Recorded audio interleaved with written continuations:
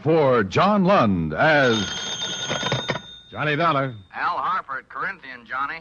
I have a case here you won't like, but the commission will be good if we beat it. How big is the policy? $200,000. I'm afraid to tell you the rest. Why? It's in Hong Kong. You'll have to travel. Well, you haven't scared me yet.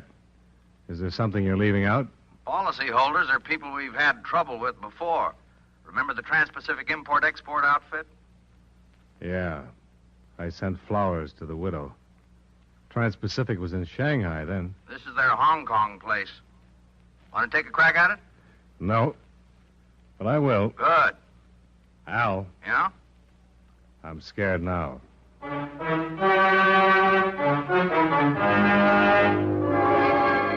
Tonight and every weekday night, John Lund in the transcribed adventures of the man with the action-packed expense account. America's fabulous freelance insurance investigator. Yours truly, Johnny Dollar.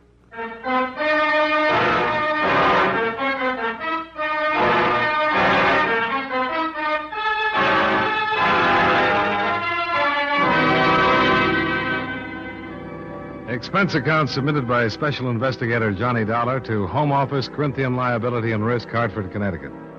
The following is an accounting of expenditures during my investigation of the Trans-Pacific matter.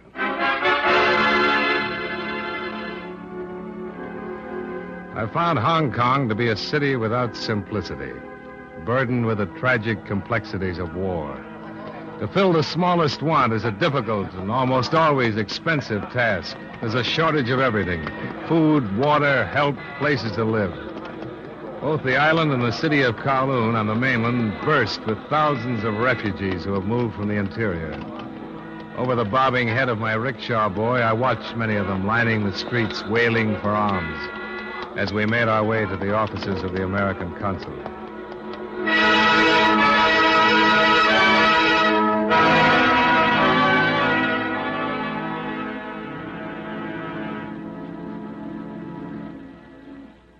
Yes, it is true. Life is very difficult here. Where are they all going? Many of them do not know. Where is there for them to go? What do they do? How do they stay alive? Many of them do not. It is not like this in your America? No. Has it ever been? Well, there was a civil war once. The books I've read say that at times it was pretty bad. But not like this. Never. Yes, Mr. Grover. Louisa, would you ask Mr. Dollar to step in, please? Yes, sir. Mr. Grover is ready to speak with you. Thanks. Well, Hartford, Connecticut, huh? Sounds foreign. I suppose it would. Yeah, it's a pleasure, Mr. Dollar. Same here, Mr. Grover. Yeah, sit down. Yeah, insurance investigation, huh? Yes. Well, now, what's your errand, and what can this office do for you? I'm here to investigate a claim filed by the Trans-Pacific Import-Export Company. Oh, yes, of course. Will Meadows' firm. Destroyed by fire last month. 100%. Or $200,000 worth to my company. Do you know this William Meadow, Mr. Grover? Well, I met him at the American Club now and then. That's about all. Hey, insurance investigators are hired when the company isn't satisfied with something about the claim. On this one, the fire was blamed on vandalism. Well, vandalism has become quite a popular pastime, across in Kowloon especially. Do you suspect some sort of fraud? Frankly, we do, Mr. Grover. Trans-Pacific once had a branch in Shanghai. Hmm. When the war closed in on them up there, their warehouse burnt to the ground, just like this one here. I see. And it occurred to a number of people in my home office that Trans-Pacific did much better by collecting on the insurance at that time than by going through the expense of liquidating. Mm-hmm. I suppose coincidence won't quite do it, will it? Well, now, how can I help you? Well, I'd appreciate some phone calls or letters that would give me some support from the fire department, the police. Mm-hmm. I don't suppose my problem seems very important out here. We're just thinking that very thing. It's always the case, Mr. Dollar. On the fringe of war, very few individual problems seem very important. Nor are the individuals themselves in the end. I trust you'll keep that in mind as you conduct your investigation here, huh? I'll try to. Getting help, even time from the police or fire brigade, is one of those individual problems, but I'll do what I can for you. Well, anything will help, Mr. Grover. I won't take up any more of your time. Hey, elections must have been quite exciting back home, huh? Oh, yes, they were. I miss that part of home very much. Oh, be sure to leave your number with my girl. I'll let you know about the official assistance. Well, I came right here from the airport. I don't have a number yet. Oh, well. Pretty tough? Yes. As a matter of fact, almost impossible. The Occidental places are always filled. I'll tell you. You speak with my receptionist, Miss Vedras. Vedras? Yes, her father's half Portuguese. He might have accommodations. She's a charming girl. They're nice people. Good. I'll ask her. And thanks again. Mr. Dollar, just a matter of interest. Yes? The case of the Trans-Pacific import in Shanghai. You say your company was forced to meet the claim there? That's right. Was it investigated? The investigator they sent over was killed before he could build a case. Oh. They blamed his death on war conditions, too. They said he was robbed and knifed by starving refugees. Nobody had time to dig up the truth.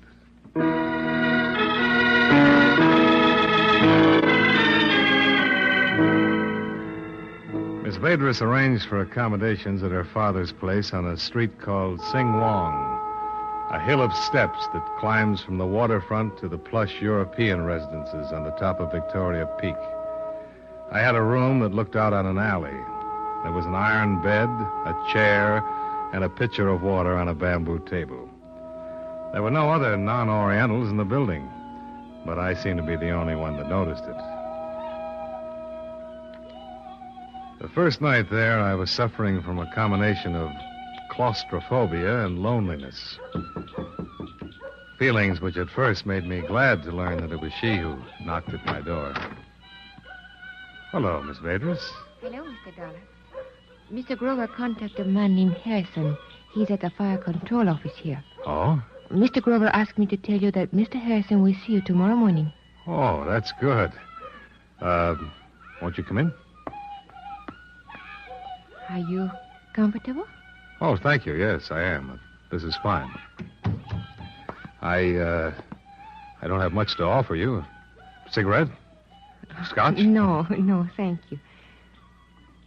I am very curious. About what? Why you are here? Business, if that's what you mean. It's better kept confidential right now. Is there danger in this business? Why do you ask that? Because you are followed here and you are being watched. How do you know? Oh, I know Sing Wong Street. I have seen this man, but not here. Where is he? Perhaps you can see him from the window. Wait a minute. You tell me where he is. I'll look. The shop on the other side. There are boxes piled near the door. Yeah. You say you've seen him. Where? I cannot remember that. I have just seen him. Uh-huh. Well, no need to worry. There won't be any trouble here. You seem sure of that. I have the advantage right now. He doesn't know that I know he's there. Well, thanks for telling me about him. Perhaps you know who he is. No. I didn't think anybody knew I was in town. You will let us go on, the watching? Not much choice. But let's talk about something else, huh? What's that music? Oh, that is love song. Two lonely people who meet near a river. Oh. In America, the songs are different. Oh, yes, I know. I like them. Do you know many Americans? Oh, yes. At the consulate office, I see them all the time. I want to marry one. Well, I'd say he was a very lucky American. You misunderstand. I do not mean there's only one. I want to marry an American who would take me from China. There is no other way. You hate it that much? There's nothing else to do but hate it. There's no good here, always trouble. The Chinese are patient people, but I'm not all Chinese, and I cannot make myself be patient any longer. I want to go to America where people thrive on impatience. You know, I would think from what I've seen of them, the Americans are the most impatient people in the world. They say we kill ourselves that way. Heart and stomach. But still you live longer and better. What about your Portuguese people? Oh, they're gone. You think I'm bad to be this way? Oh, no. No, I didn't say that. I'm not bad. I hope you find your American, Miss Vaders. You want me to go now? Well, I think you'd better. I'll see you tomorrow. Yes. Good night.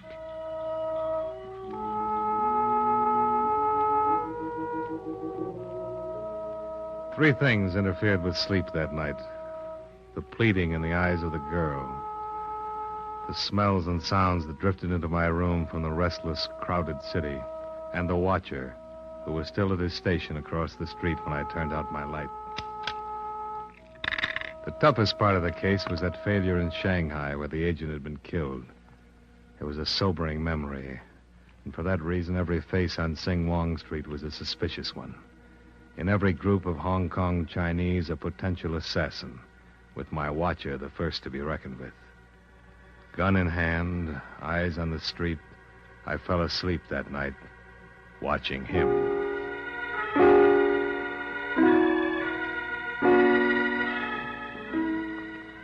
The next morning, there was a different man in his place. I was followed to the office of Harrison, the chief of the fire brigade, who, it developed, couldn't see me after all. So, with the morning on my hands, I decided to talk to William Meadow, the head of Trans-Pacific.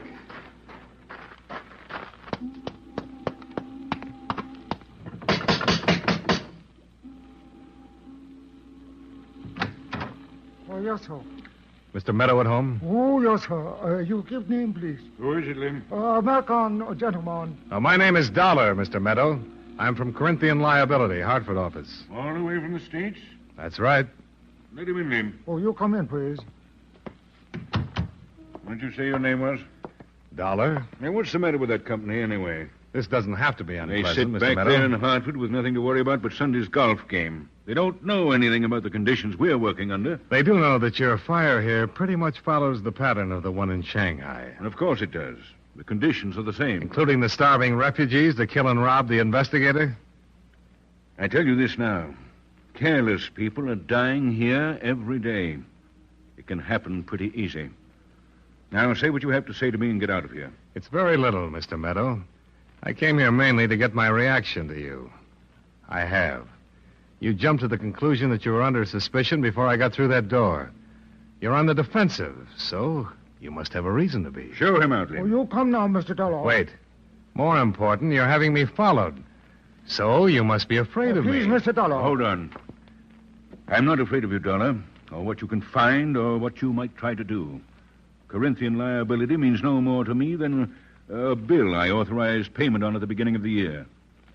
My firm burned down here, and that dandy little company of yours is going to pay the claim. True, I don't like you snooping around. I don't like you coming here to my house like this. And you know it. No man would. That's the biggest parcel of information you'll ever get from me. Then I'll go elsewhere. Good idea. Have your dreams, Dollar, but have them someplace else. Go snoop through the ashes. They're cold, mainly. Just get out of here. Oh, now, Mr. Dollar, please. I can find the door.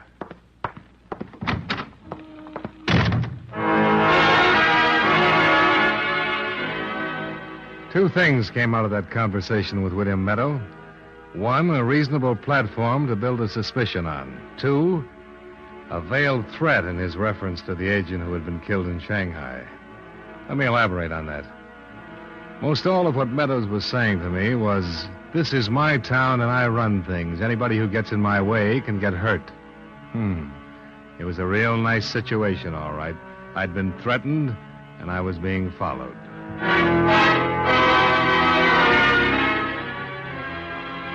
Expense account item 2, $7 for scotch. I rickshawed back to my hotel, locked myself in, and took up my vigil by the window. Same watcher, same kind of night. In a city where life was supposedly so cheap, mine began to grow expensive.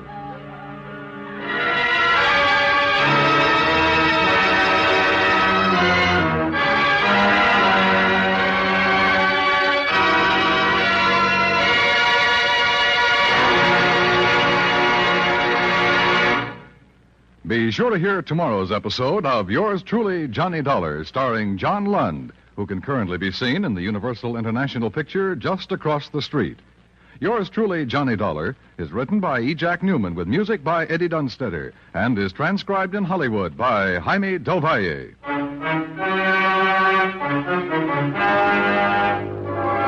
This is Dan Cubberly, inviting you to join us every day, Monday through Friday, when John Lund appears as... Yours truly, Johnny Dollar.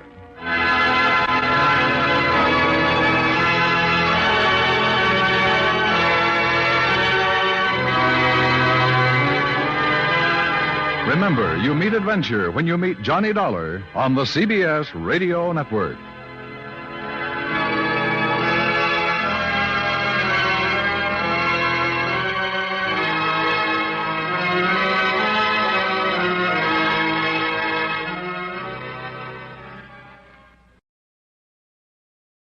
From Hollywood, it's time now for John Lund as... Johnny Dollar. This is Grover, American Consulate.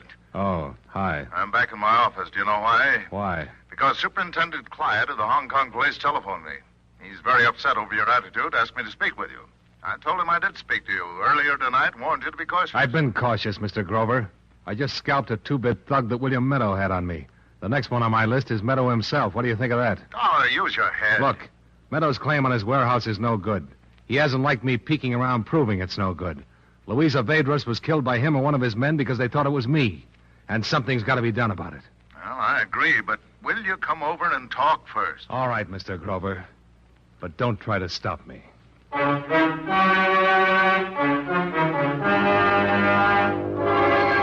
Tonight and every weekday night, John Lund in the transcribed adventures of the man with the action-packed expense account, America's fabulous freelance insurance investigator. Yours truly, Johnny Dollar.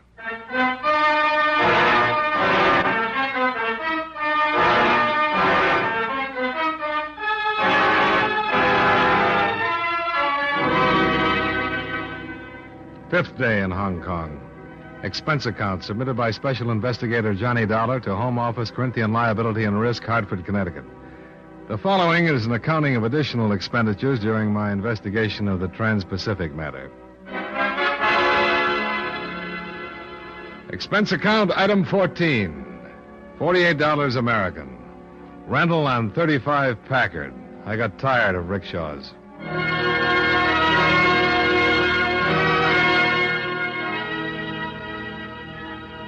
But I had a hard time driving through the Hong Kong streets. Anybody would. They were still jammed with humanity. Humanity on the verge of panic. Humanity living on the edge of a war. Only thing I could say for that Packard was that the horn worked beautifully, and hardly anybody paid any attention to it. Took me an hour to get to Grover's office.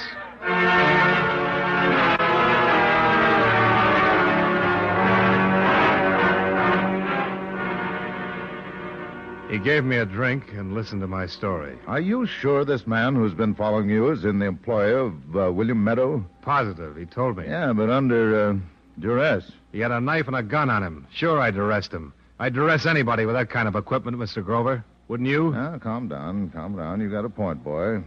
Here, have another. Thanks. Now, what about Meadow? You say you're going after him. What do you mean? Just that. I'm going to get him. Yeah, you said that. But let me ask you something else. Is it for your insurance company or because of Louisa's death? This is for my own information, Dollar. Louisa and I got to know each other pretty well during the first 3 days I was here. I don't quite know how it happened.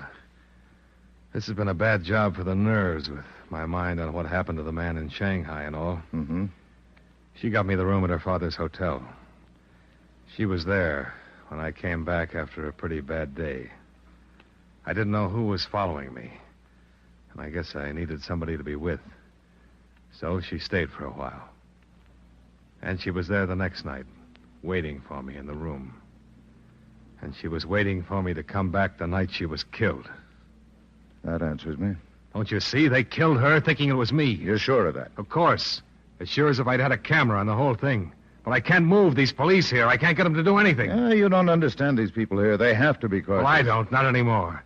Look, I can't come into her life for 2 days and be responsible for her death and then not do anything about it. So you're going after Meadow? That's right. Well, I promised I wouldn't try to stop you. Yeah, thanks. But be careful.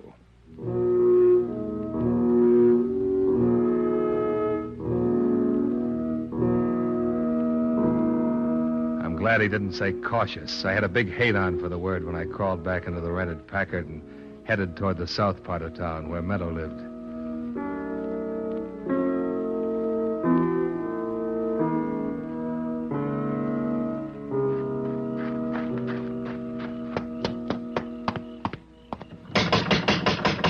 Meadow?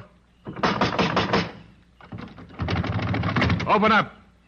Somebody open up or I'll shoot this lock off. Oh, who is it? It's Mr. Dollar. I've been here before. Open the door. Let me in. Hurry up. Oh, you wait. Oh, hello, Mr. Dollar. Mr. Meadow, he not here. You come back next week. Oh, no, please, you wait. Mr. Meadow, he not here, I tell you. Close the door. Oh, Mr. Meadow, he not here. Meadow! Meadow! He not here. You come back. Where is he? Oh, he say he come back next week. You come back then. He see you then. Now you go. Look, I've got to find him. If you know where he is, tell me. Oh, he come back next week. Now, listen. I don't want to hurt you. Do you understand? Oh, do not hurt. But I will hurt plenty if I don't find out where he is. It's important. Now, tell me. Where is he? Oh, he say not to tell anybody. Tell me. Oh, Mr. Meadow, he fire me if I tell. Tell me. Oh, all right. Oh, he go Kowloon. Kowloon, eh? Oh, yes, Kowloon. You find him there. Then you go with me. If he's not there, then I hurt. Now, once more. Once more. I have to find him. Where is he? All right, I tell you, Repulse Bay. What? Repulse Bay. Repulse Bay? On the other side of the island? Where the big hotel is? Oh, yes, he there. Can I call him there on the telephone? Yes, you call. Is he at the hotel? Oh, no, he have cottage, number 7, last one. Where's the telephone? Oh, please, you not tell how you learn it up, please. No. Oh, telephone. Call the number. Oh, I no talk. I'll talk. Go ahead.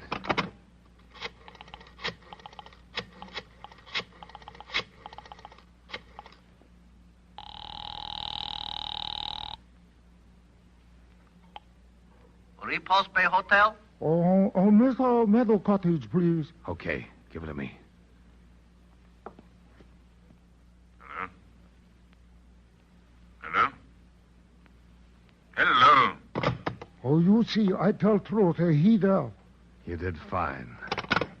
Oh, you go see? Yeah. You no tell. No, I won't tell. But it won't make any difference anymore. Oh, no understand, Mr. Dollar. You will. Hong Kong Police Department. I want to talk to the superintendent. Yes, sir. Hold on. Superintendent Clyde here. Will you believe a confession from William Meadow? Oh? Who is this? Mr. Dollar? Yeah. What is this about a confession? Meadow's going to make one. Oh, now, see here. He's at Repulse Bay, Cottage 7. I'm going there now. If you want that confession, have some men there. Outside in an hour. And quiet till it's finished. I warn you, Dollar, any illegalities on your part will be answered for. Oh, you go now, Mr. Dollar, huh? Yeah. I go now.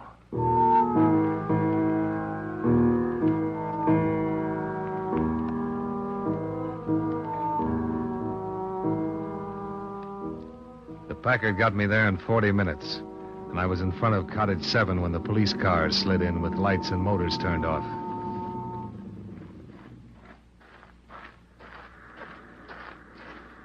Dollar? Yeah.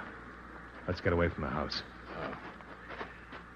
Oh, Dollar, we came here not because of what you said on the phone about getting a confession, but to see to it that nothing happens here that would better be prevented.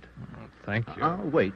Now, I have no reason to arrest you right now, but I will, and I mean it, if you do anything out of line. Well, then keep an eye on me. You're a hot-headed, impetuous man. My department and I have stood for all of the insults and badgering we will from you. I thought Mr. Grover made that clear to you. Mr. Grover told me you had to be cautious. And we do. Your case against William Meadow is nothing but notarized statements from people who could have said most anything. Well, your accusations as regards the murder of that poor girl bear consideration, but they also are very inconclusive. But you haven't done anything about either. We do things our way, Mr. Dollar, in spite of your insurance company. There is no case against him. Then why did he have me followed? Oh, did he? Some pug who was waiting for a chance at me. I shook him down 2 hours ago and found out Meadow hired him. Well, that doesn't seem reasonable, Dollar. In light of what you said previously, if Meadow assumed you were the one shot behind the screen in your hotel room instead of the girl. No, it doesn't, except he found out the wrong person was killed. Doesn't any of this mean anything to you people? Well, we'd have to interview the man you were shook down. Where is he? In an alley on Sing Wong, for all I know. I left him cold. Well, Dollar, make your play. What? We'll back you up. Go ahead. All of us seem to be flying blind. This might flush out some truth. I don't understand. I checked on you as investigator quite thoroughly. You have a reputation in your United States, an enviable one. I can't disregard that. Very well. We'll wait here and do what you can. Well, you put up a lot of fights, Superintendent. So do you. Good luck.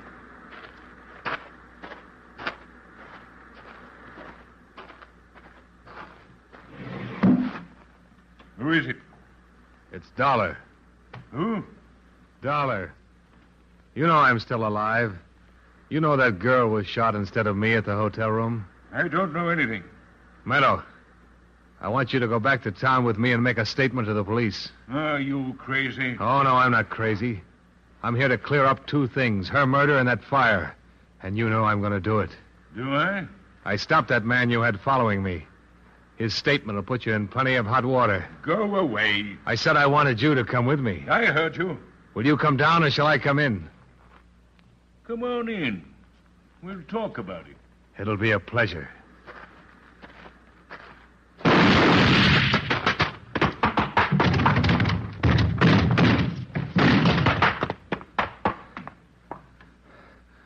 Meadow? Meadow?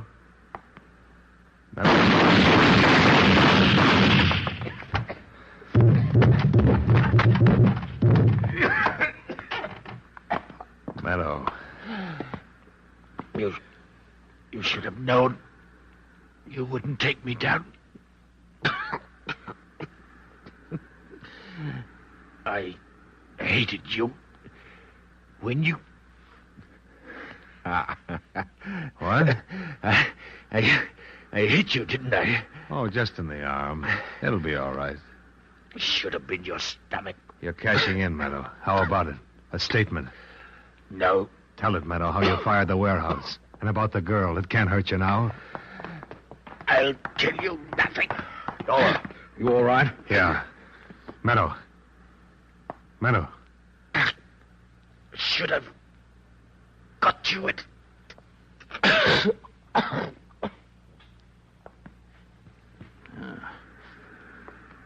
All right, Dollar. You better have that arm taken care of.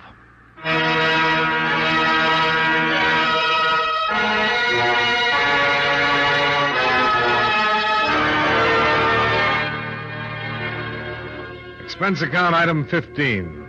$43 even. Medical fees and hospital charges. I don't suppose it could be called hewing to the niceties of jurisprudence, since Meadow was dead and he refused before dying to speak or write his confession. But there were 2 police carloads of expert witnesses who took the fact that he had opened fire as an acceptable admission of guilt for the crimes accused. The same thing cleared me legally on the grounds of self-defense. I'd hoped it would clear my mind, but it hasn't. Louisa Vedras is still there.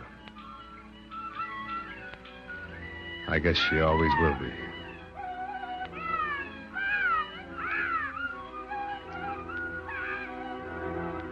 Nothing good came out of this assignment except saving your company some money it didn't know it had. Item 16, same as item 1, plane fare back to United States. Expense account total, $4,515. End of 5th day. Yours truly, Johnny Dollar.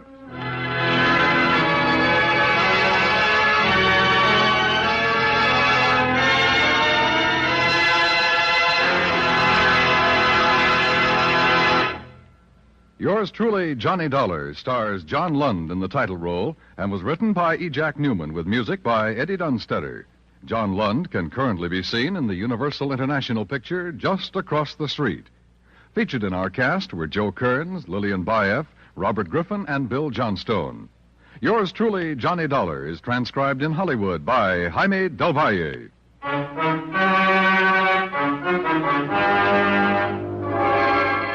This is Dan Cubberly, inviting you to join us next Monday when John Lund appears as... Yours truly, Johnny Dollar.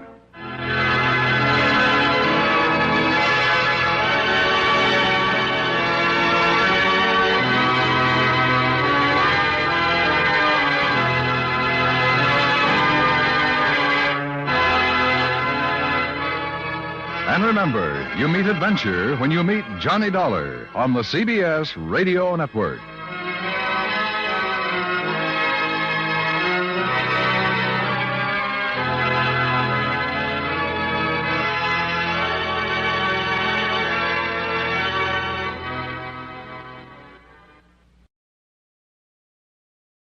From Hollywood, it's time now for John Lund as... Johnny Dollar. Hi, Chet Graham, Johnny. Who? Wake up, boy. Chet Graham, Claims, New York Mutual. Oh, hi, Chet. How are things? Bad. Johnny, I have to make a little trip out to the coast on a phony claim. I'll be gone about 4 days, but I need someone to hold down my office while I'm away. Can you do it? Oh, that's not my line, Chet. You know that. Well, make it your line, Johnny. Somebody has to be here. Look, you can live in my apartment. You can use my tickets to Wish You Were Here. You can even take my girl if you want. New York's swell this time of year. Can't you get anybody there? Oh, everybody's got the flu or busy or something. When do you want to leave for the coast? I'd like to get out on the noon plane today. Well, I can be down there by 11. Good. We'll probably miss each other, but just walk right in the office and make yourself at home. I'll call you from L.A. Have a good trip. By the way, what does your girl look like? Even your best dream was never that good. Just leave her phone number on your desk.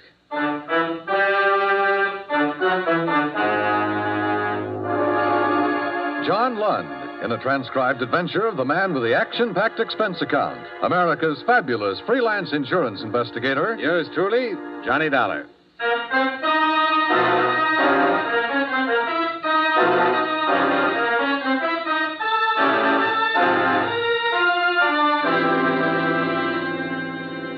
Expense account submitted by Special Investigator Johnny Dollar to New York Mutual Underwriters Limited, Rockefeller Center, New York City.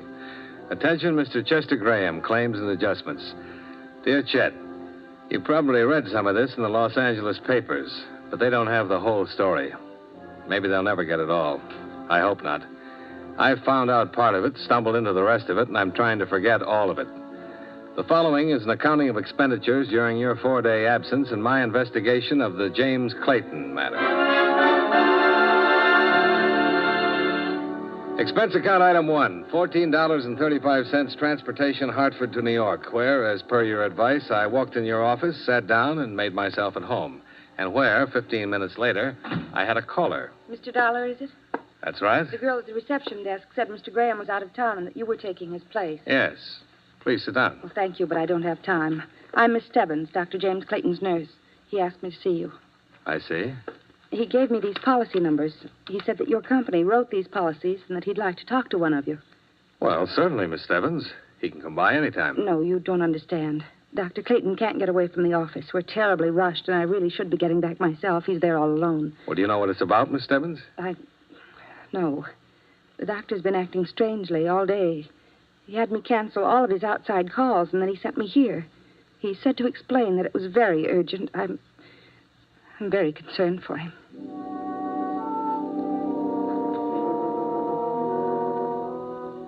The tall, pale brunette girl in the crisply starched uniform and cape was certainly concerned about something. She bit her lip, forced out a wan, unprofessional smile, and started to cry. I pretended not to notice all this as we got on the elevator and went down into the street. However, 10 minutes later, when we arrived at a suite of offices in the Pelroy building, I had to notice Dr. James Clayton. He met us at the door. Most of his costume was medically correct, white coat and carrying a stethoscope in one hand. But in the other, he brandished a .32 Ivor Johnson. The safety was off. Oh, it's you. Yes, Doctor. This is Mr. Dollar from the insurance office. Claims investigation? Yeah. Oh, fine. Jane, this would be a good time for you to get some lunch, don't you think? Well, Doctor, I have all of those lab reports to No, write. go ahead, Janie. Like a good girl, I want to speak with Mr. Dollar alone. Of course, Doctor, if you say so. Goodbye, Mr. Dollar. Goodbye. Come in, Mr. Dollar. Sit down. Very fine girl, Jane. She's worked for me a long time. Very fine. Do you always meet her at the door with firearms, Doctor? Oh, this. Well, all I can say is this is a ridiculous mess.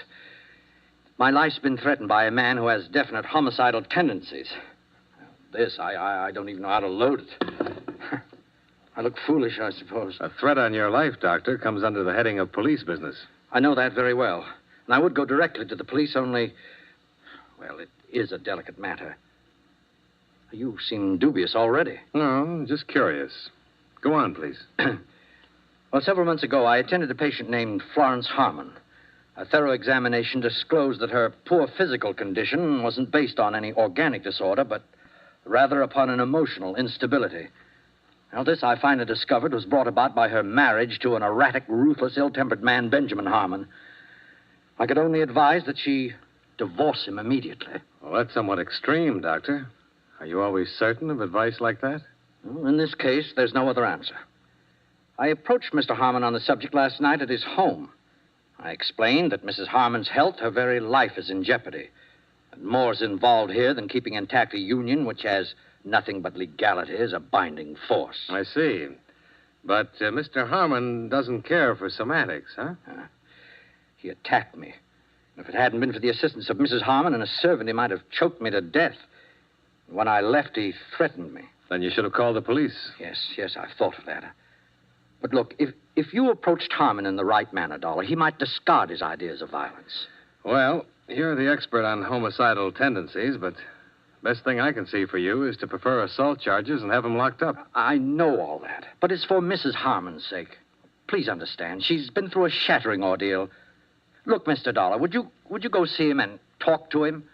If you think he means it, really, then I'll call the police and prefer charges against him.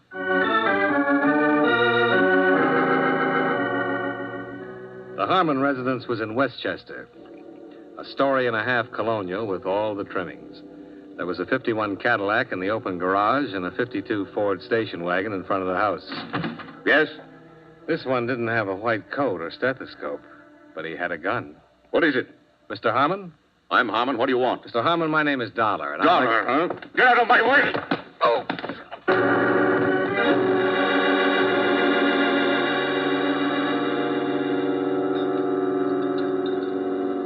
Here, Mr. Dollar. Drink this. Easy now. Oh. Take it, please. Oh, you had quite a blow. Try a little more. It should make you feel better. What was... Who? Oh, you can bring suit against him, against us. You can do anything you want to, Mr. Dollar. He's just ungovernable. He could easily have killed you. You, Mrs. Harmon? Yes. Your husband think I was the Iceman? Oh, I don't know what he thought. I just heard him yell at you, and when I came to the door, you were lying there, and he'd taken the station wagon and left. Why, last night he even attacked my personal physician and threatened to kill him. I don't know what's gotten into him. You'd better sit down. Oh, that's getting better. Where'd he go? Heaven only knows. Mad. That's what he is, Mr. Dollar. Mad. He's liable to do anything. I'm scared. I'm scared stiff.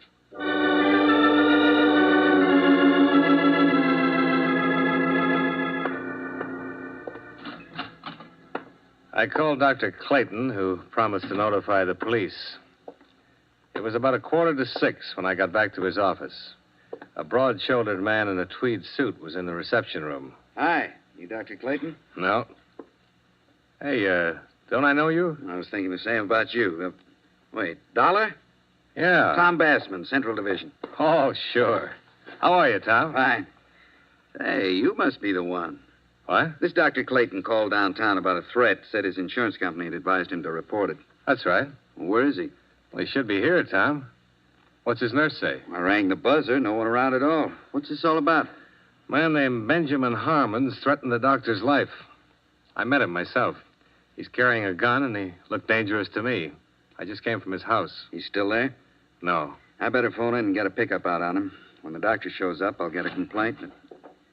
Oh, hello. Hello. Why, Mr. Dollar. Hello, Miss Stebbins. Dr. Clayton here? This is Sergeant Bassman. We want to see him ourselves. You're a police officer? That's right, miss. I heard him talking to you on the phone. Is anything the matter? Just want to see him. Well, goodness, he sent me out to pick up these things. He was here when I left. Oh, What? perhaps he had an emergency. Well, is there any way we can find out? Well, if he had one, it would be right here on the pad because I always have to know. Oh, that's funny. What? He's on an emergency call, 1213 Alessandro Street. Can I see that, please? Uh-huh. There's no name on this, Miss Stebbins. Do you recognize the address at all? No, I don't. The doctor just wouldn't take a random emergency call unless it were very unusual. This might be unusual. Dollar, how bad off did you think Harmon was? Mad. Had a gun. Cracked me. Plenty rough. Well, this is in the warehouse district. Think we better go down there? I think so.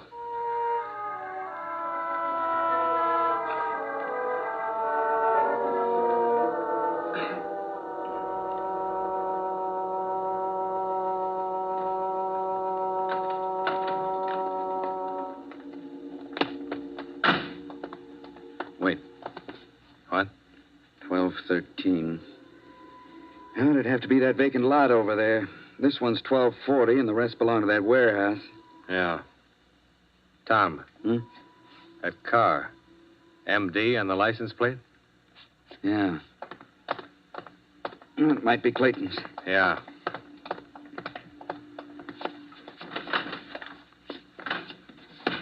It's Clayton's car, all right. He must be around here somewhere looking for 1213. Yeah. Well, let's have a peek.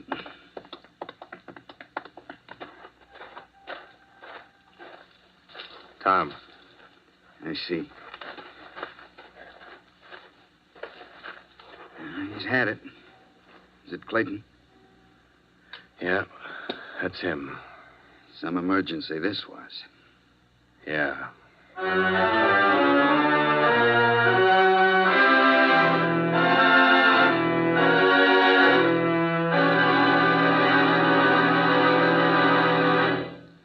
We'll return to yours truly, Johnny Dollar, in just a moment.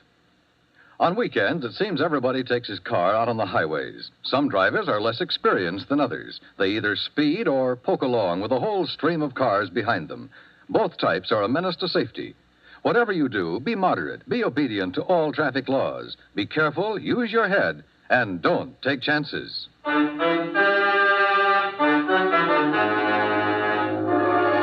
Now, with our star, John Lund, we bring you the second act of yours truly, Johnny Dollar.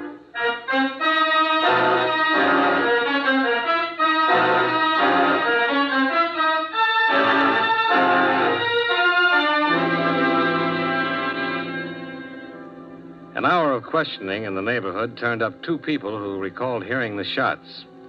And one man remembered seeing a man who answered Benjamin Harmon's description loitering in the vicinity of a nearby bar earlier in the evening. Obviously, Dr. Clayton had been lured to his death by the murderer who had telephoned him, pretended to need a physician, waited till the victim appeared, and then shot him down.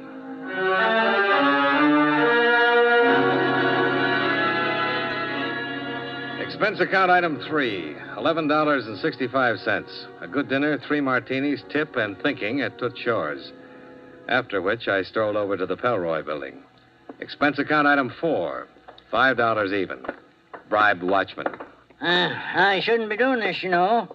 Might lose my job over it. I appreciate it. But since you're from the insurance company, I guess you're all right. Just looking around is all. Too bad about the doctor. Nice fellow. Very. What do you think you'll find? A policeman been here till almost an hour ago, poking around. You know if they found anything? Sure. Well, what? Doctor's emergency kit. Heard him say he didn't take it with him when he went out on that emergency.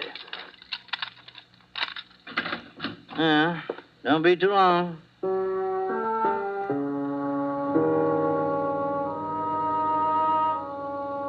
The business about the emergency kit started me thinking. I opened Clayton's file drawer and skimmed through every patient's name from Abbott to Zabrowski. He'd been a thorough man, and from all evidences operated an efficient medical office. However, he had no medical history in his files on Florence Harmon. There was nothing to indicate that she had ever been a patient of his.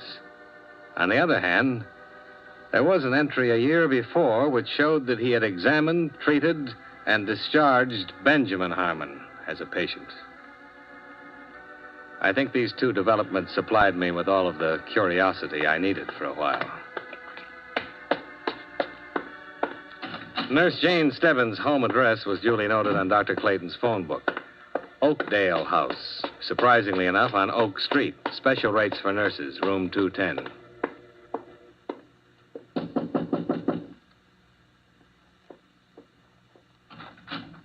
Oh, Mr. Dollar. How do you feel? Not too good, Mr. Dollar. I just got home a little while ago. They kept me down there pretty long. Do you want to come in? Thanks. I don't want to keep you up. It isn't much of a place, is it? I mean, I haven't straightened it up for days, it seems. I'm sorry. Things like this aren't easy. I know. Don't apologize to me. Sit down, Mr. Dollar. Have they caught Mr. Harmon yet? No, not yet.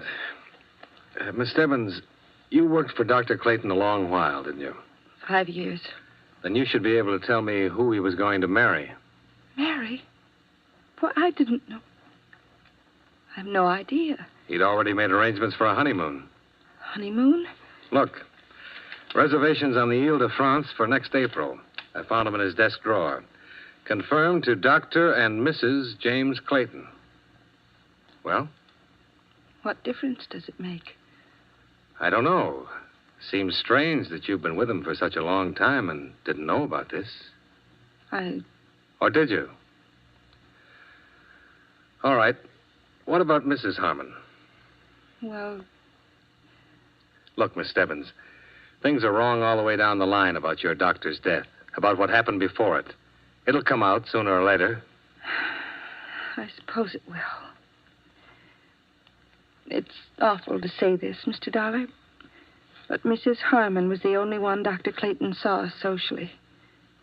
And she, of course, is married. Of course. And the good doctor advised her to get a divorce. He meet her when Mr. Harmon was a patient of his? Yes, that's right. They became friendly. But Mrs. Harmon was never a patient? No, never, just her husband. What can you tell me about Mr. Harmon? Well, really, all I know is he came in to see Dr. Clayton a few times. Over a year ago, I guess. Then after he saw what was happening between Mrs. Harmon and Dr. Clayton, he stopped coming in. I sent a copy of his medical history to another doctor. But Dr. Clayton had been seeing Mrs. Harmon all this time. It's awful to say this now, Mr. Dollar. The doctor's dead. I'm no moralist. We're all human. It's happened before. Married people have been attracted by others. I'm tired, Mr. Dollar. Sure. Do you have any idea why I was called in today? At first, I didn't. Well, of course, it happened. The police told me about Mr. Harmon's threats. But I don't understand what you're trying to do. The police want Mr. Harmon, and what does it all mean? It means the wrong man was killed.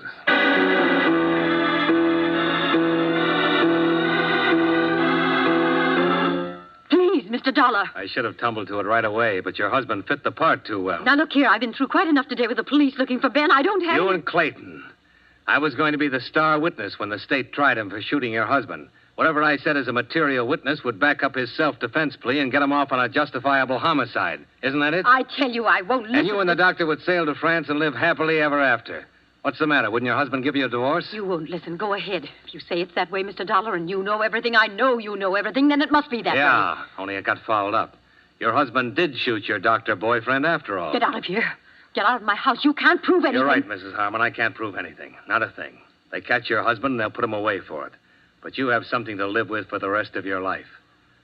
Or maybe you didn't really love your doctor after all. Get out! Get out! Leave me alone! Leave me alone!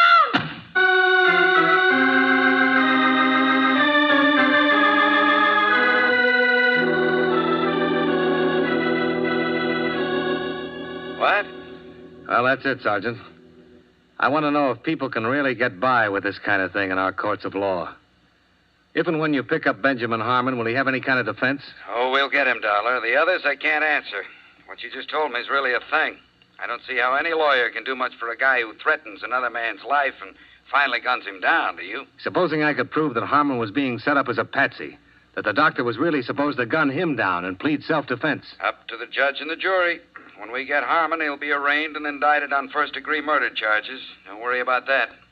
And if it goes that far, it generally means he'll get the works. After all, we're pretty sure he shot and killed the doctor. Hang up, Dollar. Huh? You still there, Dollar?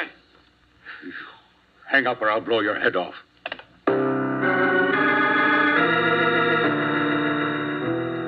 Benjamin Harmon wasn't kidding. He was blazing mad. He had a gun, and I knew he wasn't afraid to use it.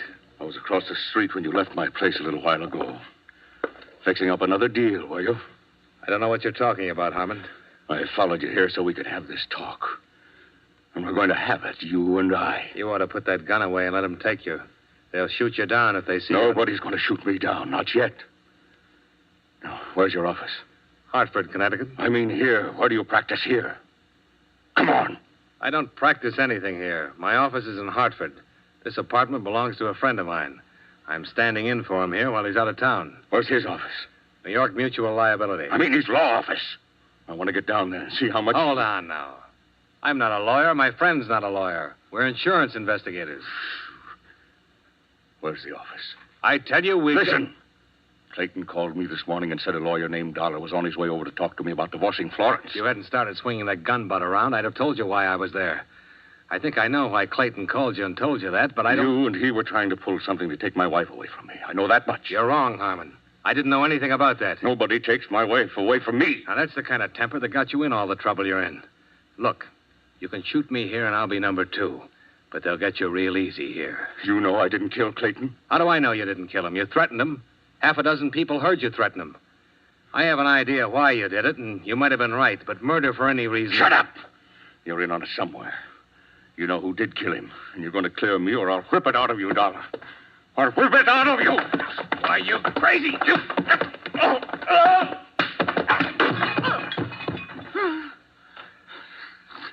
All right. Here. Try this. Go on. I'm tired of fooling with you. Now get on your feet. What? Well, you got 1 point in your favor. This gun hasn't been fired. Do you have another one? No. Here, take another drink. Now, you have a chance to talk to me right now. I don't think the police will be interested in much you have to say. I wanted to kill Clayton, but I didn't. Nobody will believe that. I know I've got a temper, and I've tried to control it, but I didn't kill him. I'm not impressed with that. I want facts. Where were you when Clayton was shot? How do I know? I didn't know what time he was shot. Say between 5 and 6 today. I was out getting mad. Fried. Where? Who saw you? No. After we met, I was so sore, I jumped in the car and went out and bought myself a jug. I know it sounds crazy, but I spent most of the time just sitting in the car down by the docks, just drinking and thinking and getting mad. I don't know what it was. I don't know when I walked over to the saloon, phoned Clayton. I told him I was on Alessandro Street and to come on down. I wanted to have a showdown. You mean you wanted him to come down so you could kill him? Maybe I did have that on my mind. I don't know. I waited an hour or so, but he never showed up. When I called back at his office, nobody answered. So I climbed back in my car, and that's where I heard about my being wanted for killing him. It was on the newscast. I didn't do it, Dollar. I swear I didn't. The others I knew about, and I didn't kill them. What others? Florence always had other friends. I guess I don't love her anymore, but I don't know. Maybe I hate her for all of it. When a man doesn't let part of his life walk away from him, I wouldn't give her a divorce. If I had let her get away with it, it would have been too much for me to hold. Even though you didn't love her and you knew she didn't love you? Yes. That sounds stupid. Maybe. I loved her once. She loved me the way two people only love at certain times. Hell, no sense yet. I'm not well, Dollar. Clayton gave me a year. Another doctor, 18 months. Finished anemia. The two of them could have waited at least till I was dead, couldn't they? Couldn't they?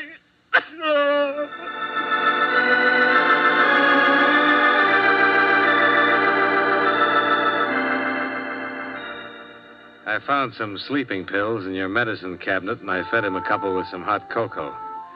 He dropped off to sleep in your bed while I made some phone calls, confirming what he just told me. Expense account item 5, taxi fare, $4.05 back to Oak Street, to Oakdale House. Special rates for nurses. I thought you'd be back. I'm glad it's you. I think somehow you're the kind of man who understands things. I'll be a good listener. Go ahead. When I first started as his nurse, I fell in love with him. I guess it's an old story. Terribly old and corny. But then he met her. I heard him tell you all those lies today about treating Mrs. Harmon. I was out in the hall. Didn't have any idea exactly what he intended to do until I heard him call Mr. Harmon right after you left.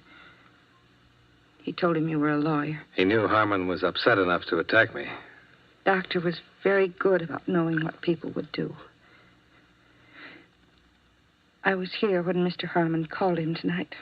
Doctor took the call and wrote it down on the pad. I saw him put the gun inside his coat, and I knew he was going down there to shoot Mr. Harmon. So I followed him. He was walking around in the dark looking for Mr. Harmon with a gun in his hand. I ran up to him and pleaded with him not to be crazy, that she wasn't worth it. Then he said he was going to kill me, too. We struggled and the gun went off I don't know how many times. Then I came back here and pretended I'd been down at the drugstore. I see. What's your first name? Jane. Jane, Dr. Clayton made all sorts of elaborate plans so he'd have a self-defense plea. But you don't have to go to all that trouble. You can prove self-defense. He had the gun. He was going to use it on you. I beg your pardon? I can help you, Jane. It'd go second degree or manslaughter, suspended. You didn't mean to shoot him, but he meant to shoot you.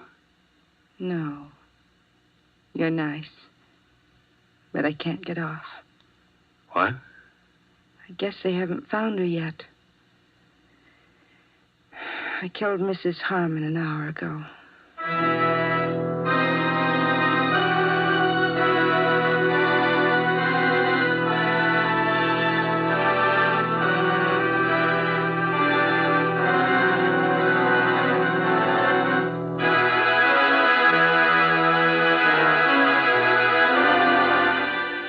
Expense account item 6, same as 1, transportation back to Hartford.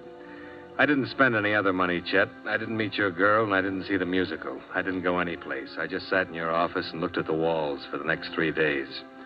I'm leaving this where you'll see it when you come in tomorrow morning. Settle up and don't call me for a long time. A long, long time, if you call at all.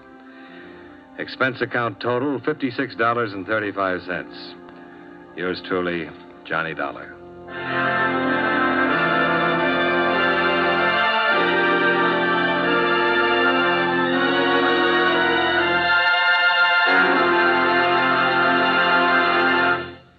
Yours truly, Johnny Dollar, stars John Lund in the title role and is written by E. Jack Newman with music by Eddie Dunstetter. John Lund can currently be seen in the Universal International picture Just Across the Street. Featured in tonight's cast were Victor Perrin, Virginia Gregg, Joseph Kearns, John McIntyre, and Jeanette Nolan. Yours truly, Johnny Dollar, is transcribed in Hollywood by Jaime Del Valle. Every Sunday, CBS Radio's Bob Trout brings you a timely weekend roundup of world news. As a special eyewitness feature, an overseas CBS Radio News correspondent flies in to give you an up-to-the-minute account of developments on his beat. Don't miss Bob Trout's World News Roundup Sundays on the CBS Radio Network.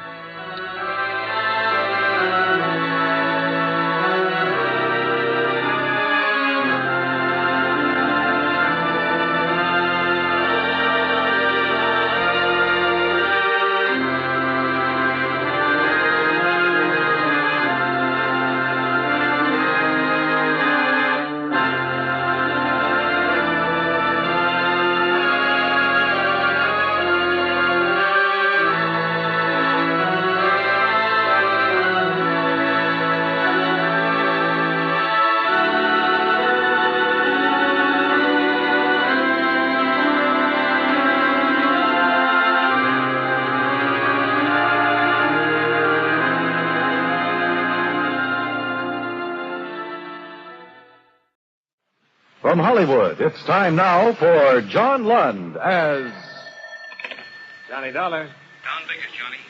Hey, how would you like to go to California with me? Oh, I like that fine, but do I have to work? If you want to eat while you're out. Johnny, we've written a lot of insurance for Los Angeles contractor named Elliot Champion. Uh-huh. Last night, his latest project went up in smoke. An office building he completed 2 weeks ago. How much is the policy worth? Damages over $500,000. I talked with our arson inspector long distance. He had some interesting things to say. Like what? The file looks phony. I'll pack my things.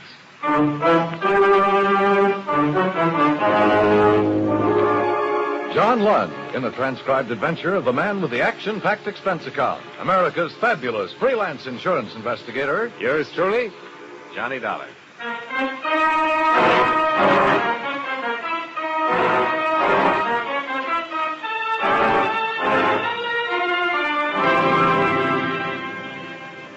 Expense account submitted by Special Investigator Johnny Dollar to Home Office, Great Eastern Fire and Casualty, New York City. The following is an accounting of expenditures during my investigation of the Elliot Champion matter. Expense account item 1, $38.87, train fare and incidentals between Hartford and New York, where I met Agent Don Vickers and we made arrangements to fly to California. Item 2, $28 even, one raincoat. Item 3, $199.15, transportation New York to Los Angeles. En route, Vickers filled me in on the details concerning Mr. Elliot Champion. I met him once, Johnny, when he was in New York last time. Uh-huh. Vickers, I said to myself, look well on this man. He may be the last of his kind. How's that, Don? Well, Champion's 60 or better now, and he's been everything in his lifetime. Sailor, soldier, lawyer, financier, Lord knows what all. One of those birds who started with absolutely nothing. He talked fast, worked hard, and what he couldn't get one way, he managed to get another. All in all, he's done pretty well. I didn't like him, Johnny. Go on. Well, maybe I was just jealous of his aggressiveness, or maybe it's that I've heard stories of how he ran roughshod over big and little. Well, it's about this office building. Yeah? Ives, the man who called me, has worked on several arson cases for us.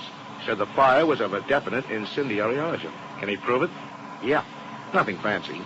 Somebody poured a few gallons of gasoline over some leftover building materials in the elevator shaft and threw a match on it.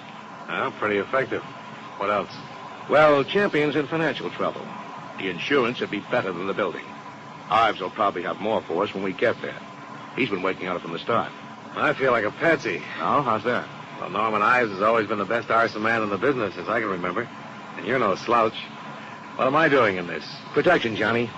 If Champion fired that building down and collect the insurance, I want to know about it. Ives might find the answer, you might find it, or I might find it. But where Champion's involved, it won't be easy. We'll all have to work. Are you scared of this guy? Yeah. Nobody's ever beat him.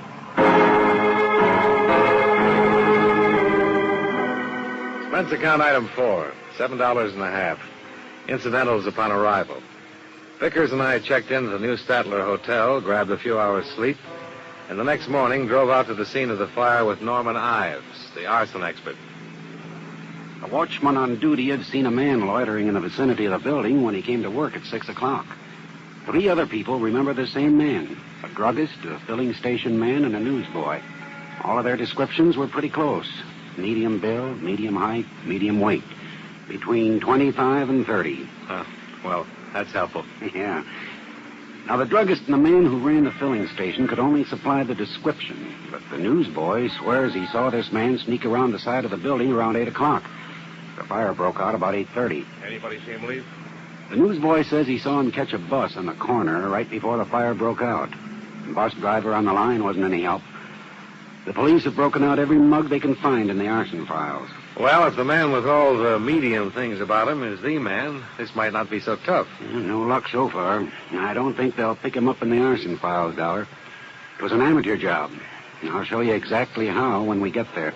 What about the police lineup? Well, they've had 3 so far. One coming up tonight and one tomorrow. And I'd say that's a long chance, too.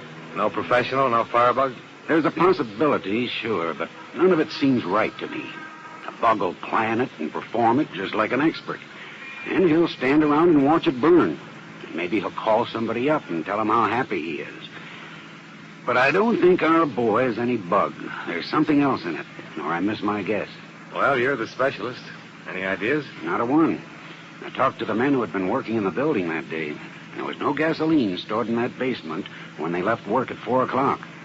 But somebody moved in at least 5 gallons of gas between 4 and 6 when the watchman came on. How he did it, where he got it, I don't know. But it's one thing we'll have to find out. The police have any leads? They're working as hard as they know how. It would take a long time to check every filling station and find out who bought a 5-gallon can of gasoline. Yeah. We're up against something here, and Has anybody talked to Champion? Not yet. All he knows is that the fire people are trying to discover how the blaze started. I thought it best to leave it that way until we get our bearings. Well, here we are. Sure looks like a mess. Yeah. Well, come on. I'll show you how much of a mess it really is.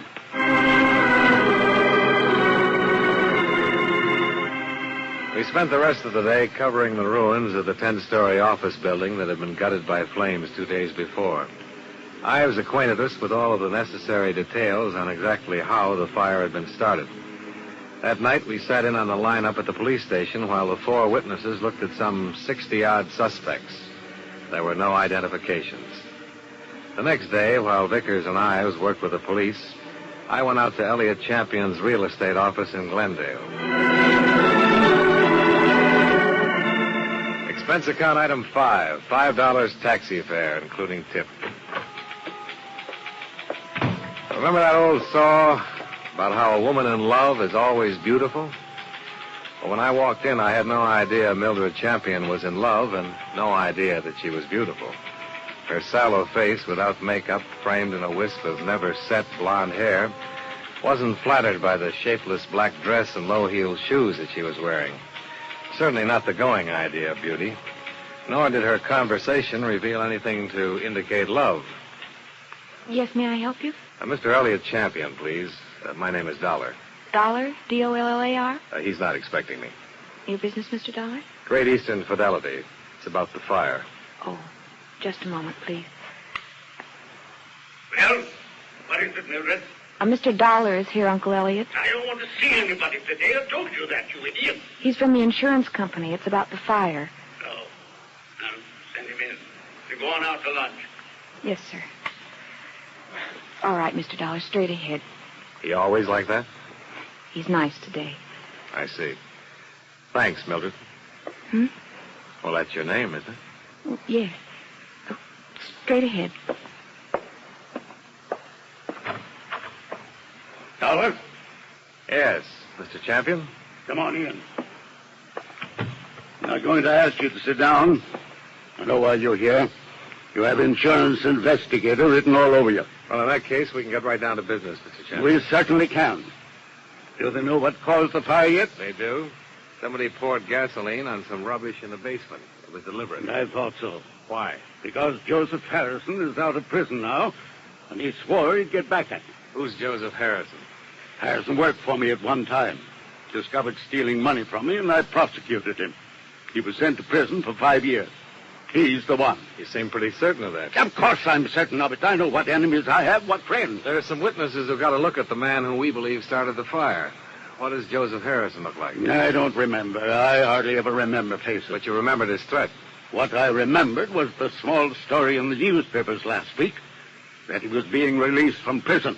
Well, we'll certainly look him up and have a talk with him. Now, that's very good of you, I'm sure. Now, look, this can be a difficult thing all the way around, or we can cooperate, Mr. Champion. I understand you people have been over to my bank, looking into my personal affairs. I don't think I have to beat around the bush with you, Mr. Champion. There's a lot of money at stake here.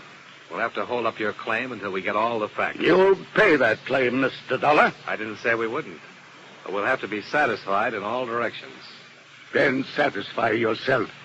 Get Joseph Harrison. He burned down my building. A review of the trial and proceedings in which Joseph Harrison had been convicted of grand theft, his threats at the time of the trial, substantiated Champion's information. When 2 of the witnesses identified Harrison's mug picture, an APB went out. We worked with the police. When all the routine places had been covered, we branched out and went out after anybody.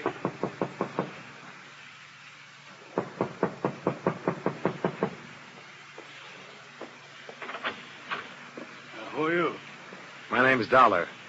Are you Mr. Angle? That's right. Insurance investigator, Mr. Angle. Trying to locate a former client of yours, Joseph Harrison. Oh, my goodness. I defended Joe over 6 years ago. You come in. I always fix my own dinner. Poached egg and half. Ulcers. Name's Dollar? Yeah. You want something? No, thanks. Do you mind if I finish? No, go right ahead. What led you to me? Well, covering everybody. We're very anxious to get hold of Harrison and talk to him. Well, I don't think I'm going to be much help, Dollar. What's it all about? He's been identified as the man who started a fire in the Elliott Champion building. Well, I'm sorry to hear that. Are you, Mr. Angle? Truly sorry. Joe Harrison was a nice kid who got in a little trouble, is all. But a calendar job. Born with one war just finished, a depression on deck, and another war in the hole. Makes a difference in a man's life. The calendar got him. Everything was against him at the trial, too. Champion poured it on. He didn't have to, but he did. He could have let him off. Did you try to talk him into that? No, I didn't. Nobody talks Elliott Champion into anything. And besides, Joe would never admit taking the funds. He said he was framed. Well, he didn't have a prayer with all the evidence Champion had against him. Why, I read the trial notes. Yeah, and that's it. Joe pleaded not guilty in the face of everything, and he went up. I want him to make a guilty plea and go on the mercy of the court. It was his first offense. Well, he's out now, and as I said, it looks like he's trying to get even with Champion for prosecuting him. Oh, for a lousy $10,000. Has he gotten in touch with you? Oh, no. You ever write to you from prison? No. You have any idea where he'd be in town, Mr. Angle? No, I don't. Well, then I guess I'll leave you to your eggs. Oh, yeah. Dollar. If you find Joe, I'd like to know about it. Why, Mr. Angle? I'd like to see him. I wonder what 5 years in prison does to a kid like that. Yeah.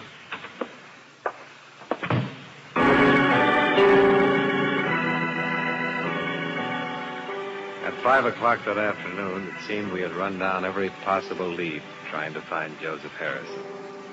By that time, the other two witnesses had made up their minds that he was the man they'd seen after all. With the 4 identifications, the case against Harrison became stronger, and our case against Elliott Champion grew weaker. It was imperative that we locate Harrison and prove or disprove that he started the fire. Yeah, Johnny Dollar. This is Mildred Champion. Remember in my uncle's office? Yeah, I remember. Mr. Dollar, you're looking for Joe Harrison, aren't you? I know you are. You don't have to answer me. And I think I can help you find him, but he's not the one you're looking for. I live at 1038 Murata Drive. I'll be home in another hour. We can talk there. At 5:30, I received another call. This one from Champion's lawyer. He advised me that Champion would bring suit if the claim was not honored immediately. Could have been a bluff, or he could have meant business. We never found out. I had a third call at 5:38. Johnny, this is I. Hi, how's it going? Champion's dead. What? I'm on my way out of the house now. Somebody shot him 10 minutes ago.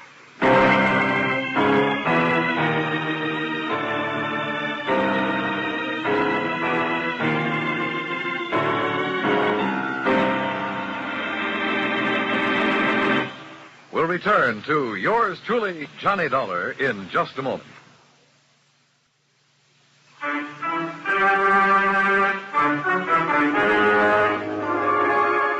Now, with our star, John Lund, we bring you the second act of yours truly, Johnny Dollar.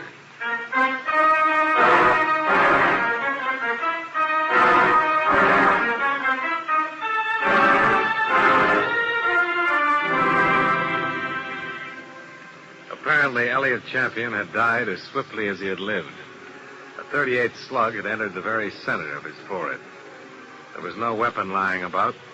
There were no witnesses in the remote hilly section of Glendale where he lived to give any information concerning the crime. The police were more anxious than ever to find Joseph Harrison. Their reasoning was that if he'd burned down $250,000 building to get back at Elliot Champion, he also might shoot him. The arson case had turned into a murder case. When Don Vickers joined Ives and me at the scene, things were still pretty much up in the air. Well, now, this is a new wrinkle. What do you suppose... We'll just have to wait and see. Yeah, I thought I was getting somewhere. You find something? I don't know. Take a look at this. Huh? Here. Mildred Champion married Harrison a month before he was convicted. Well, I'll be... Me, too. Were they separated? Only by the prison term. No record of any divorce or annulment proceedings. Well, what do you make of it, Johnny? I don't know what to make of it. She called me earlier and said she had some information for me. I was on my way there when this happened. You didn't talk to her? No. She's his only living relative. And now she can't be found. Not at her place, anyhow. Funny, huh? It wasn't funny at all. From the 2 times I'd spoken to her and the 1 time I'd seen her, I'd gathered a pretty definite impression of Mildred Champion. But apparently, it had been all wrong. All right, I'm here. I'll be there. Why, Dollar. Hello, Mr. Engel. Never thought I'd see you anymore. What's up? Still looking for Joe? Still looking for Joe. Yeah, wish I could help you, Dollar. Elliot Champion was shot and killed in his home tonight. No. That's all you have to say? What else is there to say? Unless I ask, did Joe do it? Maybe. Well? Did you know Mildred Champion? I met her. Did you know she was married to Joe Harrison? Yeah. I'll throw one more thing at you, Engel. Champion wasn't always too good about paying his income taxes. Our accountants cover everything in a case like this. What do you want me to say? I'm here to get all of the story now. I think you're the man who can tell it. Why? You can tell me if Harrison was the kind of man who'd start that fire. You can tell me if he really was an embezzler. You can tell me if you think he'd kill Champion. I can't tell you anything, Dollar. All I have is my opinion. Well, I'd like your opinion. I really would, Engel. There's something about her being married to Harrison, isn't there? Yeah? A wife can't testify against her husband. Everyone else in Champion's office testified against him. I see. Now, the opinion. Come on, Engel. No, you're right, Dollar. I've got ideas, and all of them make me sick inside. Joe Harrison stood there and told me he was innocent. He said it 1,000,000 times if he said it once.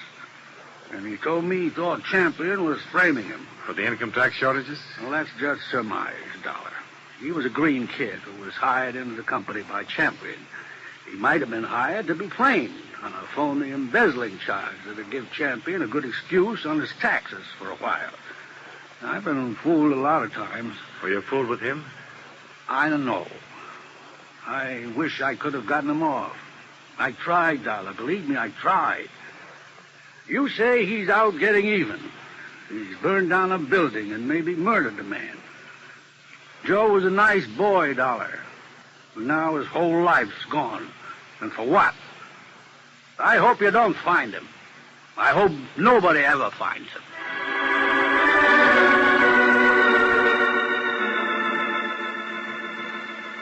But we did find Joseph Harrison. He was right under our noses all the time.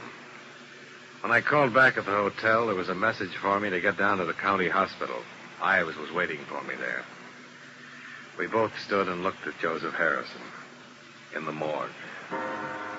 It's a funny thing, Johnny. There's been an alarm out on this guy for 6 hours.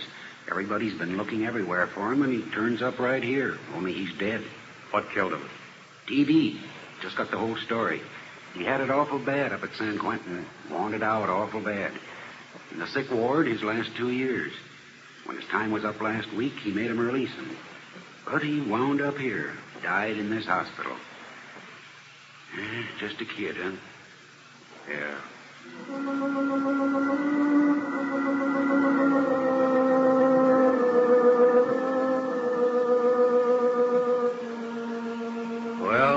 back where we'd started from, trying to make a case against Elliot Champion. Except now it was trying to make a case against the estate of Elliot Champion. I was surprised to learn before leaving the county hospital that his niece had still not been seen to be informed of her uncle's death. I was even more surprised when Don Vickers reported from police headquarters. Johnny, this case is breaking. What? A guy who runs a gas station on San Fernando Road sold a woman a 5-gallon tin of gasoline last Monday. Mildred Champion? Well, it sure sounds like her. Tall, rangy, about 30. The car description checks out, too. She could be the one who did the job on the building easy enough. Yeah. And on her uncle, too.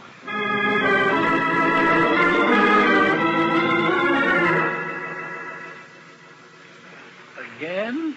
Yeah, come on. And close that and lock it. It's awful late for this. I know. Now what? We found Joe. He's dead. Oh, no. Oh, yes. And he didn't do any of the things we thought he might have done. I'm here to find out what you might have done. Oh, I don't get you. Engel, I don't know how to figure you.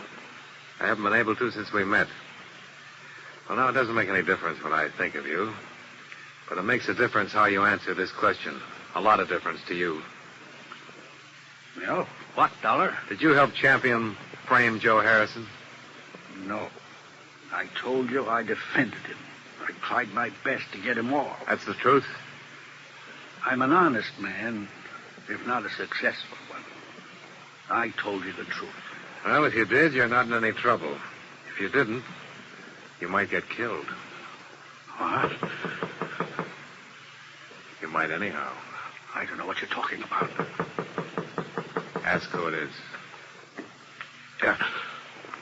Who is it? Mildred Champion, Mr. Engel. Tell her just a minute. Just a minute, Miss Champion. Okay. Get over there. Go on. Get down. All right.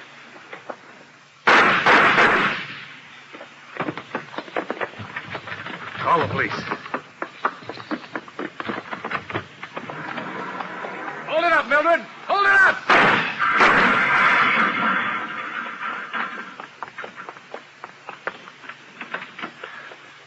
Are you hurt? You. Are you hurt? No, I'm all right. Did I kill him? Did I kill him? No, Mildred. You didn't kill him. Oh, he ought to be dead. My uncle stole money from himself and made it look like Joe did it. I know about that. And that one in there, he helped him. Why didn't you let me kill him, too? He didn't help your uncle. He tried to help Joe. When I went over to see Joe last month in the prison hospital, I knew he was dying. He had that look in his eyes. Helpless. And he knew what my uncle had done to him, and he couldn't do anything about it. But you figured you could. You killed your uncle when you found out Joe died. You came here to kill Engel. I thought he helped him do it. I thought he helped kill Joe. They did kill him, you know.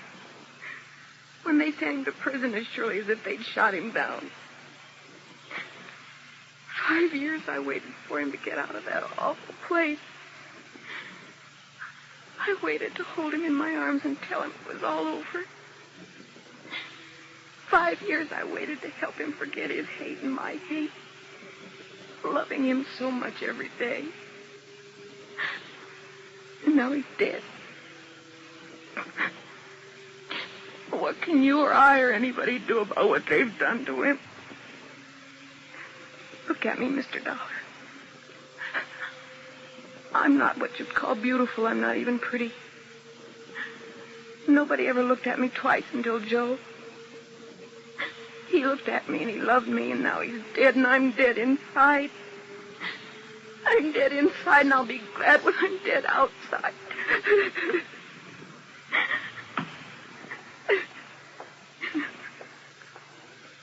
Come on, Mildred.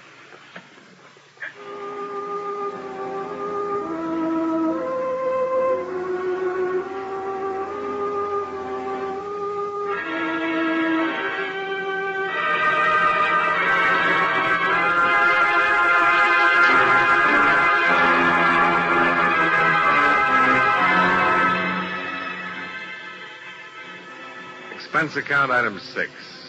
Same as item 3. Transportation back to New York.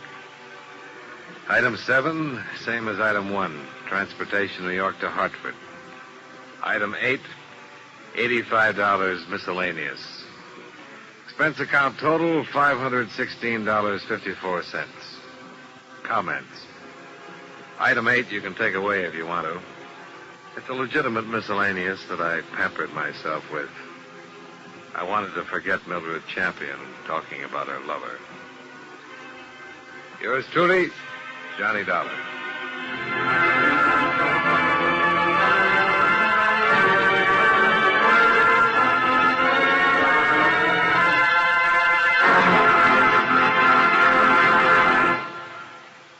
Yours truly, Johnny Dollar, stars John Lund in the title role and is written by E. Jack Newman with music by Eddie Dunstetter. Featured in tonight's cast were Eddie Marr, Joe Duvall, Joyce McCluskey, Francis X. Bushman, and Herb Butterfield. Yours truly, Johnny Dollar, is transcribed in Hollywood by Jaime Del Valle.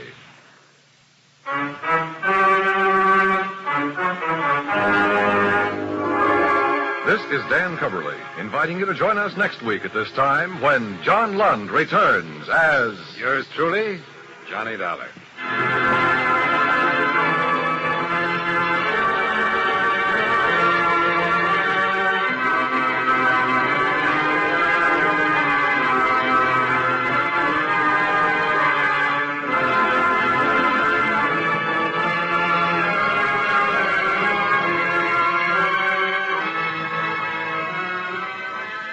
Tomorrow night at the Star's address, look up Danny Clover, detective in New York City's teeming Times Square area. Danny, born and brought up in the shadow of the Great White Way, knows its haunts and its people as few others do.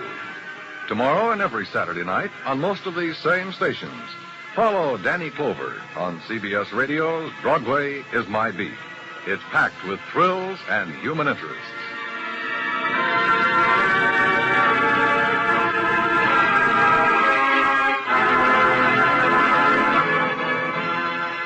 Is your soldier boy coming home on furlough? You'll be glad to know Traveler's Aid is standing by to help him get home safe and sound. In bus, train, and airplane terminals, Traveler's Aid workers are constantly helping men and women in uniform, mothers with small children, all kinds of people. Traveler's Aid is really hometown insurance for people on the move. If you miss connections, get stranded in a strange town, or misplace directions, you can count on Traveler's Aid to help. Remember, your community chest gift supports Traveler's Aid and 159 other services. So give now to your community chest and give generously. And remember, America now listens to 105 million radio sets and listens most to the CBS Radio Network.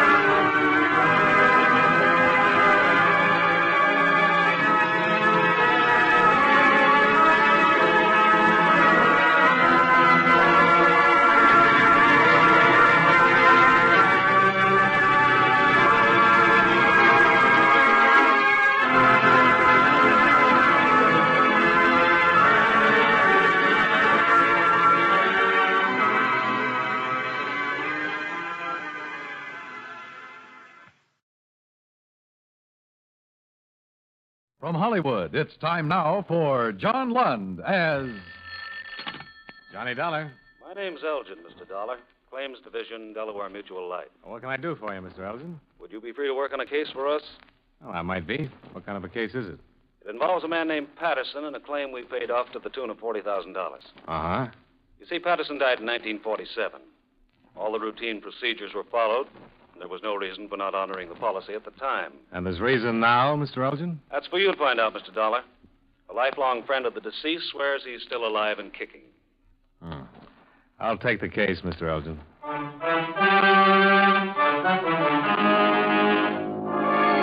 John Lund in a transcribed adventure of the man with the action-packed expense account, America's fabulous freelance insurance investigator. Yours truly, Johnny Dollar.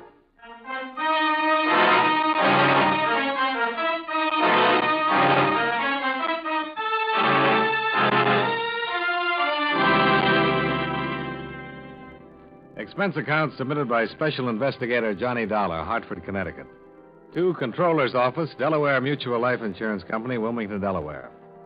The following is an accounting of expenditures during my investigation of the Walter Patterson matter.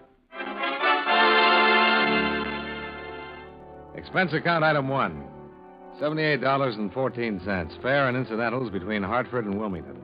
I arrived at 2:30 in the afternoon, found a room at the Chesapeake Hotel, stowed my luggage, and went directly to your headquarters, Mr. Elgin.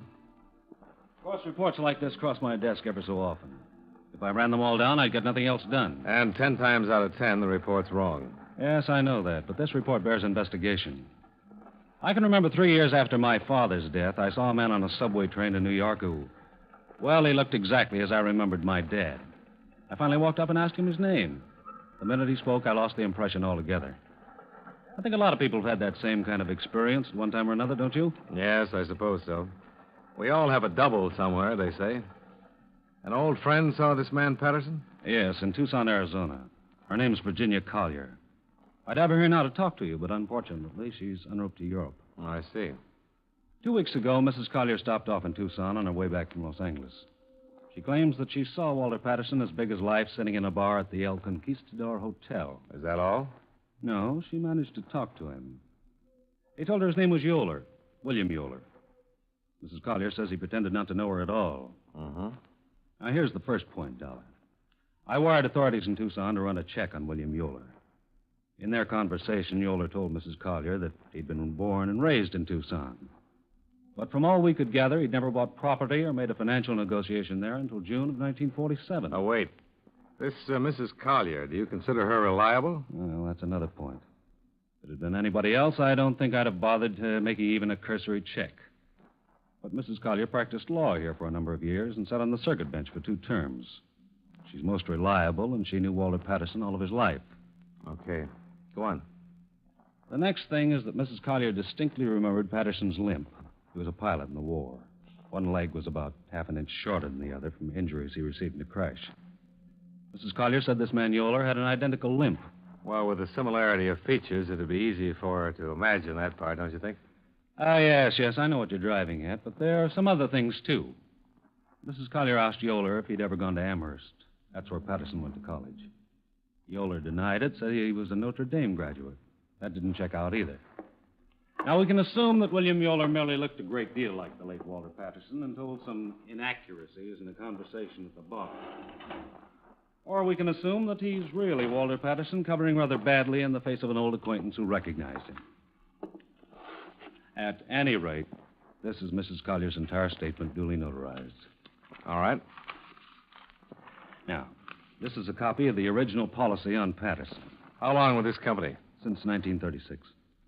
Started with 2 $5,000 policies and built up to a master over a period of years. I see. Here. $20,000. Patterson was killed in a plane crash, and we paid double indemnity on the accident clause. Oh. It happened in April of 1947.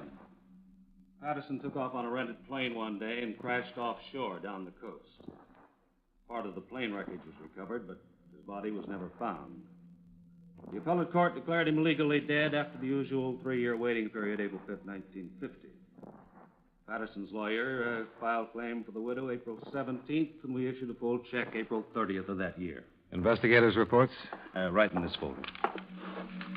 Now, this is the last picture ever taken of Patterson, and these are his vital statistics. Uh-huh. I didn't know exactly what you'd want to do first, so I thought they might prove helpful. If we had a body to exhume, it could all be handled rather simply. Is Patterson's widow the beneficiary? Yes, Gloria Ann Patterson. Incidentally, she knows nothing about this report yet. Oh? Well, where'd these things come from? Pictures and fingerprints aren't stock material in insurance files. Mr. Brennan, Patterson's lawyer, gathered them for me. He's been very helpful. Oh. Has Patterson's widow been checked? As far as the money goes, she simply banked it in a savings account. Hasn't been touched at all. Well, on the face of it, that would eliminate the probability of any fraud on her part. Yes, for the moment. It would. Well, I want to look this all over. Sure. You'll keep in touch with me, won't you? You bet.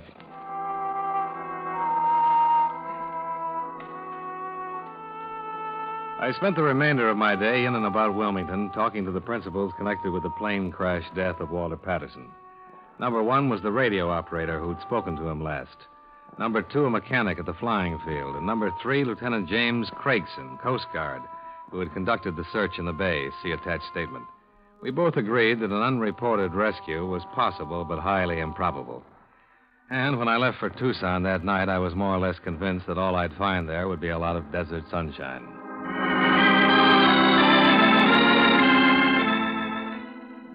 Expense account item 2. $202.25, plane fare and incidental expenses from Wilmington to Tucson. I settled for a motel room out by the Veterans Hospital, slept 6 hours, then looked up Sergeant Tyler at the police station. Yeah, sure, Mr. Dollar. What can I do for you? Well, Mr. Elgin said you sent him a little information on William Yoler. I wonder if you have anything to add to that, Sergeant. No, nothing much. Of course, I don't know what you folks are driving at exactly. I just checked up on him a little bit. Well, he resembles a man who's supposed to be dead. And that's why I'm here. I see. Well, there's nothing much I can add to what I sent Mr. Elgin, Dollar. Yoler's never been in any trouble around here. Gets along fine. You were the one who checked out the residency business? Yeah. According to vitals, Yoler wasn't born in this state, and like I said, no one knew him around here until 5 years ago. What does he do? Nothing. Always seems to have plenty of money. Bought a nice little house out in Sierra Vista. Paid $42,000 for it. Is he married? No, lives alone there. Putters around with clay and painting. Do you know if he flies? I couldn't tell you that. He might.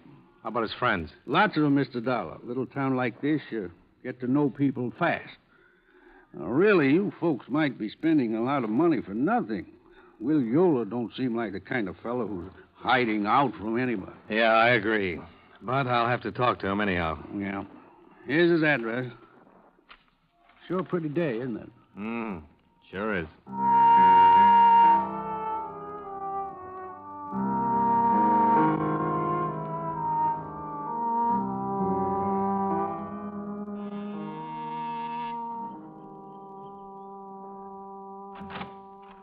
Mr. Yoler?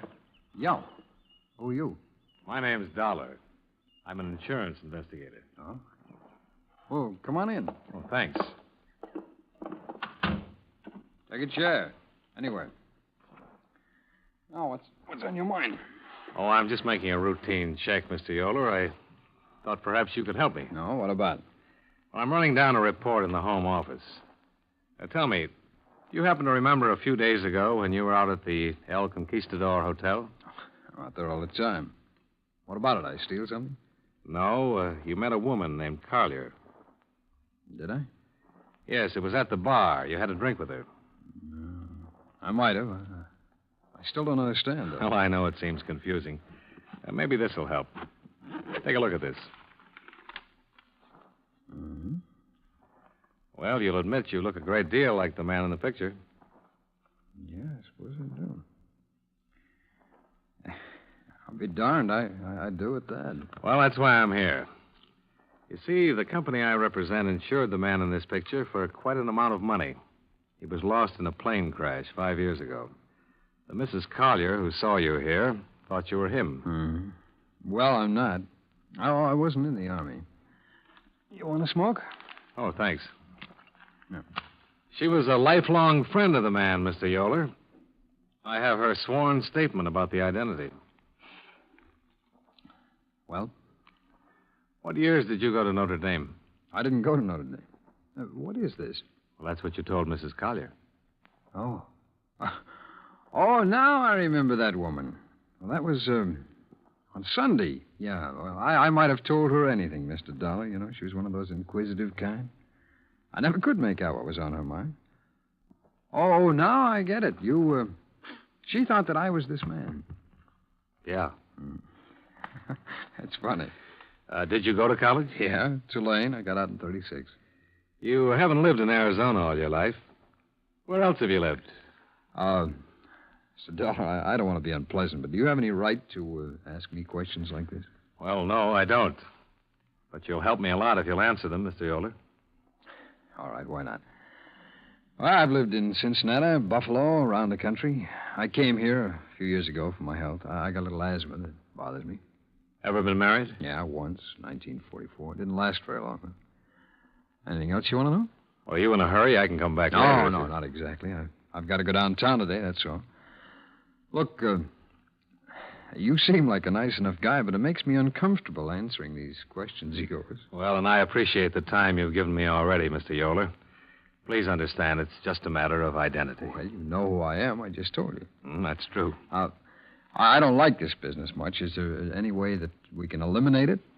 I have a birth certificate and some other papers. You can have them. Make photostats if you like. Well, that's very kind of you, Mr. Yoler. Well, they're in my safety deposit box down at the bank. I'll get them for you this afternoon. Okay. My job is to check them. Sure, it's okay by me. Well, how do you like Tucson? Well, it's a lot different from Connecticut. Yeah, I'll bet. The birth certificate and whatever else you have will help a lot, but wonder if I could ask another favor. Sure, what is it?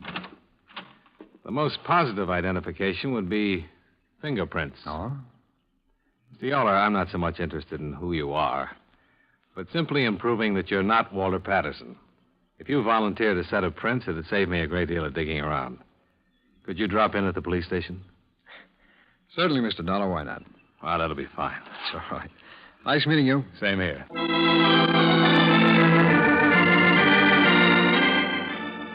If he was trying to cover something, it certainly wasn't apparent from his conversation or his actions. He was almost too anxious to help me. By 5 o'clock, I had made reservations to return to Wilmington because the set of fingerprints, see attached, which Mr. Yoler made at the Tucson police station later that day, in no way matched the right thumb and index prints recorded in your file for Walter Patterson. In short, the report seemed erroneous. William Yoler might not have been William Yoler, but he certainly was not Walter Patterson. Johnny Dollar. Will Yoler, Mr. Dollar. Oh, yeah. Thanks for the prints. Dollar, I've got to talk to you. Something wrong? Plenty. Do you know how to get to the Arizona Inn? Well, I can find it. All right, I'll be there in 20 minutes. From the tone of his voice, I felt compelled to get there in half that time. I sat down at the bar and ordered a drink and waited for him to show up. An hour later, I was still waiting. I called his house 3 times and received no answer. I began to get worried. Finally, I left word with the bartender and took a cab out to his house.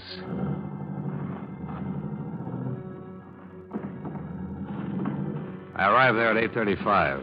There were no lights on and apparently no one around. I walked up to the front door and found it partially open. Yoler? Yoler?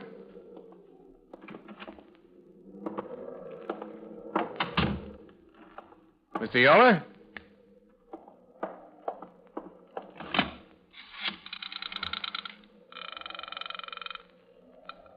Operator, Give me the police, please. one moment.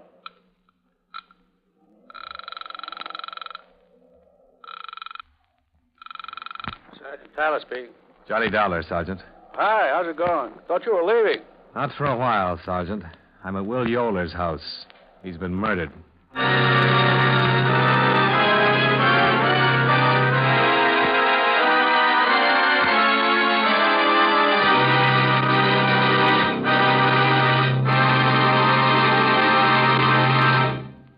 We'll return to yours truly, Johnny Dollar, in just a moment. Every Saturday on CBS Radio, Theater of Today brings you fresh, gripping drama, well-acted stories of human relations. Sometimes it's comedy, sometimes serious. Always, Theater of Today strikes a chord of response in listeners who readily identify the stories with their own experience, past or present. Remember to hear Theater of Today every Saturday in the daytime on most of these same CBS radio stations.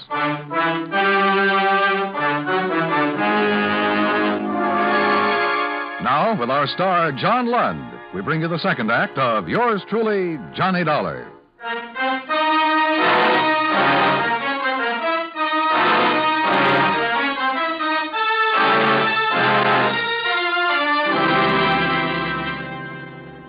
Turned out to be a long night. Sergeant Tyler and several homicide officers arrived at the murder scene within a matter of minutes and got right down to the matter at hand. Yoler had been beaten to death. There were signs of a violent struggle having taken place all over the house, kitchen, bathroom, living room. As far as the police could determine, nothing was missing. The motive, the name of the killer, and any probable suspects were all up in the air as Sergeant Tyler drove me back to my motel room. The whole thing's a mess, Dollar. You sure he didn't say anything else to you on the phone? Just asked to meet me. I'll admit he sounded frightened, worried about something. But I don't get it. Our business was all finished. He wasn't the man I was looking for. You going to be around for a while? Well, if I can help you, I'll stick around, sure. Otherwise, I'll get back to Wilmington as soon as I can. I'd like to have you around for a day or two. You have a particular reason, Sergeant? Yes, I do. What? I want to find me a killer, and I think you can help. Nobody walks into a man's house, fights with him, breaks up furniture and lamps, beats him to death without making a lot of noise about it. Well, the wind was pretty strong. I don't care if a hurricane was blowing. When people fight like that, there's always noise. Somebody heard something. Somebody saw something. Somebody saw someone.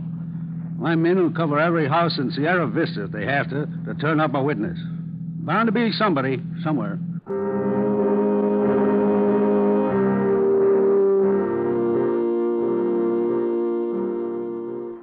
The dogged Sergeant Tyler turned out to be 100% correct. In fact, 300% correct. For by 11 o'clock the following morning, his men had located 3 different people who had information about the brutal murder of William Mueller. One of them, a Mrs. Lucas, gave us what turned out to be our best lead. I take a walk every evening after dinner. It's the nicest part of the day. And you were out walking last night, Mrs. Lucas? Yes. I told the officers everything. Would you tell us, please, Mrs. Lucas? I walked past Mr. Yoler's house on my way down the arroyo. What time was that, Mrs. Lucas? Between 7:30 and 8. And I saw Mr. Yoler standing in front of the house talking to this man. I spoke to him, and he spoke to me. Can you describe the man he was talking to? Yes, I saw him very well. He was a very large man, bigger than Mr. Yoler, and Mr. Yoler always struck me as a big man. Go on. Well, this man was a good 2 inches taller. He had on a top coat, a tweed one, and he had his hat in his hand. His hair was red. How old would you say? Not over 40. Have you ever seen him before? No. I noticed him when I walked by on my way down the arroyo, as I said. And then when I was coming back, I could see through the window, and he was still there. With the lights on in the house? Oh, yes, in the living room, and the porch light was still on, too. Would you know this man if you saw him again, Mrs. Lucas? Well, yes, I would. I'm sure I would. He was so big. Was there a car out in front of Mr. Yoler's house? I didn't notice one. That could have been. Was there a bus service that runs up Oh, there? no. Everyone who lives in the arroyo has to have a car. No buses up there at all. Sergeant Tyler issued an all-points bulletin according to the description given by the witnesses. In the meantime, his men checked the local cab companies and found out that one of the drivers had carried a fare to William Yoler's house at 6:30 the previous evening. The cab driver verified Mrs. Lucas's description of the suspect and the important information that he had picked up the suspect at the airport. When that was checked, it was found the man had arrived on a plane from the east at 5:45 in the afternoon. He had used the name Roger Bales. But except for a strong case against him, the whole thing was still very confusing from our point of view. Expense account item 3, $6.50. Long-distance telephone charges to your office. Well, I'll be darned. You have to stay there? Well, they've asked me to, Mr. Elgin. Well, as far as the insurance company's concerned, it's really none of our business, is it? That's right, Mr. Elgin. If I'm going to... Dollar. Oh, hold on. Yeah? Answer from Washington on your wire. Oh, yeah? Here. Let me see. Mr. Elgin. Yes? It is our business, after all. Huh? The War Department has a better sample of Walter Patterson's prints than you gave me. These check out. Slow down. I still don't understand. I wired a sample of Yoler's prints to the War Department this morning for a positive identification. They just answered me. Yoler was Walter Patterson. Uh-oh. Where did you get those prints that were in the file you gave me? Mr. Brennan, Patterson's lawyer, got them for me. From a pilot's license. Uh-huh. I'd better call Mr. Brennan. Oh, don't you dare. Well, what can I do to help you, Dollar? Don't open your mouth. I'll handle it when I get there.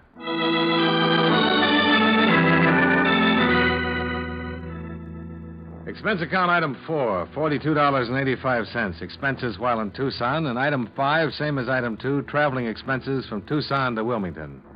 I arrived at 10:15 in the evening, called you, obtained Lawyer Brennan's home address, and went directly there. The house was English, conservative, expensive. And the fire in the living room looked cheerful when the door opened. Yes? Good evening. I'd like to see Mr. Brennan, please. It's rather important. My name is Dollar. Bob's been ill for the last 2 or 3 days, Mr. Dollar. He's up in his room reading now. If you're sure it's important, I'll disturb It you. is, Mrs. Brennan, very important. I'm not Mrs. Brennan. I'm Mrs. Patterson. What? Is there something wrong? Oh, no, Mrs. Patterson. Come Nothing in, at all. Mr. Dollar. If you'll excuse me, please, I'll see if he can see you. I watched Walter Patterson's widow disappear up a column stairway. I hadn't been ready to meet this attractive, well-groomed woman. But after I had met her and seen her for that brief moment, I was partially prepared to meet Robert Brennan, attorney at law. Mr. Dollar, Bob. Oh, hello, Mr. Dollar. You're a late caller. Yes, I'm sorry about that. Bob, I'll run along. It's almost 7. All right, dear. Good night, Mr. Dollar. Good night, Mrs. Patterson. Brennan, I just flew in from Tucson, Arizona. I'm an insurance investigator. Oh. Well, good night. Gloria, you'll be interested in what Mr. Dollar has to say. What? I don't understand, Bob. Let's go into the living room. Come on, dear. Are you sure you want Mrs. Patterson here? Yeah. Gloria, I didn't get these bruises falling down a flight of stairs. I got them in a fight. What? I flew to Tucson the day before yesterday to see Walter. Why? Yes, Walter's been alive all this time. Bob. This is only for her benefit, Dollar. I'll tell it just once. When you get me in court, it'll be different. How'd it happen, Brennan? Gloria, Walt didn't die in that crash. He was picked up in the bay by a fishing boat on its way to Florida. The first port they came into was Charleston. He phoned me long distance from there and told me all about it. This was 10 days after we all thought he was dead. Gloria, it was his idea. You've got to believe that. What was his idea? He hated you. You know how often he asked you for a divorce? It was the idea he had when he phoned me from Charleston. He said it was his chance to get away from you. He knew how I always felt about you, and he said I could have you. For a price. You've been supporting him wherever he's been since then? $25,000 a year, regular monthly payments. I could afford it. I could afford anything for you, Gloria. Did he tell you he hated me? Did he? He just wanted to be away from you, from everything. The war changed him that way. About the day before yesterday. The man at the insurance company called up making inquiries. I didn't know if he'd sent an investigator out there or not, but I gave him a lot of information and material that, well, it should have helped throw you off. It threw me off, all right. Especially the fingerprints. Mr. Dollar can tell you, Gloria, how Walt didn't want to be here with you. Isn't that right, Dollar? Didn't he do everything he could to make you think his name was Yoler? Uh-huh. You see, Gloria? Where is he now? He's dead, Mrs. Patterson. Truly dead now. Oh, That's all I have to say, Dollar. you've fought with Walter. You killed him. It was him or me, Gloria. He phoned me 2 days ago and said that the police had been checking on him. I told him what it was all about, not to get scared, but he was scared, and I got a plane the first chance I had. What did you argue about? Apparently, you'd been there that morning. He was going to tell you the truth and claim he had amnesia. He said he had a date to meet you. You didn't answer my question. What do you mean I didn't answer it? I just told you he was going to blow the whole thing. Oh, Bob. All I wanted out of this was you, Gloria. He didn't want you. I did. Last week, you said you decided to marry me. It took you 5 years to decide that. And it took him one lousy afternoon to decide he was going to come back to you.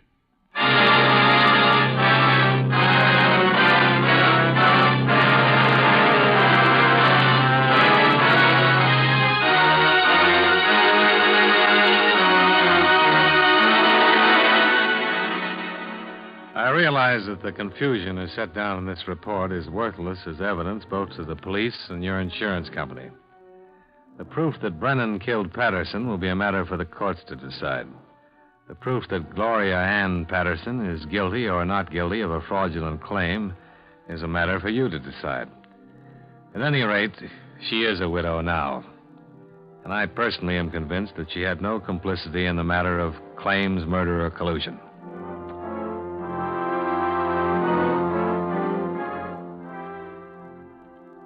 Expense account item 6, same as item 1. Expenses from Wilmington to Hartford. Expense account total $610.13. Yours truly, Johnny Dollar.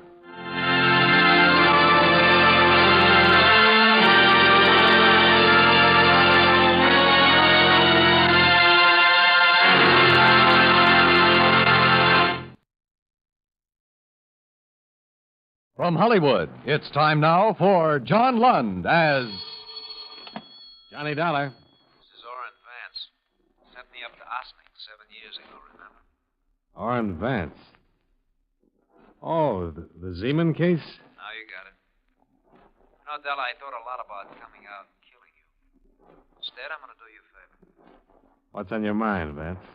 I did all my time, and people don't like to hire ex-cons. I think maybe you and I can work out something. I haven't got any jobs, Vance. Not asking for a job. It sounds like double talk to me.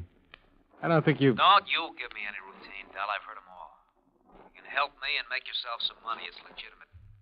What do you say? I don't know what it's all about. Suppose I come over and tell you. Okay. I'll be waiting for you.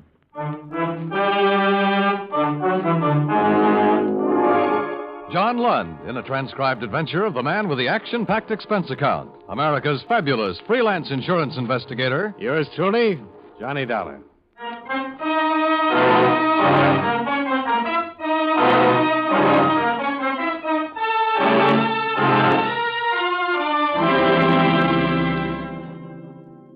Expense account submitted by Special Investigator Johnny Dollar to All States Insurance Company, Wilmington, Delaware. Attention, Mr. Don Freed, Chief Investigator. Since your office authorized me to conduct certain inquiries based on information supplied by Orrin Vance, I am billing you accordingly. The following is an accounting of expenditures during my investigation of the Baltimore matter. Expense account item 1, $295. A phone call to prisoner dismissal board at Sing Sing Prison, where I was informed that Orrin Vance had been released 3 days before the above date. He had completed 7 years of a 7 to 15-year term for grand theft. It was an unparole release. The chaplain described him as a model prisoner with a better-than-average chance of remaining out of prison for the rest of his life. For that reason, I was willing to listen to his story when he showed up an hour later. Hello, Dollar. You haven't changed a bit. Come on in, Vance. Yeah, sure. Thanks. Ah, it's a nice place you get. I like it. Sit down. Tell me what's on your mind. Dollar, look. Don't treat me like a con, even if I am one, huh? I'll sit down, I'll have a smoke with you, I'll talk with you. Forget the other part for a while, will you, please? Okay. Have one? Thanks.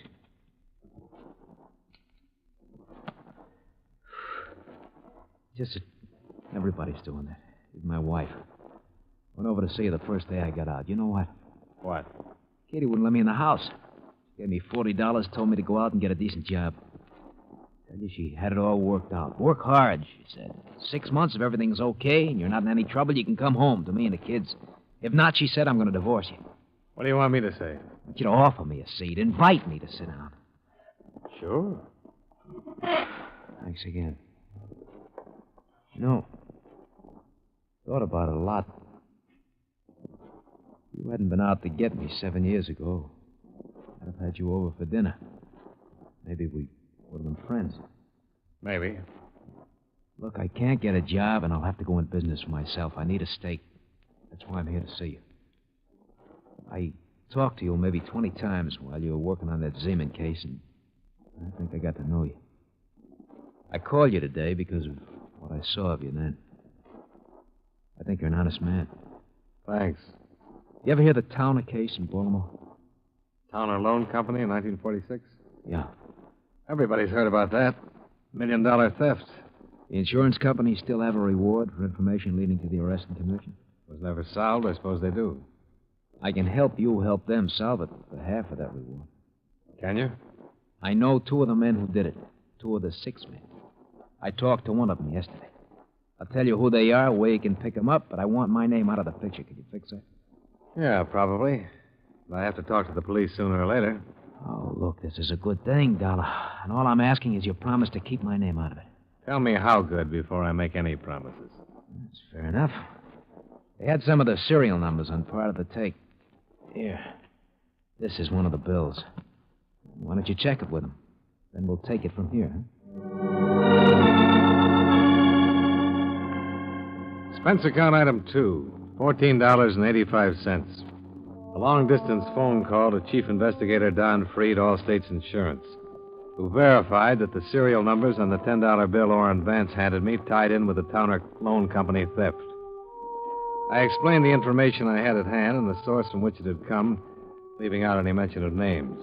Freed talked with his boss and phoned me back half an hour later, giving me the go-ahead. Okay, Vance. You're in business. All right, how does it work? You tell me who they are, I'll handle it from here. I mean the money part. When we have something, you'll get paid for it. All I've had so far is talk. This bill could have come from anywhere. You might have picked it up at a cigar counter. Look, I got it from a man named Leonard Torpy. He lives in New York. He's one of them. Leonard Torpy? Yeah. I met him my second year at Ossining. He was up on an old petty theft charge. He did 18 months. Told me to look him up when I got out. Now, this part may sound crazy, but we had a few drinks together in his place yesterday. I was weeping on his shoulder about all my hard luck, and he said, "You think you got hard luck?" Well, then he marched me into the bedroom, showed me a stack of money in a bureau drawer. He said he couldn't spend it. He gave me one of the bills. Well, must have been pretty drunk out. Yeah, it was. I got to thinking about it. I checked the bill, found out it was in the Towner thing. I looked up the story on it. Torpy fits the description of one of the hold-up men right down the line. Now, we'll see. You say you know 2 of them. Who's the other one? Harold King. Lives in Reno, Nevada now. Runs a filling station there. He used to come see Torpy on visiting days. I saw him several times. What makes you think he had a part in the Towner thing? Just what Torpy said while he was drunk and the general description of the other hold-up men in the story. See, while Torpy was drunk, he mentioned his old partner, Harry King. Told me where he was living and so forth. Did he say anything about the hold-up? No. I told you I found that part for myself. But King is the other man, I'm sure of it. King have a record? I don't know anything about him. Okay. Where'll you be? I'll phone you. 2 days be long enough? Oh, I should know something by then. Now, remember, my name's out of it. The police or anybody else. Sure. You afraid? Yeah. I'm a stool pigeon. Well, haven't you noticed? I'd noticed, and it worried me. So I followed him when he left my place. I was buying a package of cigarettes at the corner drugstore while he boarded the streetcar for downtown. I tagged along in a taxi to the main business section, watched him get off, and head for the bus terminal. I bought another package of cigarettes while he bought a one-way ticket to New York. In the half hour before departure time, I telephoned a private detective friend of mine, Pete Florian. He appeared at the bus terminal 15 minutes later. What's the rumble, Johnny? That man over there in the gray overcoat. His name's Orrin Vance. Uh-huh. He's on his way to New York right now. Maybe you better tag along, see that nobody kills him. Oh? If what he told me is true, somebody might try to do just that. Stay close till he's settled somewhere. I see.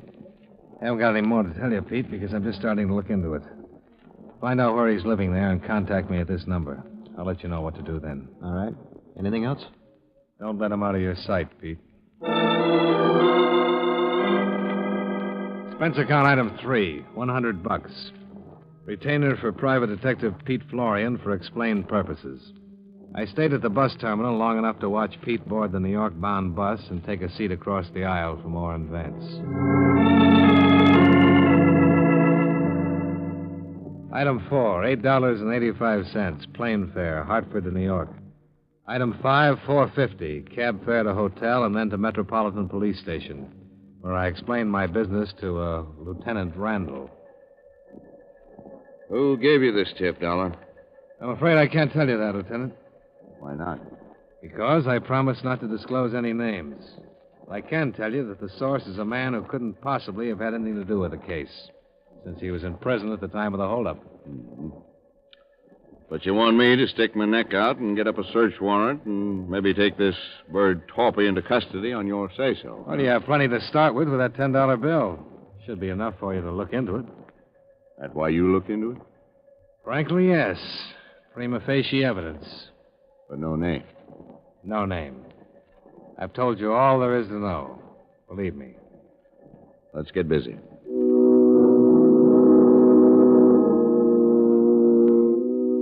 The mug folder on Leonard Torpy showed a balding 40-year-old man with a long record of theft and burglary. There was no record for a Harold King, although he was listed as an associate of Torpy's. Lieutenant Randall wired Reno authorities requesting they locate King and hold him for possible questioning. Once these preliminaries were accomplished, Randall and I went out to the address Orrin Vance had given me. But this turned up a blank. The landlady informed us that Mr. Torpy had lived there, but had checked out the preceding morning. No forwarding address. The good lieutenant and I parted company outside the apartment house, and I walked back to my hotel. I was going to change clothes and grab some dinner, but the clerk waved me over to the house phone. A call had just come in. Johnny Dollar. Hi, Pete Florian, Johnny. How'd it go? When your boy got in town, I trailed him to a place on 155th Street. He's got a room with a view. He's up there now. Alone? I think so. Any visitors? No. Light went out about an hour ago. Might be sleeping. What's the number? 680. His room's in the back, first floor, number 10. Where are you? Drugstore right across the street. Expense account item 6, 160. Cab fare to the drugstore where Pete Florian was keeping a watchful eye on my nervous informer, Orrin Vance. I found the drugstore, but Pete was nowhere in sight. The girl behind the soda fountain recognized him by my description and said he'd stepped out a few minutes before.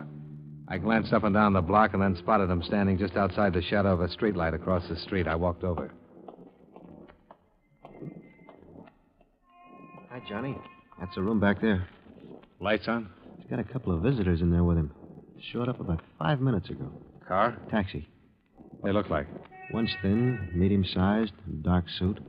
The other's stocky, dark suit, too. Both in their early 40s. Chopin wears glasses. Didn't make either one. Yeah. This one of them? Let me see. Yeah, he's in there. What's his name? Leonard Torpy. We better go in. Okay.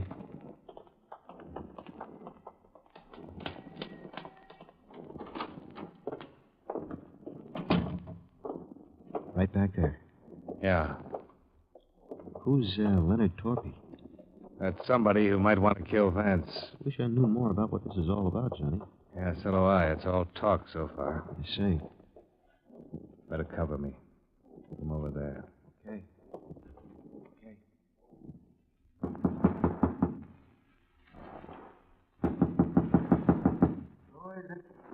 Mr. Vance? Orrin Vance? You must have the wrong number, buddy. Nobody by that name lives here. Well, are you sure? Positive. Why don't you try the manager? Well, I did. He said Mr. Vance had this room. And he's all wet. Good night. Just a minute, Torpy. What? Hey, Johnny, look out! Before I went down, I heard it go off a couple of more times. Must have been 6 inches from my head. My eyes couldn't see and my feet wouldn't move. But I could hear. It was someone very close to me. And he was dying. Johnny. Johnny.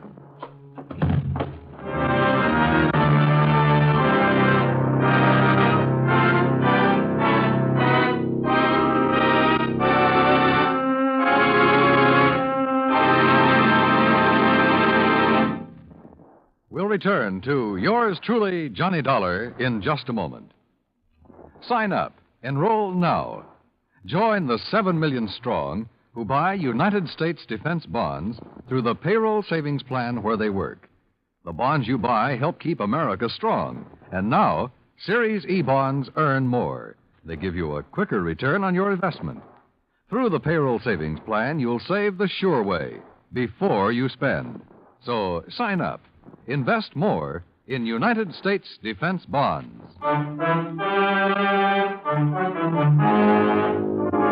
Now, with our star, John Lund, we bring you the second act of Yours Truly, Johnny Dollar.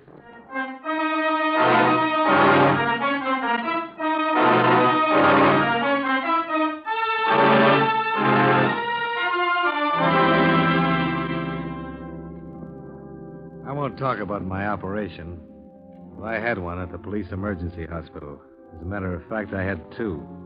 They prodded a .38 slug out of my neck and another one out of my shoulder. It was 48 hours before I was allowed to sit up in bed and talk. Naturally enough, my first visitor was Lieutenant Randall. He looked haggard, tired, worried. You say you hired this Pete Florian? Yeah, to keep an eye on Orrin Vance. This your tipster?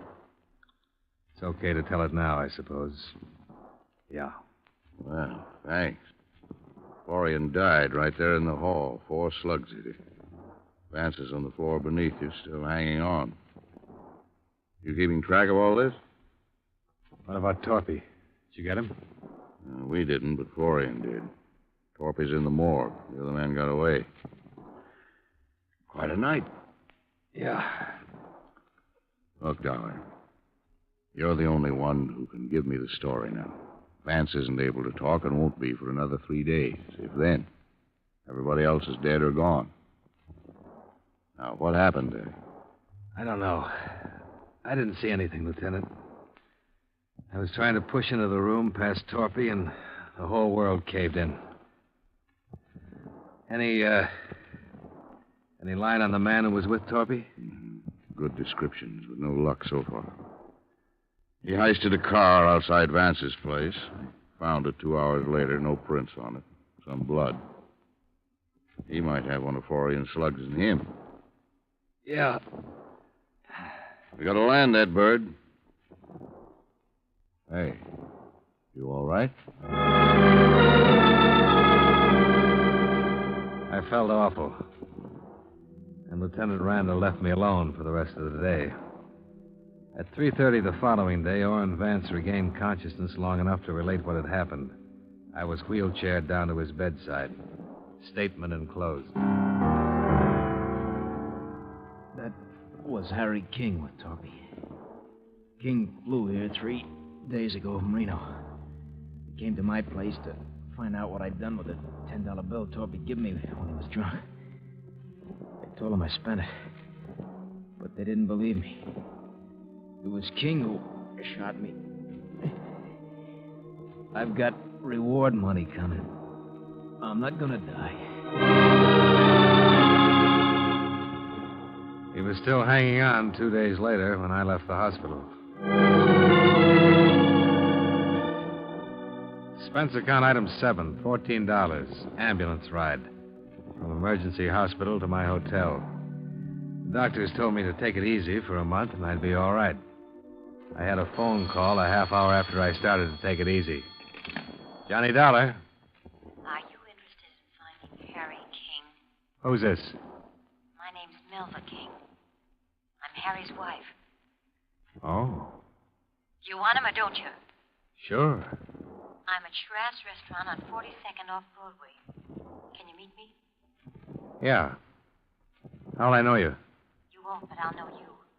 Your picture's been in the paper for the last 3 days.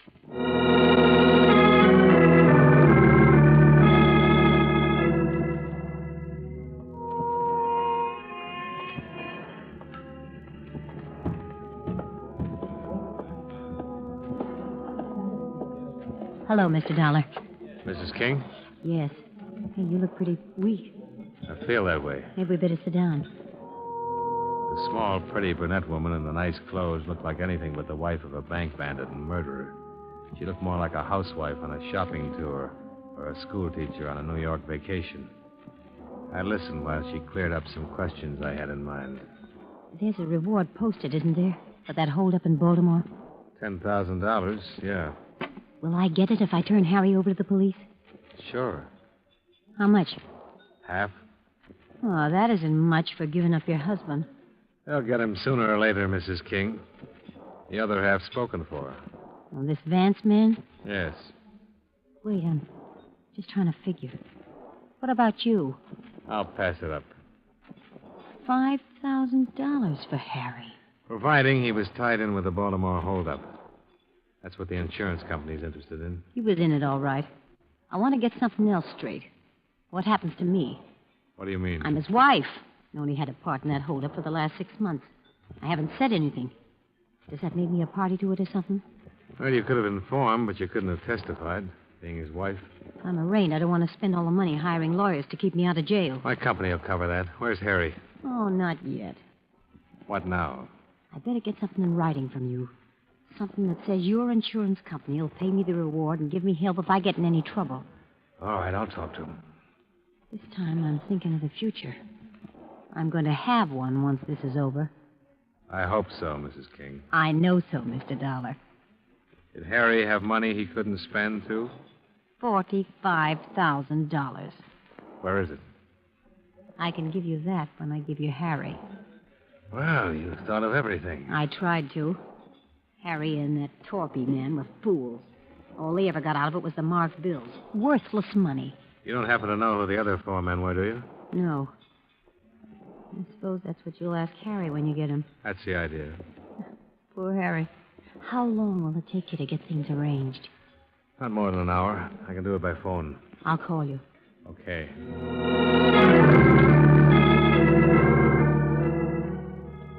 I gave her a 50-second start before I left the table and went out in the street. I was just in time to see her climb into a cab. I was trying to hail one to follow her when a black coupe pulled up to the curb. Come on, Johnny. Hey. Hustle it up. Light will change. Oh. How do you feel? Terrible. What is this? When Vance told us it was King, we checked the airlines and found out he had his wife with him when he flew in from Reno. That is Mrs. King up there in that cab, isn't it? That's who she said she was. She wants to sell you her husband for part of that reward, doesn't she? Yep. Well, what's the delay? She wants to make sure she'll be handled all right. The money and all. So did Vance. Don't needle me, Randall. I don't mean to. This all figures. I thought she might try to get in touch with you for just that reason. I don't get it. Well, that's why I put a man on your hotel. Followed you when you came to meet her today, then he phoned me. We looked her up. Her name was Melba Thaler before she married King. Her old man had a lot of money in Minnesota, but she couldn't keep herself out of trouble and got disinherited. Money's always been her problem. It's everybody's problem. Not the way it is with her. Now King's worth a lot of dough to her if you pay off. He's no good to her now lying somewhere with a slug in him, and he hasn't been any good to her with the marked money he got in the Towner holdup. There's something else, Randall. What? She's stalling me, I think. She said she didn't know who they were. But if she was lying and she does know who the others were in that Towner holdup, King would be worth even more money. They'd want him dead instead of with the police talking his head off. That's right. We followed Melba King's taxi for better than 45 minutes, all the way through the Holland Tunnel and into Jersey. She finally left it at a train station in Bucks County. We watched her buy a magazine and sit down in the waiting room and begin to read it. 15 minutes later, she stepped into the phone booth. When she came out, I went over to the filling station phone to see if she'd phoned my hotel. Well? She wasn't trying to get me. Well, that settles it. She's contacted the others. She's going to sell to you or them, whoever pays most for him. Some operator, isn't she? Well, when you have time, look at the file we picked up on her. 16 arrests. 1 conviction for narcotics when she was 18. Well, we'll see what we will see.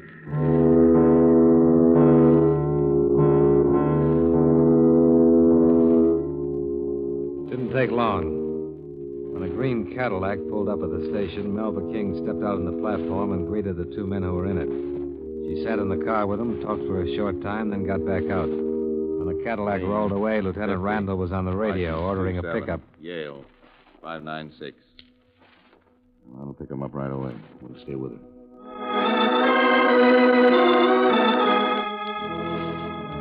When Melba King caught another taxi, we were right behind her.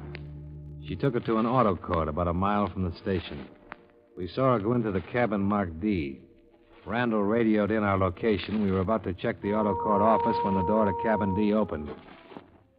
Standing beside Melva King in the doorway of the cottage was a pale, stocky man who looked as though his legs wouldn't support him another minute. Then she saw us get out of the car.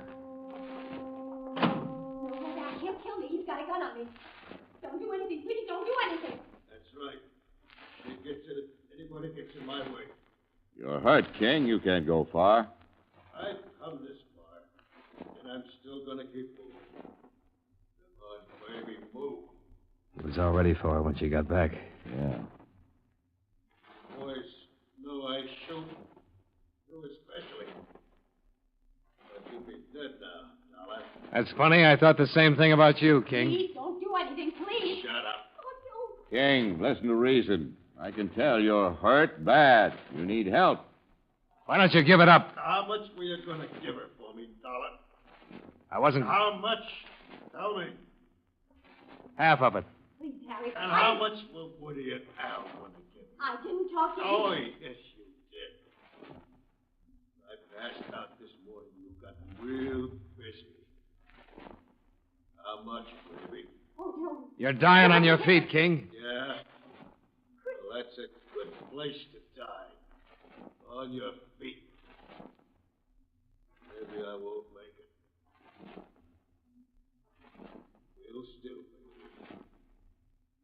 This is gonna hurt. No. Harry, please. No! Yell if you want to. King, don't add another one to the...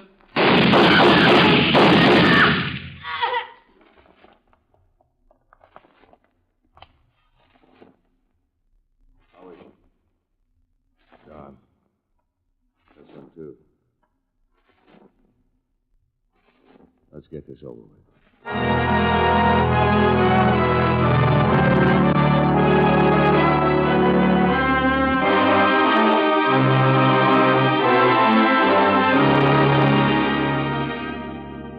Expense account, item 8. Same as item 2. Transportation back to Hartford. Item 9, $85. Doctor bills. Item 10, miscellaneous. $48 while in New York. Expense account total, $294.60. Remarks. As you know, the 2 men Melva King contacted were also part of the 6 who had held up the Towner Loan Company. They made a full confession and named the other parties involved. As far as the reward money goes, I think Orrin Vance deserves his $5,000. And I think Pete Florian's widow deserves my $5,000. Yours truly, Johnny Dollar.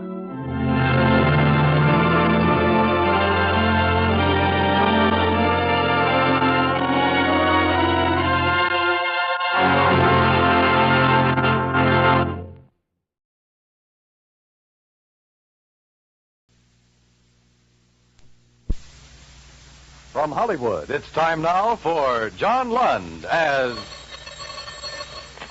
Johnny Dollar. My name is DeFranco, Mr. Dollar. I'm with the Claims Division of Eastern Life and Trust. What can I do for you, Mr. DeFranco? Help me pay off a claim, I hope. Well, that's a new wrinkle. Yeah, one of our new policyholders passed away last month. We can't seem to locate his beneficiary.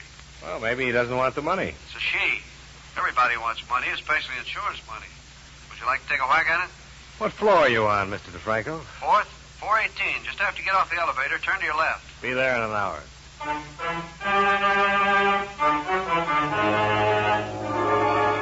John Lund in a transcribed adventure of the man with the action-packed expense account, America's fabulous freelance insurance investigator. Yours truly, Johnny Dollar.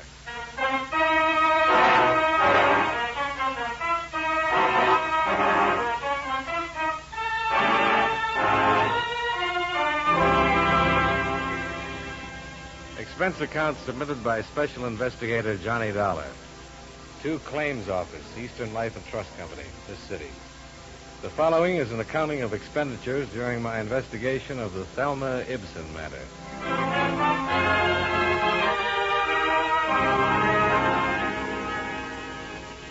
Expense account item 1, 15 cents, bus fare, from my apartment to Milton DeFranco's office, where we got right down to business. The deceased was a man named John Linden. He made his living selling papers in front of the Metropolitan Building. Oh, on 3rd Street? Yes. Did you ever see him? Yeah, I guess I have. Somehow you never think of someone like that leaving insurance money. No, you don't. But he took out 2 policies November the 5th, 1940, both of them $500 life. Uh-huh. So he has an estate of $1,000 that we have to give to a person named Thelma Ibsen. His daughter or something? No relation at all, just someone who stopped and talked to him one day. She must have had quite a line. Yeah, you'd think so, but I doubt it. She was only 10 years old at the time. Oh. I got all this from the agent who wrote up the policy. Used to buy his papers from old John. One day he told the agent he wanted to take out some life insurance so he could do something nice for a little girl he'd met that afternoon. And that's it. Well, quite a profitable meeting for her, huh? Yeah. Of course, $1,000 isn't a lot of money these days. But from him, it's a lot. Yeah. Thelma Ibsen must be 23 or 4 by now. I'd like to see her face when she gets that insurance check and finds out who it's from and why. Might prove something about something. Yeah, it could, or maybe she isn't doing nice things for people anymore. Well, let's hope she is. I keep thinking of that old man out there hustling papers every day to make his $1.52 in premiums every week. It gets me somehow. Huh? He only saw her that one day in his life.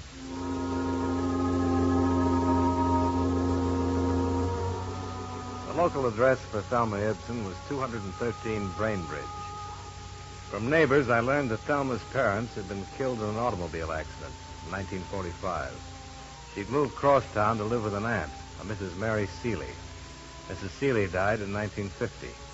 Again, Thelma had moved. Where, nobody seemed to know. But they did know where she'd been working at the time. One of the girls there was brought into the manager's office. Yes. She quit without notice a couple of years ago. She just didn't come back. Were you a friend of hers? Yes. We were good friends. Used to have lunch together every day. We started here together, too. I see. Have you heard from her? No.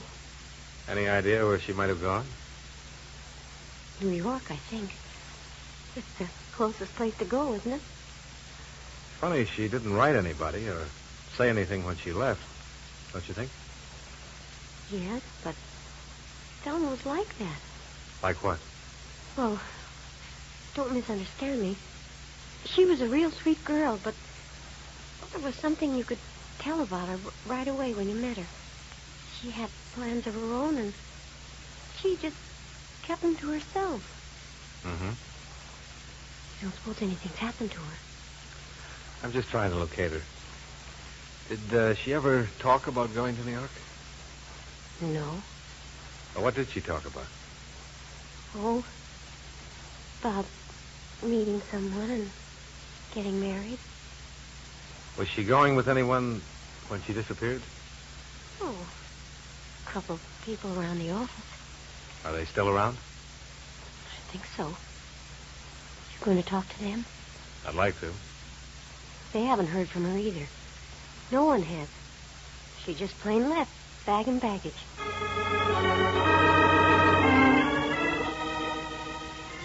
At the apartment hotel where she'd been living since her aunt's death, I learned that Thelma Ibsen had suddenly checked out with all of her belongings around Christmas of 1950.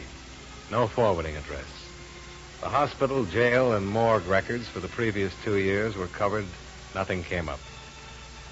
A high school annual provided a fairly good picture of a tall, smiling girl with a pleasant face looking out from under a mitre cap. The Motor Vehicle Bureau recorded a driver's license issued in her name. A right thumb and forefinger print came with it.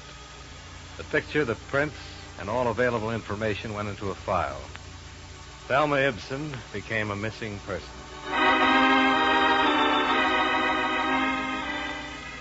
Two days later, the people at her office were re-questioned. And then one of them recalled a man that she had been seen with just before her disappearance. Expense account item 2, $15. Transportation and incidentals, Hartford to New York.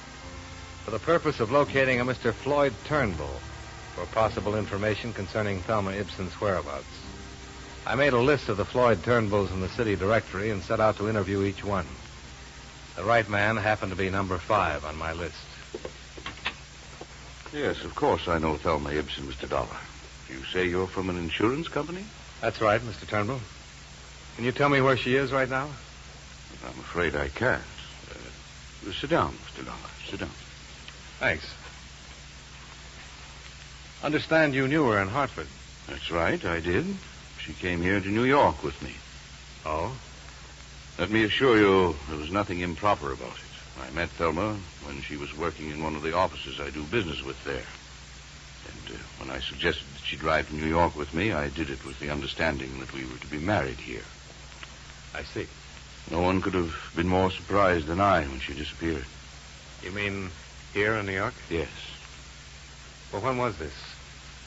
It was Christmas Eve of 1950. Oh. Thelma was staying with my sister Edna in Westchester. I picked her up about 6 in the evening to go to a party. And we stopped for gasoline somewhere between here and Long Island. I left the car for a moment, and when I came back, she was gone. You haven't seen her since? And I haven't seen her since. Well, did she leave a note in the car? Or a message of some kind? Nothing. Not a word. And she hasn't gotten in touch with you at all? No. She's never written? Never. I can't quite get with this. You were going to be married, and she disappeared in a filling station on Christmas Eve. Did you argue or something? No. I don't think I would ever have argued with Thelma. She was kind and sweet and gentle and all things to me. Your appearance here and these questions bring back the memory very strongly. How long had you known her before you decided to get married? About 3 weeks. Do you have any idea why she walked away? Yes, but I doubt if it's of any practical value to you. Well, any information I can get would be very helpful in locating her, Mr. Turnbull. All right, then. I think she was frightened. Of what? Of life, Mr. Dollar. Not people or circumstance, but life. You say that with a lot of conviction. Yes.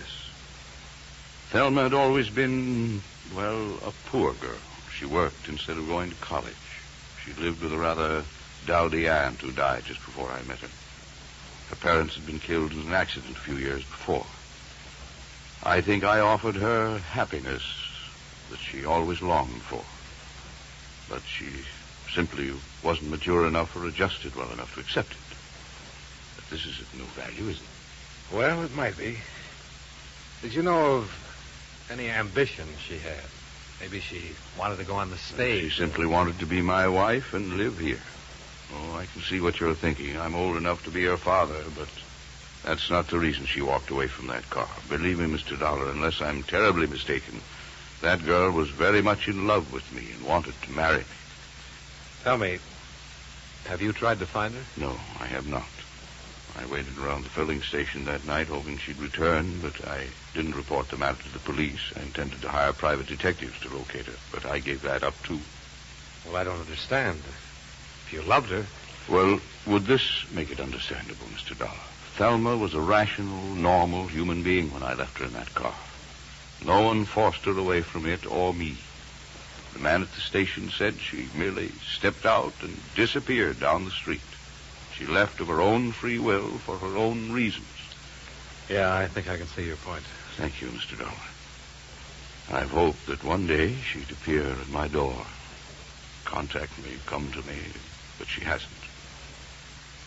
Is there any way I can help you more concretely? Well, if you could tell me the exact location of that filling station. I believe I can do that, but why? Last place she was seen alive. Oh, that word, alive. Just a word, Mr. Turnbull. Tell me, do you suppose she had any money when she left? Why do you ask? Well, she'd have had to go to work if she didn't. Maybe she I see. Yes, she had money, quite a bit. How much? $2,300. Oh? She stole it from me, Mr. Dollar. I left my wallet in my overcoat. She took it while I was gone. I would have given her all this, everything, but she had to steal it from me. She had to steal it like a common little thief.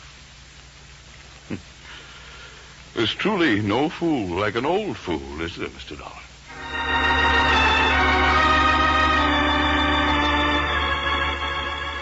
When I left Turnbull, it struck me. Here was the second elderly man in Thelma Ibsen's life. One had given her money which she wasn't around to receive, and from this one she'd taken money and didn't wait around to say thanks. Expense account item 3, $50.50. Car rental and incidentals involved in checking Floyd Turnbull's story. A major oil company owned and operated the filling station where Thelma Ibsen had been seen last. Their payroll records named 3 attendants on duty Christmas Eve, 1950. I located and interviewed all 3. Enclosed fine statement of Earl Camden. Sure, I remember that chick. Better look in this picture, I'll tell you that. Well, anyways, she drove in with the old guy, see? He hadn't been away from the car more than 20 seconds before she was out and walking down the street as fast as she could go. Well, when he came back and asked what happened to her, I told him. Well, then he went back and sat in his car for maybe a couple of hours just waiting for her. I knew she was gone for good. I felt sorry for the old geezer. She shouldn't have run out like that. Christmas Eve and all.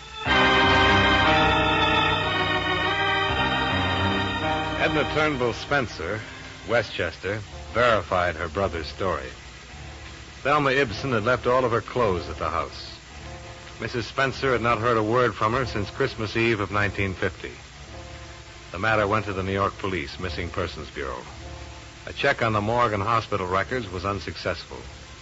However, the police fingerprint files turned up an interesting lead. Misdemeanor, drunk, disturbing the peace. She was fined $25 a night, court April 25th, 1951.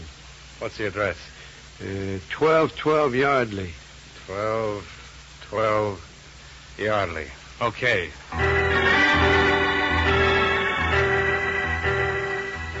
At the address on Yardley, I learned that Thelma Ibsen had moved 8 months before. Again, there was no forwarding address. The landlady turned out to be quite talkative, however. I'm glad, too, she moved from here, Mr. Dollar.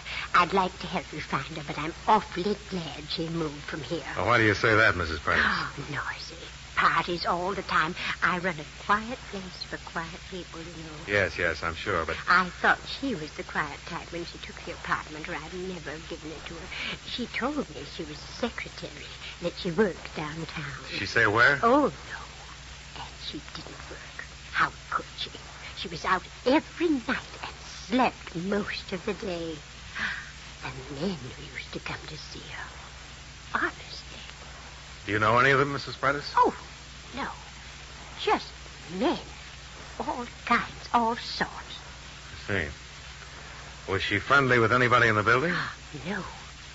Did she go with any particular man? I couldn't say.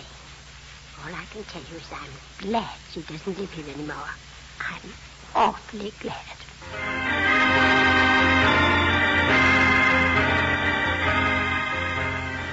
The more people I talked to, the more I learned about Thelma Ibsen, and the less I liked what I heard.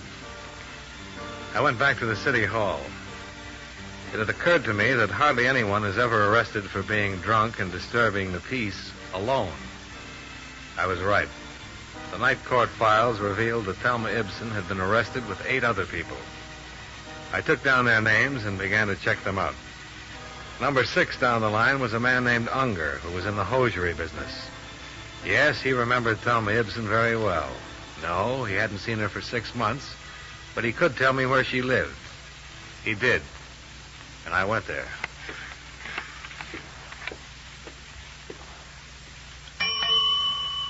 Yes, sir. May I help you? I'm looking for Miss Thelma Ibsen. Oh, I'll ring her room.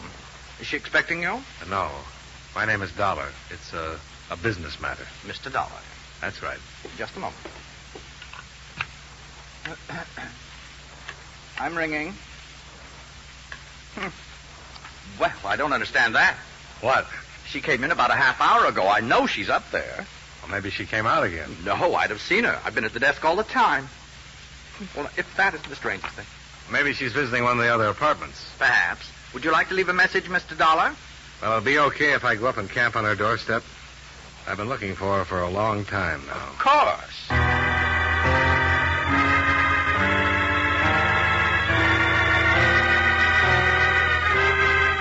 I took the elevator up to the 15th floor and walked down the hall to Thelma Ibsen's apartment. The door was standing partially open. All the lights seemed to be on. Miss Ibsen? Miss Ibsen? Miss Ibsen? Go back. Get away from this room. What? Get away or I'll jump. I'd found Thelma Ibsen, only she was standing on a ledge outside the window, all ready for a leap into eternity.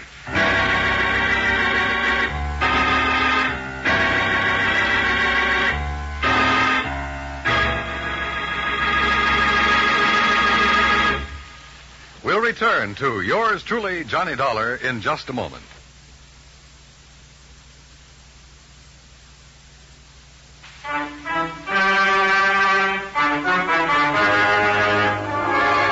Now, with our star, John Lund, we bring you the second act of yours truly, Johnny Dollar.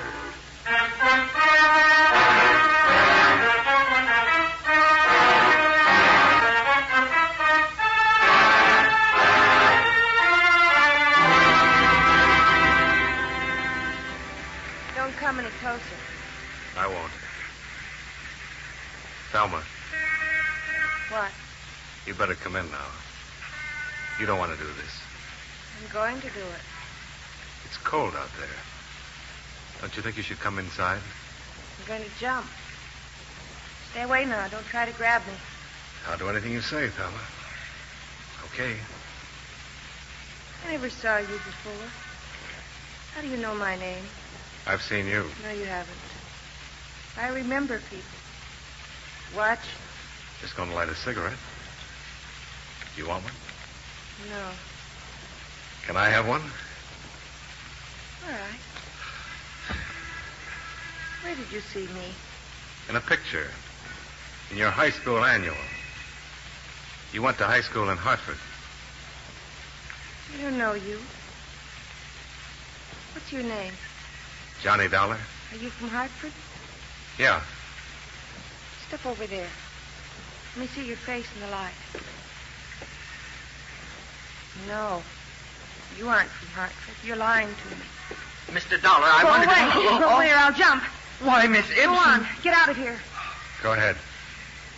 Call the police. Yes, of course, of course. I heard you tell him to call the police. I don't care. They can't stop me. Nobody can stop me. Maybe they won't even try, Thelma. Oh, I know they will. They'll talk to me just the way you're talking. They try to get close enough to grab me. I wanted somebody to call the police. I want them all down there waiting for me to jump. When the crowd's big enough, I'll jump right down there. I'm not afraid to do it. Why do you want to jump, Thelma? I have my reasons. Look, there's a couple of people down there who see me. They'd like to see me jump. I don't think they'd like to see that at all, Thelma. Oh, yes, they would. They might say they wouldn't, but they'll hang around, and if I don't jump, they'll be disappointed. Nobody wants you to jump, Thelma. Oh, sure they do. Those people down there would love to see it happen. You'd like it, too. If I wanted to see you jump, I'd be waiting on the street with those people. But I don't want to see you do that. And neither do they. I want you to live, Thelma. That's more people down there now. Oh, you're getting the big lights up here. God. Thelma, look. If you're broke, if you need money, Don't come any closer, I told you before. I want to help you, Thelma. Nobody wants to help me. Nobody's ever wanted to help me. You're wrong about that. Floyd Turnbull wanted to help you. Floyd Turnbull? You met him? Yes. And he's still very much in love with you. After I stole money from him and walked out on him? The money meant nothing to him. He still loves you, Thelma. Thelma? I don't love him. I never loved him. He thought so. He was just nice. Why did you leave him that way? I'm no good. Never have been, you know. I've never been any good to anybody. Would you like to talk to Floyd? No. I don't want to talk to him or anybody. I know. But after I jump, I want you to tell Floyd something. Sure. Tell him I meant to send the money back to him. I didn't think it was that much. Tell him I never was any good at all. That I left him because of that. All right. You can tell him I loved him. He'd feel good, I think. All right. Go back! I don't care who you are. Go back or I'll jump right now. Wait. Close that hall door. If you want to see me jump, you'll have to watch from the street down there with the others. Close it! Is he a policeman? I suppose so. I don't know. He looked foolish. We all look foolish at one time or another. It passes. Do I look foolish? Yes, Thelma, you do. You're not going through with this. In the end, you'll come back into this room, and everybody down there will go home. That isn't true. You know that for the first time in my life, I know exactly what I want to do, how I want to do it. I'm going to jump. From what I know about you, I thought you always knew pretty much what you wanted out of life. I never knew anything. And it's all botched up. I'd be happy one minute and crying the next. Things kept happening all the time. Got so tiresome. When Mom and Daddy died, I should have died too. Then I wouldn't be here making all those people down there have bad dreams for weeks to come. I should have been with them when they were killed in that car.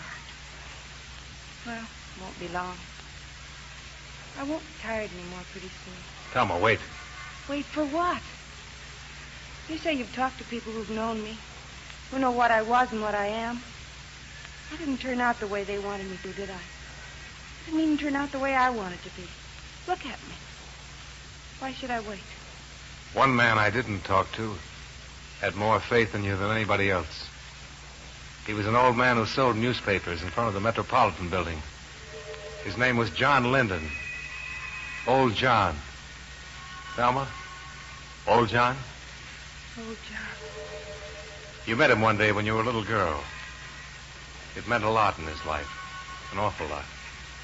You remember old John? Yes. I was downtown after school, looking in the windows. I had a nickel and I bought a paper from this old man. I talked to him. He said I was a very nice girl, and he asked me my name and where I lived. What did you talk about, Thelma? About school. And about growing up. He told me I'd grow up someday, be a lovely woman. He said, lovely woman. He was very nice. What else did you talk about? School. He asked me what grade I was in. Let's see. I guess I was in the 5th grade, or maybe the 6th. It's such a long time ago. But you remember it. Of course, I remember it now. Where's John now? He died a month ago, Thelma. He left you all his money.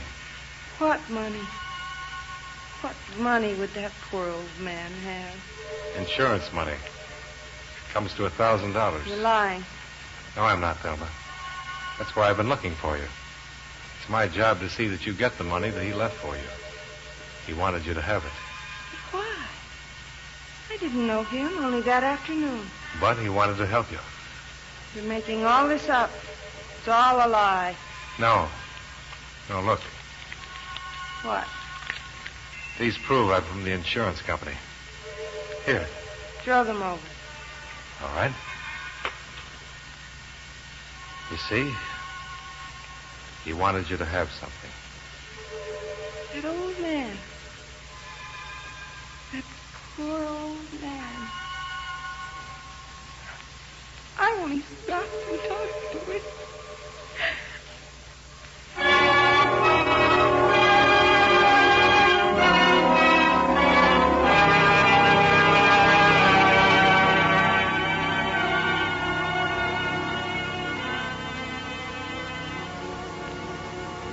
Expense account item 4, $3.50. Martinis. I needed them. It was my first, and I hope my last, experience with an intended suicide. The psychiatrists who examined and treated Thelma Ibsen believe that she'll make a complete recovery in time. They say it'll take months to determine the exact cause of her breakdown. But as far as we're concerned, the case is closed. Claim filed. Expense account, item 5, same as item 2. Transportation back to Hartford. Total, $84.15. Yours truly, Johnny Dollar.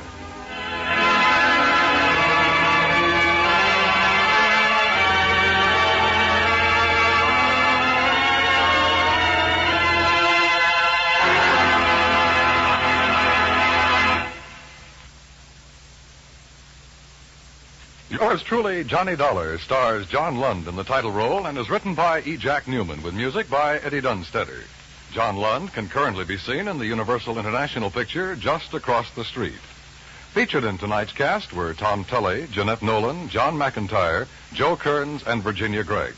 Yours truly, Johnny Dollar, is transcribed in Hollywood by Jaime Del Valle.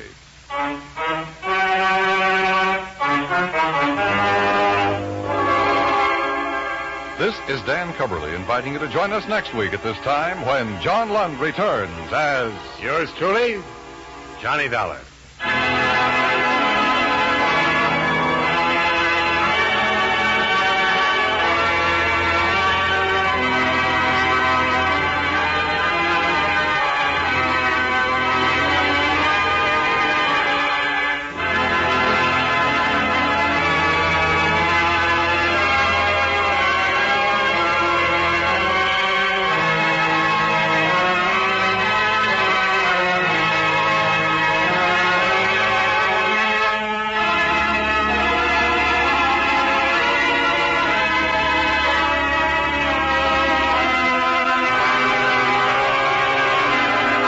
From Hollywood, it's time now for John Lund as... Johnny Dollar. Ken Ralston, Johnny. Oh, hi, Ken. How's Kansas City? Take my word, in Hollywood it's better. Oh? You always liked Hollywood, didn't you, Johnny? You want me to? Now, there's a man there named Phil Gardner. He's up to here in starlets. In what? Starlets, young girls with big careers in front of them. Phil Gardner's an agent for them. So he needs me? Oh, we do, Johnny. Twin State Insurance. Gardner's been calling me every half hour. It's like this, Johnny. Gardner's insured a few of these starlets with us. One in particular for $50,000. So? So, mostly Gardner's been babbling. He says this starlet in particular might not live. Babbles somebody wants her dead any second. You like Hollywood, Johnny? Commission? Fat. Real fat. Hollywood. I like it.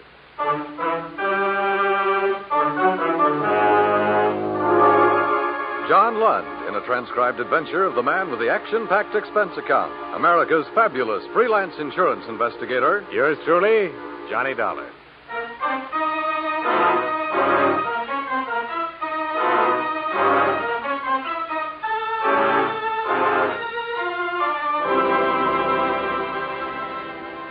Expense account submitted by Special Investigator Johnny Dollar to Twin State Insurance Company, Kansas City, Missouri.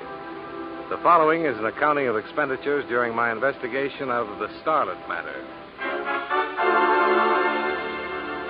Expense account item 1, $227.70. Airfare round trip on coach out of LaGuardia, flight 601, flying west.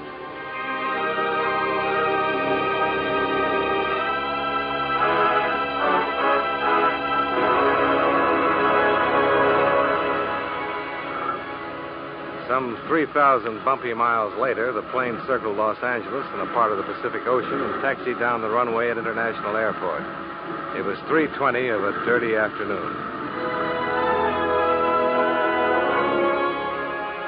Expense account item 2, $440, cab fare to Sunset Ruxton Hotel, my home away from home in Hollywood, where I checked in, renewed old acquaintances with Judy, the telephone girl, put my pale cheek against her suntan, and told her I'd see her later.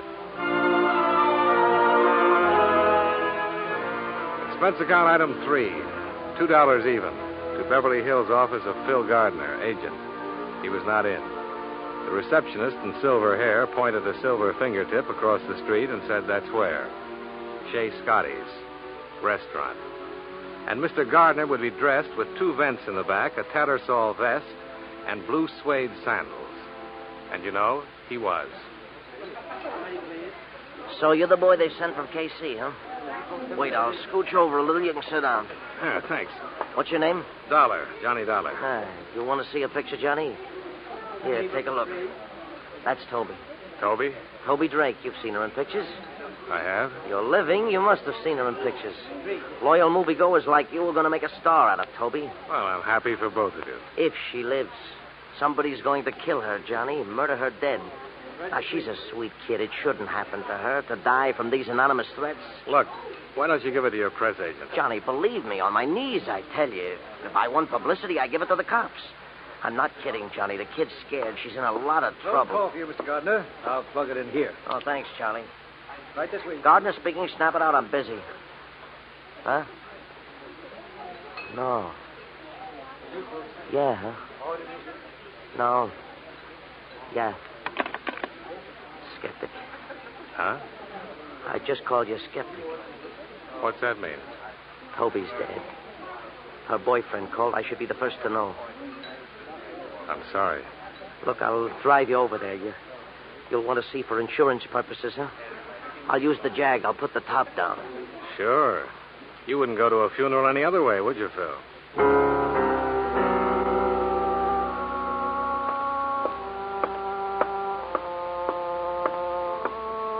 Here's where. Johnny, get me something, a drink of water or something like that. The place swarming with things. Chintz curtains, plump upholstery, and Beverly Hills Oriental knickknacks cluttering the Grand Rapids highboy. I walked over to the three-piece section. Toby Drake was lying there, her hand trailing down to the floor. I couldn't see her face until the big man stood up. Somebody wrapped that black silk stocking too tight around her neck. You wrapped the stocking? Look, Buster, a call came to headquarters and said get here because there was a dead girl named Toby Drake. There is. And all of a sudden you're here. Why? Something they have around this town. An agent. He's Toby's. Oh, agent? Oh, well. Talk to me, agent. Sure, Lieutenant. Just Detective Koska. Lieutenant, I'll never make. Go ahead. Well, it was like this. Johnny and me sit there at Scotty's chewing fat, and the phone was brought over, and the man on the other end says it's Mr. Fulton.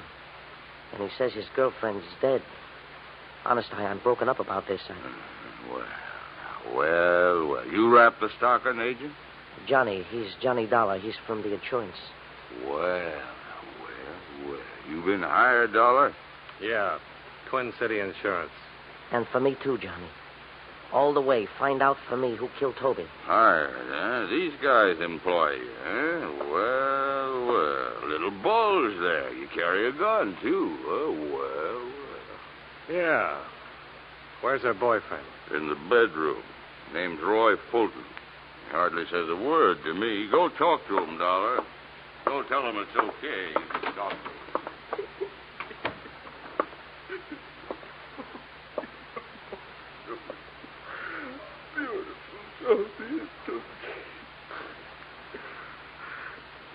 Who are you?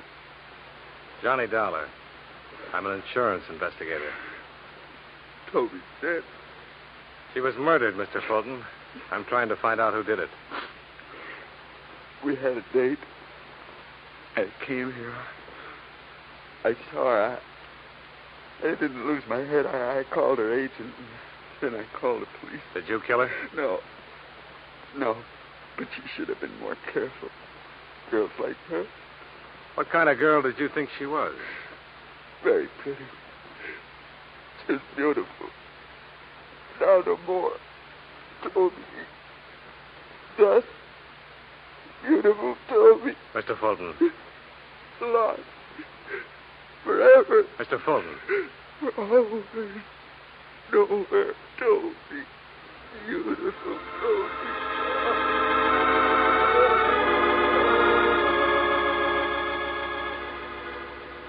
I couldn't get through to him anymore. I gave him back to Koska, and I got out of there.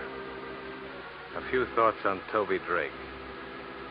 Toby, a kid who'd once maybe won a beauty contest. Expenses paid to Hollywood, shake hands with the stars. A nice kid. Pretty kid on her way, now dead. I bought a paper and went back to my hotel. The lobby desk came first. Hi, Mr. Dollar. Any calls for me, Judy? You got a call with a message. You want it?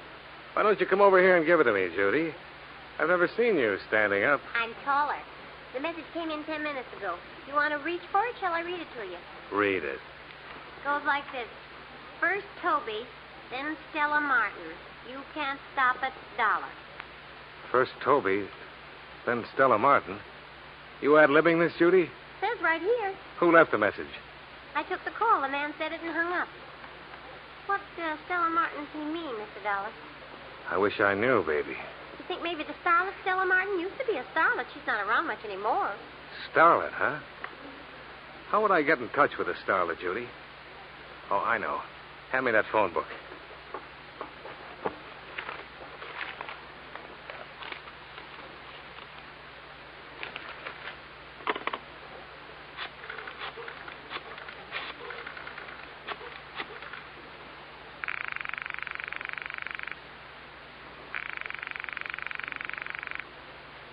Come on, come on. Who are you calling? A man who knows starlets past and present. Agent Phil Gardner. Oh. Not in, huh? Why don't you try Hollywood Casting, Mr. Dollar? They'd know. Yeah. Thanks a lot.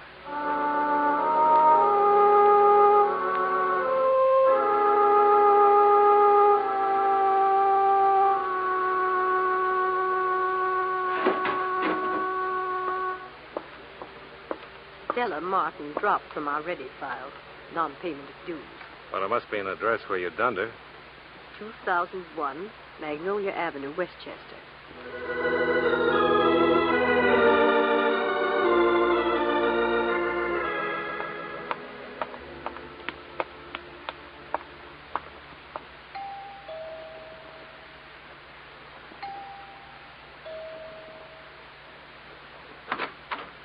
You want what, mister?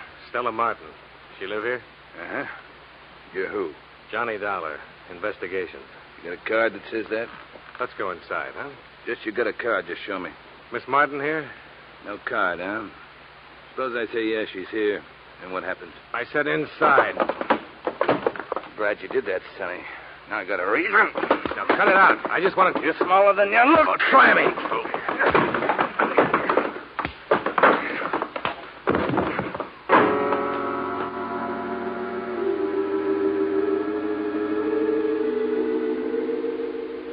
Later, when I opened my eyes, he was gone. I got to my feet, fell down, then finally made it over to the hallway, where there should have been a bathroom and a towel and some water. The thing that stopped me was the girl in the negligee. She was sitting on the floor against the wall. She was blonde, and her head was turned to one side as if she was wondering about me. There was a stocking tied around her throat, and she was dead.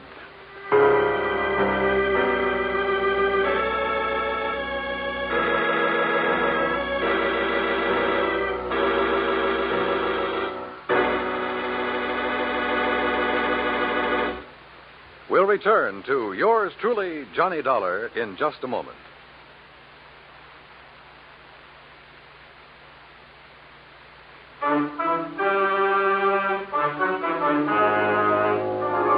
Now, with our star, John Lund, we bring you the second act of yours truly, Johnny Dollar.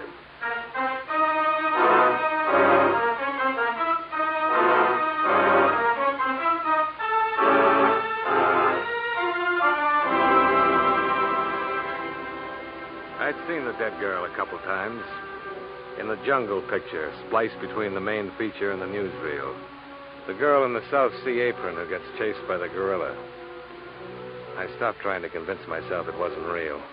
It was real, all right. I didn't need the pounding on the door to knock it into my head. I didn't need Detective Koska either. What is this, Dollar? You on a rampage?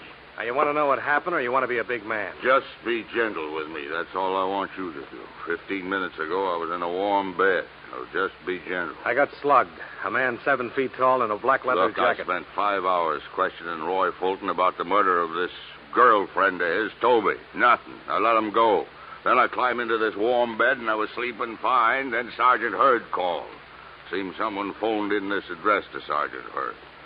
Now, you were saying what, Dollar?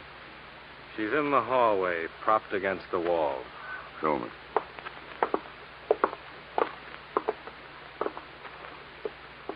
Sigh a deep sigh about the warm bed, Casca. She's young and she's strangled. And her name's Stella Martin. You want to clear it up for me? I got word about her. I came here and a guy clobbered me. I woke up a few minutes ago. Nobody gives me word, Dollar. Why you? I don't know why. If I knew why, I'd know who. You want to listen about a guy in a black leather jacket? 7 feet tall, huh? Yeah, about. Brown felt hat. Find him. That oughtn't to be tough for a big man like you.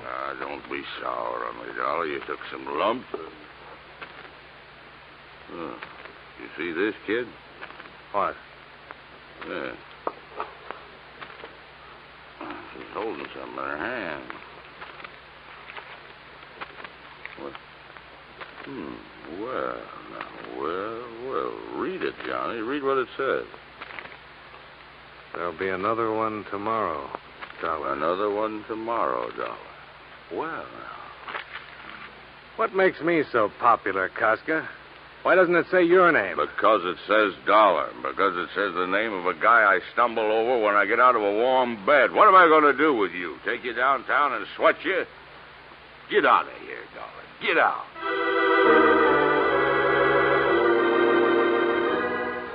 Then back into the rose-scented air and the suburban lawn now littered with friends and neighbors. And under the bright neon of the corner cut-rate drugs and sundries, the night-blooming hack stand. I took a cab to my hotel. No more messages, so I went to sleep.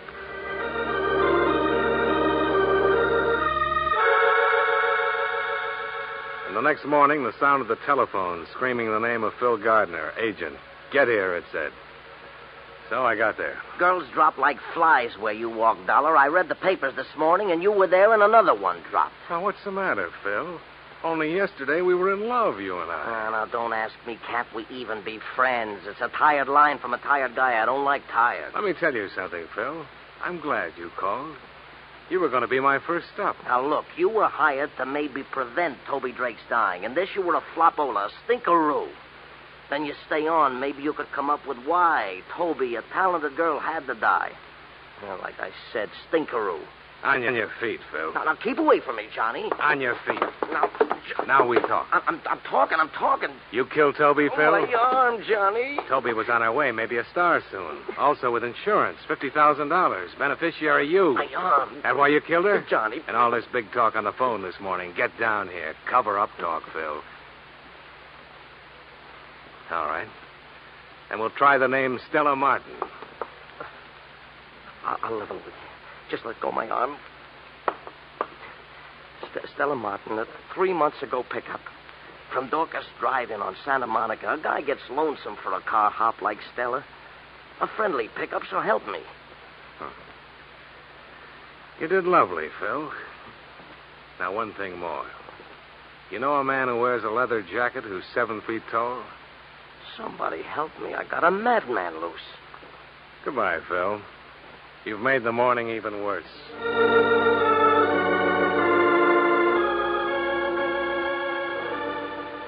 I got to the drive-in on Santa Monica. A cowgirl with a menu and a pair of heavy-duty sheer dungarees threw a card on my windshield that said Phyllis on it. Dorcas, she asked back. Why, that's old Melv over that way. I moseyed on over to old Melv. Howdy. Johnny Dollar, Insurance Investigations. Milton Dorcas. Shout out a fella. Howdy. Howdy. You the manager of this place, Melv? Yeah. Top hand. Oh, what else? Huh? Oh, tenderfoot talk. Don't let it throw you. I need some information, Melv. Yeah, don't be a gravel kicker, son. Speak up. What's on your mind? Know a girl named Toby Drake, Melv? Yeah, knowed her. Used to work here. One named Stella Martin? Yep. Do the work this evening. She ain't gonna make it, though. She's dead. She and Toby. Shoot. Seen it in the Gazette. I need your help, Melv. Deputize me. Well, I don't know. Just don't know. If you don't help, there's liable to be another dead girl. Peggy. Who? What's the matter, son? You got monkeys in your ears? I said Peggy. Peggy Bryan. On account of them 3 girls were thicking the bobcat's tail. Do tell. Yeah, thicker than that even. Peggy used to work here, too. Drove to work in Toby's auto. You know where I can find Peggy? North Hollywood she lives in. Yeah, you wait a bit. I'll dig up her address. You want to wait, son, or you got to be riding on? I'll wait, Mel.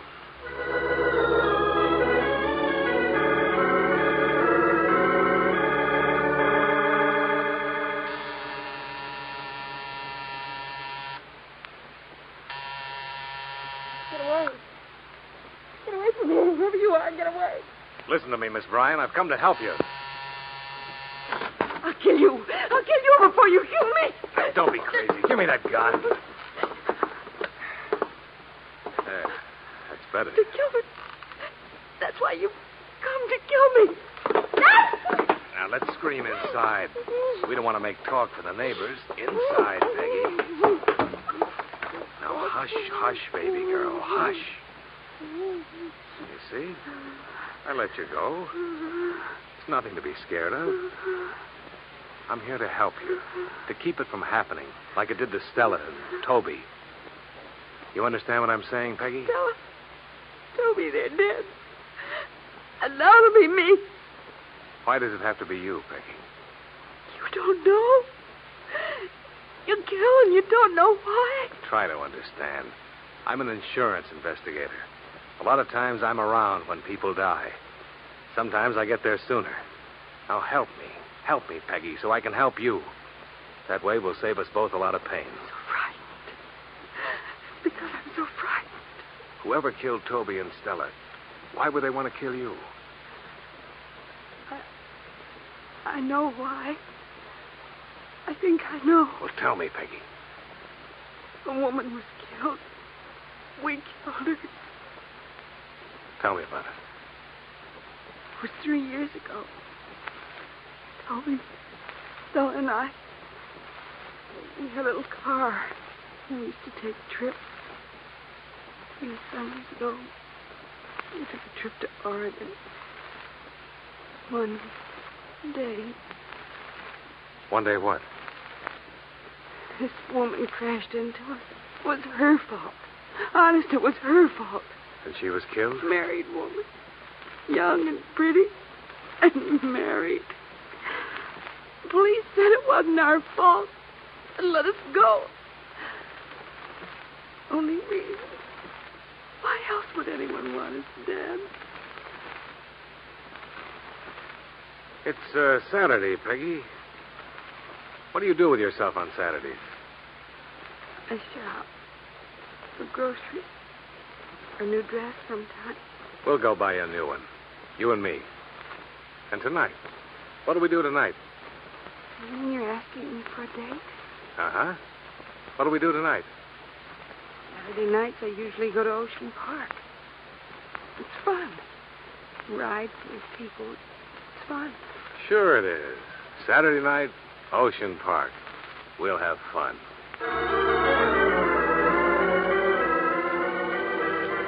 So I made a lot of phone calls. To my hotel to tell Judy I was going to Ocean Park with a girl named Peggy Bryan, in case anyone inquired. Then I called Agent Phil Gardner and let him know where I was going. Finally, I called Roy Fulton, Toby's boyfriend, and let him know all about my plans for the evening. And then I went shopping with Peggy Bryan and then took her to Ocean Park. Peggy Bryan, Pigeon. Let's just walk for a while, Johnny. Whatever you say.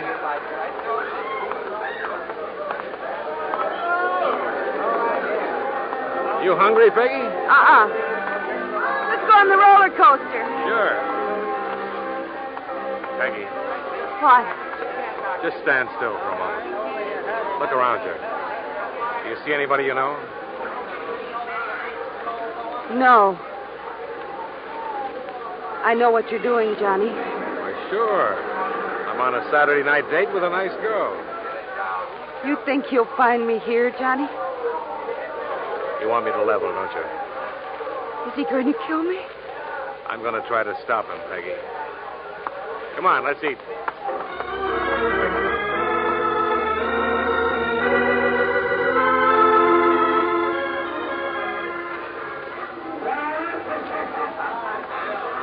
2 tickets, please. Thanks. Let's go, Peggy. Stay close to me, Johnny. A girl can get lost in the fun house.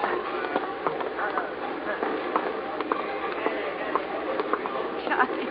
Oh, Johnny. What's the matter, Peggy? Nothing. I'm having such a good time. Ever been through that spinning barrel? Oh, I always fall down. I'll hold your hand. Johnny. What? That man over there. He watched us buy our tickets. Which man? The tall one. Yeah, I see him. Peggy, walk through that spinning barrel. Fall down if you have to, but get right up and get out on the other side. Is he the one? Go on. I'm right in back of you. He's following us. Get out of this thing fast. I'm staying. I've been tailing you, Seamus. I've been waiting.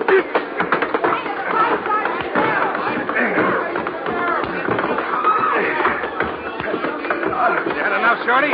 Yeah. Come on, I'll drag you out of here. Now talk. Talk or so help me. You're crazy, Seamus. Talk. You think I killed her? I didn't kill Stella.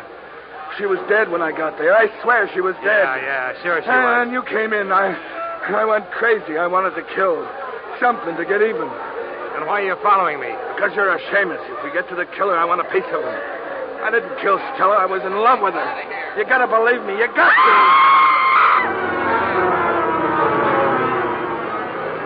Peggy, what's the matter? The mirror!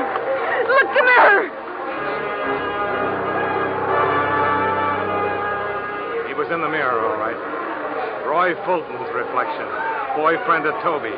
Long and thin as if he'd been squeezed together, which included the gun he was holding. I pulled Peggy down on the floor with me and grabbed for my gun. It's her, Boss Dollar. It's her. I want him. Something happened to him. Something red that splintered on the front of his shirt. But he kept coming. Then the something caught up with him.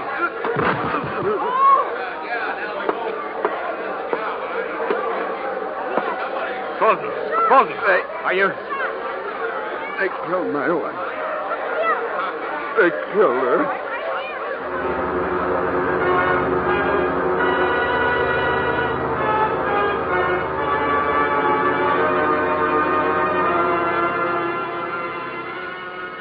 Expense account item 4, 1995. To dress a pigeon named Peggy Bryant. Item 5, $112 miscellaneous. Hotels, meals, roller coaster ride, funhouse, etc. Expense account total, $366.05. Remarks, pay Phil Gardner, agent, face value of $50,000 policy on Toby Drake. Well, all in all, from your point of view, my trip to Hollywood was a failure.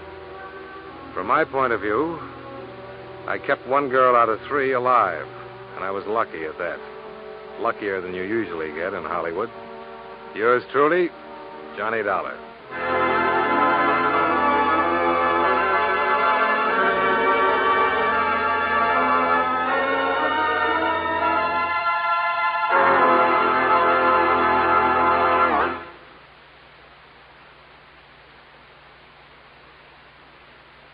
Yours truly, Johnny Dollar, stars John Lund in the title role and was written by Morton Fine and David Friedkin with music by Eddie Dunstetter. John Lund can currently be seen in the Universal International picture Just Across the Street. Featured in tonight's cast were Raymond Burr, Dick Ryan, John McIntyre, Sidney Miller, Victor Perrin, Virginia Gregg, and Jeanette Nolan. Yours truly, Johnny Dollar, is transcribed in Hollywood by Jaime Del Valle.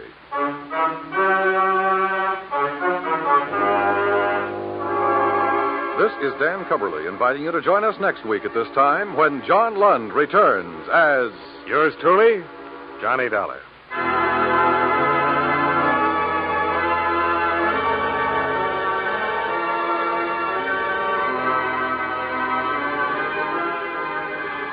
Tomorrow, Gangbusters brings you on CBS Radio another true crime story, naming names and places, giving complete details on the operations of a ruthless criminal gang, showing you how the cops, after a bitter manhunt, put them out of business. Every Saturday night on most of these same stations, hear Gangbusters, the program that gives criminals wanted descriptions that help the public enforce the law and often collect rewards for their good citizenship. Gangbusters, Saturday nights on CBS Radio.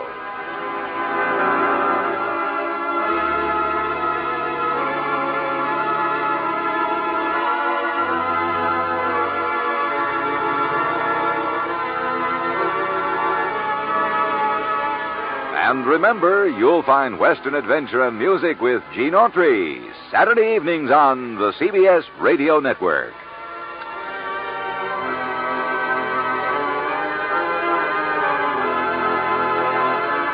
From Hollywood, it's time now for John Lund as Johnny Dollar. Dollar, my name's Younger. Lieutenant Walt Younger. I'm with the Marigold Police. Marigold Police? I guess maybe you never even heard of my little town, about 50 miles to the north. Oh, yeah, sure. I understand you're a pretty good friend of Joe Hickey's, Mr. Dollar. Joe Hickey? Yeah, I know Joe. Used to do a little work for me now and then. That all? Yeah. Why? Joe was killed last night, Mr. Dollar. Shot to death. Found his body this morning. I'm sorry to hear that, Mr. Younger. Anything I can do? If you could get away for a couple of hours and come on up here, we'd sure appreciate it. Sure, I'll come up, Mr. Younger.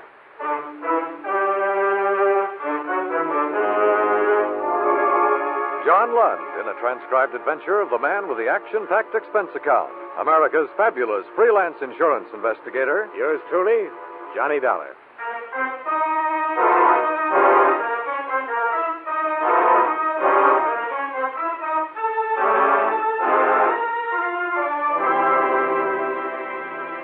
Expense account submitted by Special Investigator Johnny Dollar to Chief of Police, Marigold, Connecticut.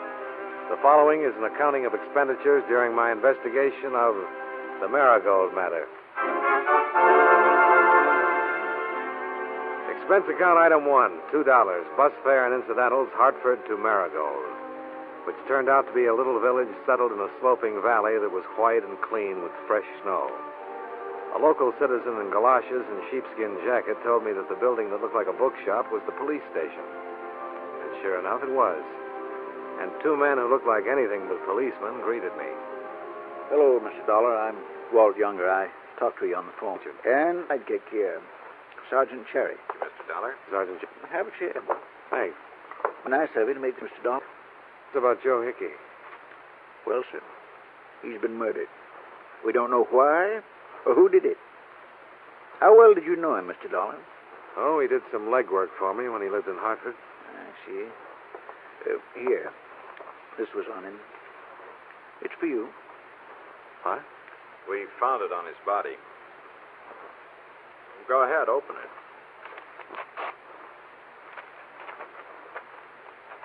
What's it say? Hi, Johnny. How are you? Good, I hope. I'm in the loan business up here now. You ought to come to see me. Besides, there are some funny things going on. And I could use some help from you for a change. Could you come up and give me a hand? Regards, Joe Hickey. Dated yesterday. Guess he never got to mail it. Yeah. When'd you hear from him last? Oh, it must be 2 years anyway.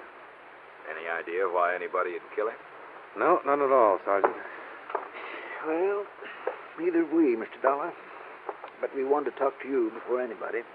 With that letter and all, it looked like a pretty good place to start. Well, I'm sorry I'm not more help, Lieutenant. Wish I were. Would you like to be? Yeah, I would. Cherry and I are the only cops on the Marigold force outside of 4 kids we got in uniform. We've never had a murder here, Mr. Dollar. We don't have a lot of facilities for this kind of thing in my little town. Well, if that letter had been mailed, I'd probably be here right now anyway, Mr. Younger. Hickey was a nice little guy. I'd like to help.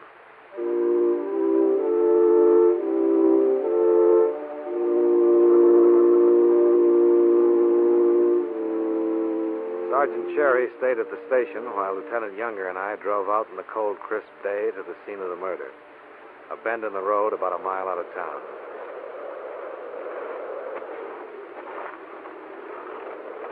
Found his car parked over there. Passerby saw it and reported it. Uh-huh. I figure he drove out with whoever killed him. Could he have met the killer here? Well, no prints in that snow over there. Of course, snow's awful dry and the wind blowing. Tracks could be covered, too. Wind enough to cover a gunshot, you think? I think so, yeah. What did you find on him? Everything. It wasn't robbery, it was something else. Maybe revenge. How's that? Well, I don't know, Mr. Dollar. Joe Hickey was in the loan business. He might have made some enemies. Can you think of any offhand? No, not yet. Can you? No. Any old ones over in Hartford? Not that I know of. Bullets came in at close range. He must have trusted whoever did it. Where's the body? The morgue, waiting for an autopsy. Now, if I was a big city force, I'd have all that done already. And I'd have a lot of questions to ask a lot of people. But I don't have anything yet. Kind of like to peek around first and see just what kind of questions I'll want to ask when I do ask him. Well, maybe that's the best way, Lieutenant. Who saw him last? His wife. I talked to her. Ever met her? Once or twice, yeah. How'd you like to meet her again?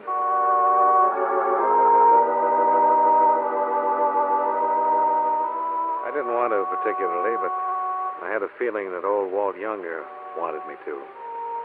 He waited for me in the car as I went in to see Joe Hickey's widow. She'd aged a bit since my days, but not too much. It was sweet of you to come all the way out here, Johnny. I'm glad you're here. Nice to see you again, Pat. I'm sorry the circumstances are what they are. Johnny, I can talk to you, can't I? Why, sure, Pat. What is it? Oh, I feel so awful. Joe and I hadn't been exactly hitting it off lately. I'd been thinking of divorcing him for some time. Uh-huh. Would he give you one? Well, no, not exactly. Oh, stop it, Johnny. Don't look at me like you're a policeman or something. You don't think I had anything to do with killing him, do you? I didn't say that. Well, you looked it. Well, I didn't mean to. Just that I haven't seen him for a couple of years, and all of a sudden he's been murdered. So I'm here asking about it. Johnny, he was my husband. And a second ago, you were telling me you were thinking of divorcing him. Did you love him? I didn't love him. I didn't hate him. Don't, Johnny, not to me. Where were you last night, Pat, while he was out being killed? Here, alone. He left about 8 o'clock and said he had some business to attend to. He never came back. Anybody call you? Anybody drop in and see you, Pat? No. Did he happen to tell you why he was sending for me? No. Did he mention my name at all? No. Johnny. What? I've done nothing wrong. I'm sorry, Pat. I didn't think you'd mind the questions from me. Well, I do. Somebody's going to have to ask them sooner or later. I'd rather it wasn't you. I thought you were my friend. I am. And I was Joe's friend. Please go. Okay, Pat.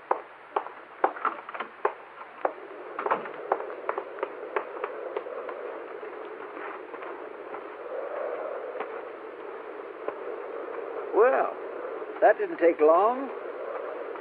Not very pleasant, huh? No. Murder never is. Come on, get in. Am I doing your dirty work for you, Lieutenant? Well, now it all depends on how you look at it. For me, or for him, either one. This stuff's got to be done. Only so many people in this town, and one of them killed him. Left him there in the cold snow. I'd like to know who it is. Yeah, so would I. Well, what now? You just talked to the nearest of kin, and last one to see him alive. I was hoping you'd map out the next move. Who do you work with? He had a girl helping him in the office. Maybe she can help us. Maybe she can.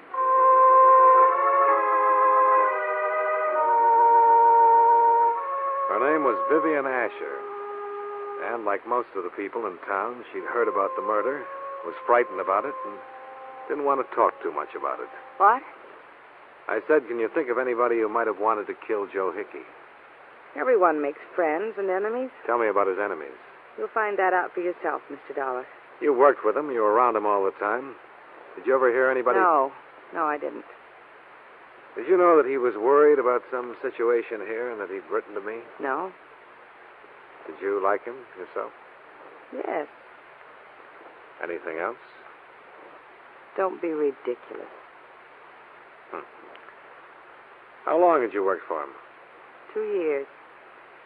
Did he treat you well? Fine. We got along fine. And incidentally, I didn't kill him. I was at the Shamrock Grill last night, from about 8 until 1. People saw me there. Oh. You're pretty efficient, after all. I try to be. I wish you'd loosen up on those people in town he didn't get along with.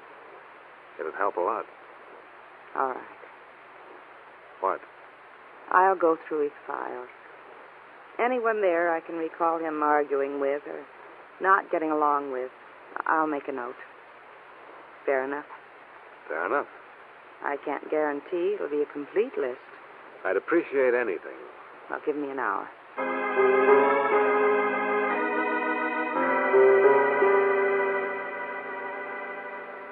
I could think of a lot more questions I wanted to ask her, but I was more anxious to see what kind of list she'd get up for me.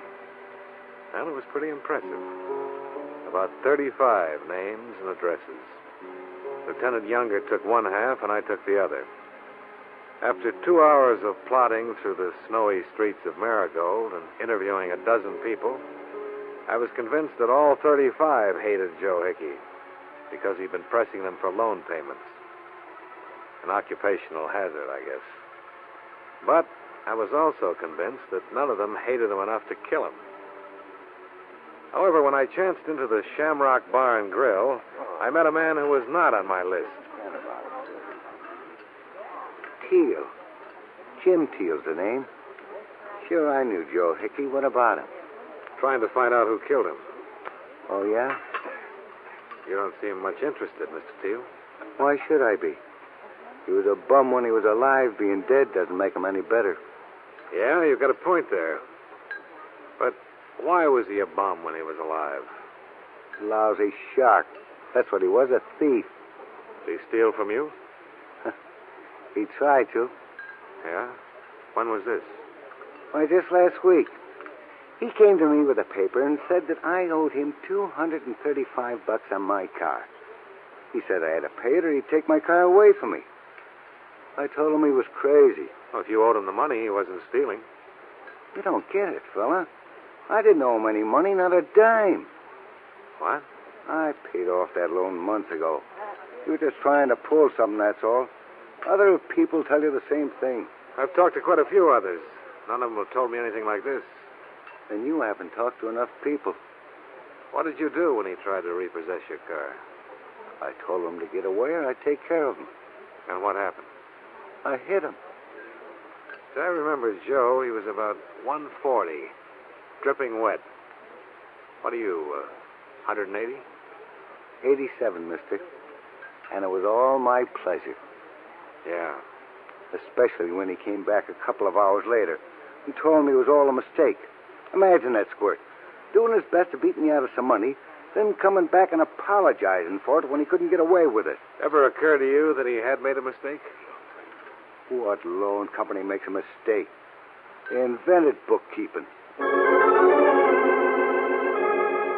Mr. Teal glowered a few long seconds, chewed on a toothpick, and let me know more of what he thought of Joe Hickey as a person. I'm afraid I wasn't listening too closely to what he had to say because I was still thinking of what he'd already said about the matter of bookkeeping. I decided I'd like to talk to Vivian Asher once more. Oh, yeah. I remember Mr. Hickey did argue with him. He wasn't on the list you gave me. Well, I told you it wouldn't be complete. I'm sorry. Okay. Did you think of any others? No. Would it be possible for me to see the file on Jim Teal? Why? I'd like to know what it was all about. I can tell you. Well, tell me then. I made a mistake. And Mr. Hickey thought it was a collection. That's all. When he came back to the office, I told him about it. Doesn't it seem reasonable that such a thing could happen? Yeah? Or doesn't that policeman's mind of yours think that people can be human beings? I'm no policeman, Vivian. You're acting like one. Funny. Second person who's told me that since I've been here. I'll have to see those files. Do you have a search warrant? I suppose I can get one. Well, why don't you do that, Mr. Dollar? Yeah. Why don't I?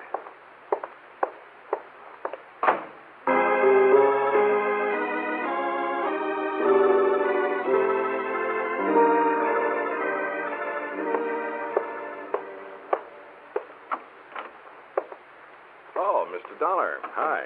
Hello, Sergeant Cherry. Is Lieutenant Younger back yet? Not just yet. Can I help you? Yeah. Can you get me a search warrant for Hickey's Loan Company? You run across something, Mr. Dollar? Maybe. Well, I'll have to call Frank Pretorius. He's the county attorney. Might take till tomorrow morning. Oh. We're not incorporated here, you know. Not very fast. No. Well, never mind. Look, I picked up this ashtray in Vivian Asher's office. There's some good prints of hers on it. Can you wire them out when you go over to the county seat? Yeah, sure. Do you think that she had it? I don't know. Just checking. Somehow I think that she might have a background. Really? After Sergeant Cherry left, I found myself holding down the desk in the Marigold police station. A light snow began to fall, and in an hour the whole town was wearing a new blanket of white. Lieutenant Younger stomped in, reported no luck, but wondered if I'd like to revisit the murder scene with him. I said I would, and we drove out there once more.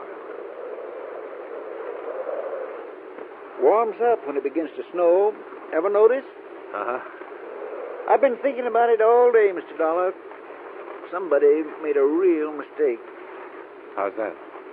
They didn't expect Joe Hickey's body to be found till spring. Look, we found it right there. But if he'd fallen down over there, why, he'd have been covered with 20 feet of snow before winter was over. Yeah. Seems logical.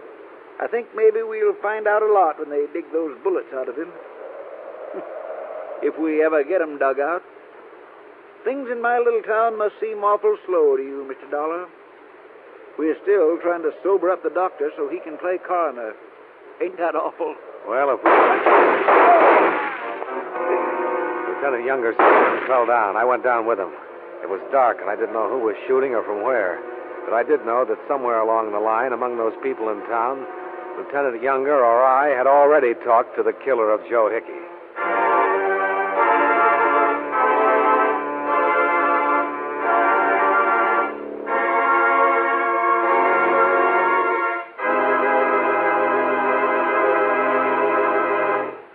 We'll return to yours truly, Johnny Dollar, in just a moment.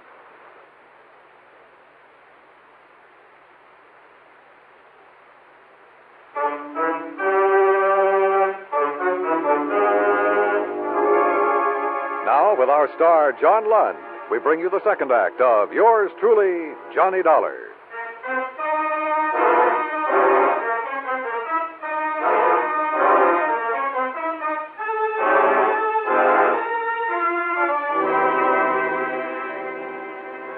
Whoever fired at us did it from the road that ran above the small ledge we were standing on. Neither one of us was armed, and there was nothing to do but stay close to the ground. When I heard a car sliding away down the road, I figured it was safe to get up. Lieutenant Younger was crumpled in the snow, his blood staining it. But he was still alive. I got one in the leg and one in the shoulder. Yeah. I better get a tourniquet on that leg. Take my belt. Oh, yeah, my tie will do. This isn't a very safe part of the country to be in, is it? No, not very. There. Now, how's that?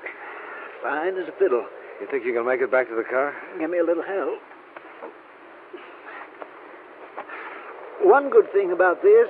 What's that? Exhibit A is in my leg.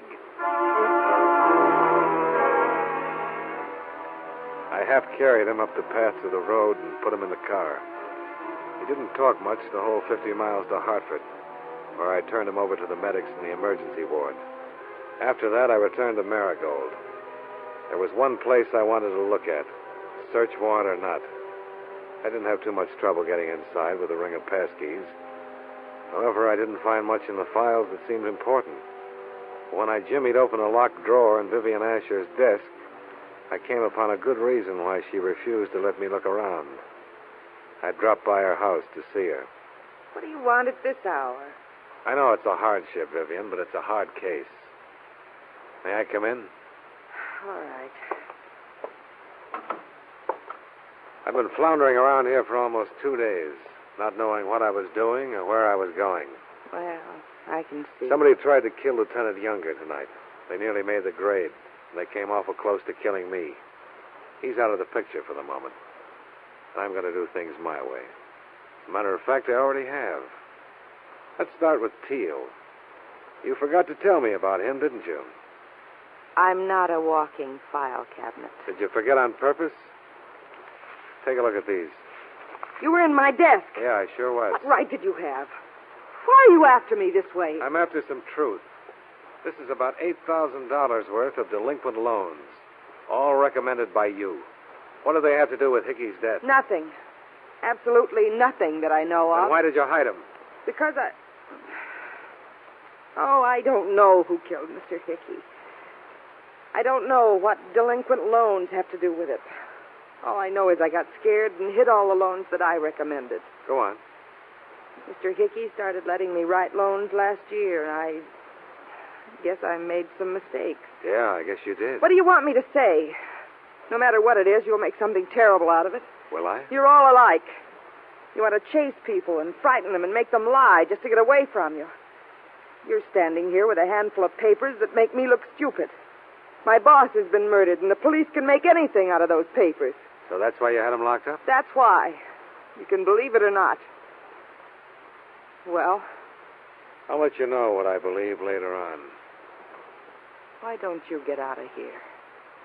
Why don't you get out of here and leave me alone?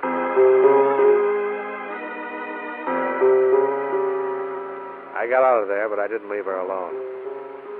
Instead, I stepped around to the side of the house and watched her through the dining room window as she told her troubles to an unidentified party over the phone. When she hung up, I moved around to the front of the house and took a plant across the street. Nothing happened. About midnight, she turned out the lights and went to bed.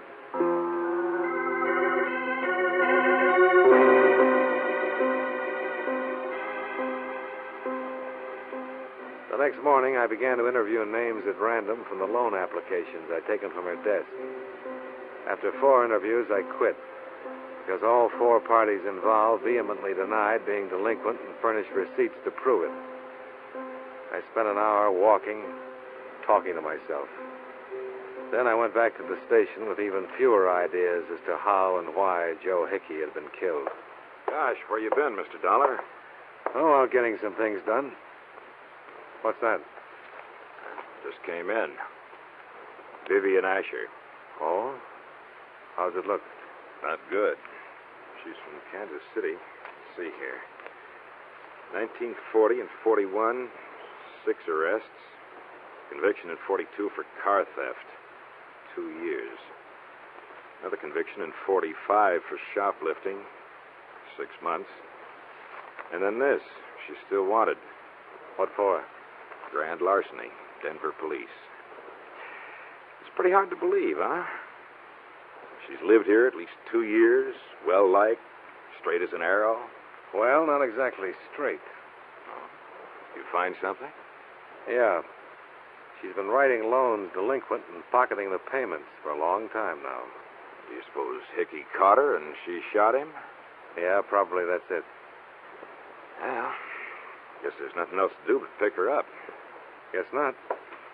You mind holding it down here? I'd like to go with you, Cherry. Okay, Mr. Dollar.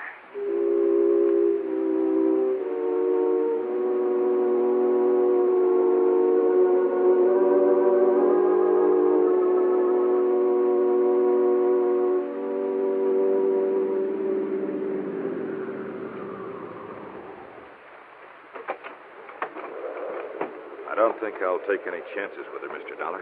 No, I wouldn't. No, sir. She's been acting up quite a bit. Hickey dead, Walt all shot up. Yeah.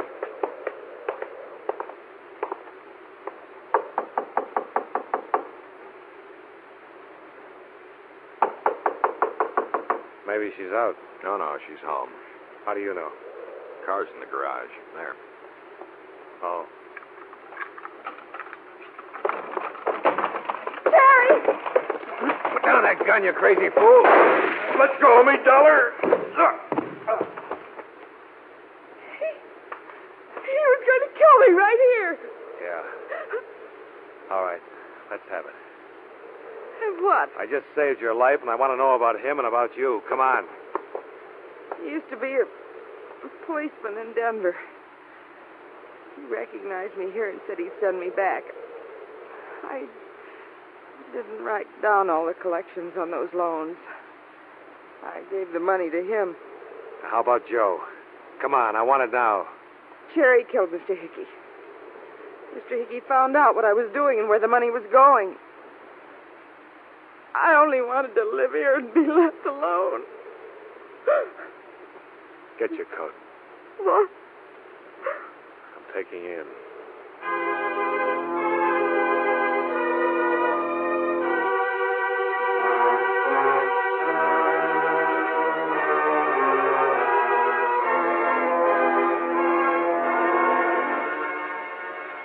A check with the Denver police revealed that Cherry had been on the force there for a short time, then been discharged for conduct unbecoming an officer. A ballistic expert in Hartford matched slugs from Hickey's body and Walt Younger's leg. Both sets came from Cherry's .38 service revolver. He was arraigned and booked on suspicion of murder, with Vivian Asher named as his accomplice on a charge of grand theft.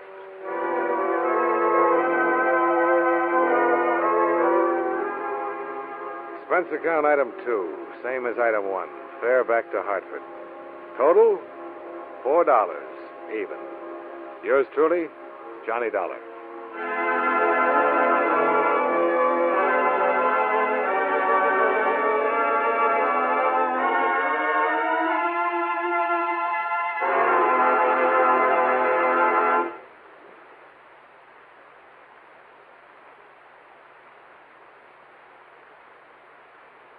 Yours truly, Johnny Dollar, stars John Lund in the title role and was written by E. Jack Newman with music by Eddie Dunstetter.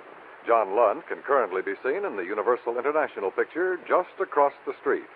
Featured in tonight's cast were Parley Bear, Howard Culver, Vivi Janis, Virginia Gregg, and Jim Nusser. Yours truly, Johnny Dollar, is transcribed in Hollywood by Jaime Del Valle. This is Dan Coverly inviting you to join us next week at this time when John Lund returns as... Yours truly, Johnny Dollar.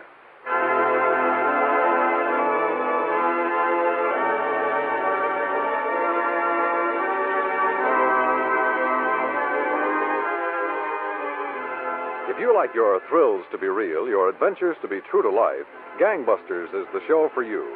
Every Saturday night, most of these same CBS radio stations bring you this enthralling drama that names names, places, and dates in the nation's battle against crime. Oftentimes, the police official originally involved in the case narrates the story. Full of action, bravery, and realistic excitement, Gangbusters brings you new thrills straight out of life every Saturday night on CBS Radio.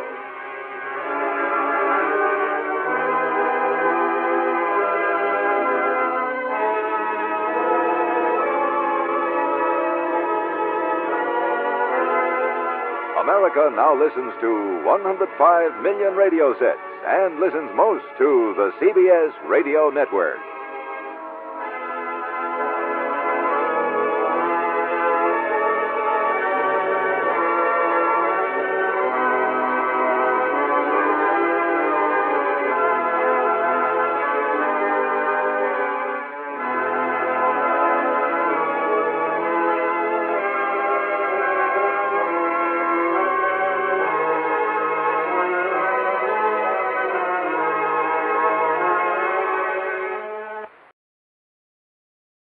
From Hollywood, it's time now for John Lund as...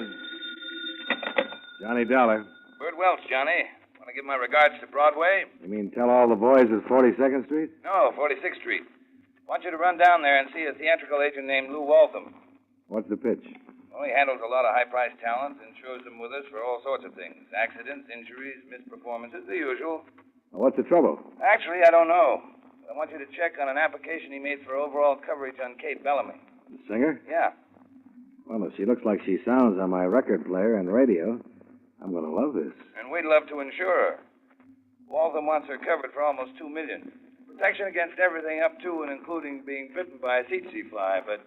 But what? The answers to the application questions don't seem to check out. I think we'd like to know a little more about the girl. As a matter of fact, I think Waltham would like to know a little more himself. Well, that makes three of us, because now you got me interested.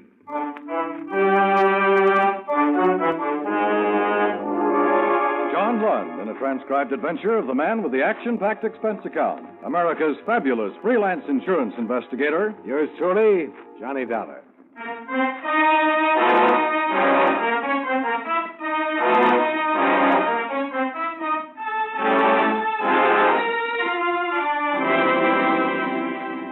Expense account submitted by Special Investigator Johnny Dollar to Home Office Hemispheric Insurance Company, Hartford, Connecticut. The following is an accounting of expenditures during my investigation of the Kay Bellamy matter. Expense account item 1, $22.40. Plane fare and incidentals from Hartford to New York and cab fare to the Madhouse on 46 off Broadway, where Lou Waltham housed his talent enterprises. I ran the gamut of would-be thespians, and his haggard secretary covered my rear valiantly as I plowed my way from the outer office to the inner sanctum. You're the guy from the insurance company? Yeah. Is it always like that out there? I think I went suddenly deaf. Yeah, you're all right. This office soundproof. I'd go nuts if I had to listen to that yammering all day. There's Lou Waltham. Boy, Welch told me he was sending you down. About the policy you want him to write on Kay Bellamy. He doesn't think the application is as neat as it might be. Yeah, she's a valuable hunk of talent. I gotta have coverage. Well, then we need information. I need some myself. This time has been a headache from a word go. Maybe you better tell me about it. I'll give it to you straight. I picked Kay up, well, a little more than 2 years ago. She was nothing, nobody. Doing a stripping burlesque, singing a song, once in a while. I heard something in her voice, though, something them other guys missed.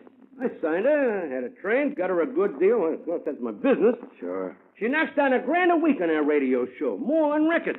I could put her into the $5,000 class in no time, but... For what? Huh? Well, I'm going to tell you. See, she won't let me. She keeps sending me to the aspirin factory. Look, let me tell you this. 2 months ago, I get her a picture deal, Hollywood. Got it all sewed up. Big dough, billing. So what happens? I tell her and she screams like a banshee. No pictures. What is she, a screwball? Screwball? Take any nut in that outer office out there, and I'd lay 8 to 5 that handling them would be a vacation after Kay Bellamy. Yeah, I may be talking myself right out of the policy I want. But listen, you want to know something? One of the things she does... Just Go one. ahead.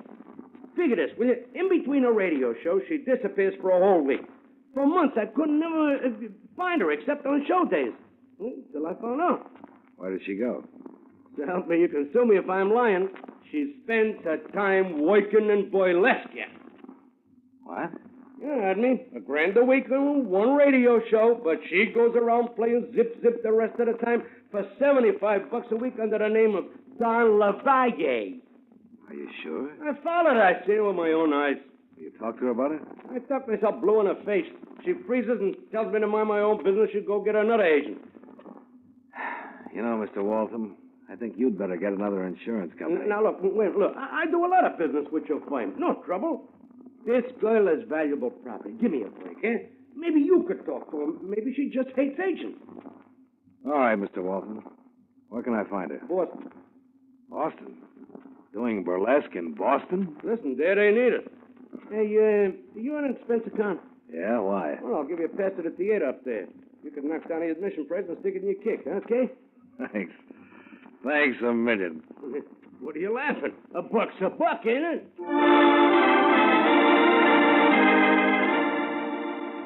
Expense account item 2, $19.45. Cab and plane fares between Lou Waltham's New York office and the Burley Q Review in Boston, where Kay Bellamy, with a little Turkish veil hiding her face on the billboards, was dancing under the name of Dawn LaValla. The theater was closed in the later afternoon, but the sound of a piano came from the stage door alley. I walked backstage. There was no doorman, so I went through to the wings. Dawn LaValla was on stage, and the dance she was doing was enough to make me forget the inadequacies of the pianist and the despairing tone of the dance director as he tried to whip the lumbering chorus into a semblance of unity. All right. 1, 2, 3, 6. 1, 2, 3, 6. Keep in step, keep in step. Get right. Got it, son, got it. You, Lorraine, which is your left foot, darling? You only got 2. Make a choice. What do you want bucks a week? Vera, Ellen, I'm tired. You're tired. Back it up, will you, Luxie? We're all tired. You don't need me for the rest of the numbers, do you? No, you're all right, Dawn, darling. Go get dressed, sweetheart. She walked into the wings, moving toward me in the semi-darkness. The piano had stopped, but she carried her own music with her as she moved. And it wasn't burlesque music. This girl was definitely on the symphony side. All right, girls, now get together and let's Miss Bellamy? Step 1, sweetheart. What did you call me? Kay Bellamy. All right, Sam. That is your name, isn't it? No, mister. Whoever you are. What are you doing back here anyhow? Get out of my way and let me pass. Look, I just want to talk to you for a minute. My name is Dollar. I'm from Hemispheric Insurance. Look, Farrell, maybe you didn't hear the lady. She told you to get out of here. Don't get dressed, baby. I'll cool this stage door, John, and wait for you. All right, Crow. You came in the wrong door, but the box office is around front. Listen, hard boy, I got business here. My name is Dollar. I know who you are, I know why you're here, and I got reasons why you should blow. Meaning the gun you're holding in your pocket? Kay ain't interested in any insurance. Just go tell Lou Walton to insure himself and drop dead. And if I don't? The gun can get awful nasty, Mr. Dollar. All right, Mr. Crow. As long as this isn't a personal matter. But if it ever gets personal, I'm going to feed you a face full of nothing. I'm glad you said that. I'll tell the boss. Then if you keep nosing around, maybe he'll issue me a special hunting license. Just for you. The lovable Mr. Crowell had told me 2 things. One was that he had a boss. And 2, Kay Bellamy was also taking orders from somebody. I found a cafe around the corner from the theater. When the rehearsal broke, some of the cast wandered in. I went in, too. I got a seat at the counter next to the girl called Lorraine. I just want a cup of coffee when you get a chance, Joe. Hello. Hi. You had a little trouble at rehearsal, didn't you? Yeah, I always have trouble. Were you there? Yeah, in the wings. I thought you were doing fine. That Lutzy gives me a pain. He's always putting on the big act, like he was doing a Hollywood musical or something. Who's Lutzy? Lutzy Lazario, the dance director. You saw him. He's over in the corner booth there with Valerie, one of the new girls. He thinks he's a regular Romeo. Continental type, huh? Yeah, Continental Brooklyn, if you ask me. He made a play for Dawn, but she brushed him fast. So Lutzy has a big crush on Dawn, huh? He'll forget it if he's smart. She's aiming for bigger moose than him. Like who, for instance? Some guy named... Oh, hey, that's my date honking for me. Never mind that coffee I ordered, Joe. I gotta go. I'm sorry I can't keep you company. Oh, that's all right, Lorraine. I think I'll go over to the corner booth and join Lutzy and his girlfriend. Okay by me if you ain't particular, mister. No. You know something? Appreciation for the dance is not what I've been accustomed to. If people who knew me as an artist ever found out... You're Lutzy Lazario, aren't you? Oh, yes, I'm Lazaro. Didn't I see you backstage during rehearsals? Yes, I was watching your work. Oh, that's right, yes. You are in the business? Well, in a way, I'm doing a little scouting for Lou Walton, the agent. He's got a chance to sell some talent for a big Broadway musical if he can find the right people. Well, sweetheart, won't you sit down, Mr. Dollar, Johnny Dollar. Yeah, Dollar. This is Valerie, Mr. Dollar. She's in the chorus. And this is a great pleasure, Mr. Dollar. Of course, you don't know it, Lazario, but I've had an eye on you. You and the star of your show, Dawn LaValla. Oh, I am so ashamed that you should find me in such a place. It has been a thing I've been doing, temporarily, waiting for a break. Yeah, I understand. How about the girl, though? with Dawn. Oh, you can get her to leave here, Mr. Dollar. There ain't as much dough on all Broadway as she could get just by marrying a guy that's after her. Besides, if you're looking for a real dancer, Dawn's boyfriend sounds like big money. More than just money, Mr. Dollar. Real big shot family. He's Martin Bayard Cullen III. Her breath was singeing my eyebrows, but it was the name that really made them curl. Martin Bayard Cullen III. Connections with a capital C. Kay Bellamy was really moving into the big leagues and doing it the hard way, via burlesque runway. Didn't add up. You're wasting your time with Dawn, Mr. Dollar. Besides, I'm a better hoofer than she'll ever be. All I need I know, Valerie, a break. That's what we all need. Just one good break. I'll see both of you later. Expense account item 3, $5 for a Boston hotel room, since I decided to stay over and see the show at the Burley Q Review.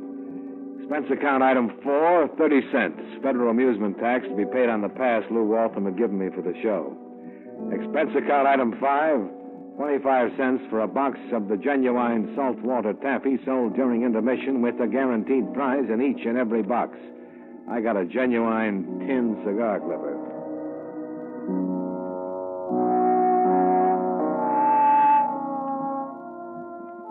I watched Kay Bellamy, masquerading as Dawn Levia, take off everything the law would allow except the veil that covered the lower half of her face. Then, emotionally exhausted, I went back to my hotel and slept. It was noon when I was wakened by a knock on the door.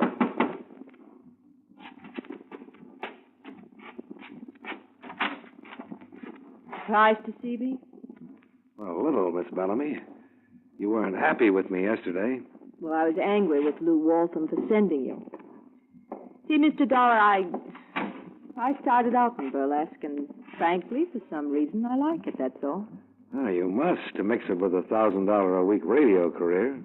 Sometimes a farm kid makes good in a big city, gets his own swimming pool. But when he gets a chance, he takes off his shoes and goes wading in the brook. Sometimes. That's the way it is with me. A lie like that ought to get your pretty mouth washed out with soap. Why should I lie to you?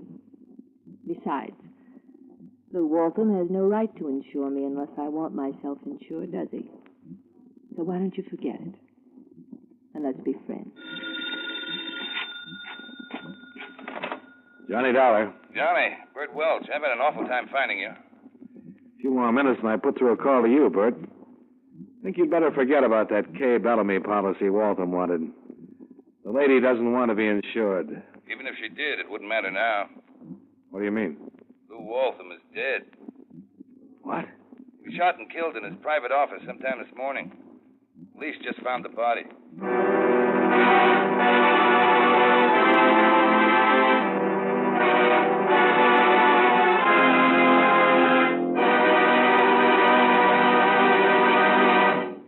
We'll return you to yours truly, Johnny Dollar, in just a moment. Right now, our country is engaged in all-out effort to fight off aggression and preserve our democratic freedom. The future of America concerns us all. That's why we should all help to make that future as bright as possible. By buying United States defense bonds, you can help make American freedom secure. And at the same time, you'll be automatically saving for your own financial security. Buy an extra bond for defense.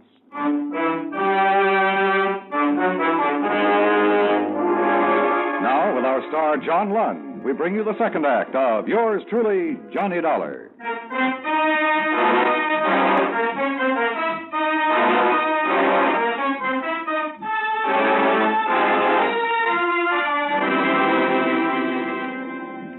I grabbed the first plane out of Boston and was back in New York by late afternoon.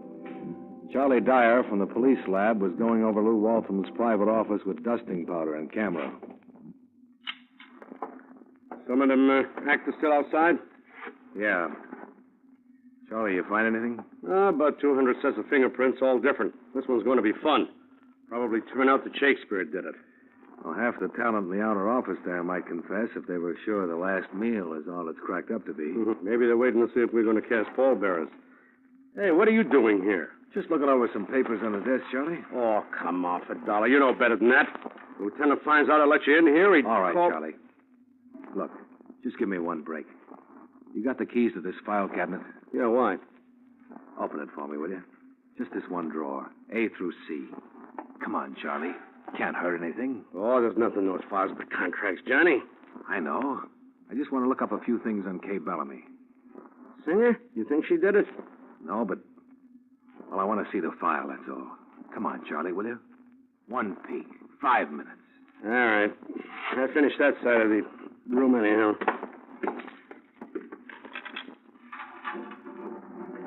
Go ahead, take the folder you want, Johnny, but I want to see what you're doing. Here it is. Kay Bellamy. Just curious about something. What? Why a doll with her voice and face and figure isn't on television? Oh, for crying out loud. Go out and take a seat on the bench with the rest of those nuts. I didn't even hear him. Kay Bellamy's contract with Lou Waltham was a dilly. No personal appearances, no club dates, no publicity pictures released without her approval, no studio audiences permitted at her broadcasts, no television shows. Look, Johnny, will you finish that and get out of here? I'm finished, Charlie. Why, she ain't on television. If you ask me, she must have a face that'd blow out the transmitter. What makes you say that? Pictures of her in the photo file. Where? Bottom drawer there says photos. I want to see those, too, Charlie. There's nothing to see. Hats with veiled silhouettes, even in the newspaper clippings. She must really be ugly. Yeah, there's the only shot without a veil. Her and some guy wearing big hats. Shadow all over the faces. Mexican sombreros. Mule and cart in the background. This must have been snapped in Mexico. Come on, put him back, Johnny, and clear out. There's nothing to see. He was wrong. There was something to see in that Mexican photo, all right. Not Kay Bellamy's face, but her hand holding the rim of the sombrero. And on the hand, a wedding ring.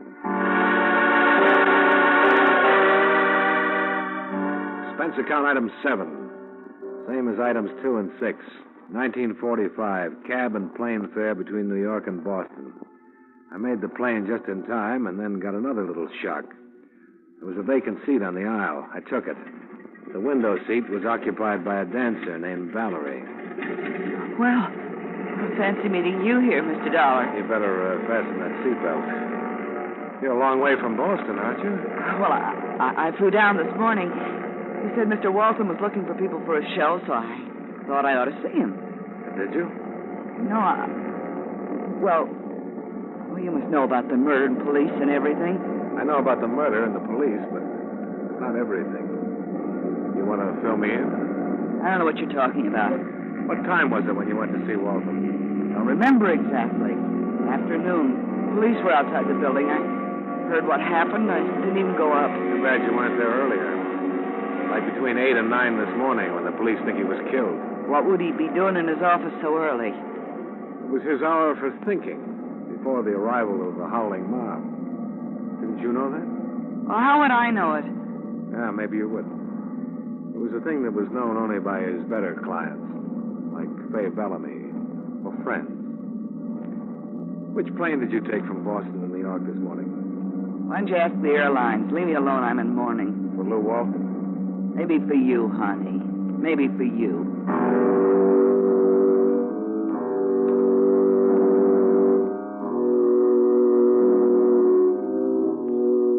A lot of people were tying up together, and they were all tying around Kay Bellamy. But there was still no sign of the payoff. I had to find out where Martin Bayard Cullen III came into the picture.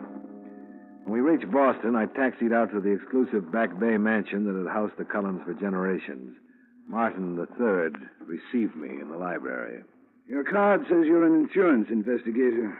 Whatever your business is, I would prefer it if you would take the matter up with my business counselors. Well, it's the kind of business they might know about.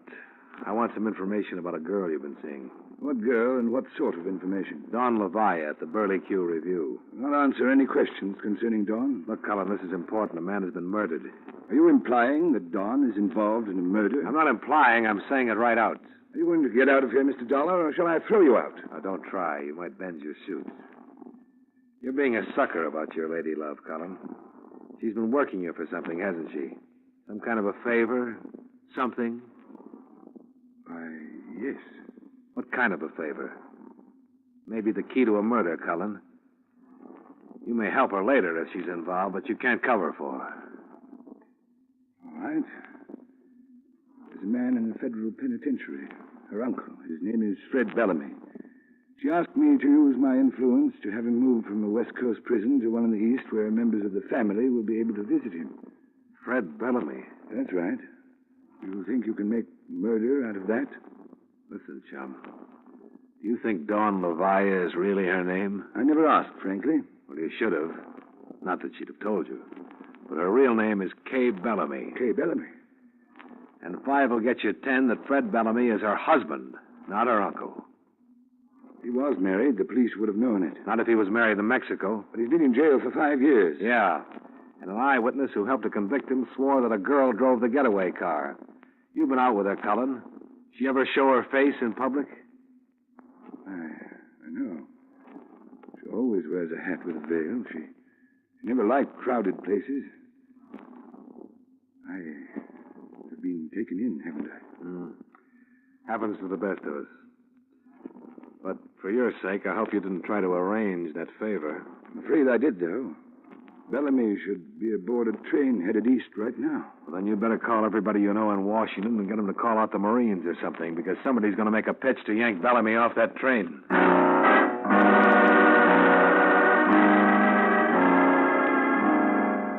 But it still didn't solve the murder of Lou Waltham. He'd found out the same things. That was certain. But how? I kept thinking about it on my way down the gravel driveway from the Cullen house. Then I reached the street and started to think of another murder.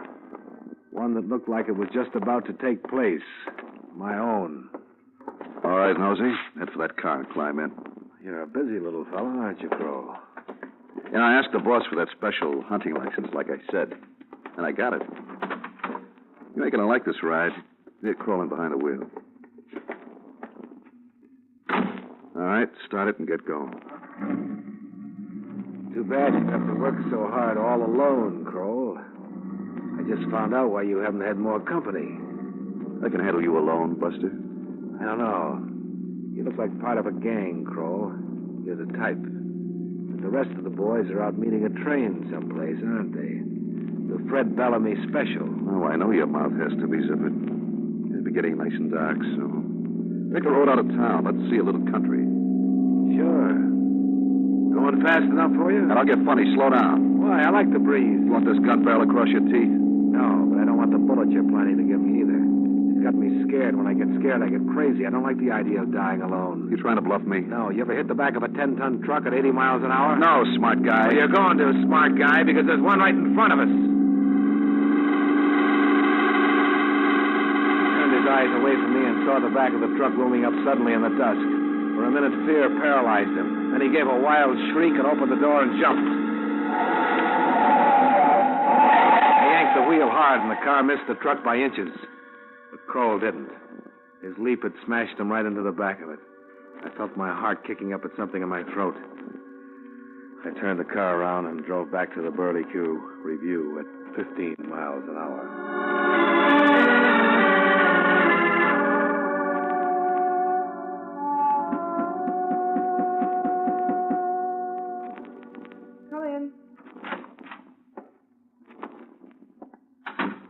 Hello, Kay. Oh, it's you. Yeah. Tired of running, Kay? Yeah, tired. Your husband isn't going to get off that train. The gang will be picked up, too. I know. I just had a phone call from Martin Bayard Cullen III. He made me feel like it was rotten. I did it because I had to. Your husband wasn't going to let you enjoy the comforts of life while he rotted away in jail, was that it? Yes. He let me take the radio job because he thought he might be able to buy his way out with the money. Out of a federal pen? He was dreaming. I'm glad it's over. He had Kroll and the other boys watching me. Told him to keep me working in burlesque. Make things rough for me. So I'd never forget what a bad time he was having. I'd better call the police, Kay. You don't have to, Mr. Dollar. I called him myself 2 minutes ago. I'm just waiting. Okay, you've seen the farewell performance. Now, why don't you leave me alone? Please. Sure. Oh, Mr. Dollar.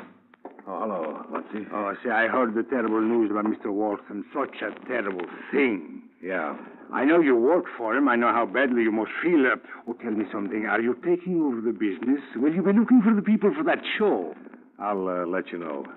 Is Valerie around? Yeah, in the manager's office, just over there. Mr. Kroll's office. You know Mr. Kroll? Yeah. I met him around a couple of times. Thanks.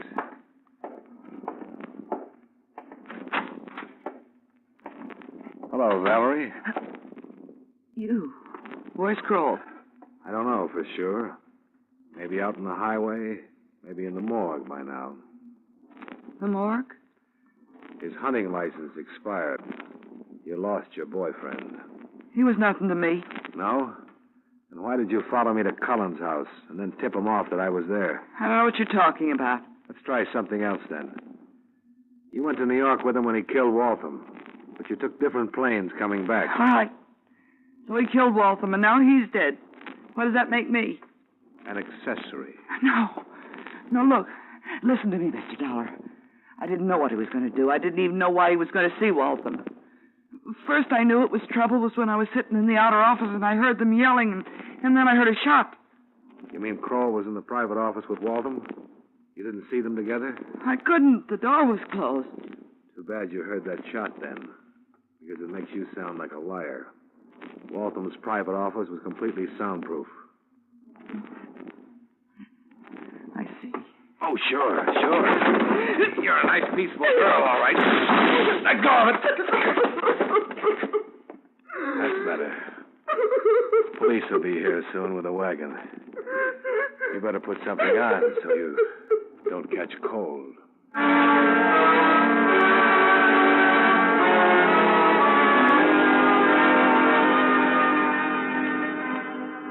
And that's about it for the bump and grind artists. Lou Waltham never insured himself because he had nobody to leave it to, so there's no loss there. Of course, the Kay Bellamy policy was never issued. You lose a fat premium, but don't fret over it. Clause 42A would have cost you a mint, the one about missing performances. She'll be missing them for the next 10 years. I guess your total loss lies in my expense account. Item 8, $43 miscellaneous. Item 9, $6.10 train fare from Boston back to Hartford, Connecticut. Please note that I did not charge you for the admission pass that Waltham gave me to the Burley Q Review, nor did I charge you cab fare from the Cullen Mansion to town, since Kroll provided car service. Expense account total, $135.40. Yours truly, Johnny Dollar.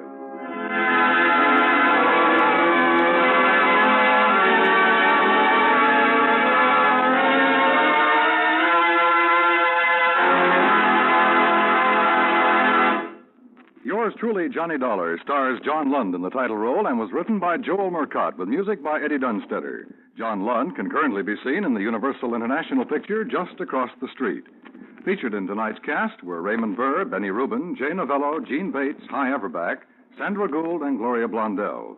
Yours truly, Johnny Dollar, is transcribed in Hollywood by Jaime Del Valle.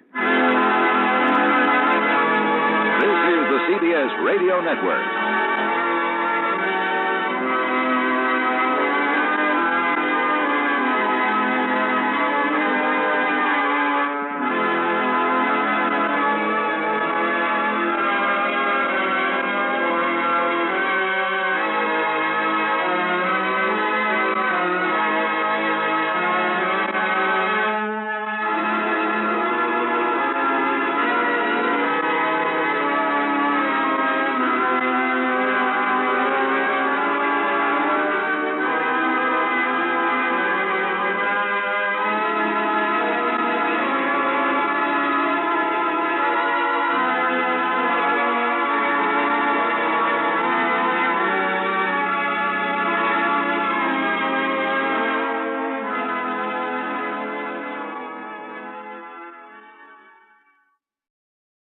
From Hollywood, it's time now for John Lund as Johnny Dollar. Niles Hartley, Johnny, Columbia Life. Niles, how are you? I thought you were in Chicago these days. I am. This is long distance. We have one here that's a pip. Tell me about it. One of our brokers wrote a $50,000 straight life policy on a man named Lane. Mr. Lane up and dropped dead a couple of days ago. Uh-huh. And you'll never guess why. Why? He starved to death. What? Honest. He died of malnutrition. A man could afford to buy that much life insurance, but he couldn't buy himself a hamburger? Interested? Very. Get yourself an airplane, boy. I'll be waiting for you.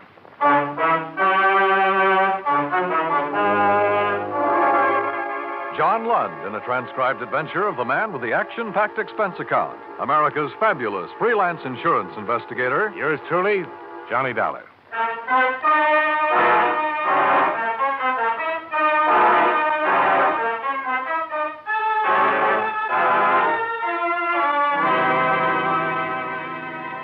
Expense account submitted by Special Investigator Johnny Dollar to the Columbia Life and Accident Insurance Company, Meston Building, Chicago, Illinois.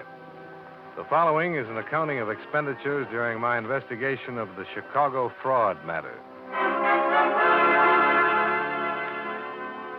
Expense account item 1, $78.13.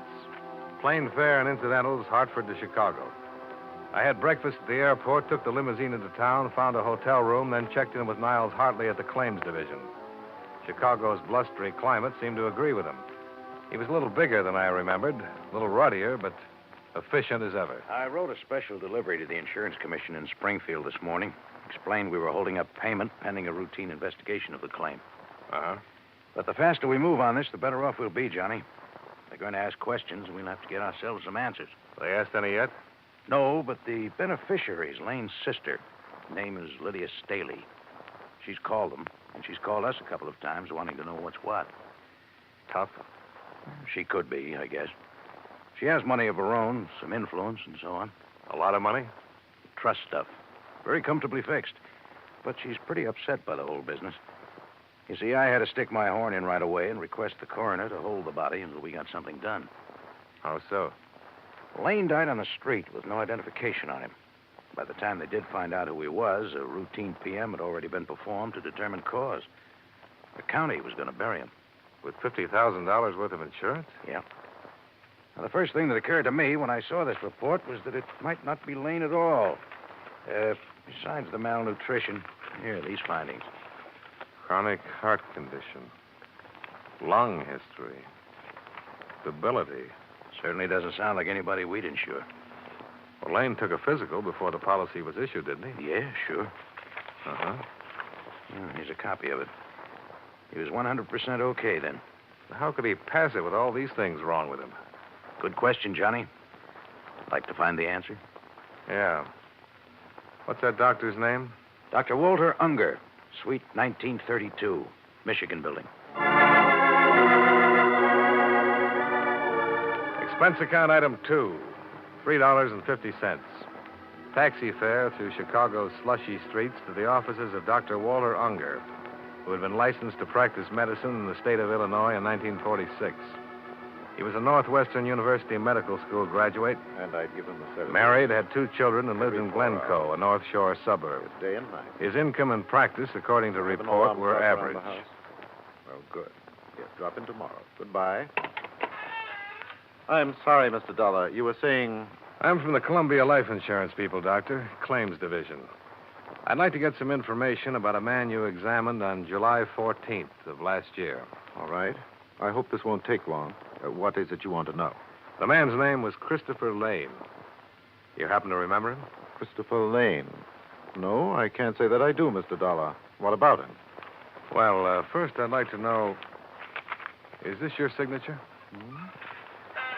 Yes. Those are my letterheads. I suppose that's my signature. Aren't you sure?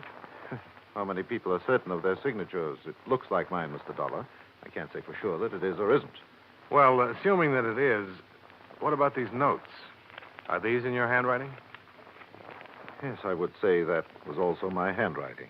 Mr. Dollar, I'd appreciate it very much if you'd get on with whatever business you have here. According to this, you gave Mr. Lane a complete physical and pronounced him sound. I did. Anything unusual about that? He died 2 days ago, Doctor. I wish you insurance people would buy some books on heart diseases and read them and know them and not take up valuable time. Look here. This patient was 41 years old. If he had no heart condition when I examined him, and obviously he didn't, according to my cardiographic findings, it's entirely reasonable to assume that he could have developed one in a very short time. You people gauge that in your premium. Mr. Lane didn't die of heart trouble, Doctor. He died of malnutrition. Malnutrition? That's what the pathologist at the coroner's office says. Here, look for yourself. Well, he should know. Was it possible for you to overlook that condition at the time you examined him? No. No, if he'd been suffering from malnutrition in any degree, I would have discovered it. According to the coroner's report, he'd been ill for a year or better. Can you explain that, Dr. Unger? No, I can't explain that. I wish I could. All I can say is that I did my job. I examined the man, reported my findings. How about this? Angina. Well, I could have missed that, I suppose, but it's unlikely with the degree of aggravation noted here. Did you X-ray, Mr. Lane? Well, certainly, it's part of the examination. Have you had much experience reading chest X-rays, Doctor? Mr. Dollar, I know my business. If there'd been any lesions in that man's chest, I would have reported. Doctor, just bear with me, please. Again, the coroner's man said they were old lesions. So I notice. I can't explain that either. Well, you can understand why we want to be thorough about this. Yes, I do. And I wish I could help you. You keep a file copy of all examinations? Yes, certainly. I'd like to see your file on this one, if I may. Of course. Anything else? Yeah. Another hour of your time. What for? I'd like to have you look at Mr. Lane's body, Doctor. I could get an injunction. All right. I'll be finished here at 7 o'clock.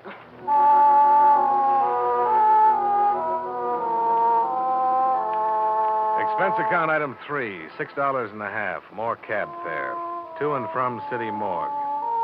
Dr. Unger viewed the mortal remains of Christopher Lane and was unable to state definitely whether he'd ever seen the man. The next day, all of the personnel connected with Dr. Unger's office made a trip to the morgue. None of them recognized the body either. However, I had better luck with the elevator operator in Lane's apartment building.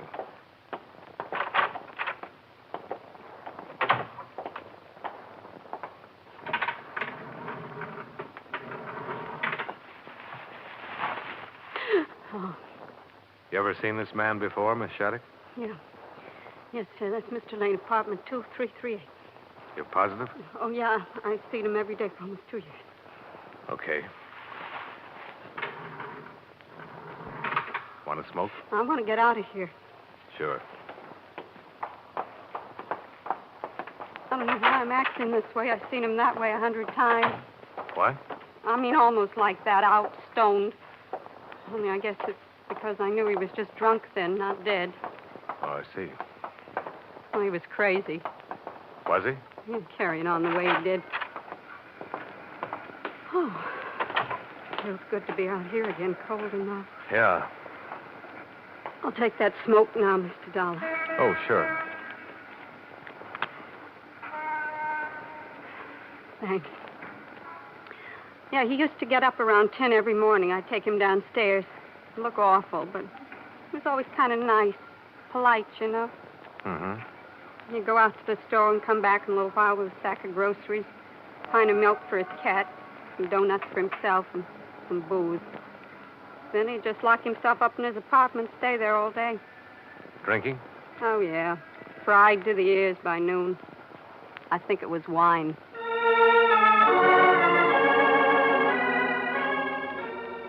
The janitor and the maid, as well as the doorman and the desk clerk, further verified the fact that Lane had been drinking heavily for better than 18 months prior to his death.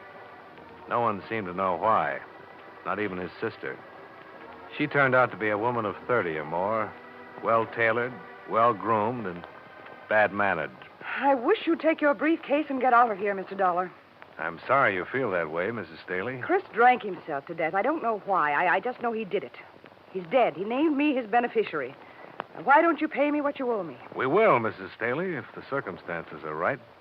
So far, we have a reasonable doubt. Oh. And this investigation is for your benefit as much as it is ours. What do you mean by that? When we've satisfied ourselves one way or the other, your claim can be settled. Well, what is it you want to know? I haven't seen my brother in over a year. I can't tell you anything about him. Were you on good terms with him? Of course I was. Left me his insurance money, didn't he? Understand you're a widow, Mrs. Staley? I don't see what bearing Do you that have any has- dependents? No children, if that's what you mean. And the insurance money would have gone to you alone? Let me correct you. The money will come to me alone. I don't know what you people think you can do trying to weasel out of this, but I've already spoken with my attorneys, and they've advised me to sue for an immediate settlement. Are they aware of the facts of this matter? They certainly are. And they still advise you to bring suit? They certainly did. Well, perhaps I can save you some fees and them some time. Who are your lawyers, Mrs. Staley? Never mind. You'll find out soon enough. All right. I'll tell you what I'd tell them. You can pass it on. Your brother could have died quietly in his bed one night, and any doctor would have pronounced him a heart failure, and your claim would have been good. But he made the mistake of dropping dead on a public street, and the police took over. And before he was properly identified, an autopsy had been performed. Yes, and I'm going to sue the city for And from that autopsy, we know your brother couldn't possibly have passed an insurance examination. But he did pass it, Mr. Dollar. He came to me the day after he'd taken the exam and told me I was his beneficiary. You said you hadn't seen him for over a year. He took the exam last summer. All right. I saw him that one time. He might have come to you, but he didn't come to you about passing that exam. Now, listen here. Your brother never took that exam. What? Someone went up to the doctor's office and took it for him. Mrs. Staley, we aren't fools. Now, we're going to find out who that someone was and how it was done. We're used to all sorts of tricks in this business, and all sorts of bluffing, too. You can sue us for settlement. You can sue us all over the place. With what we have right now, we just love to meet you in a court. I'm talking facts to you, Mrs. Staley, and I wish you'd talk them to me. Get out of here. Get out of here, you cheap snooper, before I call a policeman and have you thrown out.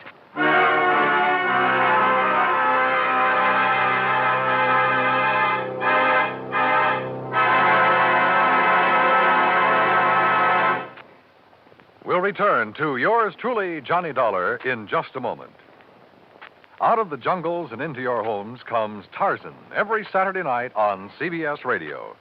Yes, in the comfort of your own radio side, you can enjoy the fascinating experiences of the man whose friends are jungle beasts, whose power and cunning have been developed to an astonishing degree by dangerous environment. Tomorrow night, on most of these same stations, don't miss Tarzan on CBS Radio.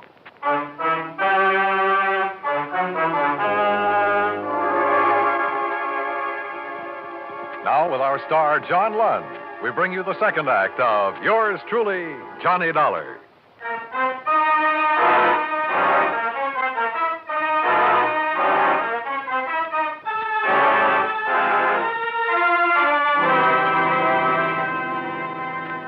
I started the case with an autopsy report and a dead man who should never have been insured. The doctor who examined him and passed him couldn't explain why. His sister, the beneficiary, explained even less. I left her under the surveillance of a leg man provided by Niles Hartley and decided to talk with the insurance broker who'd written up the policy. His name was Rutherford, and he looked insurance from the top of his iron gray hair to the tips of his highly polished brown shoes.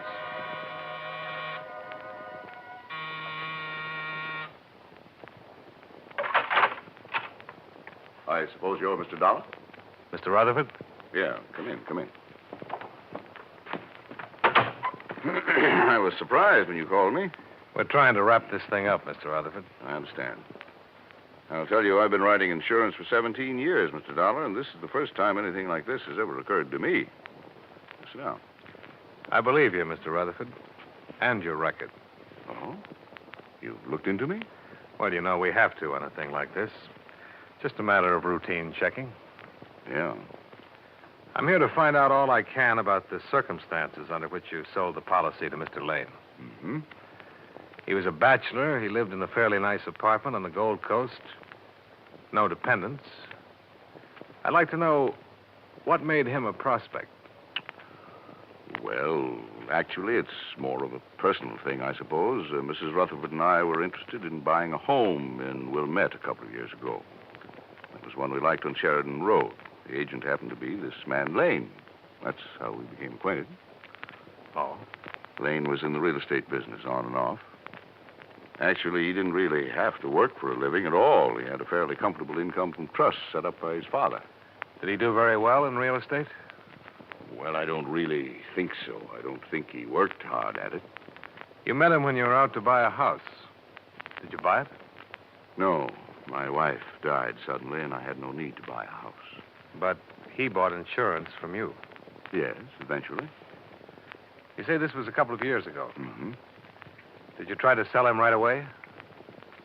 Oh, I don't recall. I called him now and then, had him over for dinner. I was surprised, frankly, when he decided to buy. Uh-huh. What kind of a man was he? What do you mean? Well, your opinion, Mr. Rutherford. Well, just a client, Mr. Dollar. I treated him the same as any other client. How did he look? Hmm? Oh, pale, thin, healthy, emaciated. What? He looked fine to me. I noticed you arranged for the examination. Yes. How well do you know Dr. Unger?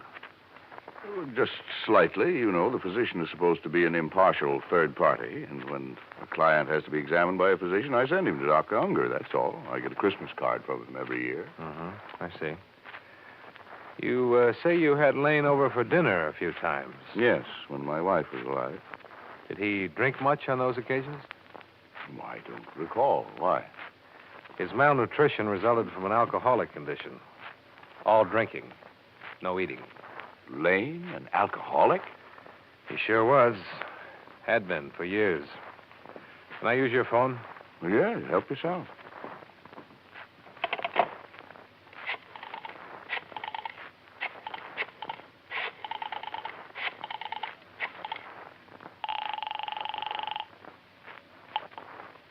Hello? Johnny Dollar, Niles. Oh, glad you called, Johnny. I'm trying to reach you. What's up? Mrs. Staley's fighting back. Huh? Her lawyers served notice on us an hour ago. Well, nothing to worry about there. Just a bluff. Oh, but this wasn't. She made the coroner release her brother's body. Took it to a crematorium. Exhibit A is a pile of ashes by now. Oh. I can try something here. We'll try it. Right. Mr. Rutherford. All finished? Yeah.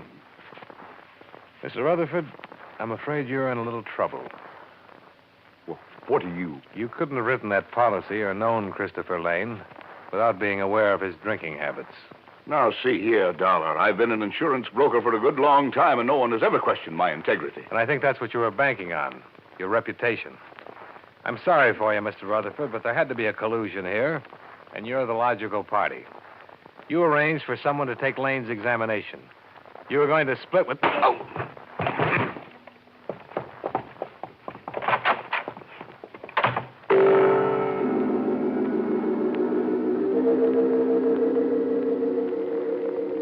In the 3 minutes it took me to get my breath inside of me and my feet under me, he was well away and out of sight. I used his telephone a second time. I told Niles Hartley what had happened and then made a beeline for Lydia Staley's place. What do you want? I'm here to tell you about all the trouble you're in, Mrs. Staley. Rutherford's given it away. Given what? What are you talking about? About an insurance policy that was written up and issued in your brother's name under fraudulent circumstances. You're the one who stood to gain most, but you had to have help to pull it off. Rutherford helped you. I don't know anybody named Rutherford. Now, look here, No, you look here.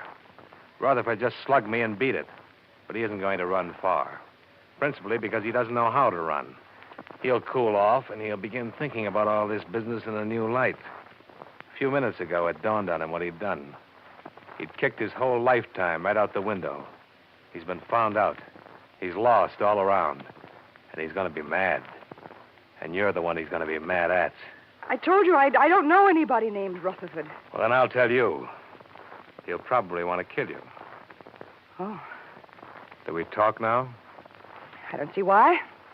I've done nothing wrong. Who took that physical for your brother? He took it himself. You got your brother drunk enough to sign the insurance papers, didn't you? I had nothing to do with them. Okay, Mrs. Staley. We'll get it all from Yes. Why don't you do that? In the meantime, I hope you sleep well. knowing what you've done. I've done nothing. And you'll never prove any of these things you've been saying. Never. And for 2 days, it looked as if she might have been right. There was no way to involve Mrs. Staley without a statement from Rutherford. In the name of the company, Niles Hartley filed charges on attempted collusion against him, and a warrant was issued. The Chicago police were unable to find him anywhere. His apartment was watched 24 hours a day, as well as Mrs. Staley's residence. The case was stalemated. We couldn't locate Rutherford, but he found us. Johnny Dollar. This is Earl Rutherford. Where are you? Never mind. Dollar, they all know about me around Niles' office, huh? Just Niles and me. I'd like to explain some things to you so you can pass them on to Niles. I'd like him to know why I did it, and, before I leave town. You won't get far. There's a warrant out for you. I can get away, all right. Rutherford, Columbia doesn't want to prosecute you on these charges. The notoriety would be bad for them. If you'd make a statement, sign it, I think I could talk them into dropping the whole matter. Maybe we'd better get together. Come on over. No, I'll meet you at the Dearborn entrance to the Drummond. 15 minutes? I'll be there. Right.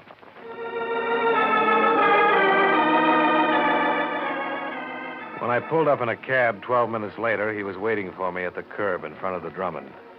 He was still wearing the same clothes he'd had on in his apartment. He needed a shave, and judging from the circles under his eyes, he hadn't slept much. He was pale and shaken.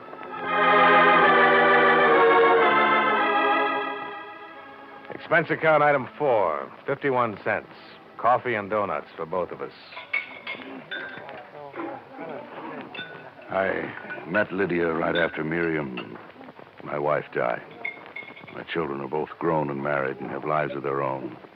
I guess I was very lonely. Sure.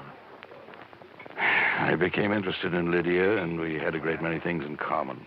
Seemed like the thing to do. I asked her to marry me. Nothing wrong with that. You don't understand. She laughed at me. No, I don't understand.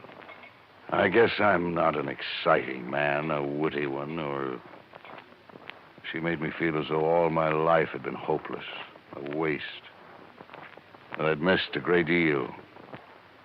I asked her, Mr. Dollar, what is it? What do you want out of life? Is that when she brought up the proposition? I guess that's what gave her the idea. Her trusts pay her $500 a month for life, and my commissions come to that. We could have lived very comfortably on $1,000, but Lydia talked of traveling, of Europe, of clothes. I don't know, things her family had had once. She wanted $50,000 in cash instead of money just trickling in every month, huh? I suppose so. I didn't understand her motive at first, but go on. Well, she told me about her brother Christopher. He was a drunk. The doctors in New York gave him 2 years. I paid a man $100 to go to Dr. Unger's office and take the physical. What's the man's name? I wouldn't tell you that, Mr. Dollar. He's not involved in anything, and I don't want to get him into any trouble. After Lane was insured, you were going to wait for him to die? That was the general idea. Once I'd done it, it was too late to turn back. I mean, I wanted to at times, but a cancellation on a policy that size would have been hard to explain. You're leaving something out. She had you, didn't she? Hmm? You were the goat. Legally, she was clear, right? Yes. She still is, isn't she? Unless you write all this down, and we can hold it over her head to prove collusion. You speak to Niles? He'll go along. The charges will be dropped if you'll make a statement. Okay.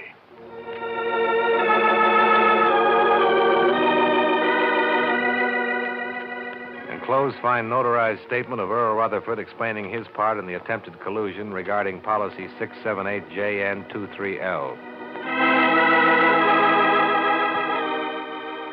True to his word, Niles Hartley dropped charges against Rutherford upon receipt of the enclosed. Rutherford settled his affairs and left Chicago the following day. When Mrs. Staley was shown a carbon of the enclosed statement, she instructed her attorneys to withdraw suit. The night I was to leave town, I called at her apartment to have her sign a release of all claims.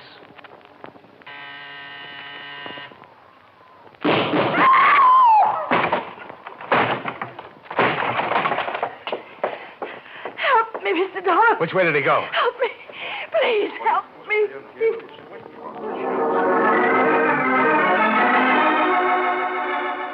I carried her to the couch, did what I could, while startled tenants phoned for an ambulance and the police. After that, I began looking around. I found a dark stain on the windowsill leading out onto the fire escape, and on the floor a blood-stained letter opener. There was no gun anywhere in sight. I decided that if I'd been stabbed with a letter opener, it'd be easier to try 3 flights up to the roof than 14 down to the alley. I was right. Earl Rutherford was hanging over the top ledge of the building, firing down at me. I ducked into a window frame, 1 flight away from him. Get away from me, Dollar! You know I won't, Rutherford. You missed by a mile. You'll have to come down. It's the end of the line for you. Don't do anything foolish! I'm coming up after you. Come on, then. I'll be waiting for you.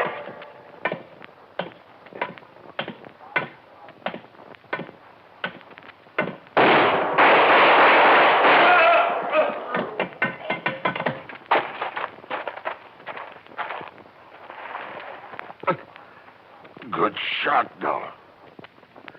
Can you walk? No. Why did you do it, Rutherford? You were clear. You were free. You didn't have to... I didn't tell it all, Dollar. She told me tonight. Laughed at me. Said she was planning to run away with someone else when she got the insurance money. Oh, I see. She just used me all along.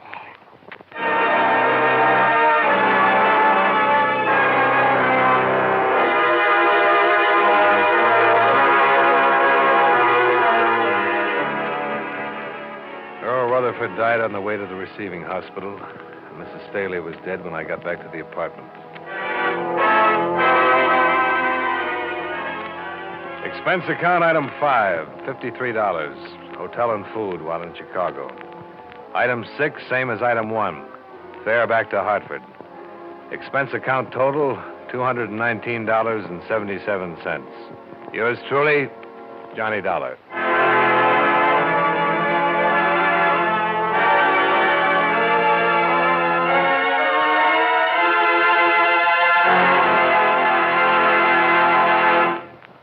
Yours truly, Johnny Dollar, stars John Lund in the title role and was written by E. Jack Newman with music by Eddie Dunstetter. John Lund can currently be seen in the Universal International picture Just Across the Street. Featured in tonight's cast were Jack Moyles, Edgar Barrier, Peggy Weber, Mary Lansing, and John McIntyre. Yours truly, Johnny Dollar, is transcribed in Hollywood by Jaime Del Valle.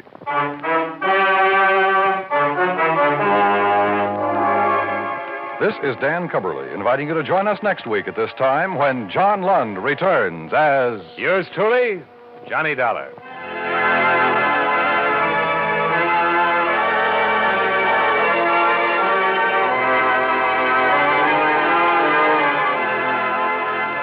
If you like your thrills to be real, your adventures to be true to life, Gangbusters is the show for you. Every Saturday night, most of these same CBS radio stations bring you Gangbusters, full of action, bravery, and realistic excitement. Listen for new thrills on Gangbusters, straight out of life, every Saturday night on CBS Radio. America now listens to 105 million radio sets and listens most to the CBS Radio Network.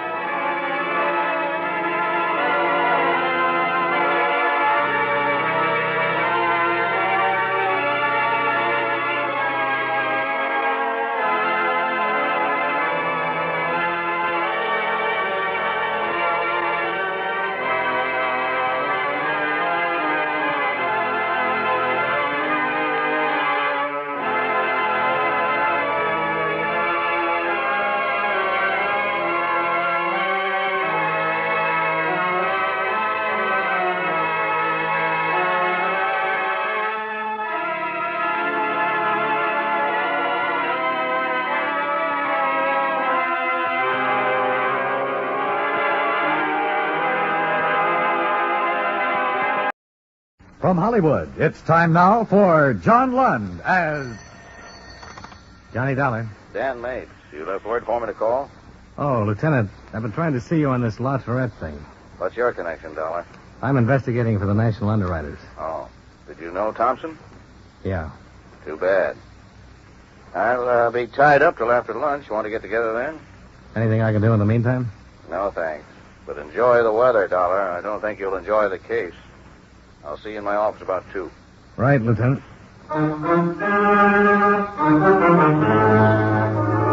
John Lund in a transcribed adventure of the man with the action-packed expense account. America's fabulous freelance insurance investigator. Yours truly, Johnny Dollar.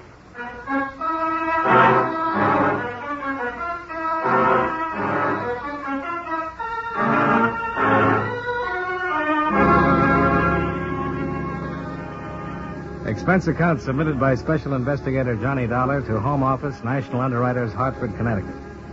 The following is an accounting of expenditures during my investigation of the La Tourette matter. Expense account item 1, $97.50. Airfare and incidentals between Hartford and Denver.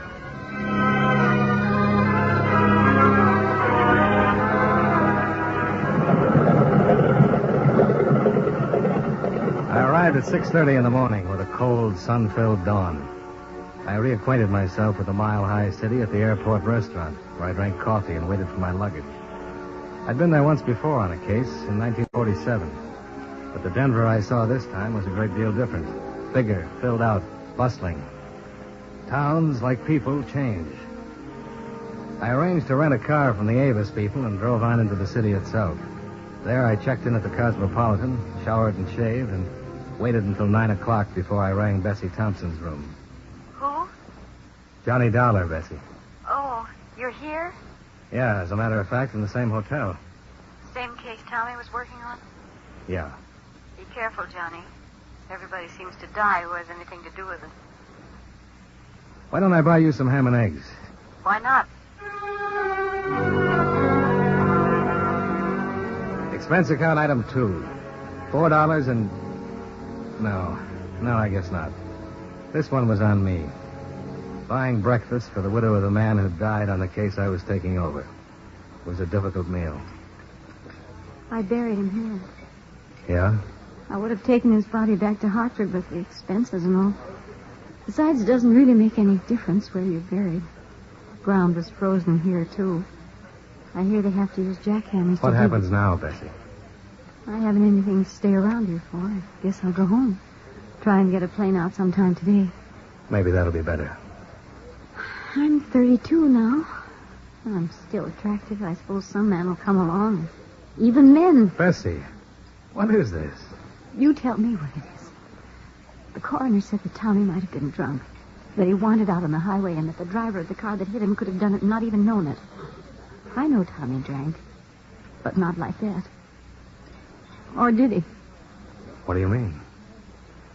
You were with him for 3 weeks in Omaha last year. When he was away from home, from me, Johnny, was he... I mean, did he drink a lot and get around? I never saw him do anything like that, Bessie. Honest? Honest. Don't lie to me now. He was in love with you, Bessie, and he didn't care who knew it. Don't torment yourself with thoughts like that. We're awful that way, aren't we? I mean, women. I think you're wonderful that way, too. Thanks. Tommy was murdered, Johnny. It couldn't have been a hit-and-run accident. Bessie, And they aren't doing anything about it. They haven't found out a thing. Oh, easy, honey. They're working on it. You know that. It's all tied in with that La Tourette man. Tommy found out something, and he was killed for finding it out. Bessie, I'll have to tell you right now. What reports Tommy sent in on La Tourette don't make him responsible in any way. Then why are you here? Just to wrap up the details. I see. There'd have to be something more than what we have now. Then there is something more. Tommy phoned long distance the night before he was killed. He said he thought he'd be coming home in a couple of days. Did he say anything about the case? No, but he was coming home. That meant he had it about finished. He sent in a report the day before he was killed. There was nothing. But the police didn't find any report for that day in his room. How did he get out to that place on the Golden Road? Who was he with? Johnny, he was killed. He had something on someone in this case, and he was killed. If he was, we'll find it out. All right. Where's he buried? Crown Hill Cemetery. I'll send some flowers out there. Get the man who ran him down. He'd like that a whole lot better. Yeah, I guess he would.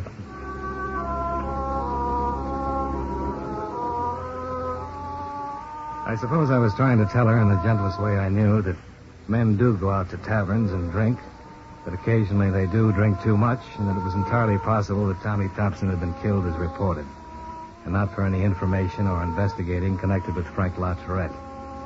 When I met and talked with Lieutenant Mapes at 2 o'clock, he confirmed this. Here's the report from our arson man. Uh-huh. And this is from homicide. Uh-huh. You can take those copies with you if you like. Had them made up for you. Thank you very much, Lieutenant. The fire was reported by a passerby about 2 o'clock last Wednesday morning. By the time the trucks got there, the whole bookstore was in flames. When they broke in, they found Mrs. LaTourette's body. She'd suffocated in the smoke. Her husband said she'd been there working on the books. Uh-huh. There was no evidence that her death was anything but accidental. And in the opinion of our arson man, the fire was caused by her cigarette. She fell asleep working in the office, and the place caught fire. But your man Thompson probably sent you all this, didn't he? Yeah, the fire policy had to be investigated. Now, as far as Thompson's death goes, we're looking for a hit-and-run artist. The people who operate the tavern out there said he absolutely was not in there that night. Mm-hmm. At any rate, we'll have to go on that assumption because we haven't been able to dig up anyone who can say he was there that night. The tavern people could be lying. Thompson could have gone in there, gotten himself loaded, and walked out in front of a car. They'd be in license trouble if that happened. Yeah, sure. On the other hand, we'll just have to assume Thompson wasn't in that tavern at all. Then what was he doing out on the Golden Road? I don't know. You know how he got there? I haven't found that out either. Still checking the cab companies. He might have been with someone? Well, he might have. I don't know that either, Dollar. I suppose you've wondered if it could be connected with LaTourette. Oh, yes. I've wondered. When a man in the same business dies like that, you're bound to wonder. But wondering about things is one of our hazards, Dollar. Well, you have it all right there. Since LaTourette stands to collect about $80,000 fire damages and $17,000 on his wife's death, he's been got into twice now. Your man Thompson did a lot of it, and we did a lot of it. Yeah. Now, the night of the fire, LaTourette was bowling over at a place on Glen Arm. 17 witnesses saw him there. He's in good financial shape, doesn't owe anybody a dime. The neighbors tell us he's always had a nice home life. He has a boy who plays football in one of our high schools. So, why look at LaTourette anymore? Yeah, but... But your man Thompson was killed looking into it. Is that it? That's it, Lieutenant. Thompson's wife's in town. She buried him yesterday, and she's pretty broken up. Sure she is. I talked to her at the funeral. Her husband died hard and cold out on a lonely road, and we say he was drunk and got in front of a car. But in spite of the questions we were just tossing around about how he got out there on the Golden Road and what he was doing there, it still looks like a hit and run on a drunk. And that had seemed to have about ended? No, I should say not. We want to find the bird who ran Thompson down. And if there isn't enough in those reports to satisfy you that the fire was an accident, that Mrs. LaTourette's death was an accident, and that Thompson's death was what we say it is, then just sound your horn. I'm around all day, and I'm open to any kind of suggestion. Okay? That sounds fair enough, Lieutenant. I might give you a ring. Right.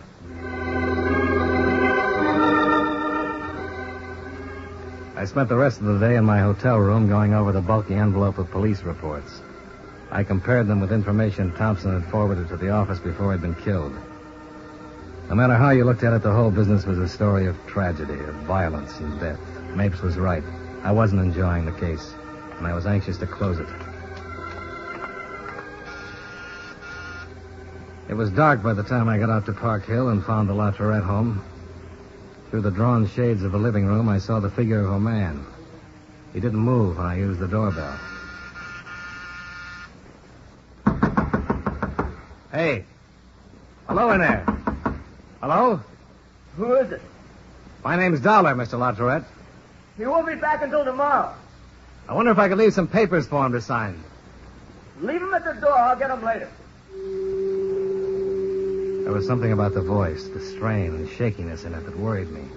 I didn't leave the papers outside the door. Merely tried the knob. All right. Come in if you have to. Hey, what is this? Why the shotgun? Get in. You get inside and close the door. I'll kill you. Okay. Move right over there, mister. Right over there. All right, you can stop. Where's Mr. Latorette? Oh. You'll get the same thing if you do anything funny at all. Why? You'll be asking that from now to the day I die. Now get your hands up. Up. They're up, Sonny. Look, he might still be alive. You could call a doctor and... He's dead. I made sure. I don't know who you are or why you did this, but you'll never get away with it. They'll catch you. Who cares? You better give me that shotgun. Don't try to get close to me now. Who are you? I'm an insurance investigator. My name is Dollar.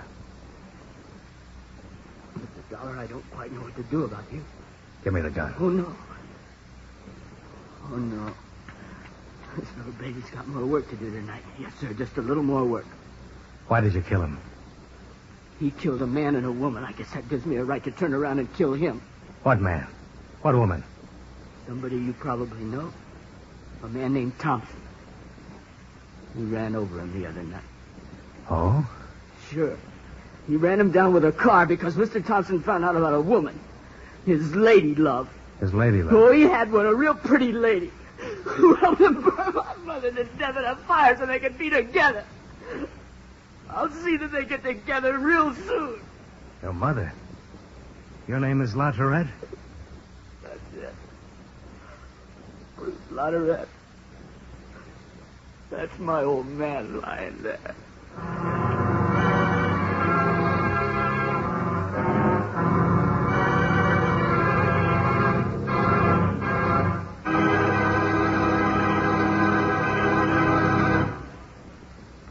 We'll return to yours truly, Johnny Dollar, in just a moment.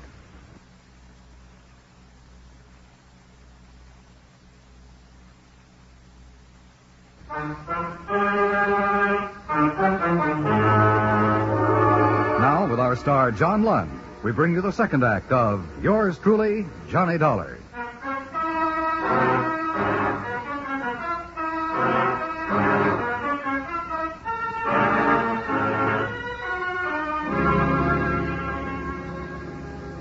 Bruce Latorette was young, and he was obviously out of his head with fear.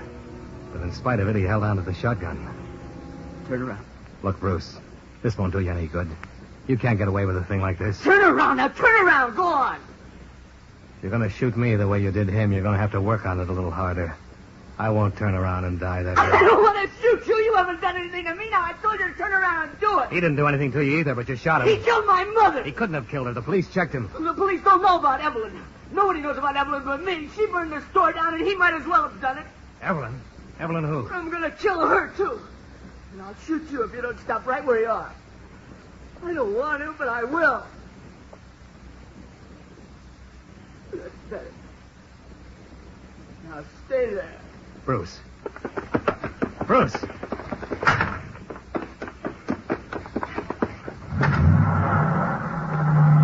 Bruce! Bruce!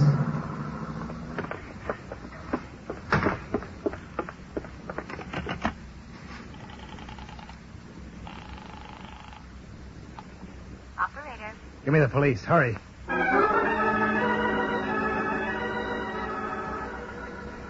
I gave a license number and the description of the car over the phone, along with the other information on Bruce Latorette. Several prowl cars arrived, but there was nothing that could be done for Frank Latorette. I waited for Lieutenant Mapes. We sure pitched this one wrong. Lord. Yeah, everybody did. 8:15. I thought they'd pick up that kid by now.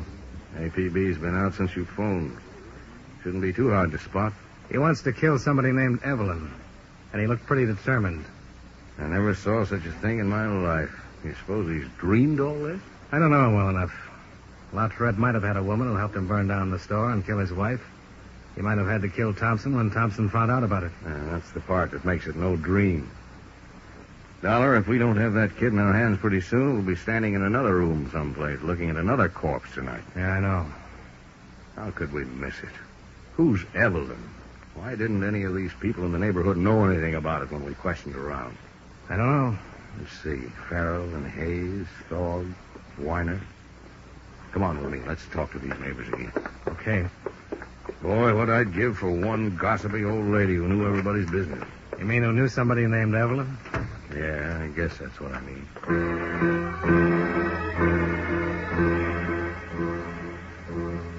An hour of questioning in the neighborhood revealed no one who had any knowledge of Frank LaTourette's association with a woman whose first name was Evelyn.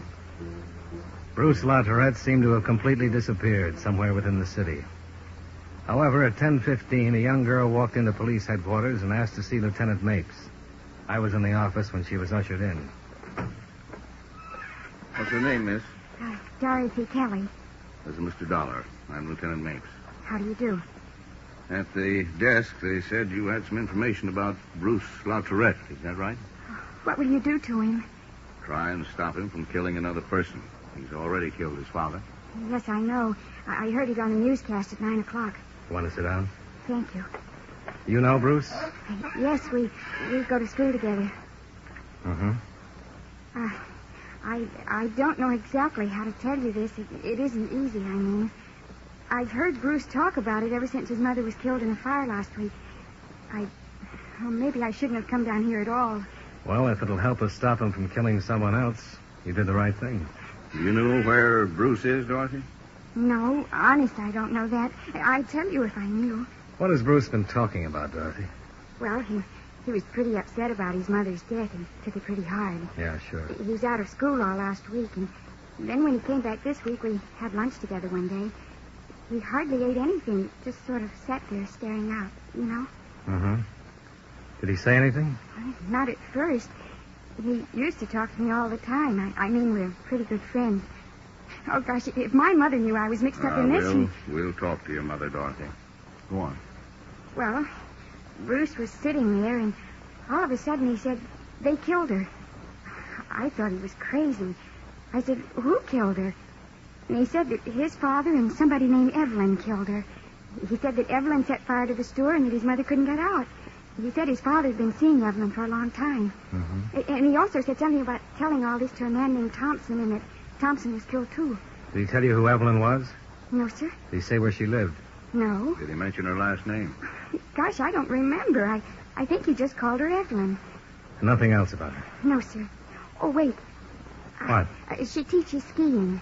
What? Well, he said he met her once with his father when he was skiing. She's a ski instructor somewhere. Does that help you any? It might.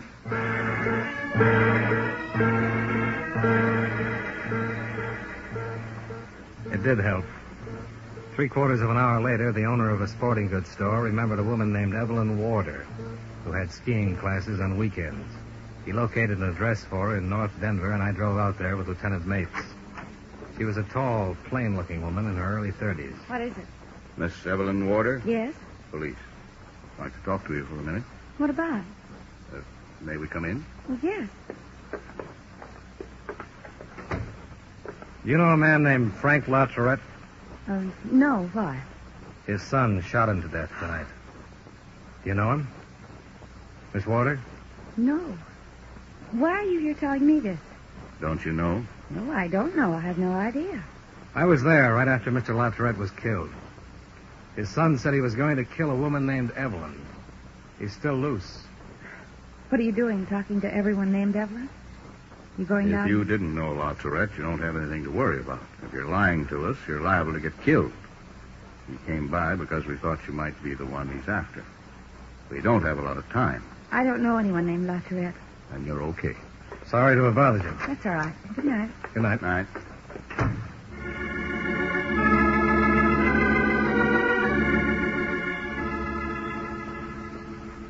The pouting mouth, the plain face, tall, ungainly person of Evelyn Warder didn't fit the role of a homebreaker or murderess. But we sat in the car across the street from her house. Mapes put in a call for 2 more cars to come out. It really didn't get sunny all day today. And this is a pretty lousy night. Nothing to say? Nope. Sure you don't. You could be in a nice warm hotel room getting a head full of sleep right now. I can do that anytime. Right now, I want to be around when somebody talks about a fire my company has an $80,000 claim on. And the murder? And Tommy's murder. Oh, the whole thing. Tommy's wife this morning wondering if he played around with other women. That kid standing there shaking and crying and killing and out to do more killing. I'd like to sleep. I don't think I could. Wonder where that kid went to. Should have had him by now. If he stuck with the car at all. How could he walk around town carrying a shotgun without being a little conspicuous? Yeah. This could be the wrong Evelyn. It's the only one we've got a line on. Yeah. Dollar, this stinks. What? That's the right Evelyn in there, and if that kid isn't picked up, he'll be around to kill her tonight.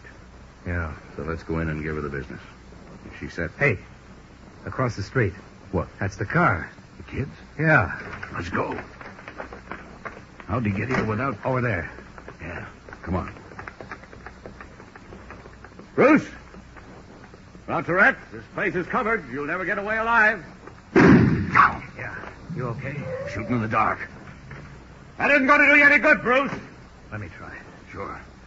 Bruce, this is Johnny Dollar, remember? Tell your police friends to keep down or I'll kill somebody. I don't want to kill anybody but her. I will if you try to stop me. And they don't want to kill you, Bruce. Put down the gun. I'm going to get her. The law will take care of her if what you say is true. I want to take care of her. Evelyn? Evelyn! This is Bruce Launcherette. You killed my mother. We're going to have to do it, Johnny. Wait. Bruce! She isn't there. Get him away from here. Get him away from here. Get him away from here. Upstairs window. Yeah. She wasn't here, huh? Making himself a perfect target. One more chance, Launcherette. Throw the gun down. Okay, boys.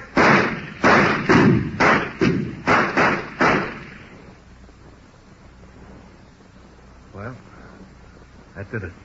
Yeah.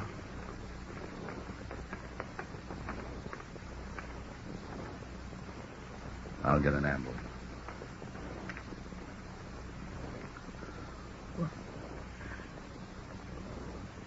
Why didn't they let me get her? Take it easy. They'll get her.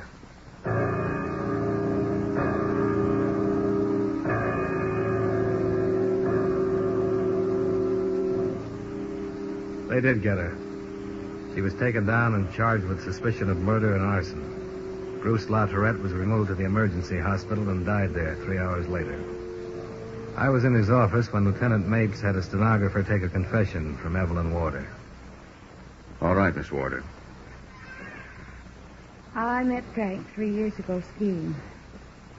He asked me to have dinner with him one night in town. Later, he'd see me every now and then. It was his idea. Killing his wife? That? No, that was mine.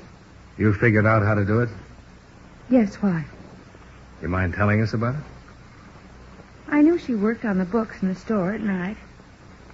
I had a key to the store. I just went in there and saw she was sleeping and started the fire. How? Wastebasket. I knew the smoke, and that little office would do the rest. Had you ever met her before? Oh, no. You never talked to her at all? No. Did he? I mean, about a divorce? He said he did, but I know he didn't. He didn't want to divorce her for me. So you killed her? I guess I did. The insurance man, Thompson? Yes. I guess the boy told him about us. He followed us out to the place on the Golden Road. I told Frank we'd have to get rid of him. And we did. Who was driving, Evelyn? I was. Your car? Yes. You killed them both, then? Mrs. Launcherette and Thompson? You don't think Frank could have the nerve to do anything like that, do you? I don't know why I went for him. I really didn't, I guess. He had money, but no nerve. Okay, Evelyn. Anything else? What happens to me? That's up to the court, Evelyn.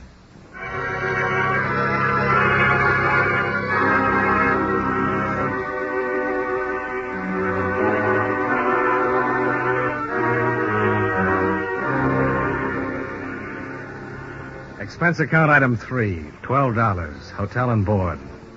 Item 4, $12.50, car rental. Item 5, same as item 1, plane fare back home. Expense account total, $219.50. Yours truly, Johnny Dollar.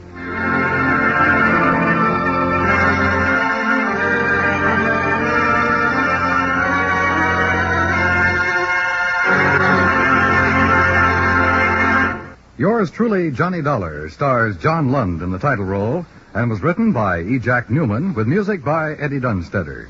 John Lund can currently be seen in the Universal International picture Just Across the Street. Featured in tonight's cast were John McIntyre, Jeanette Nolan, Sammy Hill, Virginia Gregg, and Eddie Firestone. Yours truly, Johnny Dollar, is transcribed in Hollywood by Jaime Del Valle.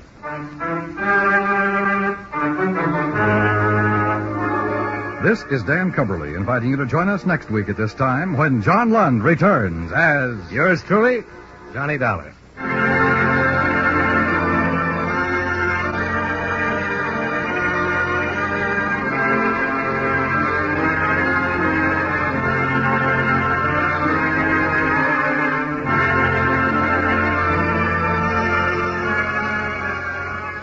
Sunday nights at the Star's Address, distinguished drama is always your fare when Lionel Barrymore narrates your Sunday Night Playhouse. Each week, this fine program turns the spotlight on a little-known or unsung hero of American history, bringing you the highlights of his career in brilliant original dramatizations. Don't forget, this Sunday on most of these same stations, Sunday Night Playhouse, starring Lionel Barrymore.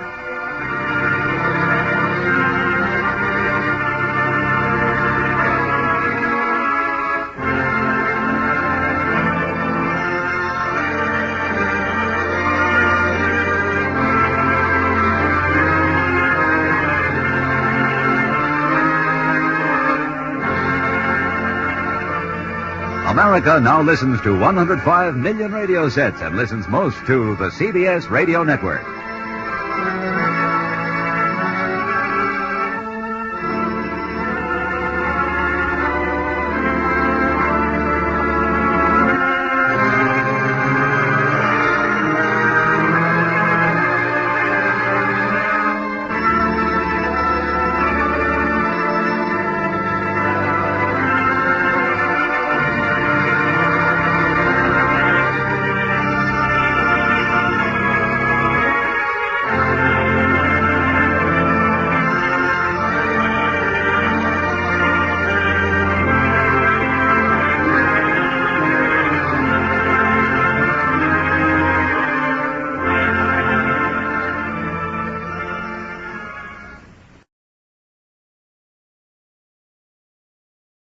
From Hollywood, it's time now for John Lund as... Johnny Dollar. This is Red Egan, Johnny. Oh, how are you, Red?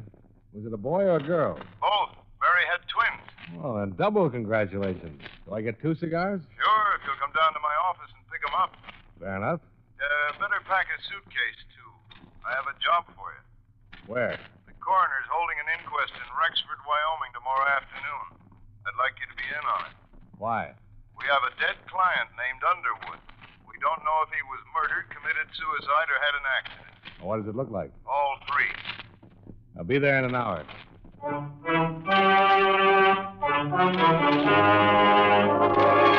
John Lund in a transcribed adventure of the man with the action-packed expense account, America's fabulous freelance insurance investigator. Yours truly, Johnny Dollar.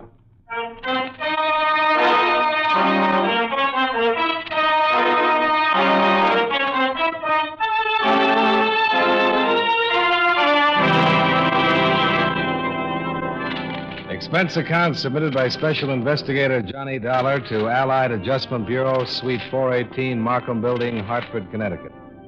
The following is an accounting of expenditures during my investigation of the Underwood matter. The situation wasn't a new one, and our position wasn't any different. Red Egan reminded me of all this in his office. We're in the same old spot, Johnny, with the same old problem. The policyholder's dead, and for looking into it, the insurance company is no longer a friend of the widow or the orphan, but a big, bad monster trying to weasel out of a just claim. And every claim is a just claim. Well, the claim came into our office yesterday afternoon. They turned it over to me for adjustment this morning. I phoned the beneficiary in Rexford, and she hung up on me. Oh? Underwood's widow.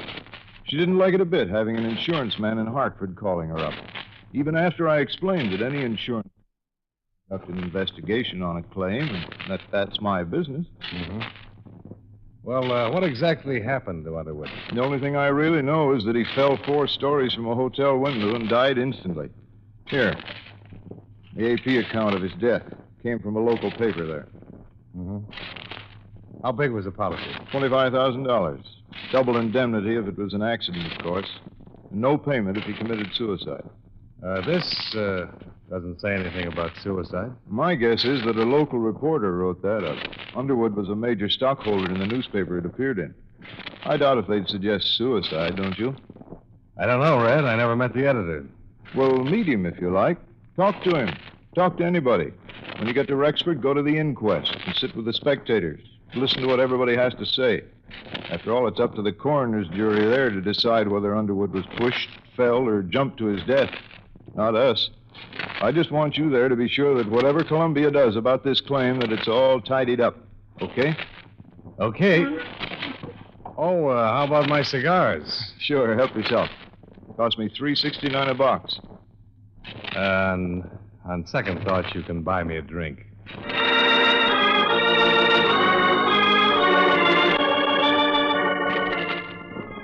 Expense account item 1. $214.65. Plane fare, train fare, bus fare, and incidentals between Hartford and Rexford. I arrived at 11:30 in the morning and checked in at the same hotel where Raymond Underwood had met his death. I had some lunch in the coffee shop, and after that I struggled my way against a belligerent north wind to the city hall and the inquest.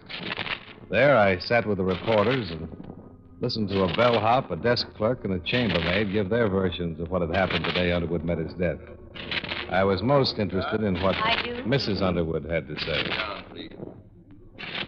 When did you last see your husband, Mrs. Underwood? Last Thursday morning. About what time? 12 o'clock. A little before, I guess. Where? At the Pioneer Hotel. In his room there. The same room he occupied prior to his death? Yes. Were you alone? Yes, just with him. And what time did you leave? I was only there 15 or 20 minutes. Must have left before 12:30. I had an appointment. That was the last time you saw Mr. Underwood alive? Yes. They called me about 3 in the afternoon and told me that it had happened. What did you talk to your husband about, Mrs. Underwood? We were talking about being divorced. Was the deceased in good health? Yes. Had he been drinking? Some. Not much. I guess he'd had a couple before I got there. She was a tall, dark-haired woman in her early 30s. The clothes were New York, the perfume Paris, the rings Tiffany's. She answered the questions of the interrogator without hesitation, without emotion.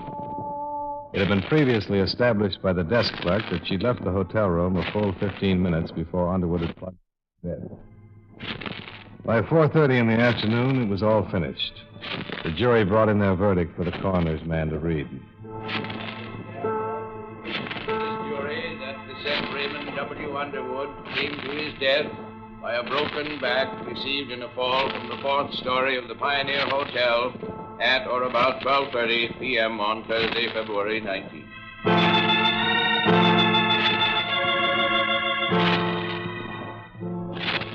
I left the city hall and went down to the Western Union office and wired the news to Red Egan. After that, I looked up Sergeant Hannon at the police station. He gave me a copy of the coroner's verdict and the death certificate. Here you are. Thanks. How much you stuck for? $50,000? That's the way it goes, huh? Yeah, I suppose so. Sergeant. Yeah? Where's Mrs. Underwood from? Here. All her life? All her life. Born and raised right here in Rexford. Of course, she went to school in the East, and she's been in Europe a couple of times, but most of her life right here. Mighty pretty widow. Mighty rich one, too. Underwood had it. I know. This divorce. Everybody in town knew they weren't getting along. Never did get along. How could they? Alice is 28 and Ray was over 50. He could have been her father. As a matter of fact, he almost was. How's that? Well, he raised her from the time she was 14. He paid for all her schooling and growing up. She didn't have any folks after her old man died. Ray was pretty good to her. I see. We went over what you're thinking, Dollar. Sure, anybody would. But they were talking about divorce. The papers had been drawn up for a settlement. She'd have got a lot of money in alimony and so on. Alice had no call to push him out of that window or have anybody else do it. What about the possibility of suicide? The jury said accident. Besides, everybody here knew Ray. He wasn't the suicide type. Nobody's the suicide type till they come to the end of the line, Sergeant. Then it's too late to interview him and ask him about it. But it's already been said as an accident, so I guess I'm just throwing words around. You have a right to do that if you aren't satisfied with the verdict, Dollar. Anything we can do, we'd be glad to help. Thanks a lot.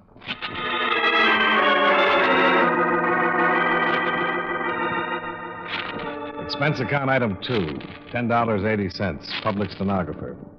I assembled copies of all the testimony, re-interviewed the people at the hotel, had all of it typed up and notarized and forwarded to Hartford. Then made arrangements to meet my eastbound plane in Cheyenne. I was about to check out when my phone rang. Johnny Dollar. I'm trying to get you for 3 hours, Johnny. What's up, Red? The insurance agent in Cheyenne just got back from his vacation and read about Underwood's death. He phoned Columbia long distance with some information. 2 days before it happened, Underwood phoned this agent. He said he wanted to change the beneficiary on his policy. He didn't say who to.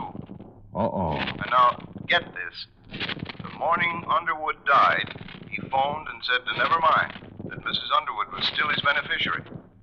What do you make of it? I don't know. Maybe I'd better find out.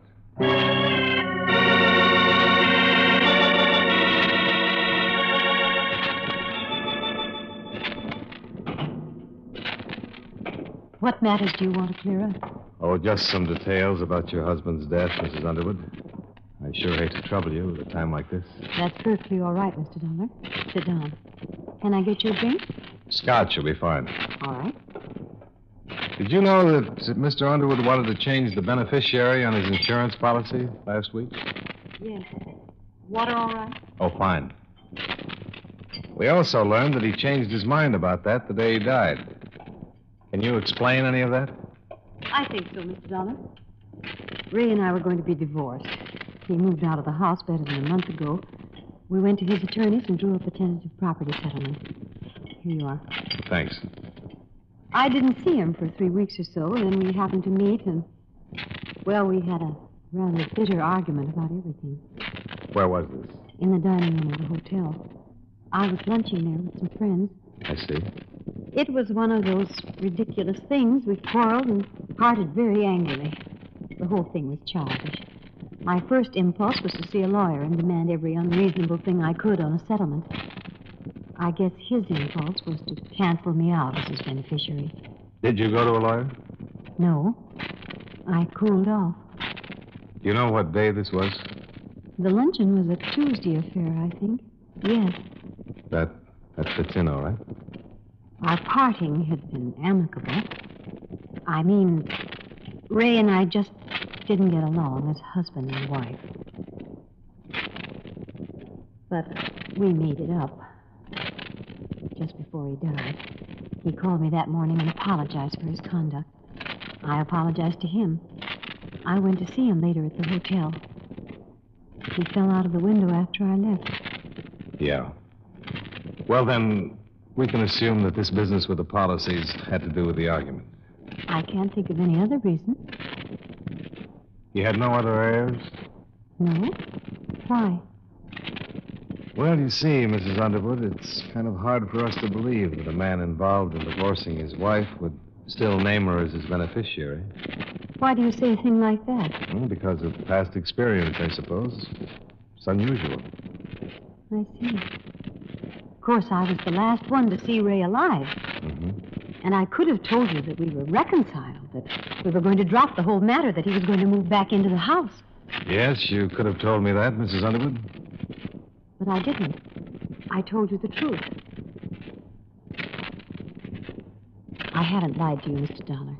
When Mr. Egan called from Hartford a few days ago, I was very upset. I've never been a widow before. You're still looking at me with a question, Mr. Dollar. I hate to be stubborn, but I'd still like to know about the other matter. Why I am still his beneficiary? Yes.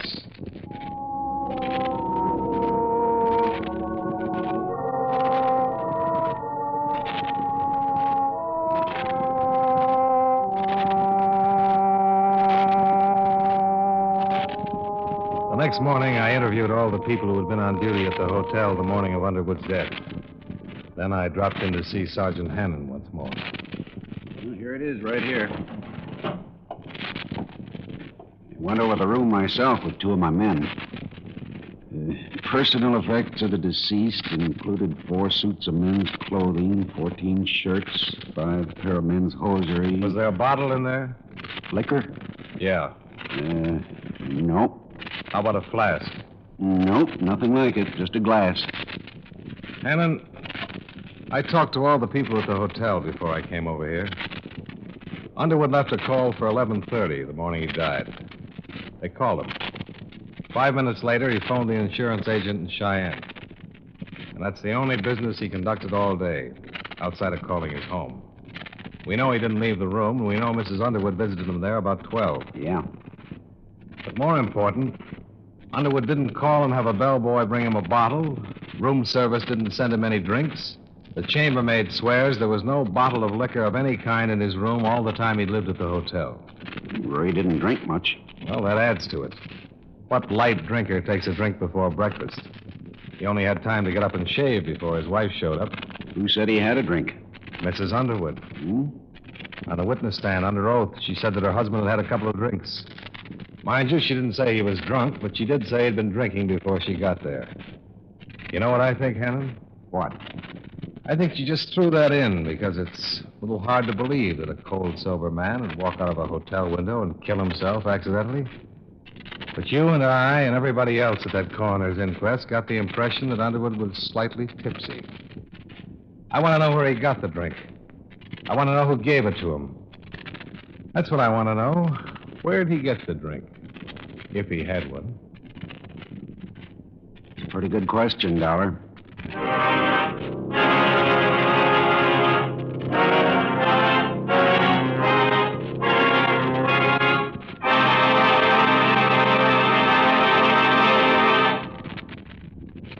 We'll return to yours truly, Johnny Dollar, in just a moment. Every Saturday in the daytime, CBS Radio presents City Hospital, just one of a thrilling lineup of weekend dramatic programs at the Star's address. City Hospital tells gripping stories of life and sometimes death in a great hospital. Tomorrow and every Saturday on most of these same stations, CBS Radio invites you to enjoy City Hospital.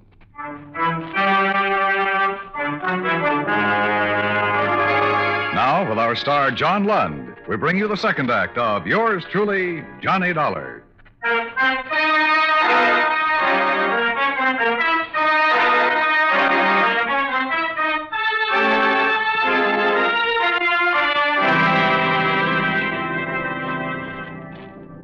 After our talk, Sergeant Hannon agreed that there was enough of a doubt about the circumstances just before Underwood's death to warrant a re-examination of the facts.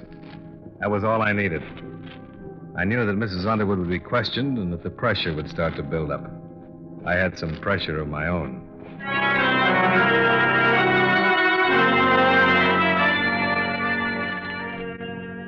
Expense account item 4, $13.25. Another long-distance phone call. This one to Hartford and Red Egan. I explained our position to him. What? The best thing right now is to move fast. Deny liability on the grounds that the accident is not proved. Suppose she sues us. Let her.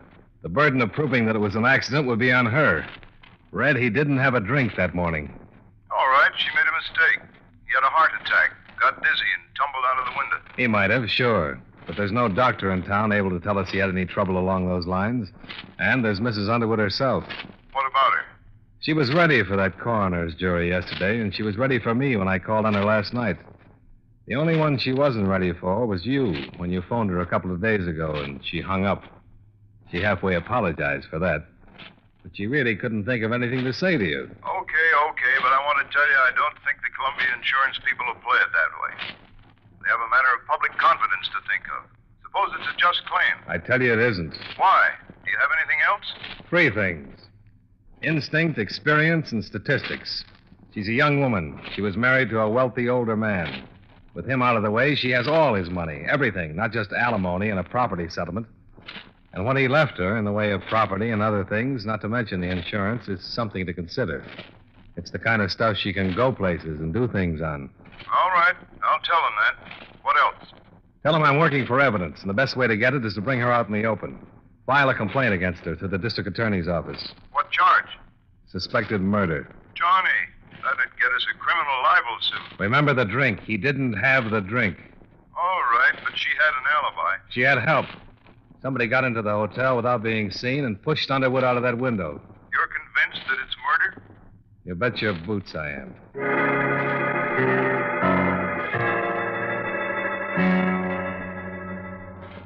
At 6 o'clock that night, I compared notes with Sergeant Hannon. He reported that after questioning Mrs. Underwood, she admitted that she might have been mistaken about her husband drinking the morning of his death. She wasn't sure. But Hannon said what we both were thinking. She was sure enough in front of that coroner's jury to give a misleading impression, Dollar. We better find out who helped her pull this off.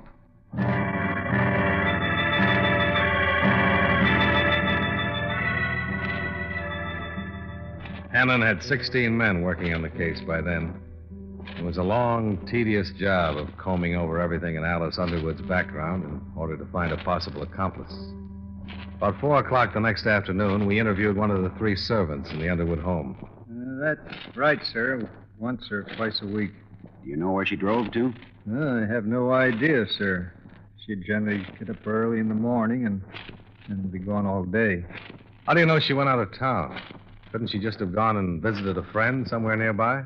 Oh, I suppose so, Mr. Dollar, but then she'd generally take a small suitcase, a change of clothes. You don't take those when you're visiting a friend in town, do you? You might. Wait a minute. What car did she take? The Cadillac. And I knew it'd come back covered with mud and ice. Always have to be washed up. I see. Mr. Underwood used to complain about it a whole lot. About the car? Oh, no. About the trips. They had some pretty good arguments about them. Could you repeat anything that was said? Well, I don't guess I could, word for word. Do you know what they were about? Yes. It's about the same all the time. Mr. Underwood said she shouldn't visit that man. What man? Just that man. I never knew who it was that they were arguing about. Uh-huh. How long have you worked for Mr. Underwood? Me, I've been in this house 13 years, sir. And you've known Mrs. Underwood quite a long time? Yes, sir. Yes, sir, knew her when she was a little girl, when she first came here. Yes, saw her grow up and go away to school and come back and go away to Europe and come back a little more grown up and a little different each time. I seen her turn into a woman over the years, sir. Were you surprised when Mr. Underwood married her? Well, no. Yes, I guess I was. I mean, she always seemed so young compared to him, but then when she was growing up, it was sort of different, so I wasn't surprised at that. Let me ask you this. Did she seem to fit in here? You mean when she married him? Yeah. Oh, before they were sort of, like friends. I mean, they'd ride horses and go hunting and laugh and talk about different things, but she traveled so much and saw so many different things around the world that it didn't seem they were friendly anymore once that they were married. I mean, Mr. Underwood was Wyoming, and Mrs. Underwood, she was, different, even though this is her home. Okay, thanks a lot. Wait, I feel awful about Mr. Underwood being dead. I've been telling you the things the way I see them, and I know you'll probably hear different stories from everybody. But I'm glad you came and asked me. If there was anything wrong about the way he died, I'd like it to be fixed. Sure you would. Mrs. Underwood probably would fire me for talking like this, but no, I don't care. This house isn't the same anymore.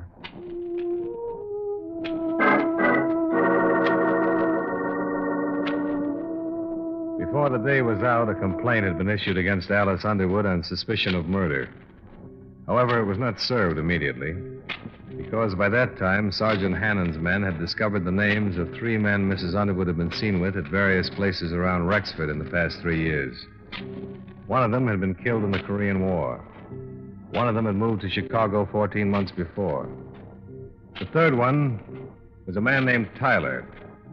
He operated a sizable ranch about 80 miles from the city limits.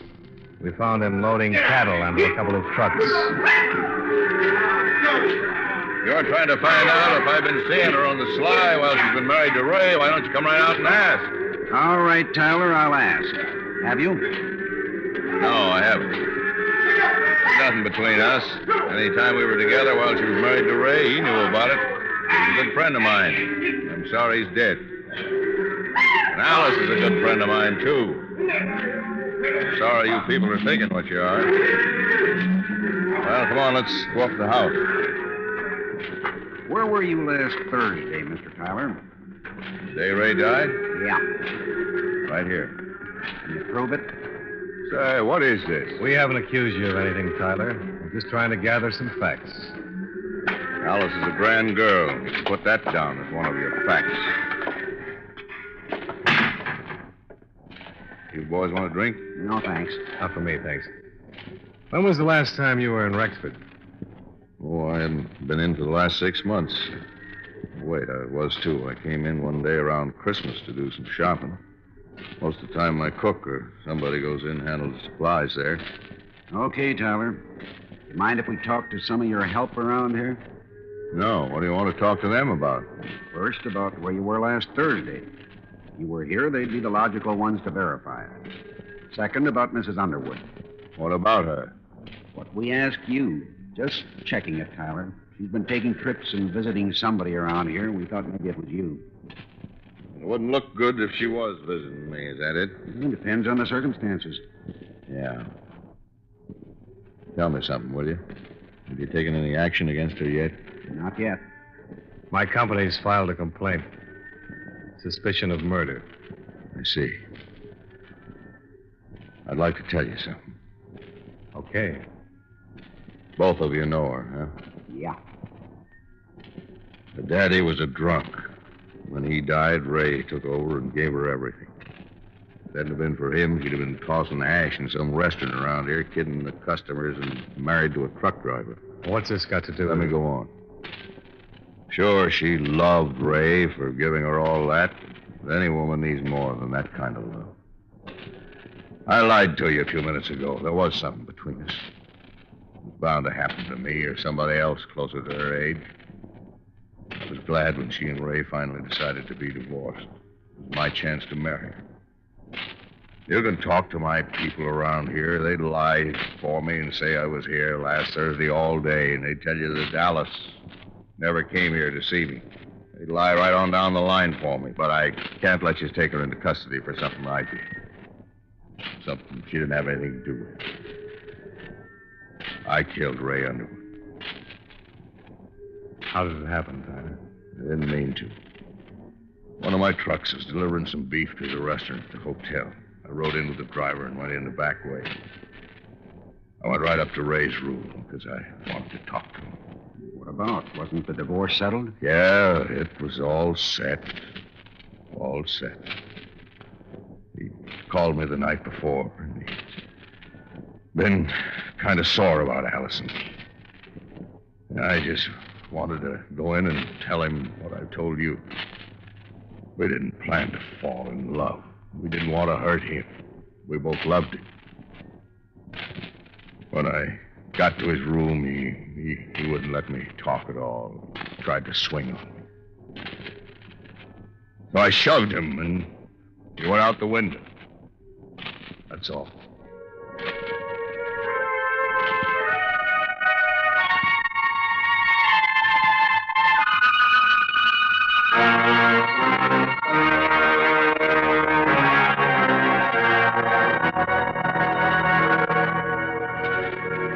Expense account item 5, $38.15. Hotel and food while in Rexford. Item 6, same as 1, transportation back to Hartford. Expense account total, $491.50. Yours truly, Johnny Dollar.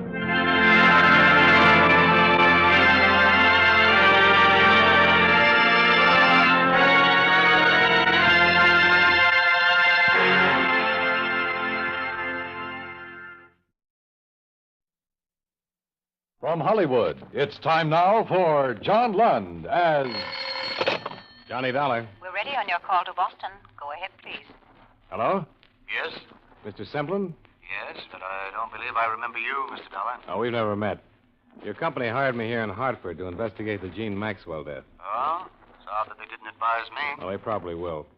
I called you to find out the name of the officer in the charge of the case, if you could give it to me. But it's a, Lieutenant DeRosa. DeRosa, huh? Do you happen to know what their theory is, if any? Theory? Well, I don't think they've arrived at a definite theory. Still a toss-up between murder and suicide, huh? Okay, Mr. Semplin. I'll be in touch.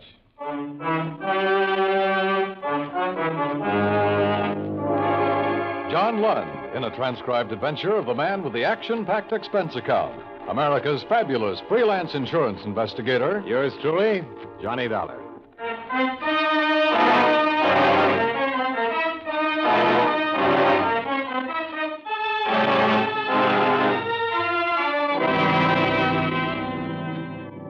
Expense account submitted by Special Investigator Johnny Dollar to Home Office, Corinthian Life Insurance Company, Hartford, Connecticut.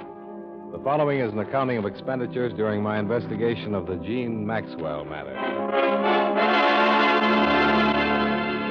Expense account item 1, $175. Phone call to Boston advising your manager there of my assignment. Item 2, $28. Car rental and mileage for my Hartford apartment to Police Headquarters, Boston.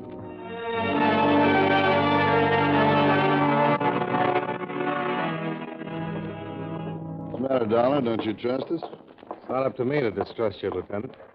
But these insurance people get uneasy when there's a choice between suicide and murder. Unless the murder motive is the policy. And you don't think there's a chance of that? Well, I wouldn't say definitely not, but the Maxwell girl made her mother her beneficiary. And her mother's an invalid in a rest home. Did you know the mother had taken up with an old flame? No, I didn't. Goes to see her a couple, 3 times a week. Crazier things have happened. I'll get the file. Sit down. Now, this is all we've got so far, pending coroner's inquest and autopsy report. Here's a photo of where she was found. Huh. Shallow water. That's the bridge? Yeah, she was lying right about there. But I don't think you have to worry about suicide, Dollar. As far as I'm concerned, it wasn't. I'll buy that, too. Wouldn't say this bridge is a suicide type. It's too low. Yeah, and there's another thing. I've been on the force for more years than I like to count. I've run into my share of suicides. Never known a woman to do it this way without taking off her coat. Oh? Usually shoes, too. I've learned that's part of a generally accepted pattern. The Maxwell girl didn't fit the pattern. And here's the way she looked. Coat on, belt still tied, shoes. Purse is missing. Searching the stream for it. How old was she? 21. She was a beautiful girl. I noticed that. I'm trying not to, but with her I couldn't help it. How much questioning have you done, Lieutenant? Not much. Or rather, not as much as we'll do after the inquest. When'll that be? The day after tomorrow. You want anything more here? Well, thanks, Lieutenant. I'll check with you later. I drove out to the stream where they'd found the girl's body, and there I chalked up another point against her death being a suicide. The bridge from which she had dropped was a good 4 miles from town. Boston had better bridges to offer within the city limits. I followed the riverbank and found the approximate spot from which the police photograph had been snapped. On the assumption that she'd been brought there in a car, The placement of her body in relation to the two lanes on the bridge made it look as if the car was going toward Boston and not away from it. 5 minutes later, I was heading the same way.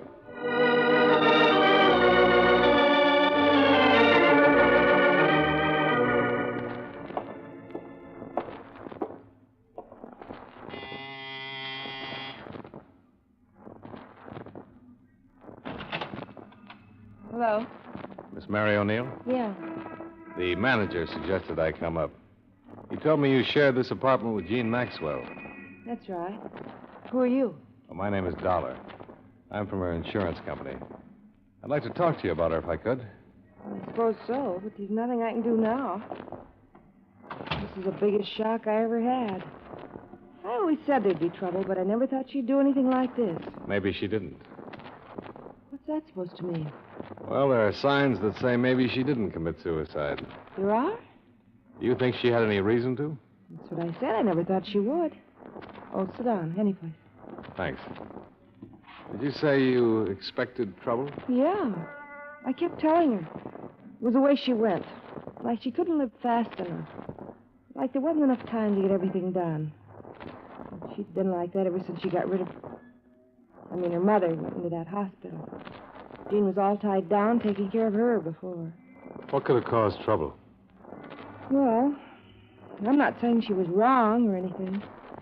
But there were too many men. Do you mind telling me who they are? I don't know. Only about one, Harold Corey. He's gone with her the longest. He's a big blonde truck driver. Harold Corey.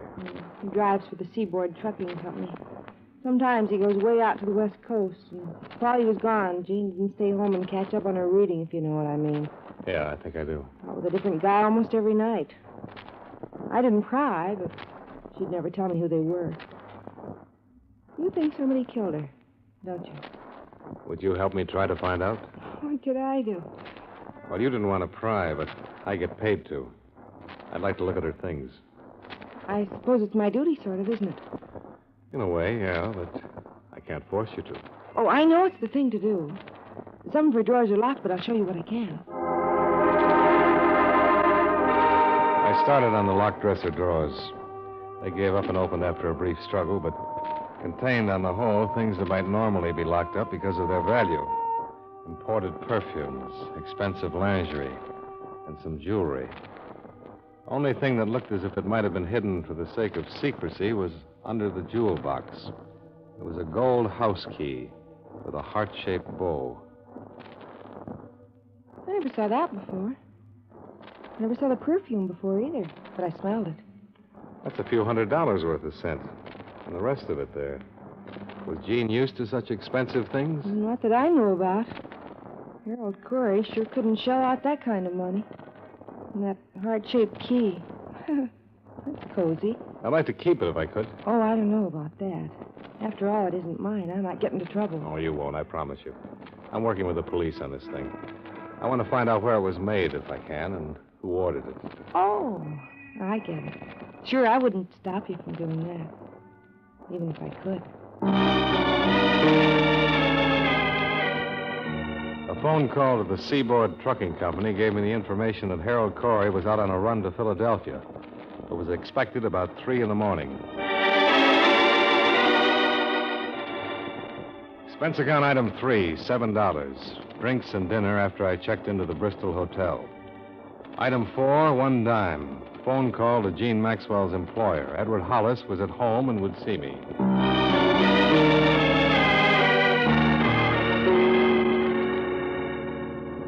Come into the living room, Mr. Dollar. You may as well be comfortable. It's nice of you to see me, Mr. Hollis. I thought it would be better to do it this way rather than bother you at work. Of course, and I appreciate it.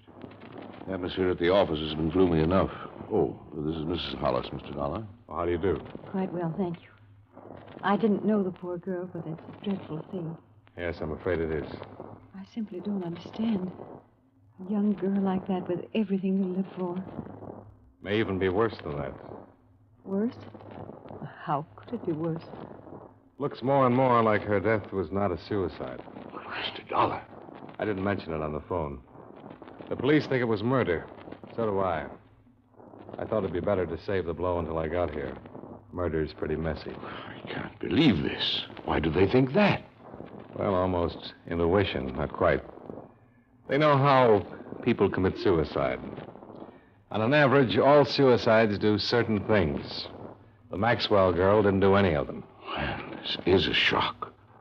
I suppose I could be dragged into a courtroom along with everybody else who knew her. Beatrice, you run along upstairs. There's no reason for you going through this. All right, Edward. I think I'd rather. Good night, Mr. Dollar. Good night. I'm sorry, but it couldn't be helped. Of course it couldn't. I understand. Please don't be long, Edward. No, I won't, dear. Could I mix you a drink, Mr. Dollar? No, thanks. I'll make this as fast as possible. I don't know how much you knew about Jean Maxwell's private life. I knew nothing. I have a number of girls in the office, and it's been my philosophy to remember that not too long ago I was young, too. As long as they do their work well, I ask no questions. As a matter of fact, I have no right to. Sure. From what I've gathered, she was mixed up emotionally. She didn't have much freedom because of an invalid mother she took care of. Yes, I did know that. When the mother went into a hospital, Jean began to make up for lost time. She led her friends to believe that she was friendly with a lot of men. But I don't believe that. Oh? I think it was one man. One with enough money to buy her expensive things, perfumes, jewelry, even a gold key. I'll have to admit that she was a beautiful thing. You say she worked with a number of girls at your office? Yes, there were 11 others. Out of those 11, did she have any close friends that you know of? Well, let's see. The Dyer girl, Grace, that is. They seemed to be quite friendly. I couldn't be sure of any others. Well, would you give me all their names, then? I'd like to talk to them. You know, find out if something might have come out over lunch or cocktails. Yes, of course. Perhaps it'd be better if you phoned me at the office in the morning. I could give you their addresses as well. All right, we'll do it that way. Well, thanks very much, Mr. Hollis. I'm sorry meeting you couldn't have been more pleasant. The next morning, I had a list of 11 feminine names and the address of Jean Maxwell's truck driving friend. By 10:30, I was following up the ladder.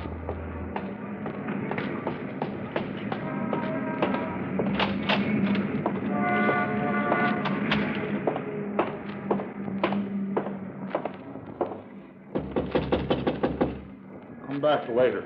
I can't see anybody now. I'm an investigator from Jean Maxwell's insurance company. I want to talk to you about her. Wait a minute.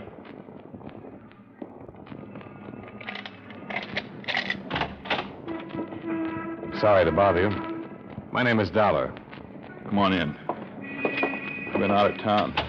I didn't know about what happened until I got the paper this morning. It's really got me rocking. Yeah, I can understand that. How much do you know about it? Why'd she do it? She didn't. What do you mean by that? It's not suicide, it's murder. Murder? You knew her pretty well, didn't you? Oh, yeah, pretty well. Did you buy gifts for her? Oh, once in a while. Birthday, Christmas, times like that. What kind of gifts? What are you driving at? Can't you remember? Oh, yeah. Candy, handkerchiefs, things like that. I don't think I like your approach, mister. Now, calm down, Corey. I'm giving you a chance to rehearse before the police get at you. When did you see her last? Night before I left for Philadelphia. When was that? 2 nights ago, Tuesday. I left at 5 Wednesday morning. She was found Wednesday morning. I know that. You're in a bad spot. Do you know that? You telling me people think I killed her? Me? Why, I loved her. I wanted to marry her. I'm sorry, friend. In this situation, that's a motive, not an alibi. Get out of here, will you? Get out and leave me alone. You're not helping yourself with this act. You're making it worse. Get out. Get out before I do have a murder to answer for. Get out!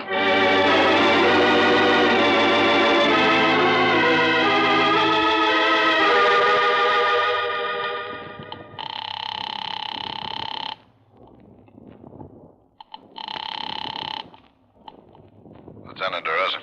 This is Dollar, Lieutenant. I just left a friend of the Maxwell girl. Name of Harold Corey. Dollar, I've been kicking myself on not getting the name of your hotel yesterday. I didn't have one then. Well, I've got a few things to pass along to you now. Oh, that's what I meant. If I could have located you, I could have saved you the trouble. What do you mean? The death was suicide after all. What? How come? Autopsy report. There was a concussion from the drop from the bridge, but it wasn't the cause of death. Hey, wait a minute, not so fast. The cause of death was carbon monoxide. Looks like she pulled the suicide where it embarrassed somebody, and her body was tossed from the bridge to get her out of the way.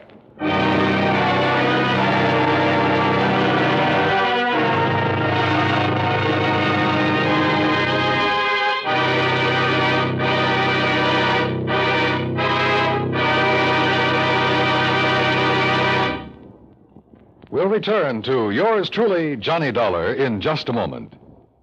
Tomorrow night, Gangbusters brings you authentic, hard-hitting proof that crime does not pay. All the facts right out of police files. The program names names and describes actual manhunts just as they took place. It's a Saturday evening event for adventure fans right here on CBS Radio. Don't miss Gangbusters, tomorrow night over most of these same CBS radio stations. Gangbusters.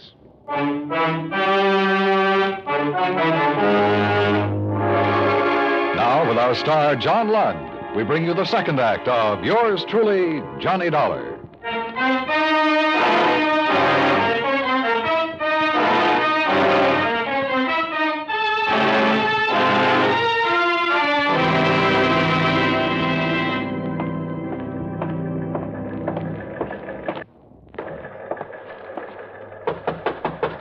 Come on in.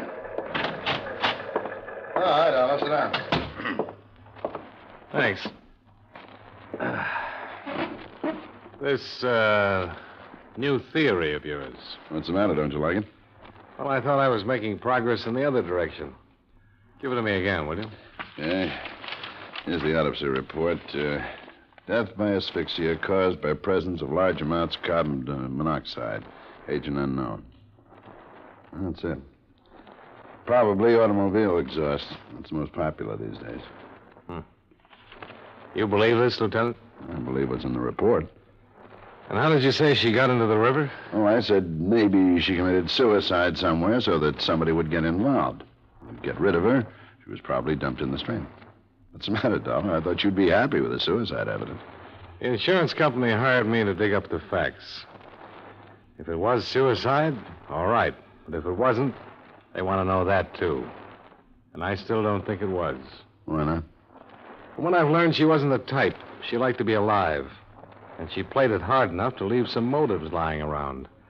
Jealousy, for one. That boyfriend of hers, Corey? He's a possibility.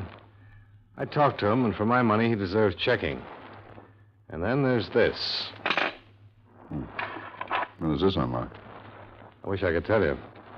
It was undoubtedly given to her by somebody. I'd like to know who. You think you could put a couple of men on it?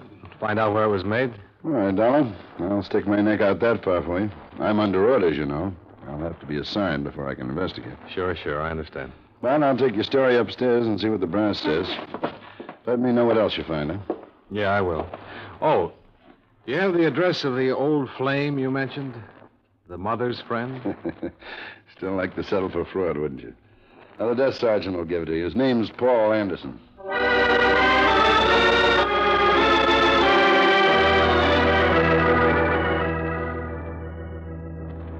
I'm from Gene Maxwell's insurance company, Mr. Anderson.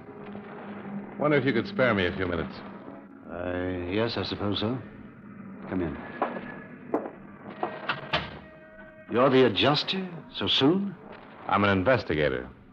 Oh? I didn't know she had a policy. Yeah, she did. $25,000 to go to her mother. I see. But her death has been classed as suicide, which voids the policy. The 2-year self-destruction clause is still in effect. That's a pity. Why do you say that? It's the least you could have done for poor Mildred. That's her mother? Yes. An extremely young mother. Who has almost ruined her life for that girl. Oh, I didn't know that. Yes, the daughter was born when Mildred was only 17. And she was left to care for the child herself. I've helped as much as I could. Oh, I don't want you to misunderstand. There's nothing to be hidden. I suppose it is unusual. I did meet Jean first. But when she took me to her home and I met her mother, I realized that Jean was no more than a cheap little opportunist. The complete opposite from her mother. As I say, I suppose it is unusual. Yeah, but that doesn't make any difference. The point is that you dropped the girl in favor of her mother. Is that it?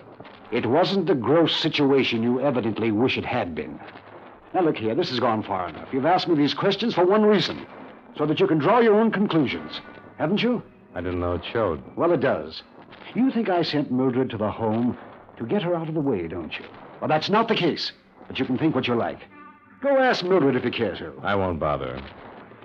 Do you know anything about a gold key that Jean had? A gold key? No, I don't know anything about a gold key. I've known very little about Jean at all these past months. Yeah.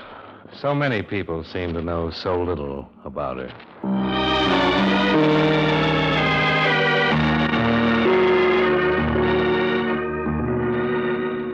Hello, Mr. Dollar.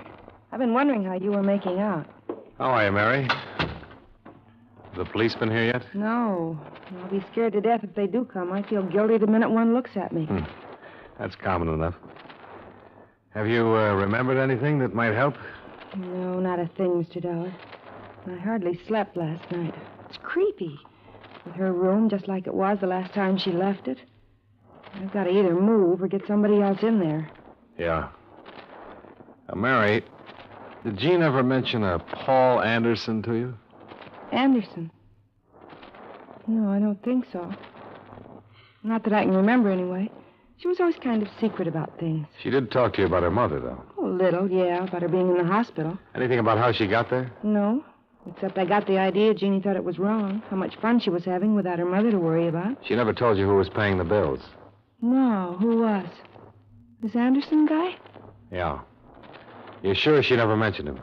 I'm sure I'd remember if she did, because I was curious and she never mentioned any of them. Okay. Thanks, Mary.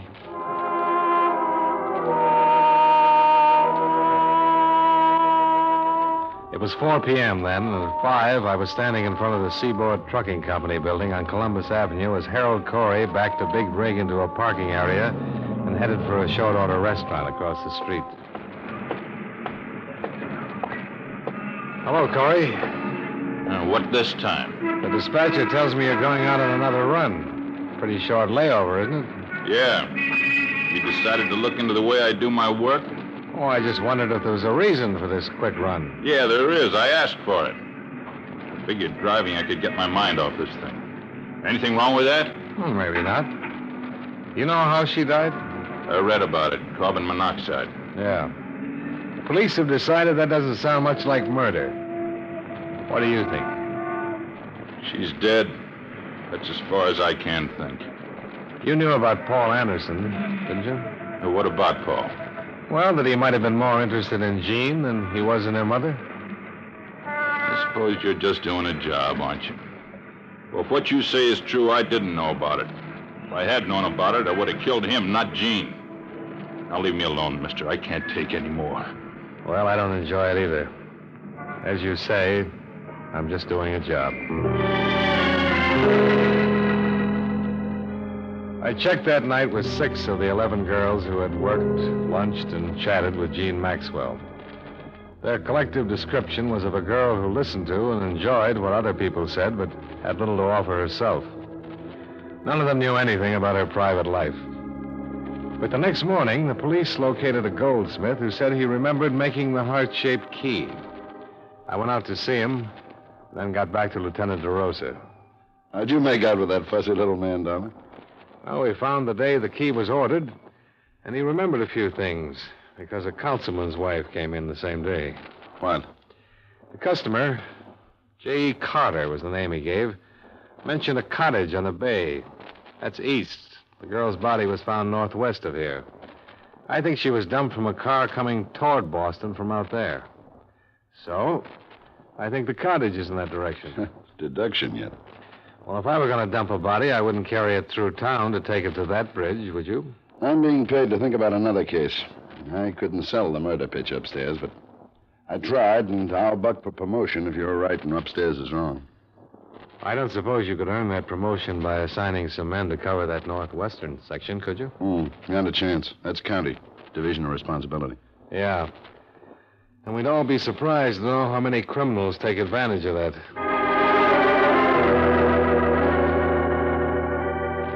Expense account item 4, $35, mileage, covering a 2.5-day canvass of real estate offices northwest of town. Object, A cottage probably rented previous to the month of June by a man possibly using the name J.E. Carter. It was a vague lead that meant morning to night legwork, but on the third afternoon, it paid off. Yeah, we don't rent much up here, that's why I remember. She was a dark-haired girl, is that right? That's right. Yes, the Anson place out on Butch Road. Has anybody been there in the past few days? Not that I know about. It used to be there every 2 or 3 days, too. How was the rent paid? Cash or check? By, cashier's check. Or was it regular? Definite day of the month, I mean? And do you know the bank? Yeah, between the 1st and 5th of each month since May. Check on the commercial bank. Oh, thanks. Now, I'd like to ask one more favor.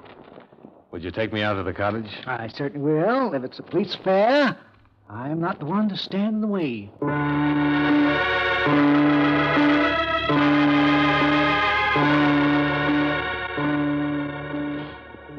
Mr. Dollar, I've always said that I'd personally vouch for the people I do business with. But you never know, do you? That's a profound truth in any business. I'll certainly try to be more careful in the future. Do you want to go now? Yeah, I think I've seen enough.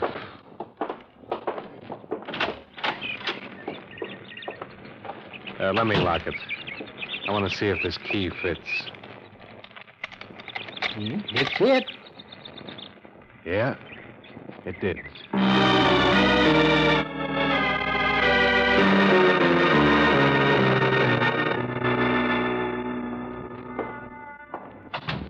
Well, I didn't expect to see you again. Didn't you, Mr. Hollis? You thought you'd get away with it? What did you say? Well, there's no reason to be clever with each other. I know you killed her. You rented a cottage out beyond Mystic River. You used the name J.E. Carter. Come into the other room. Yes, you're right. I did become infatuated with her. If you'd known her, you'd understand. I realized last week that it had to stop, and I told her. She'd been with that young Corey boy. I told her that even if I were single and eligible to marry her, I would advise her to hang on to him. Someone her own age. That was last Tuesday night. Yes. She left the cottage, and I heard her drive off. Or at least I thought I did. When I went out, I learned what she'd really done. She'd committed suicide in the car. You can hardly blame me for wanting to keep the secret. It wasn't suicide, Mr. Hollis. You know it, and I know it. All right, Mr. Dollar. I'll make my statement to the police. Fine. I'll drive you down. Thank you. Edward. Beatrice, go back upstairs. No, Edward, I won't. I insist, Beatrice. What good would it do? After what I've done because I lost you, why should you ask me to go upstairs while I lose you again? I forbid you to say another word. Mr. Dollar. She had taken him away from me because she was beautiful, and I no longer am. I was waiting in their cottage. When they came in, I struck her. Is this true, Mrs. Hollis? Yes, I killed her. And since there was nothing left of our lives, we carried her to the garden. Beatrice, what have I done? What have I done?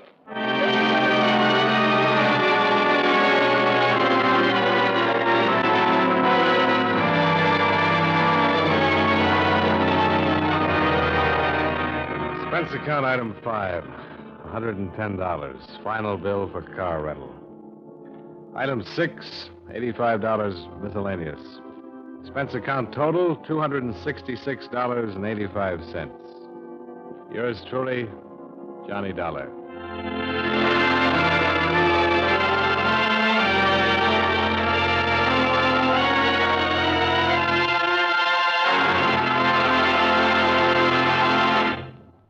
Yours truly, Johnny Dollar, stars John Lund in the title role and is written by Gil Dowd with music by Eddie Dunstetter.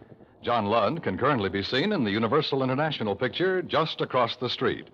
Featured in tonight's cast were Jeanette Nolan, Howard McNear, Ted DeCorsia, Virginia Gregg, John McIntyre, Barney Phillips, and Dick Ryan. Yours truly, Johnny Dollar, is transcribed in Hollywood by Jaime Del Valle.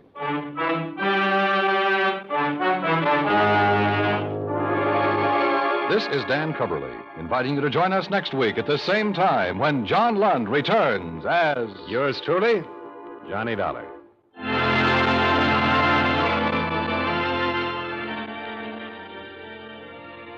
And remember, Tarzan brings you his adventures Saturday evenings on the CBS Radio Network.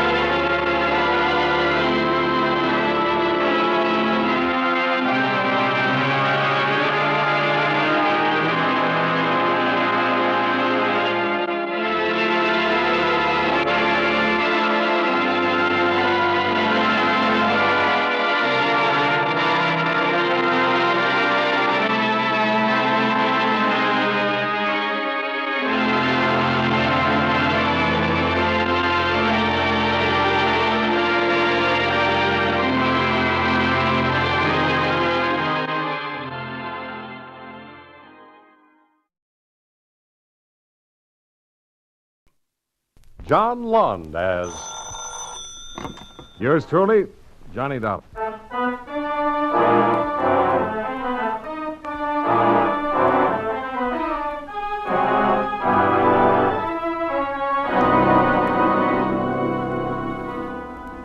Expense account submitted by Special Investigator Johnny Dollar to Home Office, Eastern Indemnity and Insurance Company, Hartford, Connecticut. The following is an accounting of expenditures during my investigation of the King's Necklace matter. Expense account item 1, $134.70. Airfare and incidentals between Hartford and Miami. Waiting at the airport, as promised, was your Southern States Agency manager, Marty Fenton. Over a cup of brew in the coffee shop, he briefed me on the assignment. Ever hear of King Rawlings, Johnny? King Rawlings? Financial tycoon, wasn't he? Retired some 15, 20 years ago? That's the lad. About a year ago, he wrote a policy on a $250,000 necklace that he owns. Which has suddenly turned up among the missing? Not yet. You expect it to? Well, we got a letter from him day before yesterday. Claims somebody attempted to break into his safe. Thinks they were after the necklace. Well, I'm usually sent for after the crime's been committed. True, my lad, true. Oh, pass the sugar, will you, please? Sure. So what am I doing here now? The policy's coming up for renewal, Johnny. And there have been nasty rumors circulating around about Rawlings' present financial condition. Afraid he's starting a build-up to put in a fraudulent claim? It's been done before. The boys in Hartford get pretty stuffy about that kind of skullduggery. Now, we want you to check around Los Banos and see what you come up with. Is that where the gentle sea breezes waft through the palm trees? 2,000 imported ones. Los Banos is Rawlings' own personal island off the coast of Cuba. He's lived there for 20 years, surrounded by his memories, his trees, and his collection. Of precious stones? People. Mr. Johnny Dollar is one of the... Oh, your plane's waiting, Johnny. I hired a little amphib to fly Let's you not down. brush off the collection of people, Marty. Who am I to prejudice a stalwart investigator about to brave the dangers of Rawlings Isle? On your way, lad. And may the blessings of Eastern Indemnity follow you even unto the ends of Los Banos.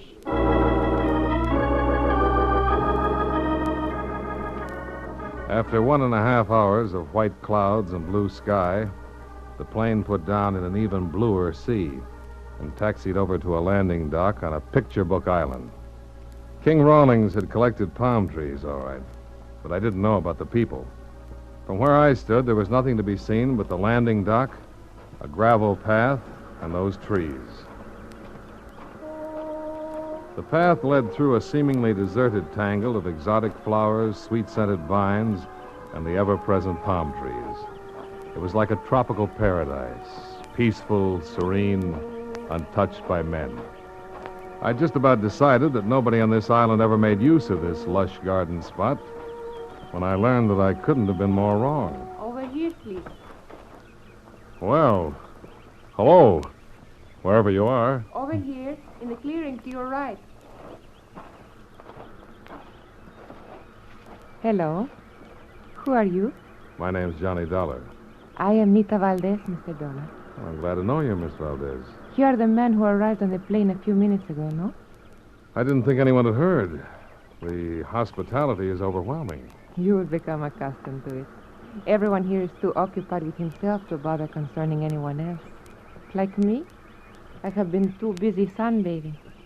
Yes, so I noticed. If it bothers you, you could hand me my robe. Oh, no. That won't be necessary. Sit down, Mr. Dollar. Thanks. You have come to see the king about the attempt to steal his necklace? Apparently, sunbathing hasn't interfered with your learning about that. You obviously do not know King Rawlings very well. Why do you say that? Everyone on this island has been accused of attempting the theft. Including you? Why should I be an exception? Oh, just wondering.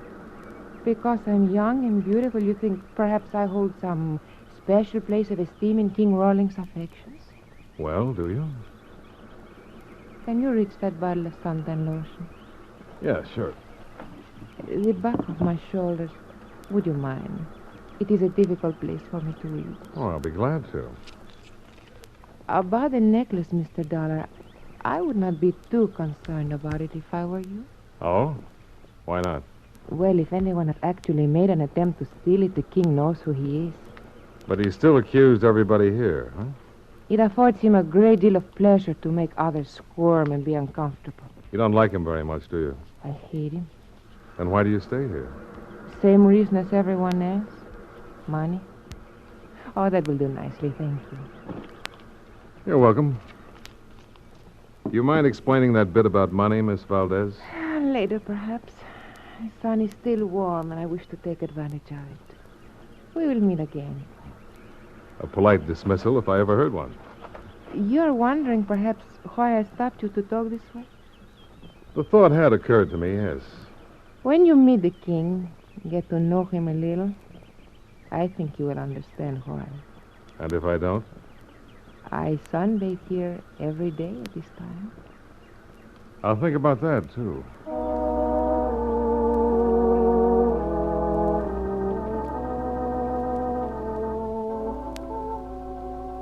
I found that Rawlings, like all good kings, lived in a castle. This one, obviously imported, stone by stone, from some Moorish province. A nervous little man came to the main gate and escorted me inside to the baronial hall. Harley is my name, Mr. Dollar. Timothy B. Harley. I'm Mr. Rawlings' secretary. In here, please. Mr. Rawlings' study. He'll be down to join you shortly. Thanks, Mr. Harley. I presume you're here about the necklace, Mr. Dollar? A favorite topic of conversation around here, isn't it? I beg your pardon? The necklace. Oh, yes, of course. Well, under the circumstances, you see, the attempted theft and all, it, has someone else mentioned it to you? Any reason why they shouldn't? Oh, no, not at all. No, it was just that, well, was it Nita Valdez by any chance? What makes you think so? Oh, nothing. Oh, no, nothing at all. Only, you see, it was, to tell you the truth, I've suspected something for a long time. It's come to my attention. You talk too much, Harley. Oh, Mr. Rawlings. Oh, I didn't hear you come in. I was just telling Get out. Mr. Oh, well, of course, Mr. Rawlings, of course. You're from the insurance company? That's right, Johnny Dollar. Why you instead of Marty Fenton? He's an agent. I'm a special investigator. I didn't request an investigation. You made a report of an attempted robbery. What do you want me to do? Have you declare the policy void because I didn't? What do you want us to do? Thank you for letting us pay out $250,000 if the necklace turns up missing? Over here, darling. There's the safe I keep it in. Pretty substantial job. Fenton supervised the installation himself. Those scratches near the combination, those what made you think somebody tried to force it? Only a hammer and chisel could make those marks. Mm-hmm. I'd like to see the necklace. Good. Who do you think was after it? Either Harley or my protege, Nita Valdez. Why suspect them? They love money and hate me. You care to go into that? You're investigating the necklace, Dollar, not my relationships with the people on this island. There it is. Oh. Beautiful workmanship. What else did you expect for $250,000? A little more than this, Rawlings. I'm no expert on precious stones, but 10 will get you 20 if these aren't paste. Let me see. You're right, they are. Any explanations? None. You've no idea how the switch was pulled? I have not. When was the last time the necklace was appraised? When the policy was written? Who else has the combination to this safe? No one. Oh. Kind of puts you in a spot, doesn't it? Not at all. I'm insured. The law says we don't have to pay off on fraudulent claims. I know. The law also says you have to prove that fraud exists.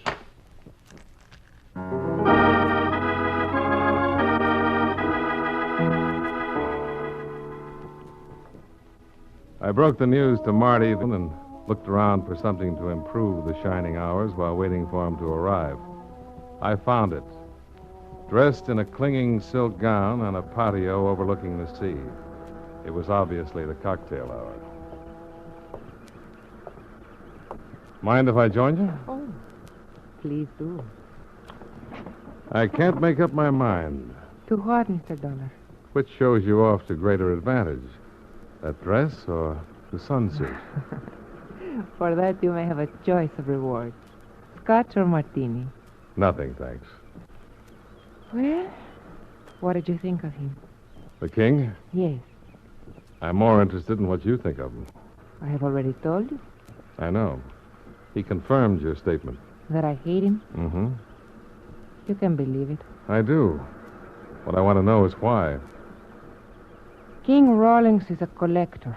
Stamps, butterflies, out-of-state license of plates? People, Mr. Dollar. How does this fascinating game of his work? He specializes in aspiring artists with little or no talent. An actress like myself, a would-be poet like Harley. He baits his trap with a promise of money to aid their careers. Keeps them dangling as long as they can amuse him and feed his ego. Then he casts them off. Very amusing. Yes, isn't it? Well, if you know what he is, why stay on? Oh, it's much easier to cling even to a remnant of a dream than to face the harshness of reality. How tough would it be to face reality with $250,000? The necklace is gone? Does that surprise you? No. It was too great a temptation. For you or Harley? For either of us, if we had known the combination to that safe. No, Mr. Dollar, it was the king himself who was tempted. Well, that doesn't figure. Not with his money. If he still has it. Why do you think he hasn't? What other answer could there be? Might be interesting to try to find out. Oh, you would be wasting your time, Mr. Dollar. I've got some to spare. Perhaps I could find use for it. I don't have any money. Oh, that was rather cruel. I'm sorry. Mr. Dollar, is that you out there? Oh, yes, of course it is, yes. Why the excitement, Harley? Tell me, is it true that the necklace has been stolen? Looks like it. Why? I wonder if that could possibly account for it. For what? Mr. Rawlings, he's lying on the second floor landing. I think he's dead.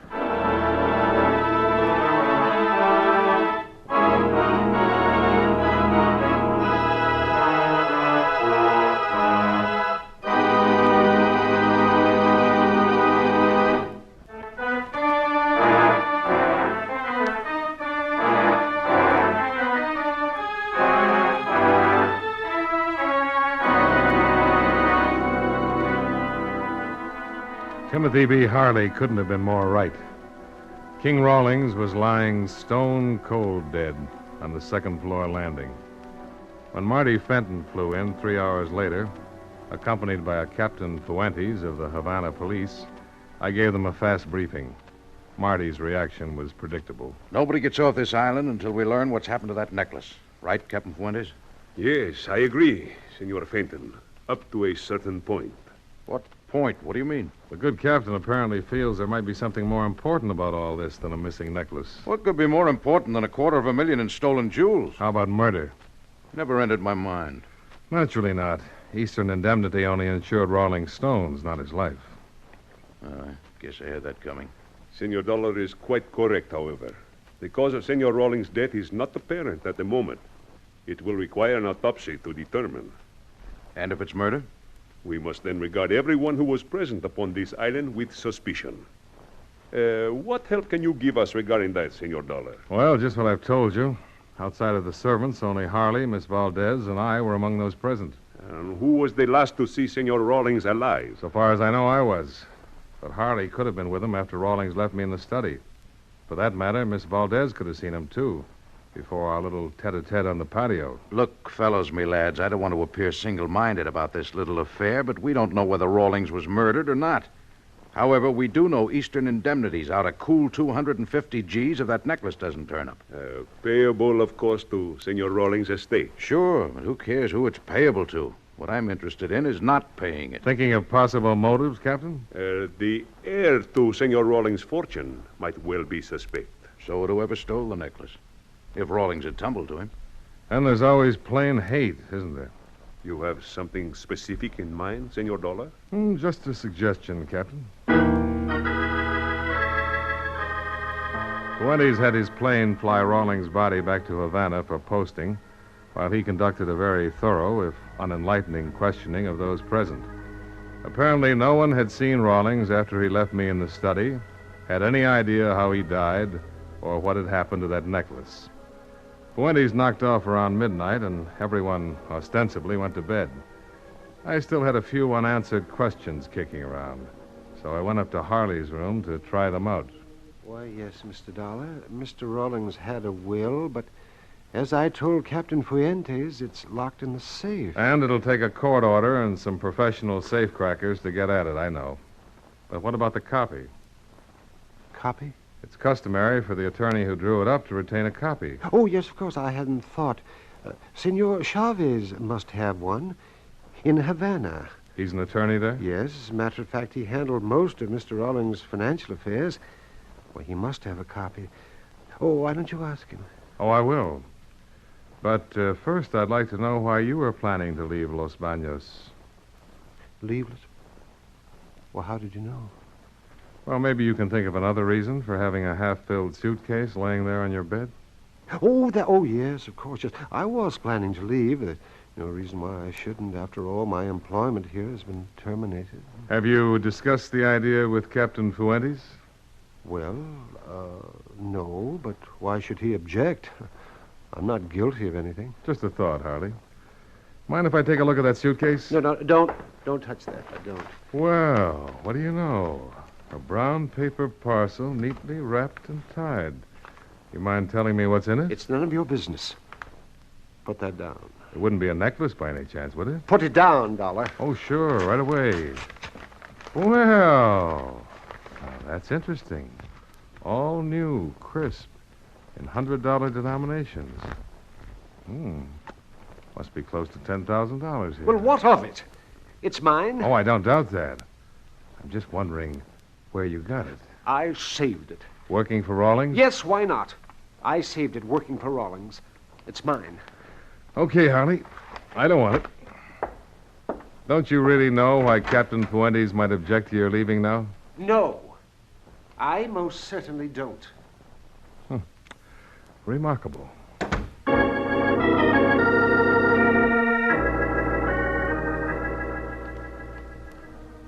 There wasn't anything I could do before morning rolled around except smoke a last cigarette and try to think things out. So I went out in the same patio where Anita and I had had our talk and lit up. The one cigarette turned into two. Then I started to light a third one. That was a mistake. I saw the muzzle flash. It came from somewhere inside a clump of palm trees. But with a full moon behind me, I wasn't going to get heroic about it. I made a dive for a concrete retaining wall.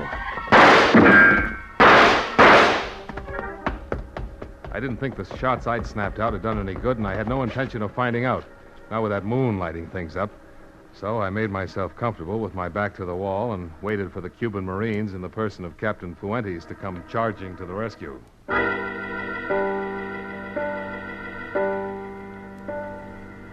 Some 15 minutes later, Marty, the captain, and I held a council of war on our way down to the landing docks. I found these two empty shells under one of the palm trees, Senor Dollar. But that was all. No trace of the person who fired them. What about Harley? He's not in his room. So far, I've been unable to locate him. Hardly seems reasonable, Johnny. What could be so important about that money you saw to make him want to kill you? I don't know that he did, Marty. But I'd like to ask him a couple of questions about it. But why come down here to the boathouse, senor? Well, with your plane gone, there's only one way off this island. Rawlings speedboats. We'd better make sure they're locked up tight.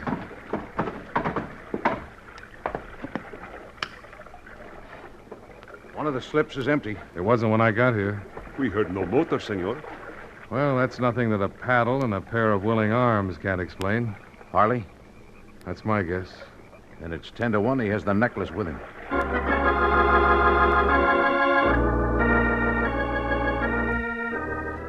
Expense account item 2, $5.65. Breakfast for two in Havana, where Martin Fenton and I found the bougainvillea and the tourist rates in full bloom. We wanted to talk to Senor Chavez, Rawlings' lawyer, and after a rough trip on one of the speedboats and that rougher breakfast tab, we made our way to his office.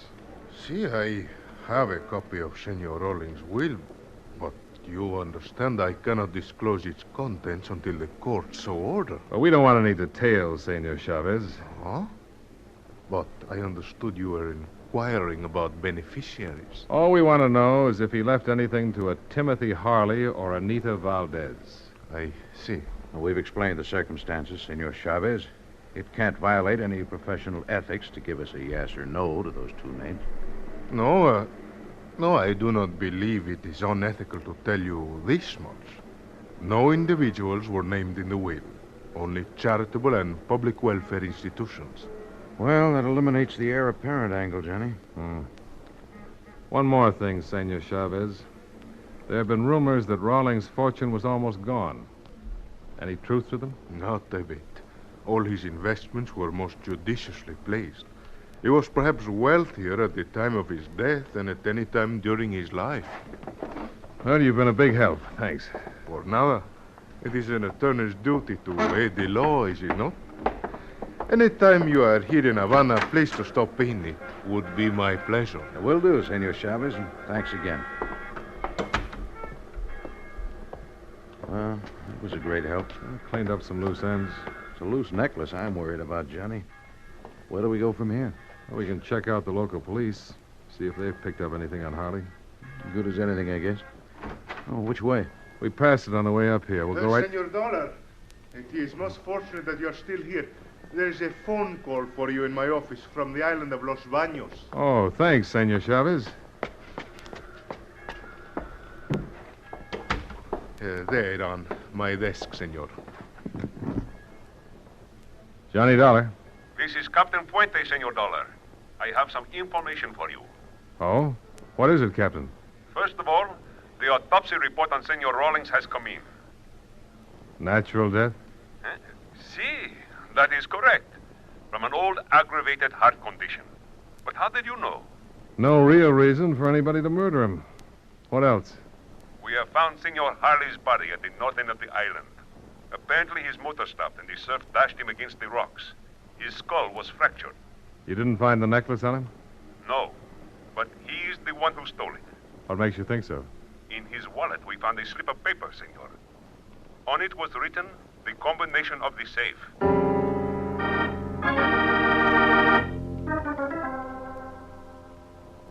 Expense account item 3, $35. Transportation of speedboat back to Los Baños.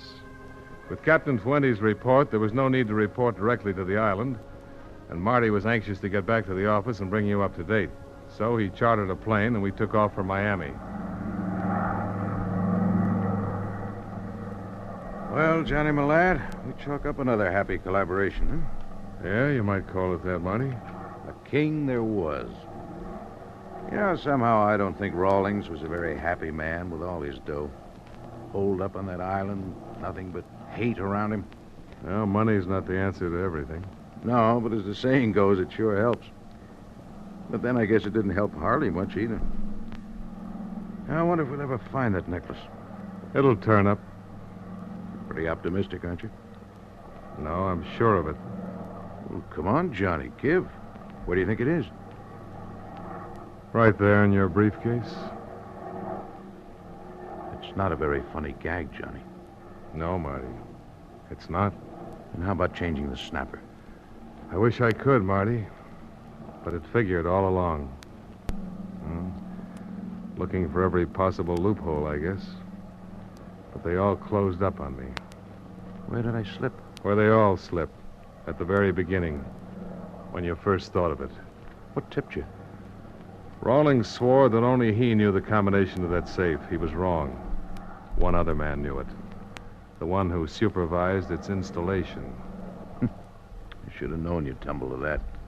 The paste pinned it down even closer, Marty. The reproduction was too good. No wonder. You had every descriptive detail in your copy of the policy. Weights, dimensions, photographs, everything. I didn't go back to the island, Johnny. How could I make the switch? That's where Harley came in. You slipped him the combination and he made the switch. That's why the $10,000 payoff. And why you had to kill him. And frame it as an accident. Maybe I should have killed you, too, when I had the chance on the patio. You've still got your gun? Nah. What's the use? It was wrong all the way. Besides, I never could outshoot you.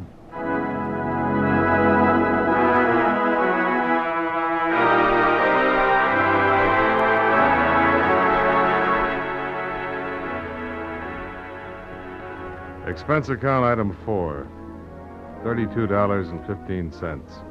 Hotel bill and incidentals in Miami. Item 5, $141.10. Plane fare and incidentals back to Hartford. Expense account total, $348.60. Remarks. With all due deference to my chosen profession, sometimes this is a lousy business. Yours truly, Johnny Dollar.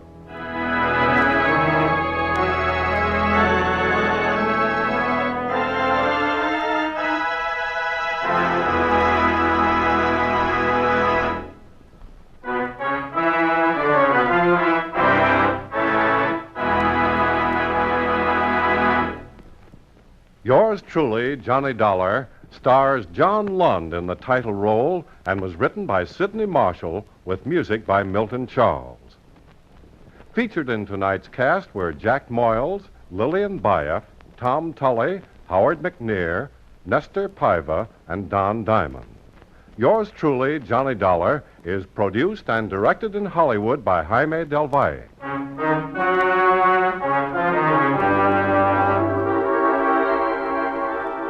This is Charles Lyon, inviting you to join us again next week at this same time when, from Hollywood, John Lund returns as... Yours truly, Johnny Dollar.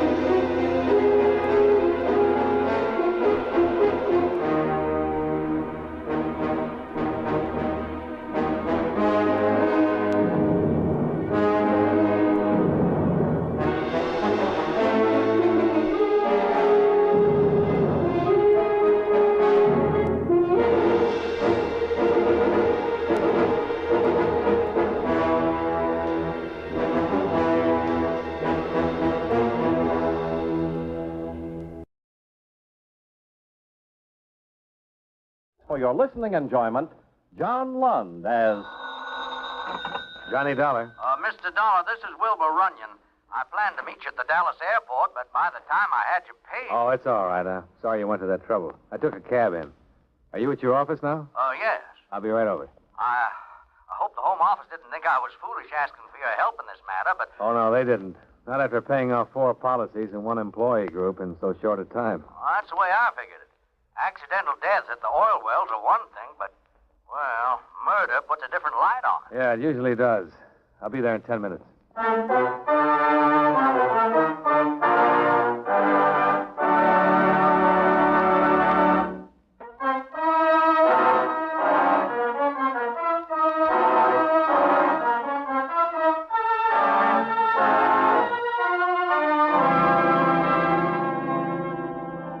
Expense account submitted by Special Investigator Johnny Dollar to Home Office, Employees Cooperative Group Insurance Company, Hartford, Connecticut. The following is an accounting of expenditures during my investigation of the syndicate matter. Expense account item 1, $106.40, airfare and incidentals between Hartford and Dallas, including cab fare to the Alamo building, where I contacted Wilbur Runyon, manager of your Southwestern Division. You, read my report to the Home Office, Mr. Dollar? Yeah, what there was of it. Well, there isn't much I can add to it, I'm afraid. Even the sheriff at Tupelo doesn't know any more than what I wrote. With the new oil strike, Tupelo's a boom town. That always means a certain amount of trouble. 4 murders seems like an extra large helping, though, even for a boomtown. I don't know what to think of it. Of course, practically every man working in that field is insured with us under the group plan, so it isn't unusual that we've paid off in all 4 cases. No, but it is unusual for all 4 men to die the same way. You said that in each case the victim had been beaten to death. The murders all follow the same pattern. That would seem to indicate that they'd all been done by the same person, or persons. Oh, that's right. And collecting the insurance money might seem to be the answer if all the policies had been made out to the same beneficiary, but they weren't. Who did benefit? In all 4 cases, the wife of the victim. Well, that still doesn't rule out a syndicate. Well, what do you mean? Killers can be hired, Mr. Runyon. They collect their share of the insurance after an unhappy wife becomes a merry widow. Not in this case. Why not? Oil company that made the strike at Tupelo is one of the best. They pay the premiums for their employees. No payroll deduction. So? So, 2 of the wives who collected didn't even know about the insurance until we contacted them. That could be an act. I'll let you judge that for yourself. Now, last man killed was a driller named Gonzalez, Mexican. I haven't paid the claim yet. I asked his wife to come in this afternoon to pick up the check. She'll be here in a minute.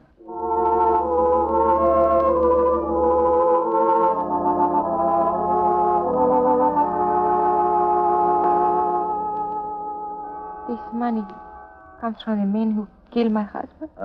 No, Mrs. Gonzalez. It's insurance, life insurance the oil company paid for. $2,000? Well, that's right, ma'am. You have a family, Mrs. Gonzalez? Somebody you can go to? My mother, my brother in Sonora. But my husband, Manuel, he always wanted the baby to be born here in Estados Unidos. Everything was going to be so good. Did your husband have any enemies? Enemies for what, senor? He never hurt nobody. There were 3 other men killed, Mrs. Gonzalez. Did he know any of them? I don't know. No, I don't think so. We were in Tupelo for only 3 weeks. 3 weeks? I forgot to mention that in my report, Dollar. All the men killed have been newcomers to the Tupelo field. Where'd they work before they came there? They all come in from the same job someplace else? Oh, no, all came from different places. None of them had worked for a couple of months before hitting Tupelo, according to employment records. Was your husband out of work for a long time before you went to Tupelo, Mrs. Gonzalez? Senor, we have no money. He worried all the time. Did your husband drink or gamble? Oh, no, senor. He was a good man. He tried hard to work every day, even when he was hurt. Hurt? Where? How? Well, it was some accident at the well. You know anything about that, Runyon? No, but one of the other women mentioned the same thing. An accident the week before the killing. What did your husband say about his accident, Mrs. Gonzalez?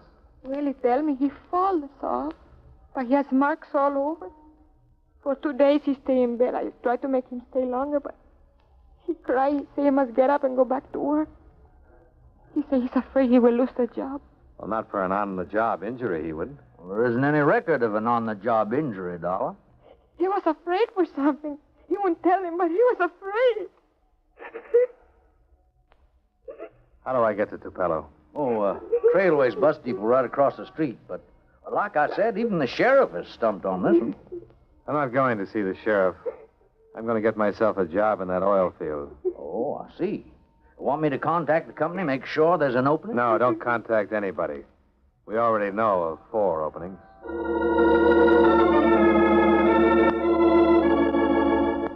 Expense account item 2, $5.20 for a used suit of dungarees and a pair of work shoes. Item 3, $6.12. Bus fare from Dallas to the Tupelo oil field.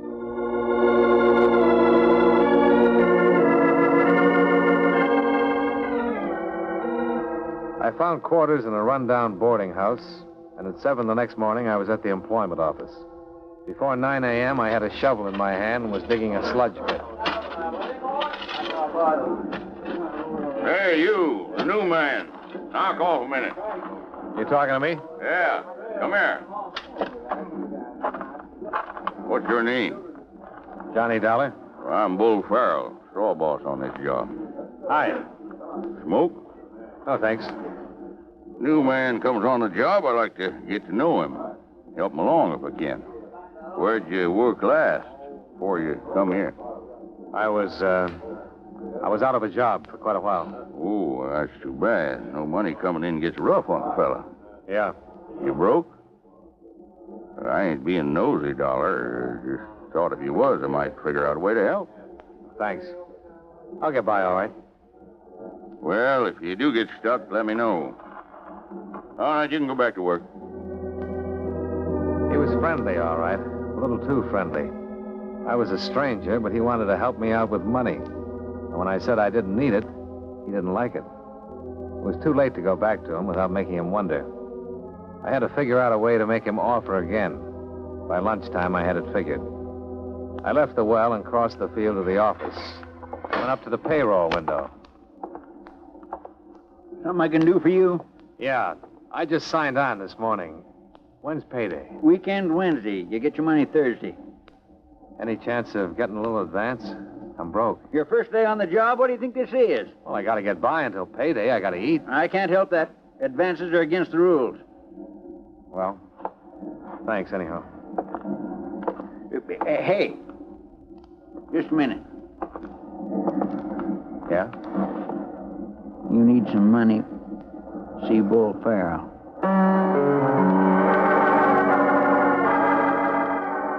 See Bull Farrell. All roads led back to the straw boss. And seeing him wasn't hard. He was leaning against the wall of the payroll shack when I came out. Hey, Dollar, wait up. Bracing the cashier for an advance, huh? I could have told you that wouldn't work. You're right, it didn't. Why didn't you come to me like I told you? All right. You want to lend me some money? Well, I wish I could, but I'm just a working stiff myself. Well, then why the offer? I thought I'd send you to Frankie Roebling, runs the tool department. Aunt or somebody died and left him a bundle. He likes to help guys along. Just like that, huh? Well, he'll expect a little something for his trouble, a little interest. After all, he's taking a chance. You're new on the job. You want to see him or don't you? Yeah, I want to see him. He said the tool shack? Don't bother him on the job. Room 12, the Tupelo Hotel, tonight.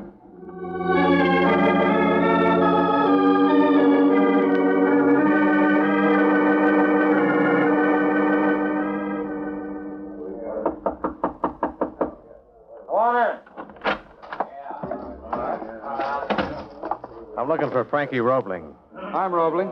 You Dollar or Prescott? Johnny Dollar. Deal me out of credit. Come on, the next room, Dollar. I understand you need some dough. That's right. How much? How much can I get? Enough to live on until payday. If you ain't planning on taking any trips, where do you live? Kilgallen's boarding house. $20 see you through? Sounds all right. Yeah. And on payday, you'll drop in and give me the 30 back, right? 30 for 20? Well, just to show you appreciate the favor. Well, you wanted it, don't you? All right. You want me to sign some kind of a note? An IOU? What for? I'll remember it. And if you forget, I'll remind you. $20 and 4 dead workmen. There was a big gap, no way of linking them together. But somewhere the pieces had to fit. Then Thursday came, and I drew my first pay.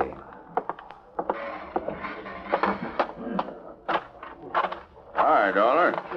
Get your dough all right? Huh? Oh, yeah, Bull. I got it. $32.80. Well, only 3 days. Frankie Roebling will be expecting to see you tonight. I know. He just asked me to remind you. Some of these roughnecks get absent-minded and makes it tough on everybody, especially themselves. Don't worry, Bull. I got a good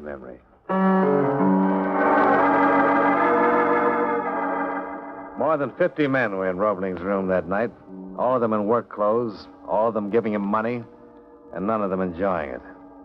I waited until the last of them paid up and drifted out. Well, Dollar, I see you hanging back while the other boys are shelling out. I wanted to see you alone. Yeah, I know. That means you want to talk, and when you want to talk, it means you want to stall about paying. I only had 3 days' pay coming. You knew that when you borrowed the money. I had the boarding house to pay. I have to live, don't I? Do you? All I'm asking for is more time. All right, Dollar. I'll give you more time. Next payday.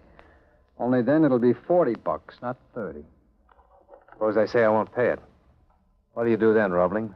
Take me outside? You thinking of getting hard, Dollar? No, Roebling. Just curious. Yeah. Big, too, ain't you? Big, hard guy. Next week, $40. I figure by next week you may soften up.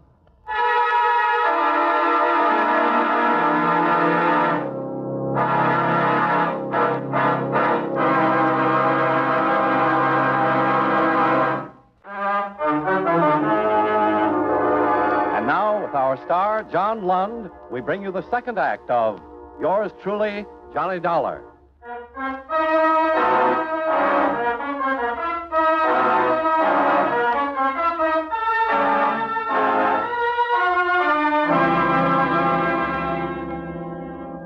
I went into a couple of the honky-tonks along the main drag and tried to strike up conversations with men I'd seen in Roebling's room.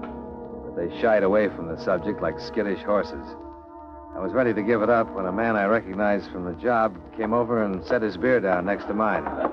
Mind if I sit down? Help yourself. My name's Prescott, Wally Prescott. Yeah, I know. You were behind me in the pay line this afternoon. Yeah. When I saw you up at Roebling's room tonight, what were you doing there? Paying off? Yeah. I saw you, too. But you didn't pay off. How do you know? I heard some talk later. Roebling and Bull Farrell.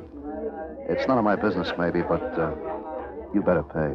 I'm short of cash. Look, a lot of us are short. I'm just telling you for your own good. I'm on the hook myself. If they don't like it, let them sue me.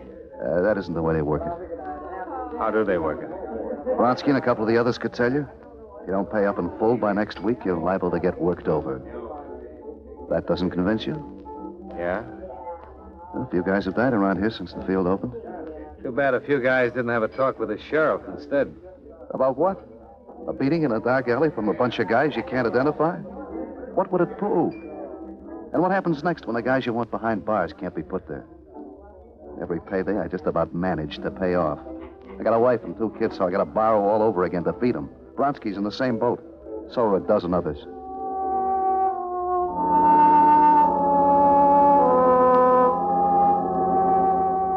I wanted to walk and think about it. I left the main drag behind and started toward the boarding house, cutting across lots on the graveled walks between the trailers. Mister, Yeah? could you give me a hand? Where are you? Back here into the trailer. What's the matter? Oh, so the butane tank's clogged or something. My stove won't work. You got a flashlight? No, I'll see what I can do, though. Haven't you got a... Oh!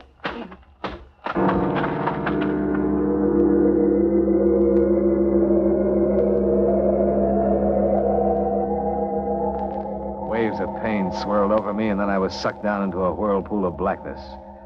When I came out of it, I was alone. I could feel the gravel biting into the side of my face. After a while, I managed to get on my feet, make my way to the boarding house. I fell across the bed with my clothes on and passed out again.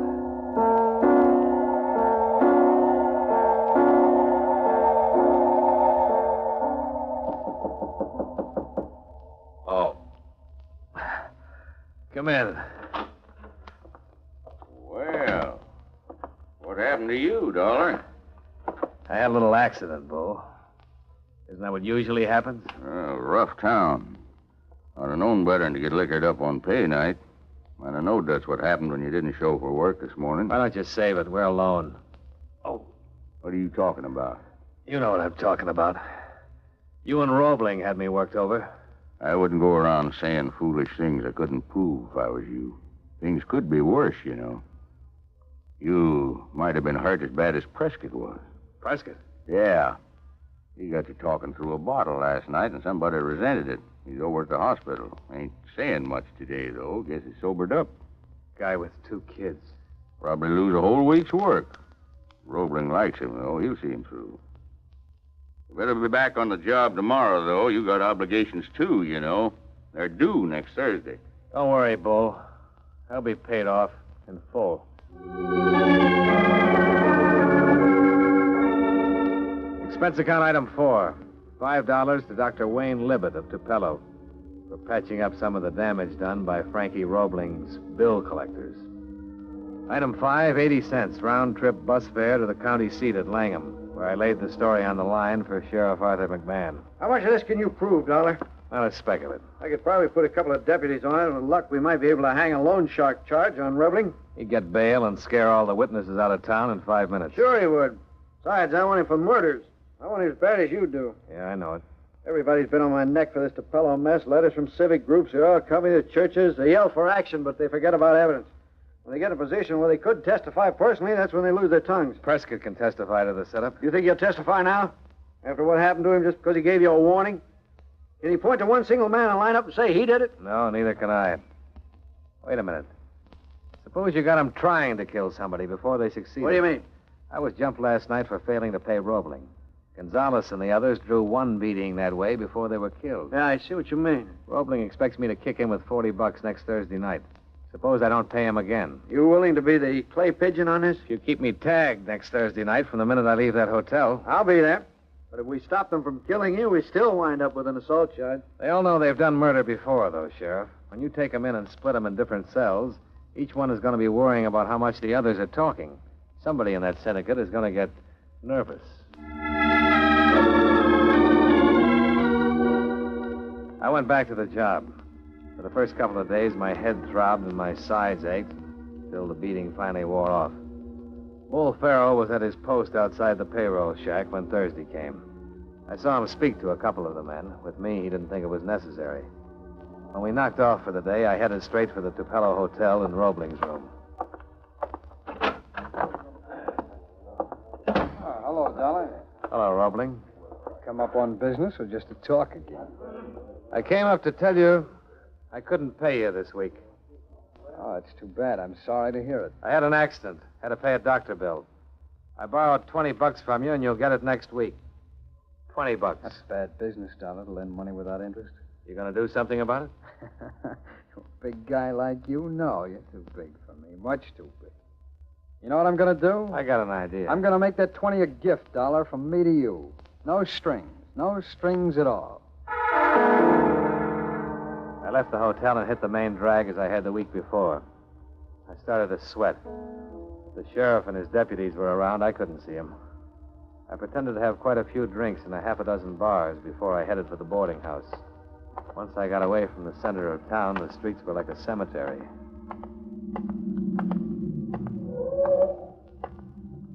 Hey, Dollar? Who's that? Bull Farrell. Friends of yours with me. Fellas you met last week. Want to take you to a party with us. No, thanks. Come on, boys. We can do it here. All right, come on. Should have listened to Prescott. He told you a couple of guys was killed. Okay, boys. Give them the full job this time. All right, that's enough. I got 4 deputies riding herd on this party. First one of you that moves stops a bullet. Now, you stand and get your hands up. You all right, Dollar? Yeah. Where the devil were you? Passed you in the car on the way out, turned into the driveway across the street. How'd you know where to stake out? This big mouth laid it out for his playmates in the hotel bar right after you left.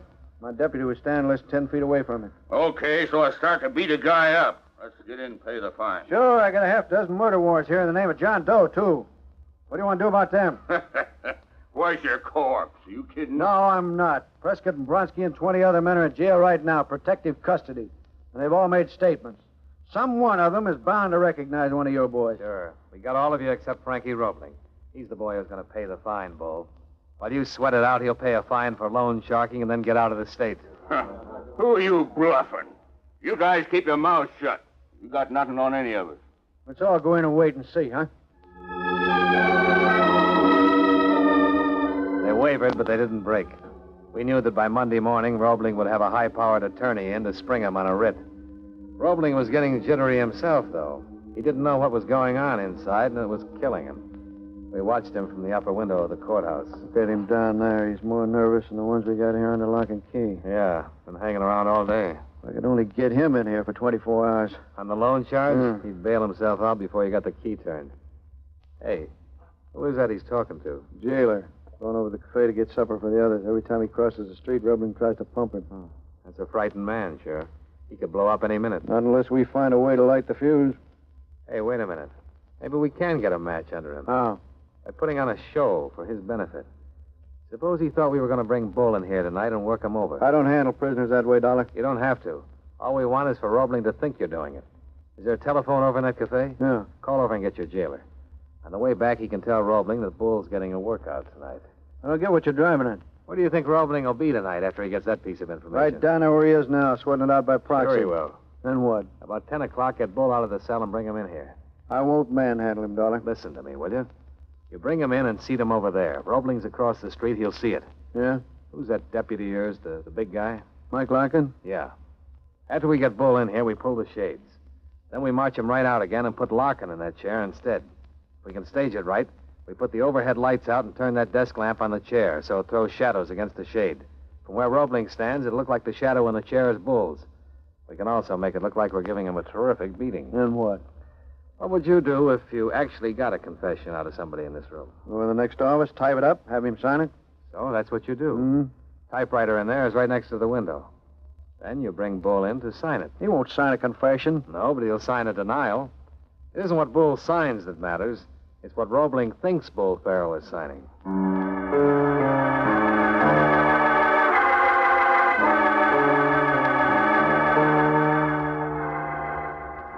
What's the idea? What are you pulling me in here for? Won't take a minute, Bull. Just want you to sign this.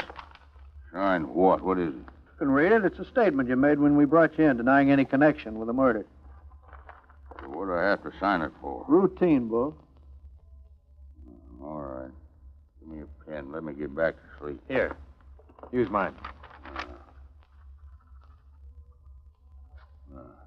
Shake hands, friend.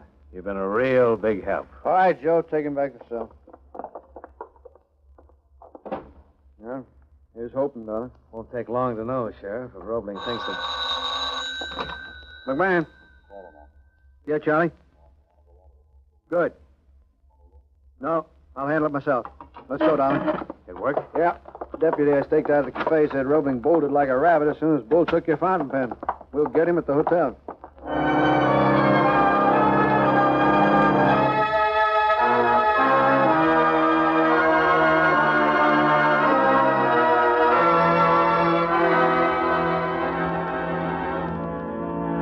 And that about wound it up. There were 6 of them altogether. Bull steered the suckers to Roebling for half his take and kept a staff of 3 muscle men to enforce the payoffs. The girl who got me into that dark trailer park was the wife of one of the muscle boys. Expense account item 6, same as combined totals of items 1 and 3, $112.52. Transportation from Tupelo to Dallas and back to Hartford again. Incidentals and miscellaneous were covered by my earnings on the well job, proving that I live within my means. Expense account total, $236.04. Yours truly, Johnny Dollar.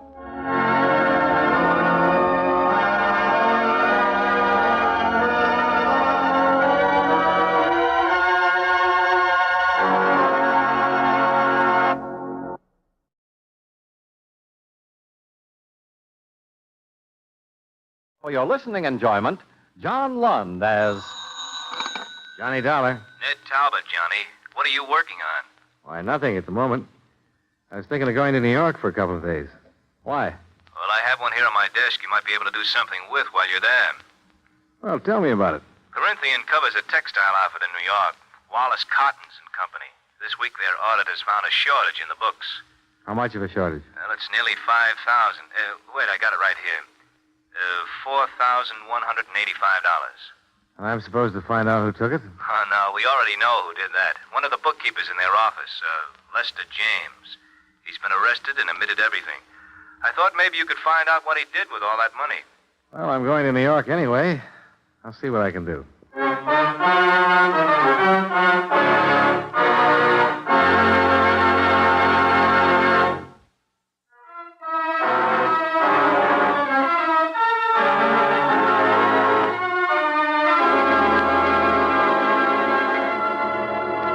Expense account submitted by Special Investigator Johnny Dollar to the Continental Adjustment Bureau, 418 Elizabeth Avenue, Hartford, Connecticut. The following is an accounting of expenditures during my investigation of the Lester James matter. Expense account item 1, $32.56. Train fare and incidentals between Hartford and New York City.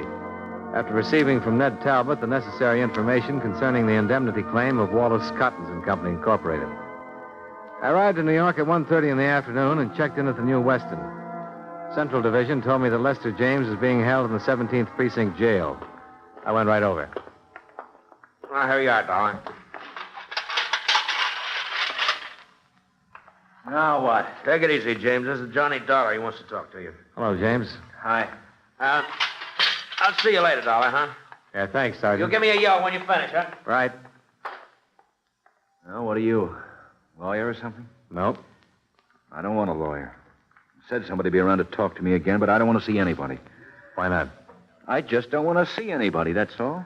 Well, you'll have to be represented by counsel when you go into court. All right, let somebody represent me. Just a technicality anyhow. I know what'll happen in court. I've got my confession. Who are you, anyway? I'm an insurance investigator. Well, what are you doing here? It's a swell day outside. I'm trying to find out what you did with that $4,185 that you took from Wallace Cottons. Oh, that. Yeah, that. How about it, James? Isn't it enough that I'm in jail? It's enough for the police, but not for my insurance company. I don't have anything to say to you. Now, look, don't be foolish. A whole or a partial recovery will have a lot to do with what happens to you in court. I don't want to be foolish. It's just that I spent it all. Every dime of it. No way to pay it back. Spend it on what? Doesn't make any difference. Might make a lot of difference. I don't have anything to tell you. You've never been in trouble before, have you? No. They think of things like that when a man comes up for sentencing. Now, this is your first offense. I know. You trying to shield somebody, James? Why don't you go away? You been trying the market? Did you gamble with it? No, just leave me alone. I won't tell you anything, Mr. Dollar. If you bought something with it or gave it to somebody, if it can be recovered in some way. No, I tell you, go away, leave me alone. I'd like to, but you're a thief, James, and you're going to get what's coming to you. I can't leave you alone. Listen. Now, you listen to me. If I don't get the information I want from you, I'll get it elsewhere. I'm going to be real honest with you.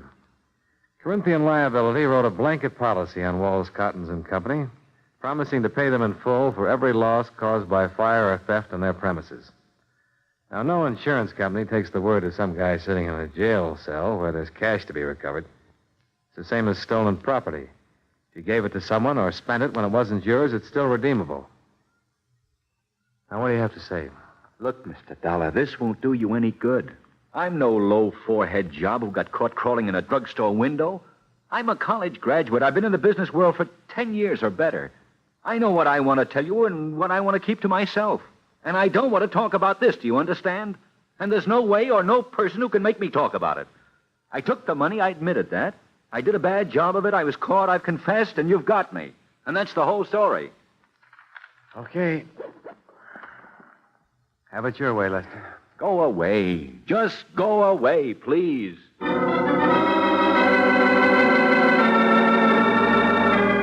Lester James was a tall, dark-complexioned man in his early 30s. His hair was black, straight, and closely cropped. His features regular. Not good, not bad. The kind of man you see every day on the street.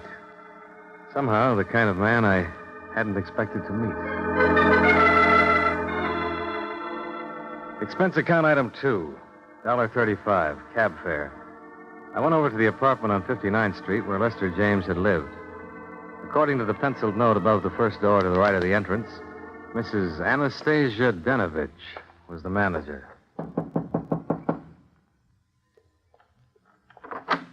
Yes, what is, please? You're Mrs. Denovich? Yes, what you want, mister? I understand Mr. Lester James lived here. Is that right? Oh, yes. Bad. I hear he steals money, and that's bad. Yeah. I'm from the insurance company, Mrs. Denovich. We're trying to recover some of that money if we can. Wonder if you could help me. I fixed dinner now for my son. He's come home from work. What I do? Well, I want to know about Lester James. What is? The works, Mrs. Denovich. Did he drink? Gamble? Did he stay in nights or go out? Did he pay his rent? You're a policeman? Insurance investigator. Oh, please. Sometime else. Look, it's important now. I talked to Lester on phone. He said I don't have to answer any question. Well, you don't have to, but I'd appreciate it if you would. My son home soon. All right, mister. I know these things. You ask about men who live here. Well, look, how about his friends? Who visited him? I know. I cannot say. No visitor. Was he a good tenant? No trouble, like Mr. O'Sullivan on third floor, always drunk. Fine. Did you ever meet his girl? Girl? Well, sure, his girl. He has a girlfriend. No, I never see girlfriend. How long have you known him? 5, 6 years, maybe, ever since he moved in here, this place.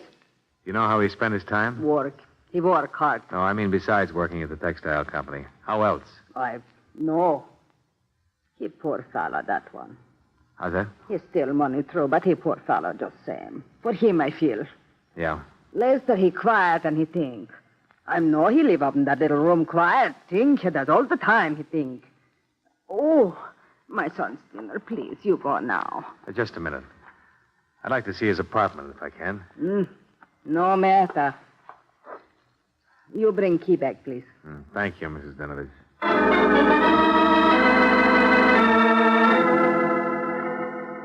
The apartment Lester James had lived in was as dismal as the neighborhood. A tiny closet kitchen, a bed that came out of the wall, and a pair of grimy windows that looked across the court into another pair of equally grimy windows. The furniture was early 30s and threadbare. Among his personal effects, I found nothing of value. The apartment yielded no more information than James had.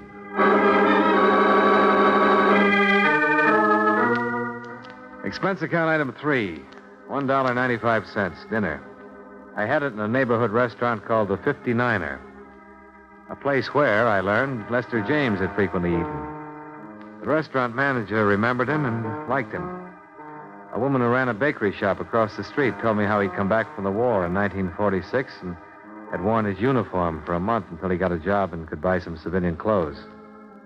All in all, I was getting a composite picture of Lester James that didn't look quite right. Whatever he was to the people who knew him casually, he wasn't a man who ever had any money to spend.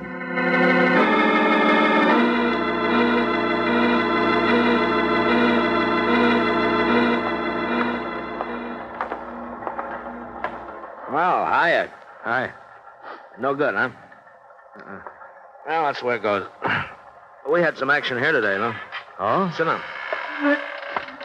James' preliminary hearing was this afternoon. A man from the district attorney's office took about 15 minutes to lay out the evidence against James. Uh-huh. And the public defender took about 3 minutes trying to get James to answer one question. What did he do with the money? Did I miss anything? No, not a thing. Wouldn't open up at all. Just said that he'd spent it.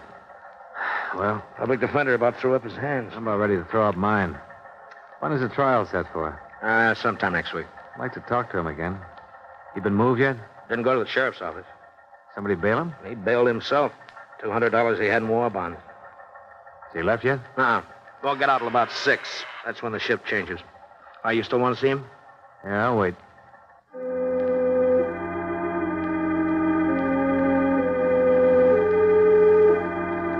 An hour later, when Lester James emerged from the doorway and turned right, I followed him, about a half a block behind.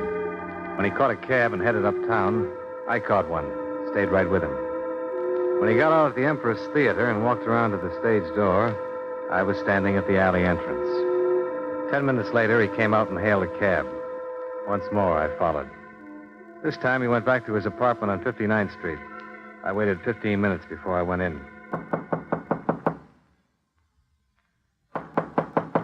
James? James?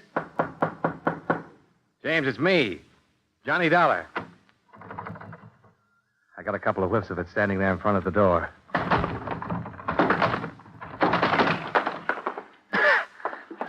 The room was acrid, stinging with gas fumes, and Lester James was stretched out on the floor of his 6-foot kitchen.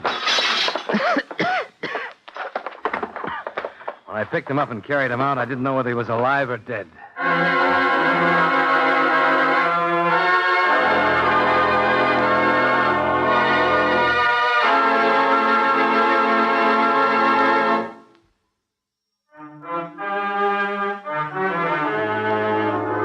'And now, with our star, John Lund, we bring you the second act of Yours Truly, Johnny Dollar.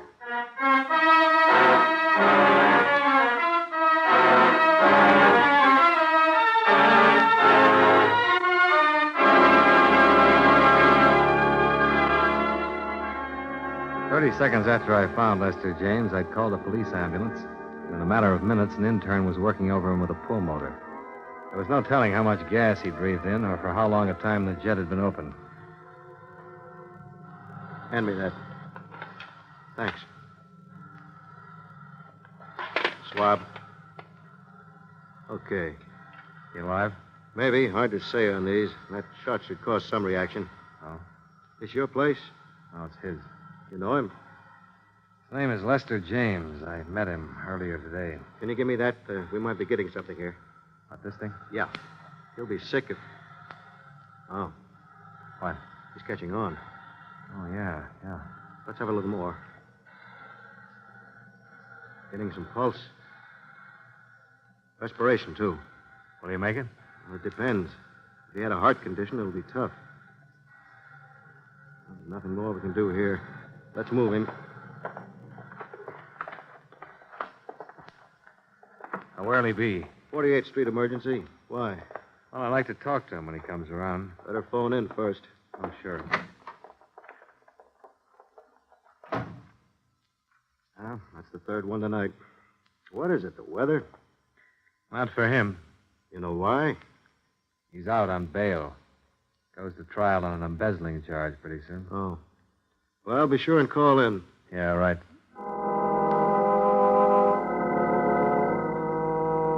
The investigating officers questioned me regarding the circumstances of Lester James's attempted suicide. I told them what had happened and gave them my business address for reference. After that, I went back to my hotel and had dinner. Then I went over to the Empress Theater. A musical show was playing there, and it had just finished. I didn't quite get that, mister. $1. Oh, Mr. Dollar, what can I do for you, sir? Between 6:30 and 7 o'clock tonight, a man came here to the stage entrance and talked to you. A lot of people talk to me here. What man? His name was Lester James. No, I don't remember no Lester James. Maybe he didn't give you his name. You come here to see somebody? Is that it? He might have, I don't know. He's about 5'11", weighs 175 or 80. Didn't have any hat on, raincoat, dark man. You remember him? Oh, yes, of course. Him, yes. You remember him? Oh, sure, yeah. He's been around a lot of times. Lester James. I didn't even recognize that name at first. Would you mind telling me what he was doing here? Well, he comes here to see Margie Cook. That his girlfriend? Oh, no, I don't think so. She never sees him when he asks. Who's Margie Cook? She sings here. You ever seen them together? Well, don't know. I've never seen them together. Is she still here? What's that? I'd like to talk to her. Is she still here? Oh, no. Margie left. She finishes in the second act. Could you tell me where she lives? Oh, no, I'm sorry. I can't tell you that. Well, where can I phone her? Well, I just can't tell you that either. Look, would you do me a favor? Well, if I can, what is it? Would you telephone her and tell her my business and ask her if she'd see me? Well, I suppose I can do that all right, Mr. Dollar. Take a chair right there. I'll just see what I can do for you.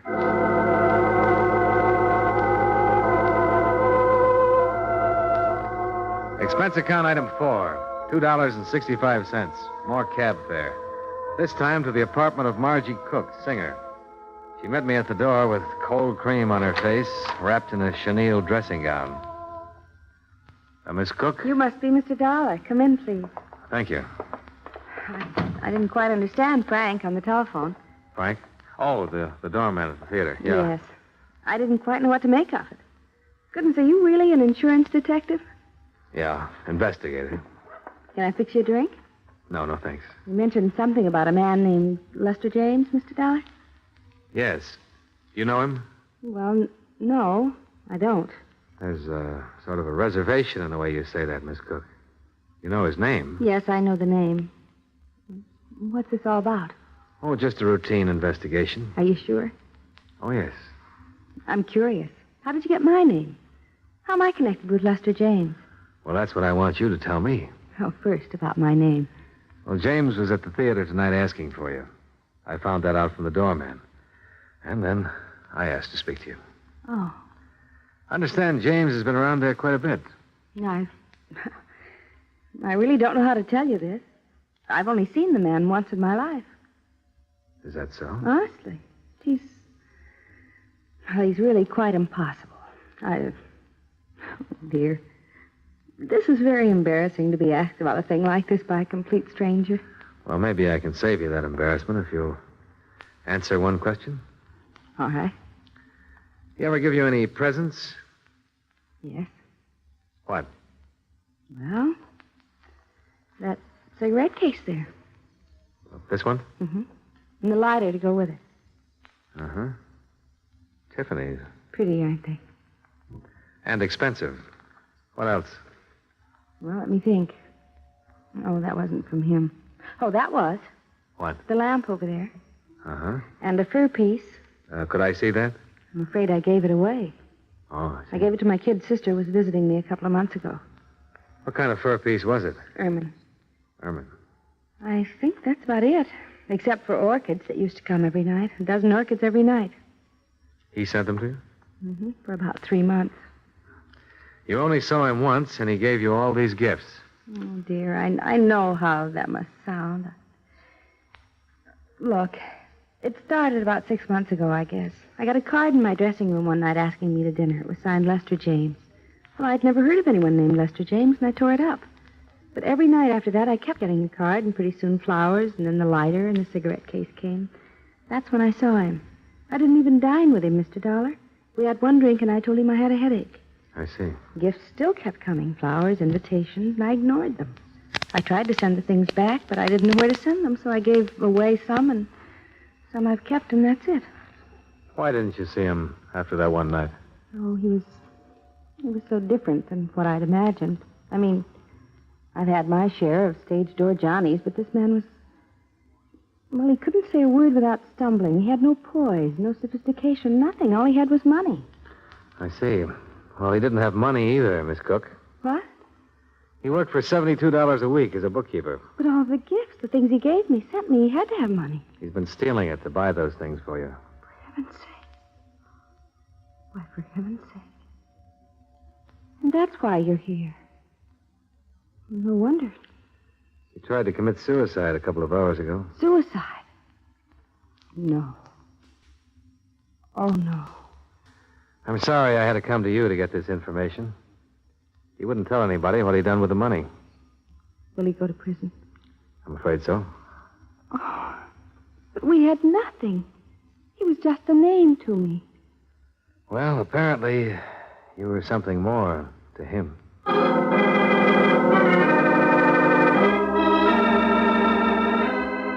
I spent the next 2 days tracking down the places from which the gifts had been purchased and ascertaining their retail values. Totaled $2,780. I also learned from Margie Cook that Lester James had made appointments to meet her at various times at different expensive restaurants around town. She had never once kept any of these appointments.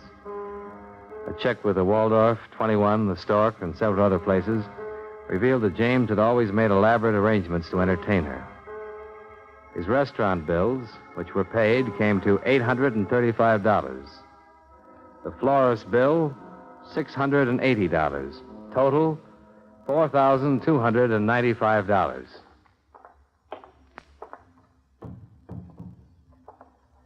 Hello? Hi. Remember me?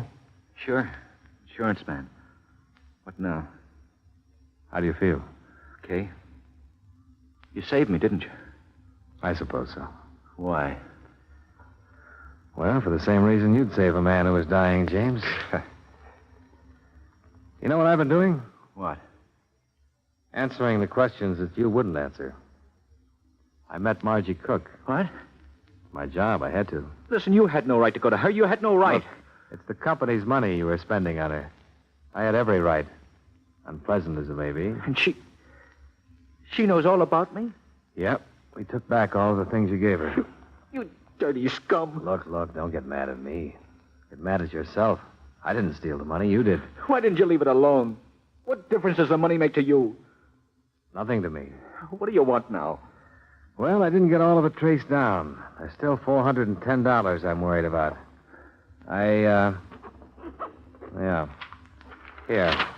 I've got this much. Yeah. Can you remember what you did with the rest of it? Pretty thorough, aren't you? I try to be. Well? Oh, come on, Lester. We've got most of it. What difference does it make now? You and your money. That's all it is to you. Dollars and cents. Dollars and cents that were stolen. Remember that. What did you do? See her on the stage one night? No. She was in the office. Office? Your office? Yes. Some fashion convention about 6 months ago. She was modeling some of our fabrics for them. The publicity people brought her over. I never saw anyone like that before. You figured a little money would attract her to you, huh? I heard that's the best way to do it. Well, it's one way, but it's not the best way, Lester. Right. I pictured myself knocking on her door one night and saying, I'm a bookkeeper and I live on 59th Street. Why don't you come over and have a bottle of beer with me? You know, she might have come. What makes you think so? I met her.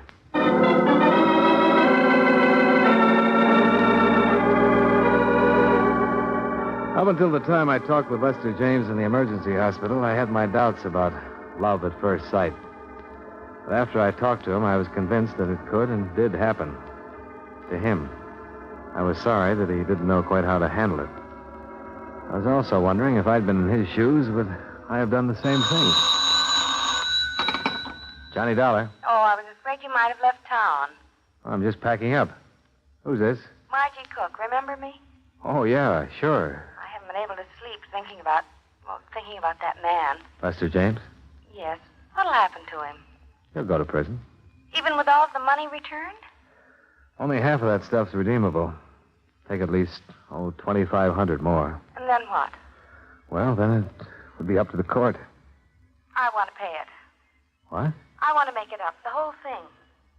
Look, Miss Cook, I know your motives are the best, but you're not responsible in any way for this man's actions. He just $50. went... He's the first man I've ever known who actually went out on a limb for the girl he loves. I'm the girl and he's the man. Are you serious? Poor dumbbell. He doesn't belong in any prison. He ought to get married to some nice girl. I want to help him.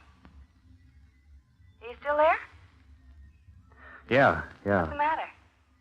Oh, nothing. Nothing at all.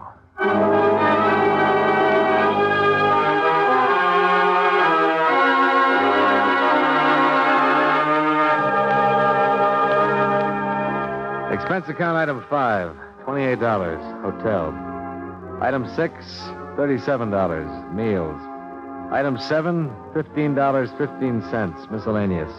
Item 8, same as 1, transportation back home. Total, $151.22. Remarks, James comes to trial next week. In view of Margie Cook's paying back the money he stole, James just might get a suspended sentence. But, as always, that's up to the court. Yours truly, Johnny Dollar. Wrigley's Spearmint Chewing Gum, the refreshing, delicious treat that gives you chewing enjoyment, presents for your listening enjoyment John Lund as Johnny Dollar. Henry Grant, Johnny. You read your morning paper yet? I'm on page 4 on my second donut. Well, turn back to page 1. There's a picture there of Mrs. Frank Loring. Oh, I read it. Enoch Arden divorce decree. Husband missing 7 years. New York court declared him legally dead. So? So we had him insured for $250,000. And this court decision means you'll have to pay off? Within 10 days. Something make you think Loring isn't as dead as he ought to be? It's a possibility. I had a phone call a little while ago from a woman up in Boston. She saw the item, too. What's her connection? She's a nurse. 10 years ago, when we issued the Loring policy, she was working for the physician who examined him. Now, her story may not mean anything, but, well, I asked her to take the first plane she could get and come in for a talk. She should be here by 11 o'clock. I'll grab a cab and come right over. The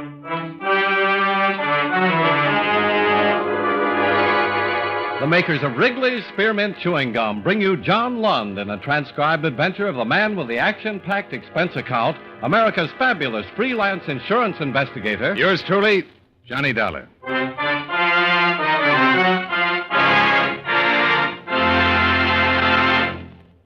Wrigley's Spearmint Chewing Gum refreshes you.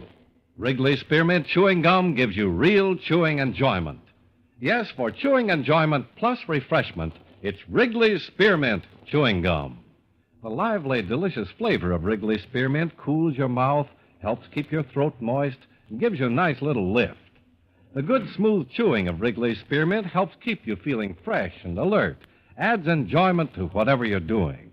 So for chewing enjoyment plus refreshment, treat yourself often to Wrigley's Spearmint Chewing Gum. Healthful, refreshing, delicious.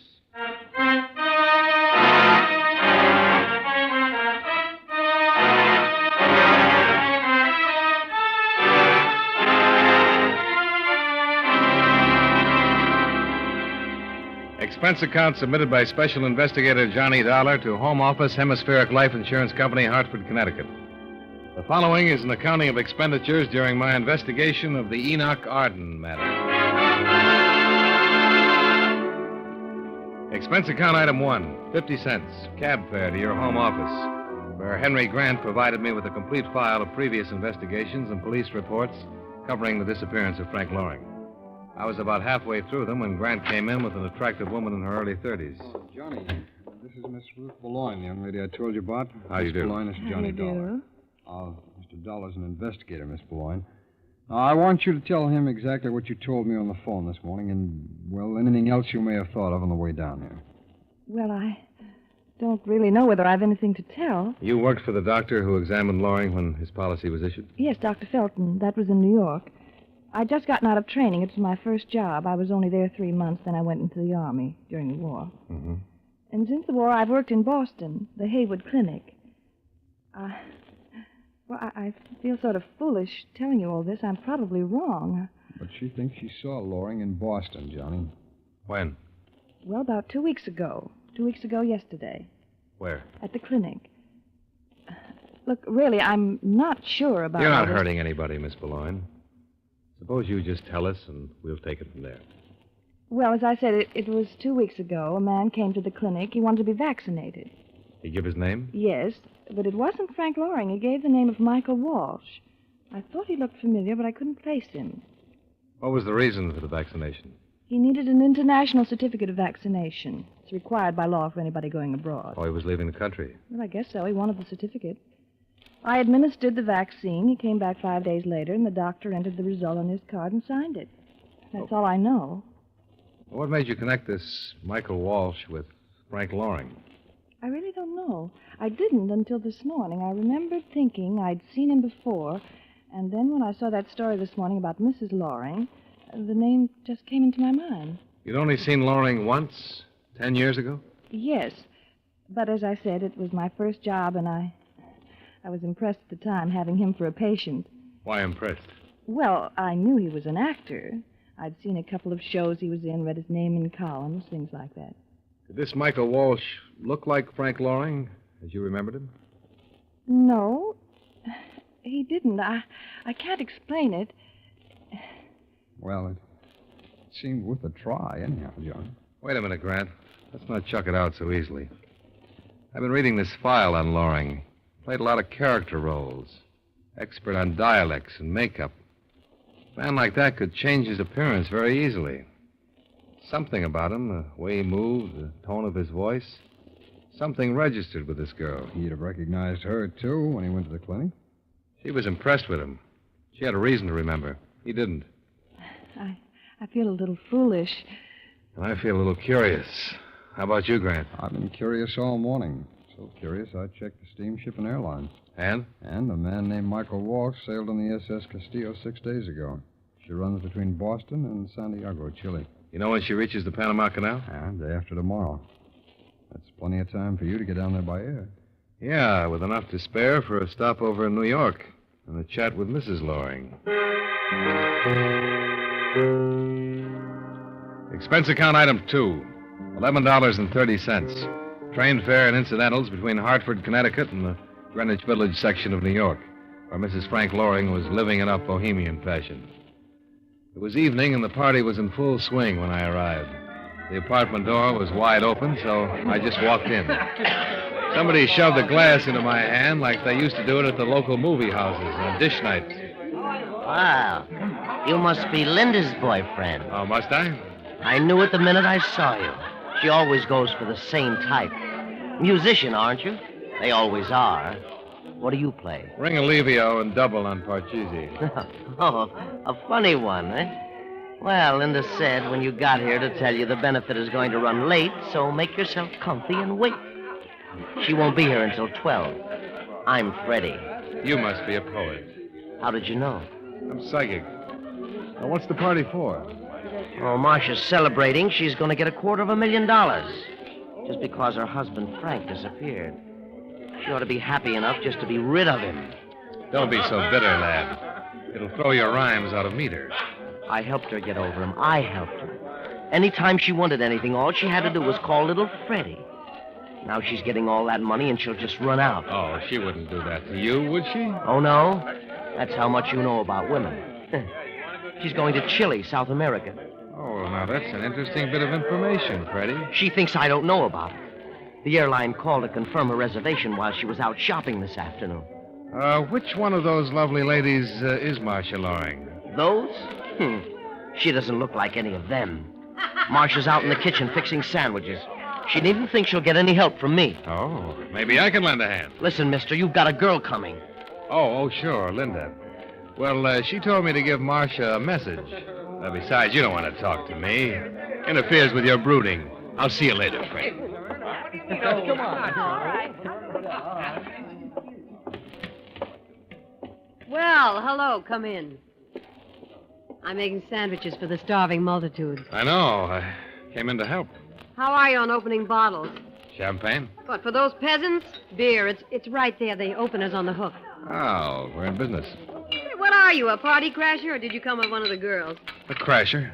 Oh, the breed is improving. We both know some of the same people, though. Like who? Who's been hiding you from me? Fellow up in Boston. I don't know anyone in Boston. Not even Michael Walsh? Get out of here. Now, listen, Mrs. Loring. I said get out. You weren't invited here. You don't belong here, so... What is it, Marcia? What happened? What did he do? Keep your rompers on, Shakespeare. I told you not to bother her. You music... Look out, Freddie! Oh, no!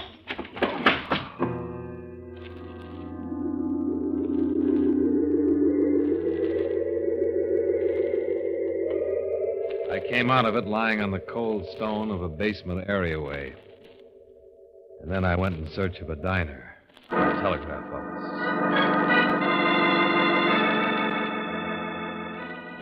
Expense account item 3, 80 cents for breakfast and aspirin. Item 4, $1.20 for a telegram, advising that payment of the Loring claim be delayed until my investigation was completed. Item 5, $7.60, cab fare to the international airport. And item 6, $415, plane fare and incidentals to the city of Colon, Panama Canal Zone.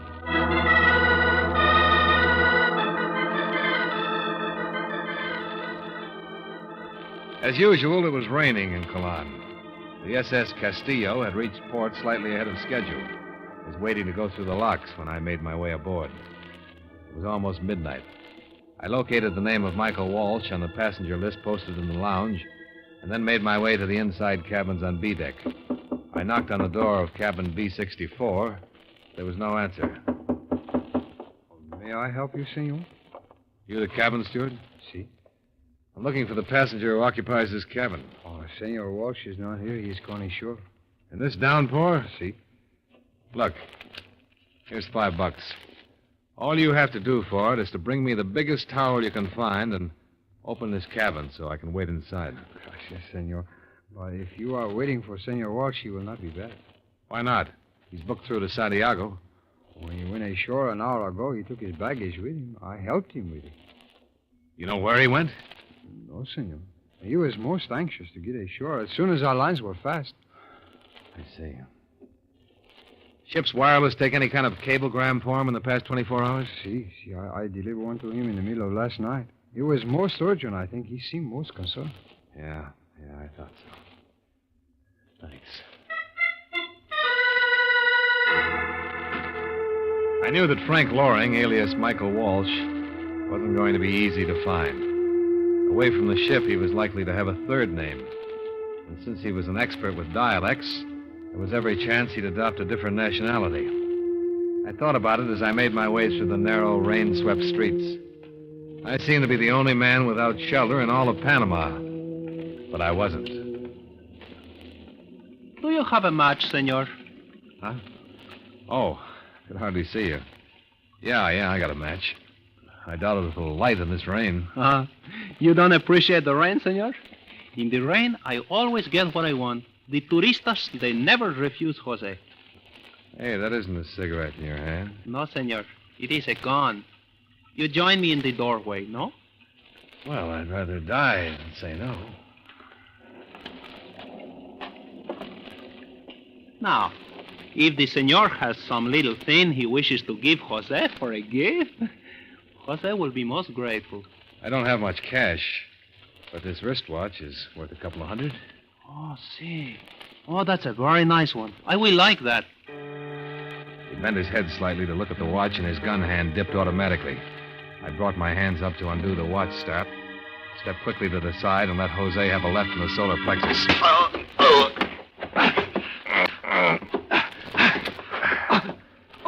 Now, drop it. Very well, senor. If you insist. That's better. You are going to turn me over to the police, senor? Well, that depends. Oh, senor, the jail here is very bad. Jose does not like it. I tell you what. You help me and I'll help you.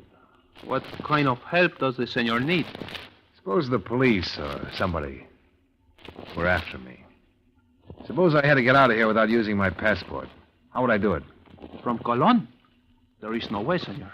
Too many Americano officers. There must be some way out. 30 miles down the coast is Puerto Bello, senor. It was once the hiding place for pirates. In Puerto Bello is a cafe called the Geisha Girl. The Geisha Girl? Si.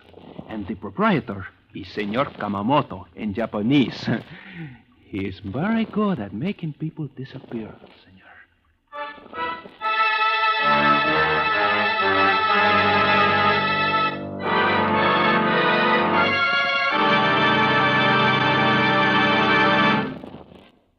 Friends, wherever you are, whatever you're doing, you'll enjoy chewing Wrigley's Spearmint Gum. Chew Wrigley's Spearmint while you're working. The lively, full-bodied flavor of Wrigley's Spearmint gives you a refreshing little lift. The smooth, pleasant chewing of Wrigley's Spearmint Gum helps keep you feeling relaxed and satisfied. Makes your job seem easier. Chew Wrigley's Spearmint Gum in your home, when you're out walking or driving, when you're enjoying sports and other activities. Wrigley's Spearmint Gum tastes good anytime, and the natural chewing aids digestion and helps keep your teeth bright and attractive. Yes, wherever you are, whatever you're doing, you'll enjoy chewing Wrigley's Spearmint Chewing Gum. Healthful, refreshing, delicious. And now, with our star, John Lund, we bring you the second act of Yours Truly, Johnny Dollar.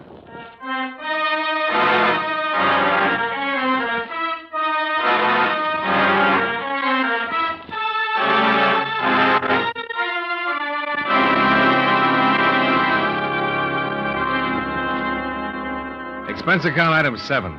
$20, flat rate. For the native taxi that slithered its way down the miserable, muddy road to Puerto Bello, Caribbean stronghold of the old-time pirates. It was a port of intrigue, an international black hole, a Western Hemisphere counterpart of Shanghai or Calcutta or Suez. And at the bottom of the hole was the Geisha Girl Cafe. You look lonesome, mate. Maybe it's because I want to be. I don't know you, and you don't know me. Let's keep it that way. Nah, that ain't no way to be. Especially here in Portobello, where we're all friendly like. You looking for Yamamoto? What are you, a cop? Well, I've been a lot of things, Governor. Never a cop. What's the matter? Start on a little trip and forget your passport? Let's say I lost it. What are you doing? Running a private embassy? Yeah, I'm sort of a missionary for people in trouble. You look like you're in trouble. I'll talk to Kamamoto about that. Where is he? Try the storeroom back there. It ought to be worth the price of a drink, eh? Thanks. Here, drown yourself. Oh, it's nice of you, Governor.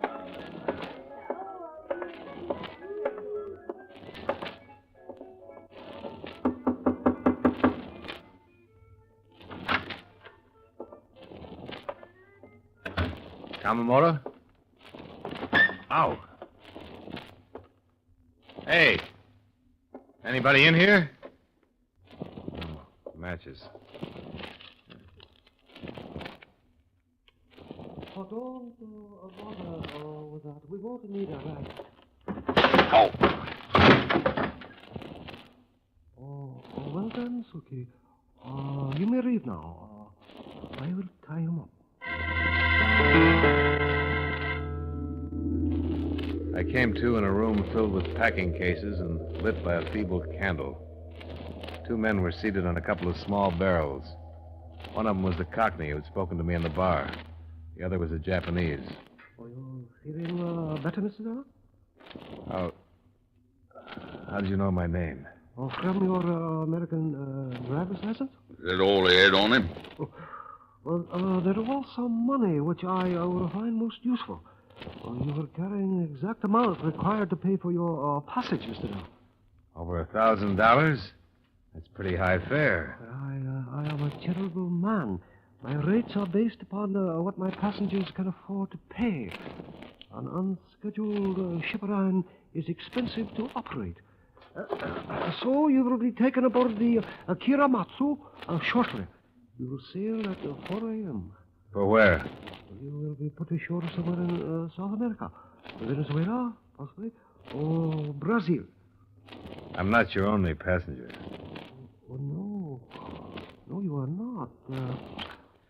Well, how about untying me? As long as we're friends. Well, are you will be untied when you reach your destination? Oh, now, wait a minute. I can see the point here where somebody might give you away, but why aboard ship? Well, fugitives from the law are a risky cargo, Mr. Dara. The South American nations are rather thorough about their coastal patrol. So, if you are tied up, we can make certain you are not caught. What do you mean, Kamamoto? Simply that you're hot cargo, Mr. Dara. And the only way to carry hot cargo is to be certain that you can dispose of it in an emergency. If we are challenged by a patrol vessel, you'll be weighted down and thrown overboard.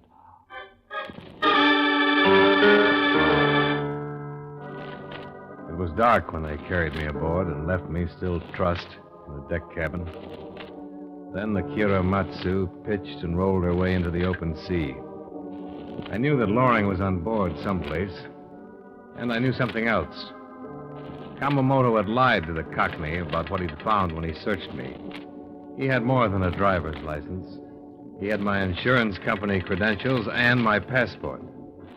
Then the door opened, and I got something else to think about. Buenos dias, Senor Dollar. Jose, how did you get here?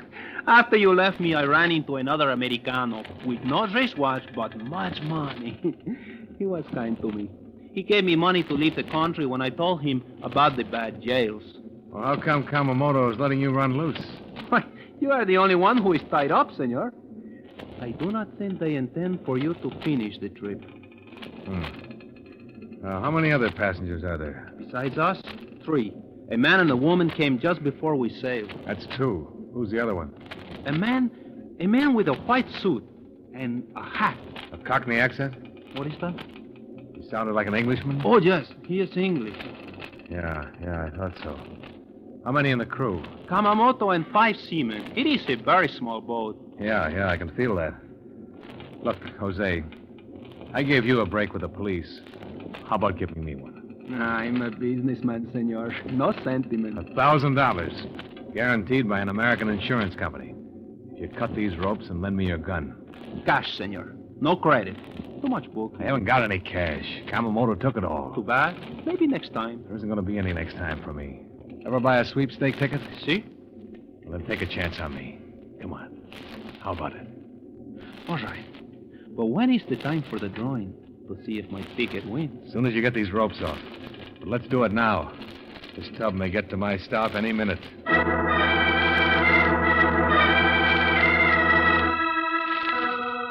Jose cut the ropes and gave me his gun. There was an oil slicker hanging behind the cabin door, and I slipped it on for cover. The crew on deck was too busy to be counting noses in the storm.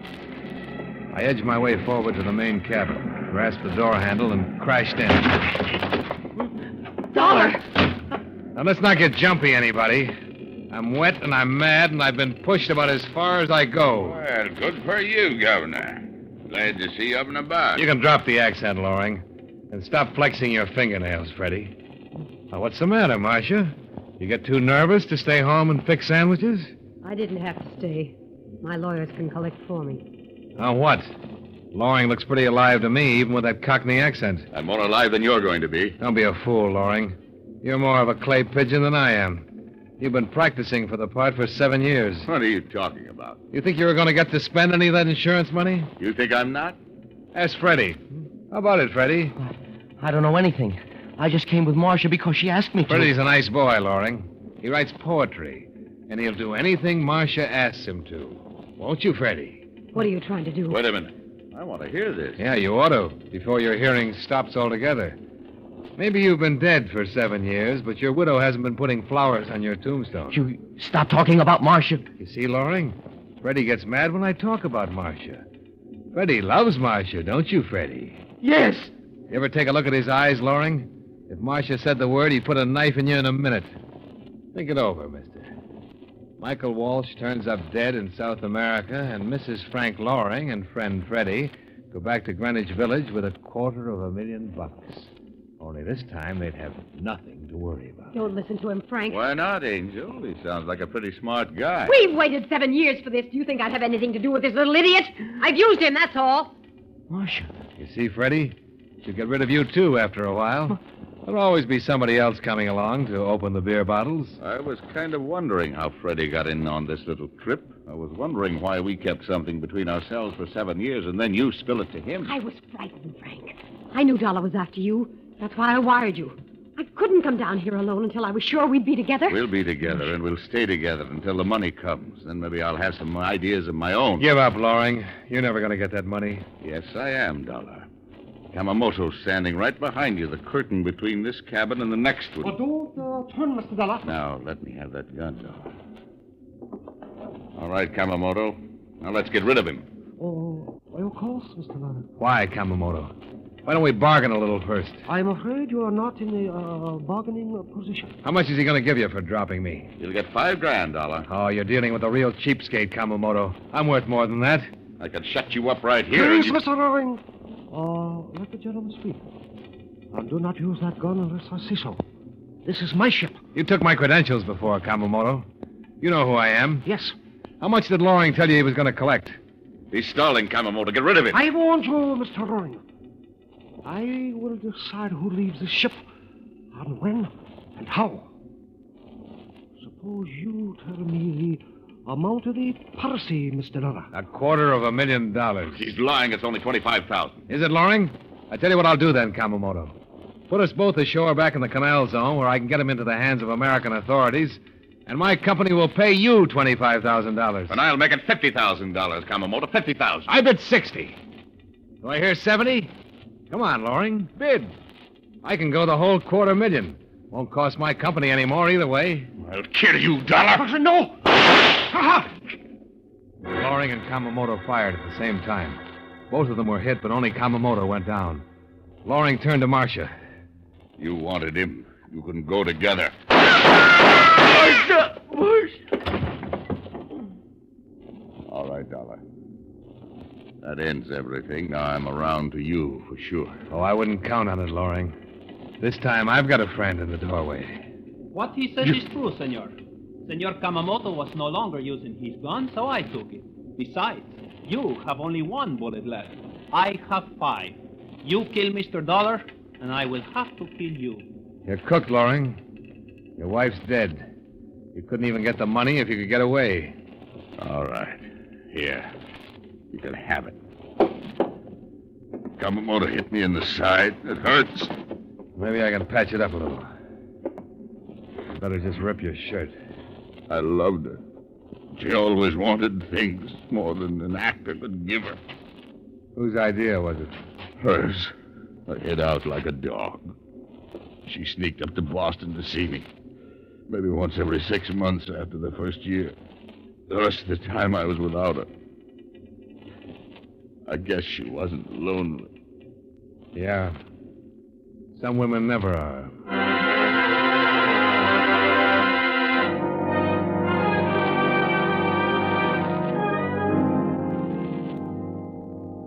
And that about finished it.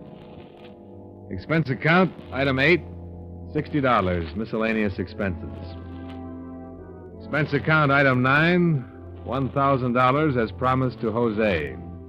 Item 10, $421.80. Plane fare and incidental expenses from Colan, Panama Canal Zone, back to Hartford. Total expenses, $1,879.80. Yours truly, Johnny Dollar.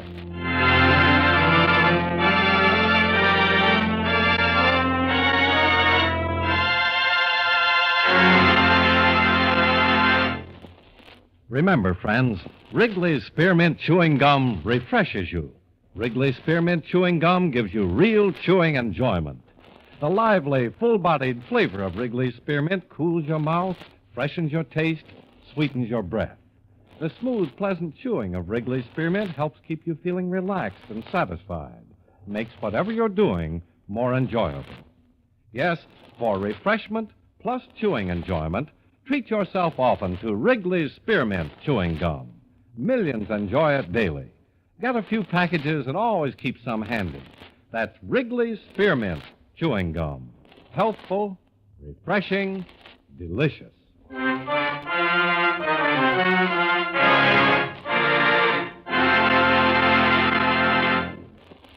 Yours truly, Johnny Dollar, brought to you by Wrigley's Spearmint Chewing Gum, stars John Lund in the title role and was written by Joel Murcott with music by Milton Charles. Featured in tonight's cast were Stacey Harris, Jeanette Nolan, Sidney Miller, Mary Jane Croft, Elliott Reed, John McIntyre, and Howard McNear. Yours truly, Johnny Dollar, is transcribed in Hollywood by Jaime Del Valle.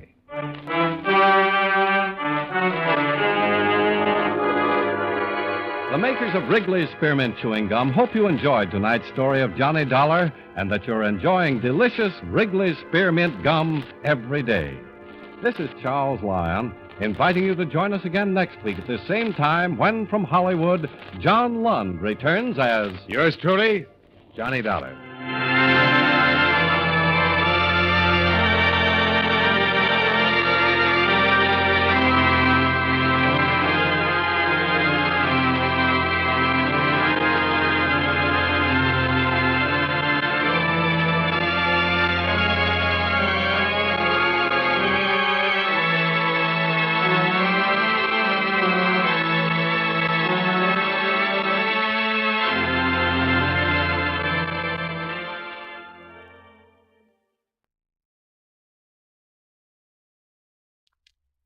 Wrigley's Spearmint Chewing Gum, the refreshing, delicious treat that gives you chewing enjoyment, presents for your listening enjoyment John Lund as...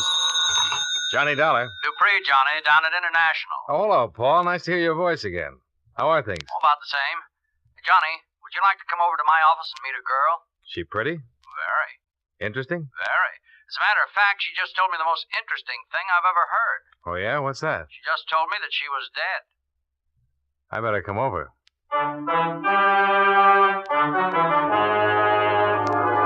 The makers of Wrigley's Spearmint Chewing Gum bring you John Lund in a transcribed adventure of the man with the action-packed expense account, America's fabulous freelance insurance investigator. Yours truly, Johnny Dollar.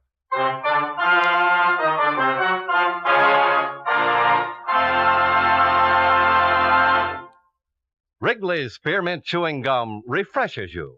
Wrigley's Spearmint Chewing Gum gives you real chewing enjoyment. Yes, for chewing enjoyment plus refreshment, it's Wrigley's Spearmint Chewing Gum. The lively, delicious flavor of Wrigley's Spearmint cools your mouth, helps keep your throat moist, and gives you a nice little lift. The good, smooth chewing of Wrigley's Spearmint helps keep you feeling fresh and alert, adds enjoyment to whatever you're doing. So for chewing enjoyment plus refreshment, treat yourself often to Wrigley's Spearmint Chewing Gum. Healthful, refreshing, delicious.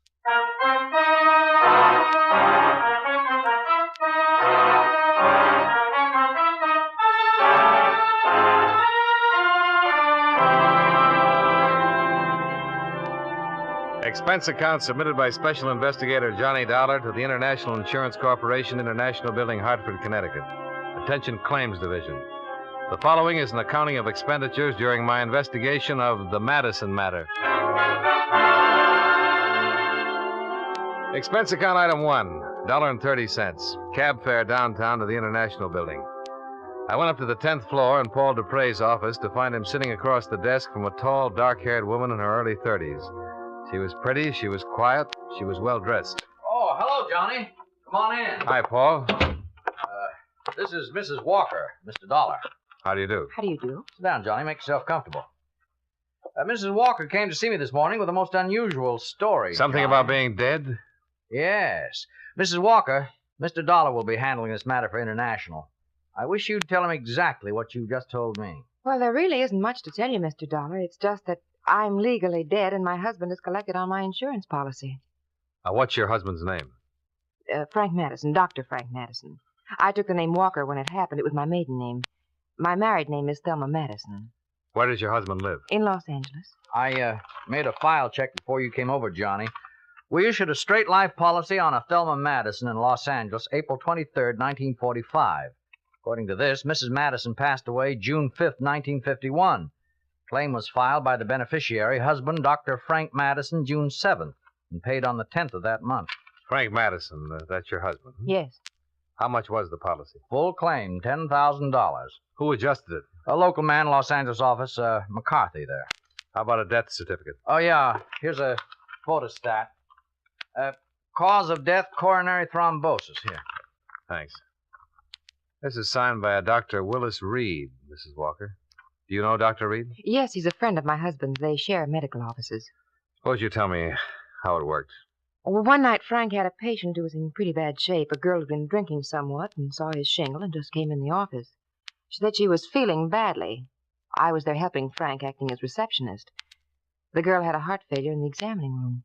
You mean she died? Yes, there was nothing anybody could do. It was one of those things. Anyone there besides you and your husband? No. Well, how did all this work out? Well, we looked in her purse and found an address for her in Jersey City. No Los Angeles address? No, so we put in a long-distance phone call to the place in New Jersey. It was an apartment. We talked to the manager there. I see. He told us that the girl's mother had died very suddenly 2 days before and that her daughter was out in Los Angeles and he'd been trying to locate her to ask her what to do with the body. What was the girl's name? Wanda Thompson. Go on. The man we talked to on the phone was quite upset. He didn't know what to do about the mother who died in his apartment building, and he told us that the daughter was all she'd had in the world. In other words, Wanda Thompson was completely alone. Yes, as far as we knew. I see. Well, we didn't tell the man that she was dead, too. When Frank hung up the phone, he turned to me and said that we were in luck. I asked him what he meant, and he told me his idea. You mean to use her body? Yes, he called Dr. Reed and asked him to come over. Dr. Reed had never seen me, and he made out the death certificate. In your name? Yes, that's right. And your husband collected your insurance? Mm-hmm. Why? Well, he needed money. Seemed a good way to get it without too much trouble. Well, what was supposed to happen? Well, I don't know. We didn't plan that far. I mean, I thought that Frank would eventually close his practice and come to New York, and we'd be together again. Is that where you've been all this time? In New York? Mm-hmm. And your husband never joined you? No. Did he write to you? Yes, for a while. Do you have any of the letters? No, I'm sorry. Do you know why he stopped writing? No. Why he never joined you? No. Is there any way that you can prove you're Thelma Madison? Well, not here in Los Angeles, I could. How? Well, people there know me. No friends I've had all my life. Were you ever fingerprinted? No, I don't think so. During the war, did you work in a defense plant, maybe? No. Did you ever have a postal savings account? No. How about a California driver's license? No, I'm sure I don't have my fingerprints on file anywhere. Mm-hmm. Would you be willing to furnish me with a list of names, people who'd identify you if asked to? People in Los Angeles? Yes. Yes, I would. You've been living in New York under the name of Thelma Walker since June 1951. Is that right? Yes. Where? 2218 East 57th Street. I still have my apartment there. Have you been working? Yes, as a laboratory assistant, Hyde Park Stations Incorporated. My boss is Mr. Platt. Oh, I put in a call to them earlier, Johnny. Mr. Platt said he's employed an assistant named Thelma Walker for the last 16 months, but she hasn't been in for a week or so. I described this woman to him, and he said it sounded like her. Mm-hmm. Did you get any of the insurance money, Mrs. Walker? Not a dime. Were you supposed to? I suppose so. Would you say that this whole thing was your husband's idea? Yes. Well, you're the one who seems to have lost all around, Mrs. Walker. Well, what did you expect to get out of it? Well, I did it for Frank. What about Wanda Thompson and her people, if she has any? She hasn't. Very few people in this world are without somebody, somewhere. Would you be willing to sign a statement containing all the information you've given me here today? Yes. You realize that if what you tell me is true, that you'll be criminally charged? Yes.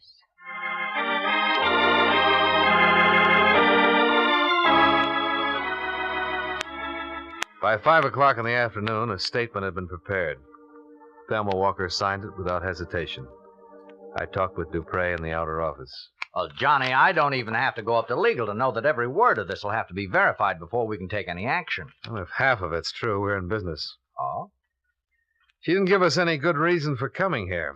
Well, maybe she has a conscience. She wouldn't have done it in the first place if she had. In the second place, she couldn't have lived with it for almost 2 years.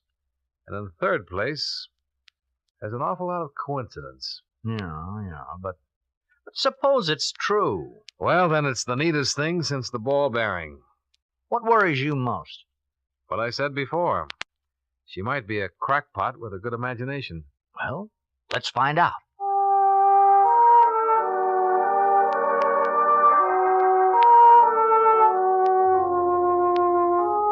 Expense account item 2, $38.14, transportation, Hartford to New York City. I checked my bag at the airport and took the limousine as far as the Waldorf. Expense account item 3, $3, cab fare and tip, to 2218 57th Street, Thelma Walker's residence. I talked to the manager. This is her apartment, Mr. Dollar. I see. How long has she lived here? July 1951. Good tenant? Very. Quiet. No drinking or parties. Wish we had more like Mrs. Walker. Do you know her very well? Just as a tenant. You ever talk to her? Not much. At Christmas time, we had a drink together down in my apartment. She seem all right? What do you mean? Normal. Oh, yes. Does she have any friends in the building that I could talk to? No, she doesn't. One thing she keeps to herself. Minds her own business. May I ask where she is now? In Hartford.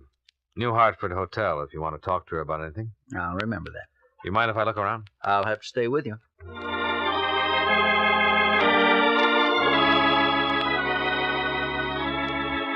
I found nothing in Thelma Walker's apartment that would help verify or disprove her story. An hour later, I located Mr. Platt, the proprietor of the Hyde Park Laboratories where Thelma Walker worked.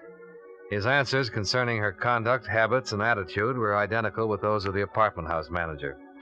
I checked with 2 people who worked with her. The same. By midnight, I was back out at the airport.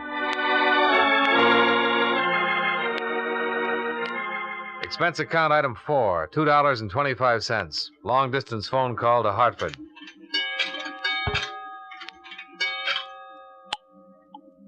Here's your party. Hello? Hello? This is Johnny Dollar. Oh, hi, Johnny. What'd you find out? All clear here. Her story checks out about living in New York. Well, we better go on with it then. Oh, I have some news. I talked to the coroner's office in Jersey City. Oh? Mabel Claire Thompson, age 61, died there June 3rd, 1951. The body was unclaimed and the county buried her. They were unable to locate her only known kin, a daughter, Wanda Thompson. She's believed to be in Los Angeles. See if you can find a picture and some prints on Wanda Thompson. All right, Johnny.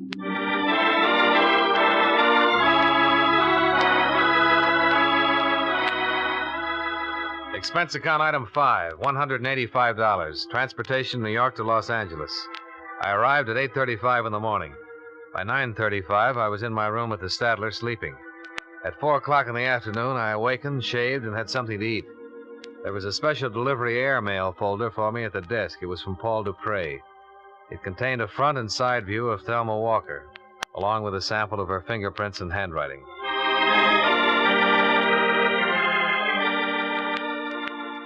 Expense account item 6, $15. Car rental, so I could get around to very big Los Angeles. I caught a woman by the name of Quincy just as she was having a bite of dinner. Please excuse me for eating like this while you're here, Mr. Dollar, but I'm in a terrible hurry tonight. I have a date. Oh, that's all right, Miss Quincy. I'm intruding anyhow. No, not at all. You say you're from an insurance company? That's right. I thought perhaps you could help me. I'll try. What do you want? Well, I'd like to have you look at this. Mm-hmm. You know the woman in this picture, Miss Quincy? Well, she looks terribly familiar. Do you know her name? Let me think. Yes, I know that girl. Of course, that was Thelma Madison. Frank Madison's wife? Yes, poor Thelma died a year or so ago, very suddenly. How well did you know her? Oh, we played bridge together occasionally. We went shopping. I used to work for Dr. Madison as a receptionist. How long ago was this? A couple of years ago. I quit to take the job I have now. But you did know Mrs. Madison? Oh, yes, of course. She was in the office a lot of the time. And you're absolutely positive this is a picture of her? Well, yes. Is there any doubt? Well, we just want to be sure. The poor girl's been dead almost 2 years. Aren't you sure? Yes. You know, I don't think you've been exactly telling me the truth. I just had your name on a list, Miss Quincy. I was told you'd be able to recognize a picture of Thelma Madison if you saw it. Oh, who told you that? I'd rather not say. So mysterious. You want some coffee? No, thanks. Well, you look nice enough, I'll say that. Oh, thank you. Miss Quincy, when did you hear about Mrs. Madison's death? The day after it happened.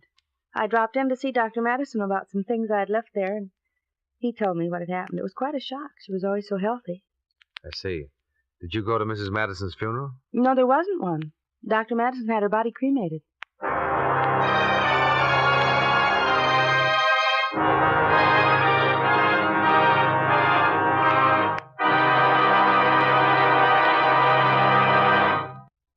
Friends, wherever you are, whatever you're doing, you'll enjoy chewing Wrigley's Spearmint Gum.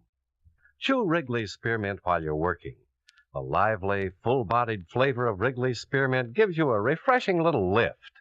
The smooth, pleasant chewing of Wrigley's Spearmint Gum helps keep you feeling relaxed and satisfied, makes your job seem easier. Chew Wrigley's Spearmint Gum in your home, when you're out walking or driving, when you're enjoying outdoor sports and other activities.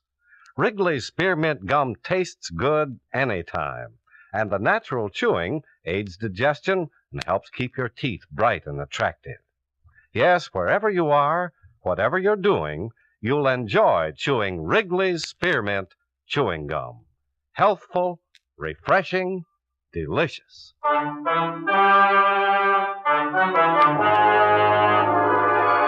And now, with our star, John Lund, we bring you the second act of Yours Truly, Johnny Dollar.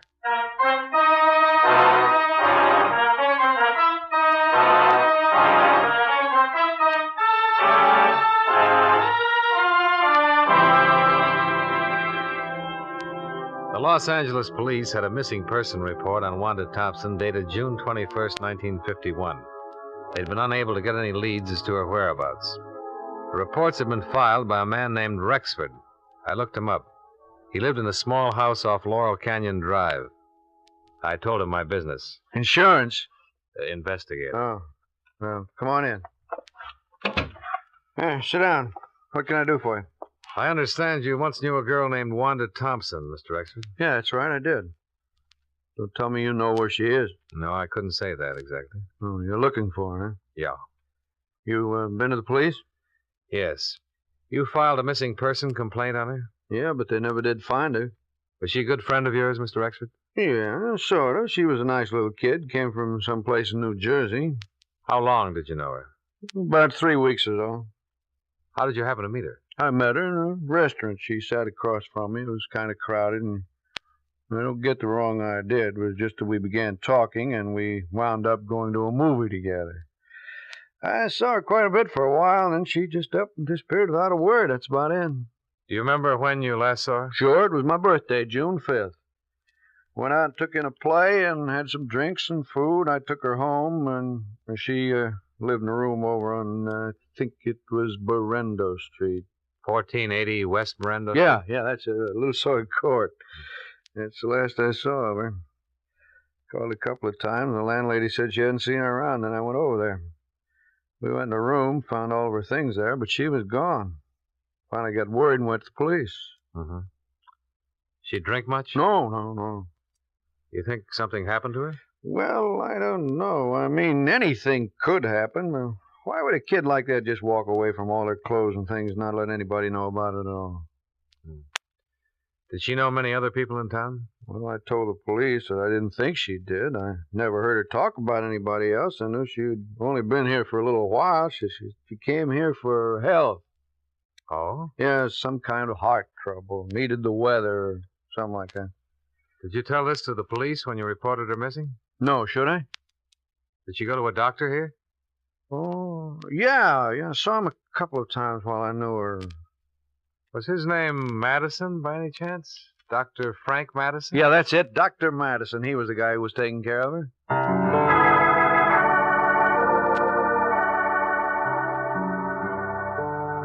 I spent another hour questioning Anthony Rexford. As far as he was able to remember, Wanda Thompson's heart condition had not been a serious one, or at least she had explained it that way to him. After I left Rexford, I checked with the telephone company about the phone call Dr. Madison was supposed to have placed to Jersey City the night of Wanda Thompson's death. They had no record of any such call being completed. I decided to try Dr. Madison himself. Well, what can I do for you, Mr. Dollar? I'm an insurance investigator, Doctor. I understand you once treated a patient named Wanda Thompson. Wanda Thompson? Wanda Thompson? I don't remember. What did I treat her for? A heart condition. Oh, well, soon find out.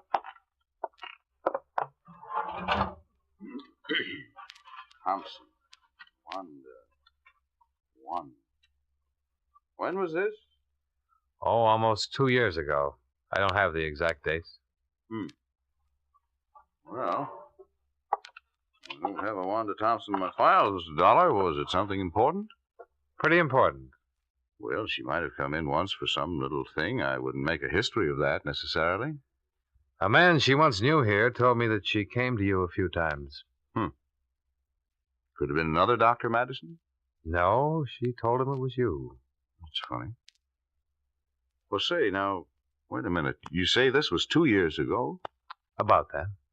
My wife was acting as receptionist for me then. She wasn't too good at keeping records. Oh. You suppose I could talk to her and ask her? My wife is dead, Mr. Dollar. Oh. I'm sorry I can't be of more help. I thought every doctor kept a record of all his patients, even if they just came in with a nosebleed. As I said, my wife wasn't too efficient at her job here. Oh, yes. You did say that, didn't you, Doctor? What is this, Mr. Dollar? My chance to get a look at you. What do you mean by that?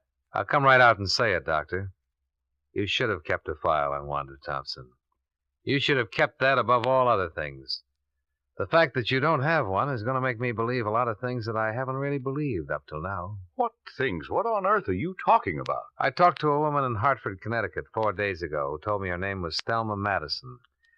She said she was your wife. She said that Wanda Thompson died in your office one night and that you identified the body as your wife's. What? And what's more, you collected $10,000 worth of insurance on her. Here's her picture, Doctor. Is this your dead wife? Well? All right, I'll tell you. It is your wife. And she's still very much alive. And the story she told me in Hartford is pretty much the truth. I've never seen this woman before in my life. That's funny. 14 people in Los Angeles who knew her pretty well have seen that picture, and all of them say her name is Thelma Madison, that she was your wife. I've talked to every one of them, and I've got statements from them to that effect. And what's more, I have a rather long statement from Thelma Madison herself. Tells the whole story. Would you like to read it? No. Then maybe you'd like to make a statement yourself. I have nothing to say, Mr. Dollar. No, I didn't think you would, Doctor.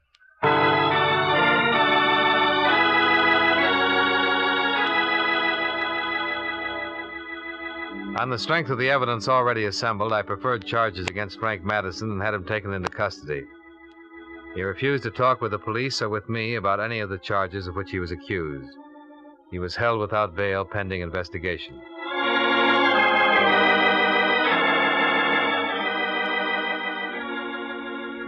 Expense account item 7, $2.20. Telegram. I wired Dupre to bring Mrs. Madison to Los Angeles as soon as possible in order to avoid a lengthy extradition procedure. They arrived the following day. I interviewed her once more. You say Frank's in jail? Yes. Oh, I suppose I'm to be arrested. Well, so far we have enough evidence to prove conspiracy against you two, and we'll prosecute to the limit on that. There'll be some other charges against him, business with the body and so on. Yes. But there's something else here I want to get straightened out. Let me read this to you. A girl whom we later found out to be Wanda Thompson walked into the office on the night of June 5th, 1951, and complained of feeling ill. She'd been drinking. My husband took her into the examination room, where she died a few minutes later of a heart condition.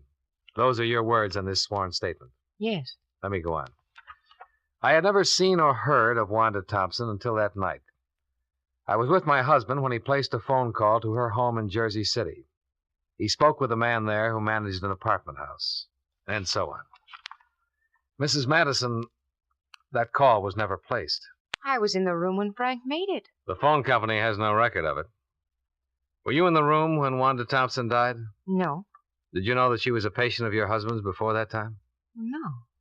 Well, I found out. I'll tell you, Wanda Thompson was one of your husband's patients. She didn't just walk in and drop dead. I talked to a man who knew Wanda Thompson. She told him about going to your husband for treatment. How do you explain that? I didn't know it. You said you were acting as receptionist. When she gave you her name, didn't you look into your index to see if you... No, I didn't at all. Now, look, Mrs. Madison. A lot of these things you told me have been true, but a lot of them don't make sense. Well, you wouldn't know anything about any of it if I hadn't come to you. Well, maybe that's so. But why do you think we've gone to the expense and trouble of checking all this? I'll tell you. Because it was just too good to be real. A girl, alone and friendless in Los Angeles, dying of a heart attack in a doctor's office. A doctor who needs money and has a wife who's heavily insured. It's too much for us to take. Even with a signed statement, it's too much to take. Wanda Thompson was a patient of your husband's. She came in his office one day like anybody else. You or your husband took her personal history. And you noticed that she only had one relative in the world who'd be worried if she died. A mother way back in Jersey City. What are you talking about? I'm talking about a premeditated, planned murder. That's what I'm talking about. When that mother died suddenly, there was nobody to worry about poor little Wanda Thompson anymore. Nobody to ask questions about her. Am I right? Yes, you're right. Do you want to tell me about it? Juan had been in to see Frank twice before. He knew all about her. That night when she came in the office, she said she just received word that her mother had died suddenly. She asked for something to make her sleep. Frank took her back in the examination room. Go on. A few minutes later, he buzzed me to come back. Wanda was lying on the table, dead. Mm-hmm. Frank looked kind of strange, crazy. He said that Wanda had had a sudden heart attack and died before he could do anything. Well, I knew it wasn't so. There was a hypodermic on the stand. He'd given her something. I just didn't think he'd go that far. Hadn't he discussed something like that with you before? No, I swear he hadn't said a word to me before that night. And he had it all planned when he called me back in the examination room. He called Dr. Reed on the phone and told him that his wife was very ill and asked him to come over and help out. When Dr. Reed got there, he showed him that poor girl, and he said it was me. And that's how Reed signed the death certificate. Yes. Where were you all this time? In Frank's office, I heard every word. But you didn't say anything. Well, no, I was too stunned by it all, I guess. When did you leave town? That same night. Frank made me. He said he'd handle everything. I accused him of killing Wanda, and he said that she just died there. But I know it wasn't so. Okay. You want a cigarette? Yes, please. Here you go. Thank you. Thanks. Oh, I'm glad it's all over now. I'm terribly glad.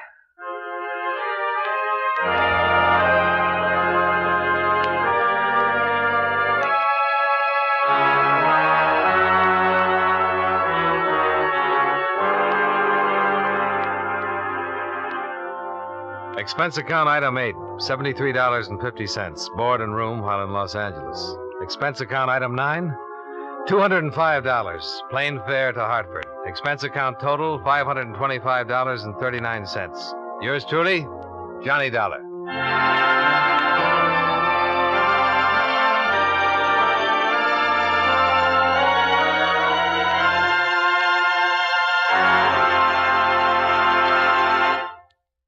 Remember, friends, Wrigley's Spearmint Chewing Gum refreshes you.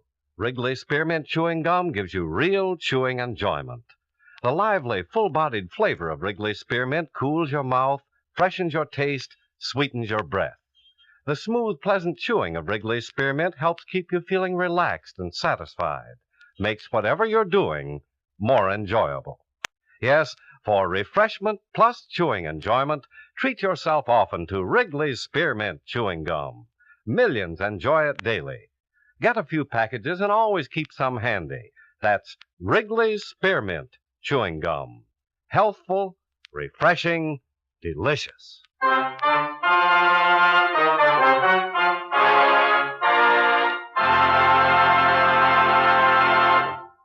Yours truly, Johnny Dollar, brought to you by Wrigley's Spearmint Chewing Gum, stars John Lund in the title role and was written by E. Jack Newman with music by Eddie Dunstetter. Featured in tonight's cast were Joseph Kearns, Lillian Baeff, Parley Bear, Virginia Gregg, Tom Tully, and John McIntyre. Yours truly, Johnny Dollar, is transcribed in Hollywood by Jaime Del Valle.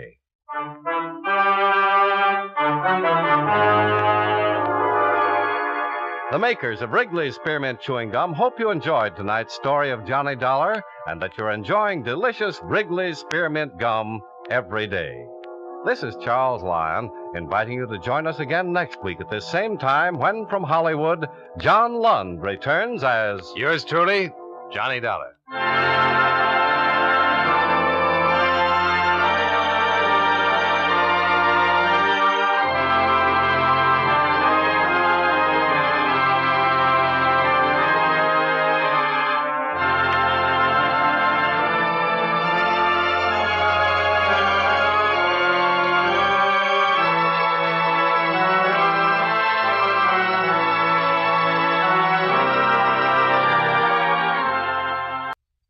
WBBM-FM, Chicago.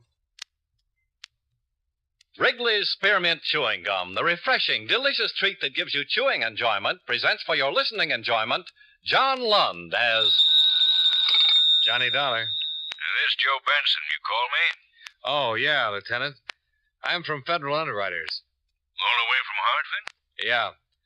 They sent me to get a report on the National Savings and Loan holdup. Oh, I see. How's the watchman? Well, he died about a half hour ago. Oh, I'm sorry to hear that. Shot 3 times. Hardly had a chance. Did he ever regain consciousness? Yes. Long enough to give us a make on one of the 4 guys who heisted the place. Well, that's something. Look, if you want a report, you better come on down and get it firsthand. I'll be there in 10 minutes, Lieutenant.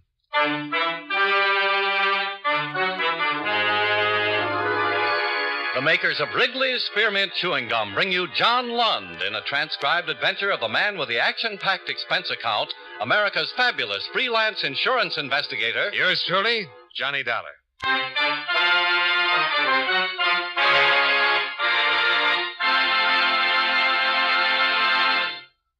Wrigley's Spearmint Chewing Gum refreshes you. Wrigley's Spearmint Chewing Gum gives you real chewing enjoyment. Yes, for chewing enjoyment plus refreshment, it's Wrigley's Spearmint Chewing Gum. The lively, delicious flavor of Wrigley's Spearmint cools your mouth, helps keep your throat moist, and gives you a nice little lift.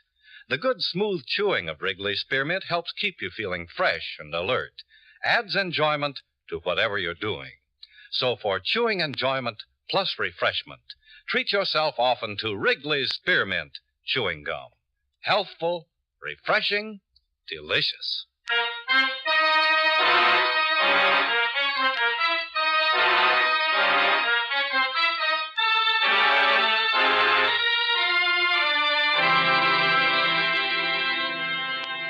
Expense account submitted by Special Investigator Johnny Dollar to Federal Underwriters Incorporated, 223 Spear Boulevard, Hartford, Connecticut. The following is an accounting of expenditures during my investigation of the Dameron matter. Expense account item 1, $240, plane fare and incidentals, Hartford to San Francisco. I arrived 10 hours after the news of the National Savings and Loan holdup reached the office. Lieutenant Benson was waiting for me when I got to the city hall. Yeah, you're just in time, Dollar. My men picked up Bernie Manners a few minutes ago. He's down the hall. Manners? He the one you got an identification on? Yes. The watchman looked at some mugs we pulled from the files and spotted him right away. Said Manners was one of the 4 men who did the job. Oh, it's quick work. Shall we go on down? Yeah, sure. What about this Manners? Well, he's a 2-time loser. 25 arrests on his card. All the way from narcotics violation to armed robbery. We'll see what he has to say before we check out his mama sheet. How'd they get him? When the watchman made him, we put out an APB. One of the units spotted him because he was going into a saloon. This way. Oh. Have any trouble? No. They find anything on him? $2.40. No gun, nothing. You got a smoke? Oh, yeah, sure. Some fresh air. Yeah, here you go. Oh, thanks. Well, what do you think of our weather out here? Oh, pretty nice, pretty nice. We're still having snow. I haven't been east in 13 years. Forgotten what it looks like. I don't know what you guys are talking about. I didn't have nothing to do with nothing. This Manners? Yeah. Sergeant Friedman, Johnny Dollar. Hi. How are you? Hello, Bernie. Hello, Lieutenant. Well, let's have it. Of what? A story on the National Savings and Loan job. I don't know anything about the National Savings and Loan job. 4 men walked in there about midnight last night, shot the watchman, cracked the safes, and got away with $65,000. Now you know about it? I don't know anything. What are you guys trying to hang on me? Where were you last night, Bernie? When last night? Between 10 o'clock and 2 o'clock? I was in my room sleeping.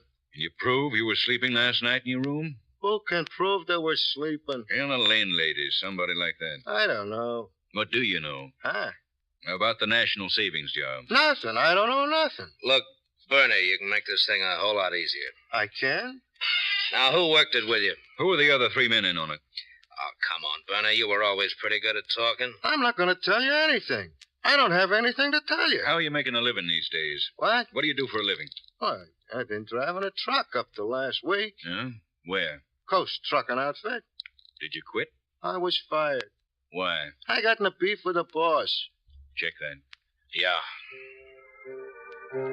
Lieutenant Benson and Sergeant Friedman continued to question the suspect. He refused to admit any part in the burglary of the National Savings and Loan Company or to name any people who were connected with it. An hour went by. He still refused to talk. 2 hours. I'm getting tired. So am I. All of us are tired, Bernie. Now, look, why don't you open your face so we can get some rest? I've told you I didn't have anything to say. Who's this joker? Me? My name's Dollar, Bernie. I'm from the insurance company. What's he doing here? Worrying about you and your friends. You don't have to worry about me, Dollar. I'll try not to. I thought maybe you was a lawyer. Do I get to see a lawyer? What do you want to see a lawyer for? To get out of here, that's why. You aren't getting out of here, Bernie. You know that. Now, tell us all about it. Come on, Bernie. You know it's all over. We got enough to take you into court right now. Don't give me that. Don't you believe it? No. Hand me that. Yeah, sure. Here. Thanks. You know what this is, Bernie? No. It's a notarized statement from the watchman that was killed. His name was Fuller. I talked to him just before he died. You know what this says? It says that you were one of the 4 men who robbed the National Savings and Loan Company last night. Listen. Me. Please state your full name. Him. Henry Fuller. Me. Where do you live? Him. 235 22nd Avenue. Me. I understand that you are seriously hurt. Is that true? Him. Yes. Me. Do you believe that you are about to die from injuries you have received? Him. Yes. Me. Have you any hope of recovery from the effects of these injuries? Him. No. Listen, Shut up, Bernie, and listen. Me. Who caused the injuries from which you are suffering? Him. One of the robbers. Me. Is this a picture of one of the men who caused your injuries? Him? Yes. He was looking at a mugshot of you, Bernie. There were 4 witnesses in that hospital room when Fuller made this statement. It's a positive identification on you. Well? Can I have a glass of water? Later, maybe. Who were the other men? I don't know what you're talking about.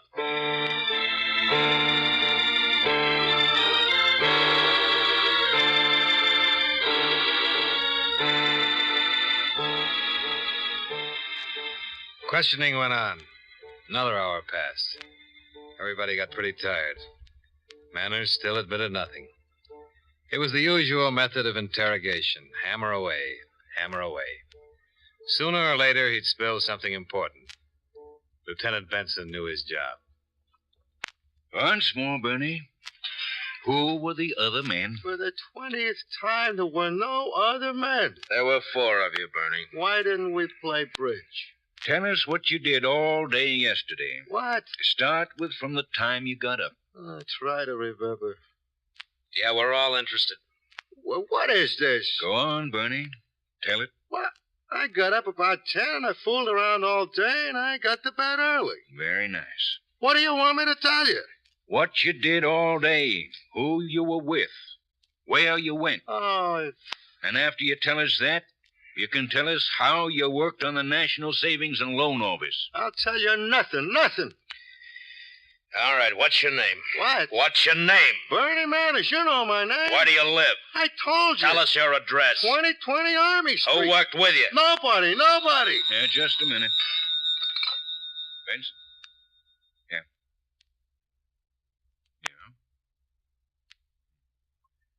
Okay, that'll do it. Yeah. That was about you, Bernie. What about me, Lieutenant? What about me? Guess what the crime lab found tucked behind one of the cushions in the front seat of your car? Oh? $20,000, Bernie. You didn't hide it very well.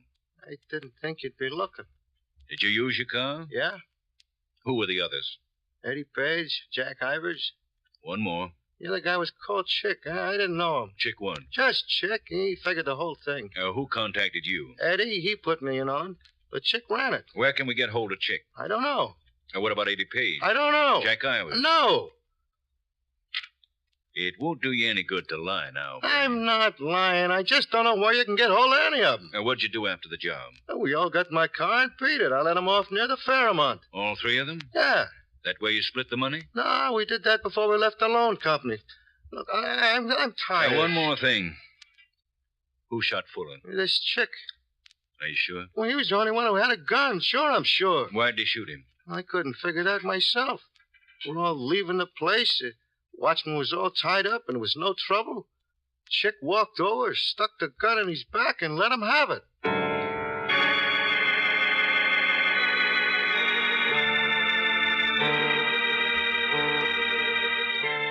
Bernie Manners gave us a description of the man known only as Chick. It was pretty much the same as the description given by the watchman. A check through the moniker files revealed a possible 23 persons who answered the general description and background of Chick. Manners was shown a picture of each one. Couldn't identify any of them. I went back to my hotel and went to bed. The next morning, I was with Lieutenant Benson. They checked the slugs taken from Fuller's body. Any luck? They came from a .45 automatic revolver. Looks like it might be a Colt. Well, that checks with what Manners said. Yeah, but nothing in our files on the gun itself. Manners is in the mug room now. If this chick ever did time in any California prison, we'll have him on file. The hard way, huh? Odd case. Man's been killed. What about the other two, Page and Ivers? Ivers was released from San Quentin 3 months ago. Parole office gave us an address for him on Turk Street. Quinlan Friedman went out there, but the people who run the rooming house say Ivers hasn't been around for 2 days. I've got the place staked out. What was he in San Quentin for? Grand theft auto. Did 4 years. That the only time he fell? Mm-hmm. Page has had a little more experience. He's older than Manners or Ivers. He's a 2-time loser. Both convictions were for armed robbery. Police in Denver want him for questioning, too. Any leads on him? No local address. He has a sister who lives in Eureka. Police there are talking to him. Should be getting something pretty soon. Communication's been broadcasting this every 30 minutes all night long.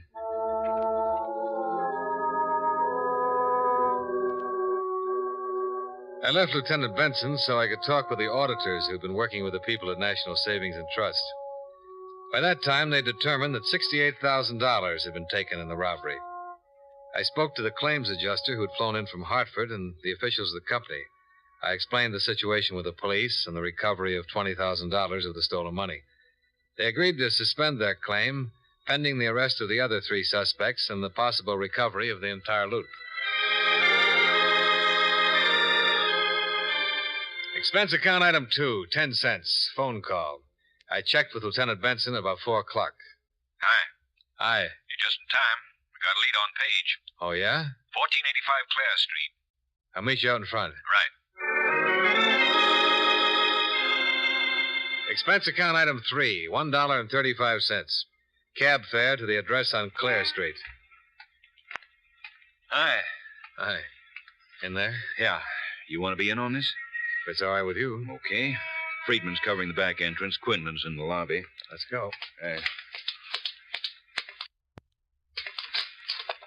How'd you get it? Eureka police talked to Page's sister. Said she'd been writing him here under the name of Ernest Lawyers. Oh. Want to take it over there? Yeah.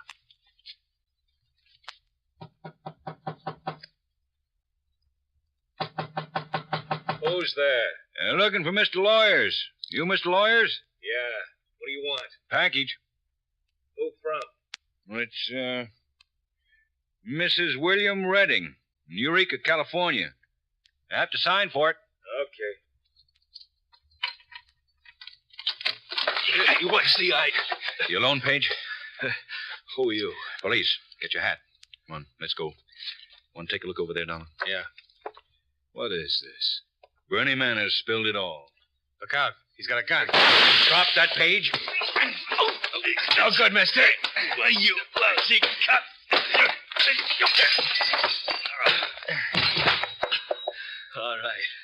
All right. Come on, get up. Put your hands out. All right, let's go, Page.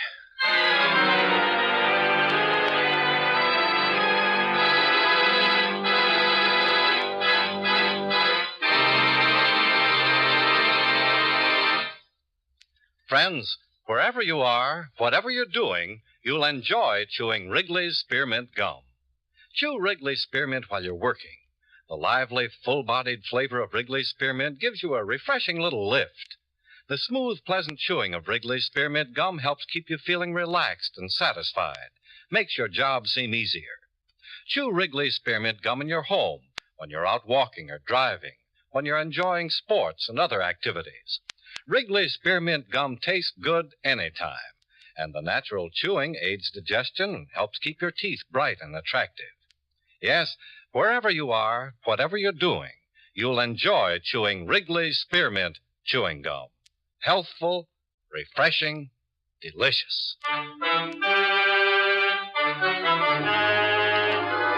And now, with our star, John Lund, we bring you the second act of Yours Truly, Johnny Dollar.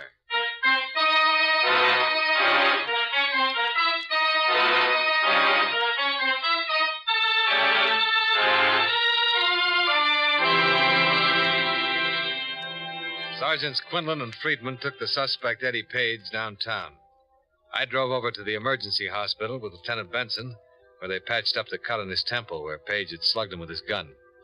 After that, we returned to headquarters. Sergeant Friedman met us outside the interrogation room. How do you feel, Joe? Oh, headache.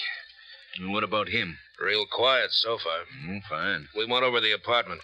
Now, you'll be happy about this, Dollar. More money? $15,000 stuck in his suitcase. Your insurance company's doing well so far. Yeah. Well, let's see about Tough Boy.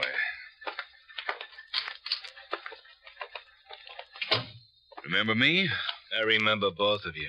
How's your head? Now get over it. How's your chin? I'd like to get at you again. Kind of like to get at you. That's all he's been saying ever since he landed.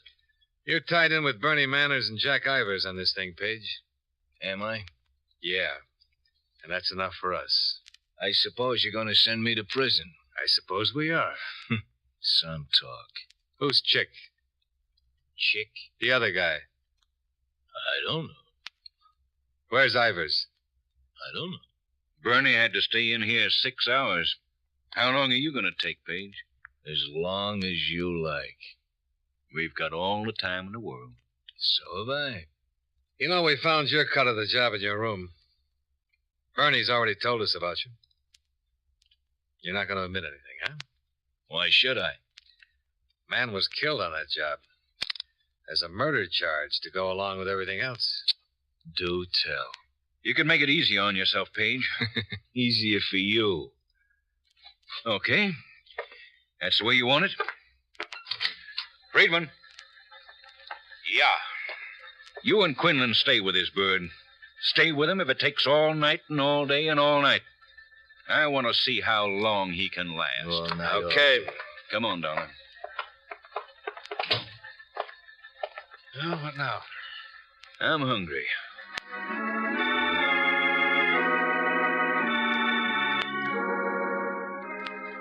Expense account item 4, $6.35. Drinks and dinner for Lieutenant Benson and myself. After eating, we returned to the interrogation room and the questioning of the suspect, Eddie Page. Although he knew there was enough evidence against him to make a burglary and homicide charge stick, he still refused to admit his part in the burglary or to give us the full name of the man known simply as Chick.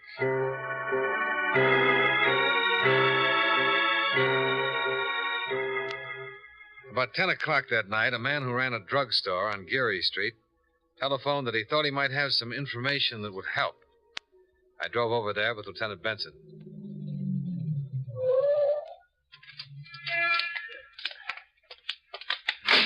Foggy. Yeah, sure is.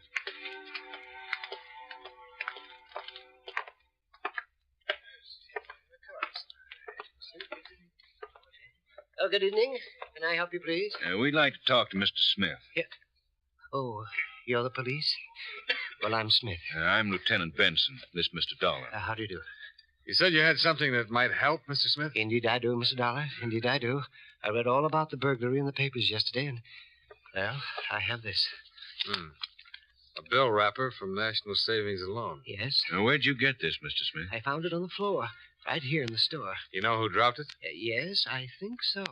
Who? Well, a man who was in here earlier. I think he dropped it. What did he look like? Well, he was tall. He was kind of husky. Oh, he was about 35 years old, I'd say. He wore kind of a dark hat and a trench coat. You ever seen him in here before? No, just tonight. What did he buy, Mr. Smith? Quite a few things. Well, like what? Well, 3 bottles of scotch, and some mixer, and some ice, and some cigarettes. Uh-huh, I see. When did you find the wrapper?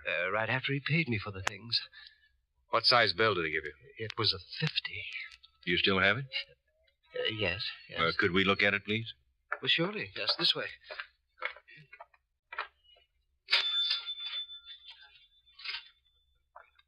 Here you are. Thanks. No, huh? Brand new. Did you happen to notice if he left in a car, Mr. Smith? No, he was on foot.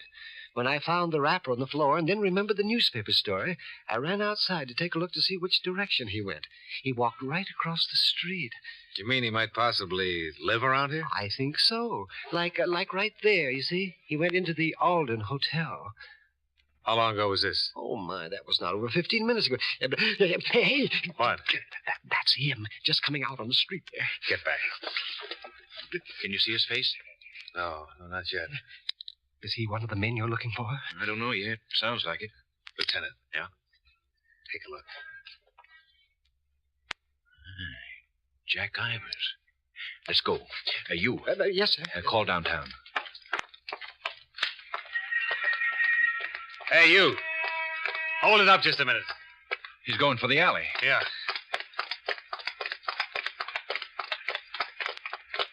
He ducked right in there, I think. Yeah. Be careful, Johnny. Okay? Yeah, I'm okay. Throw out the gun, Ivers. You don't have a chance. Down! Yeah. He's gonna try for that fence down there. Yeah, let's go. He can't see us in the shadows.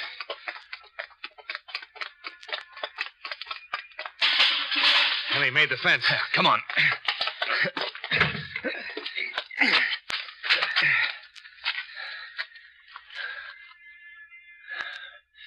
See anything? Too dark. Somewhere in here. Hey. Over there? Yeah.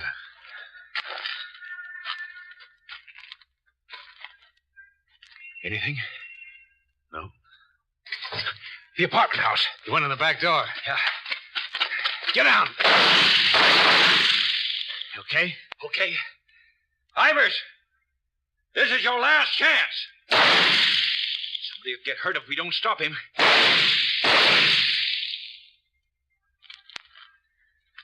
That did it.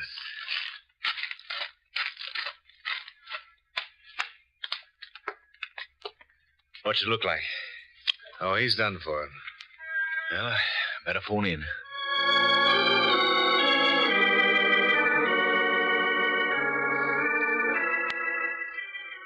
Jack Ivers, one of the suspects connected with the burglary of the National Savings and Loan Office, died instantly while attempting to escape arrest. While we waited for the coroner's men to arrive, we searched his body and found $12,000 of the stolen money concealed in a money belt around his waist. I accompanied Lieutenant Benson to the Alden Hotel, where we learned from the desk clerk that Ivers had checked in the previous day using the name of David Ward. The clerk said that he shared the room with a man who'd registered as Charles Daly. Daly was still in the room, as far as the clerk knew. We went upstairs. Well, if this is checked, it's been a good day's work. Yeah. 210. Yeah. Here we go.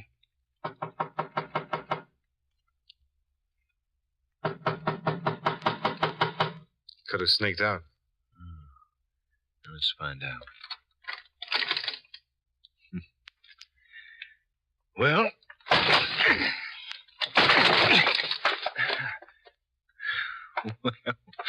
I'll be.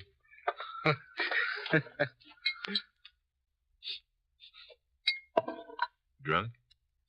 As you can get. That's the way I like to pick 'em up. Quiet.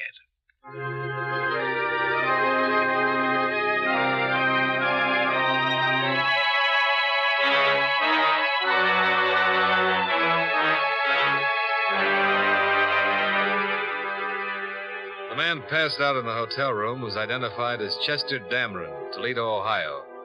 A check with authorities there revealed he had a criminal record covering 17 years. His nickname was Chick. Along with Eddie Page and Bernie Manners, he was indicted on charges of burglary and murder. The remainder of the stolen money was found in his hotel room. All told, 99 and 39/100% of the loot was recovered, excepting what Ivor spent for whiskey. Pretty good for federal underwriters.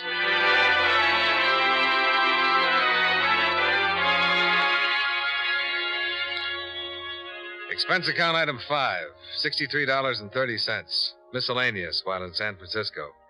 Item 6, same as 1. My plane fare and incidentals back to Hartford. Total expense account, $551.10. Yours truly, Johnny Dollar.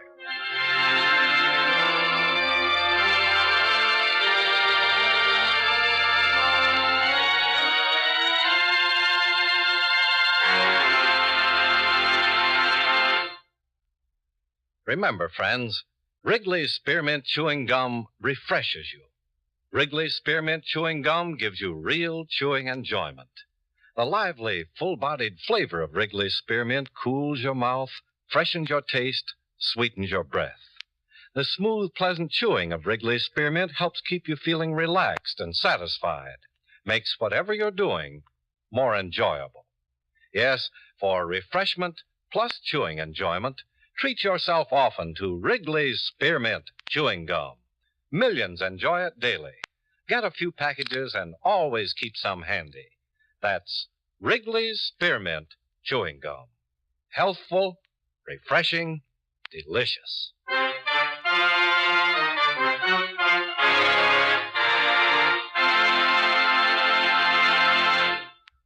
Yours truly, Johnny Dollar, brought to you by Wrigley's Spearmint Chewing Gum, stars John Lund in the title role and was written by E. Jack Newman with music by Eddie Dunstetter.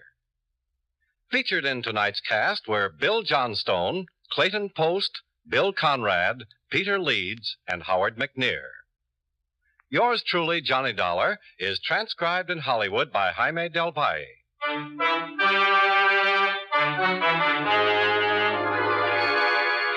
The makers of Wrigley's Spearmint Chewing Gum hope you enjoyed tonight's story of Johnny Dollar and that you're enjoying delicious Wrigley's Spearmint Chewing Gum every day.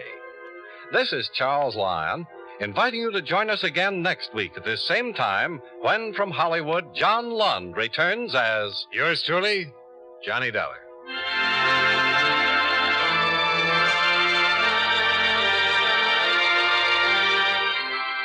Many of the war orphans of Korea are dying of starvation and exposure.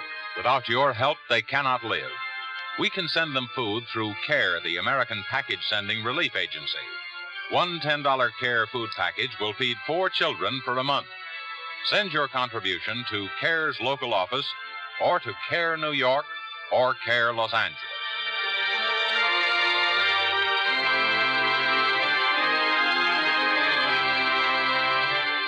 This is the CBS Radio Network. Wrigley's Spearmint Chewing Gum, the refreshing, delicious treat that gives you chewing enjoyment, presents for your listening enjoyment John Lund as Johnny Dollar. Ed Quigley, Johnny. Are you free? If you mean am I available, yeah. What's up, Ed? Remember Mark San Antonio? The bootlegger? Yeah, sure. What about him? Well, somebody shot him this morning. Shot him to death in St. Petersburg, Florida. Oh, yeah? Great Eastern Fidelity set up a trust 2 years ago for San Antonio's daughter. They want a full report before they come across. I see. They know who killed him yet, or why? No, not a thing, Johnny, just that he's dead. When can you leave? As soon as I can get a plane. Good.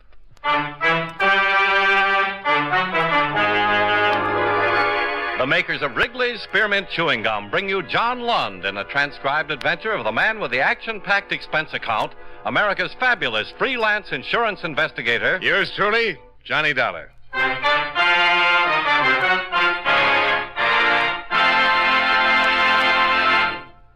Wrigley's Spearmint Chewing Gum refreshes you. Wrigley's Spearmint Chewing Gum gives you real chewing enjoyment. Yes, for chewing enjoyment plus refreshment, it's Wrigley's Spearmint Chewing Gum. The lively, delicious flavor of Wrigley Spearmint cools your mouth, helps keep your throat moist, and gives you a nice little lift. The good, smooth chewing of Wrigley Spearmint helps keep you feeling fresh and alert, adds enjoyment to whatever you're doing. So for chewing enjoyment plus refreshment, treat yourself often to Wrigley's Spearmint chewing gum. Healthful, refreshing, delicious.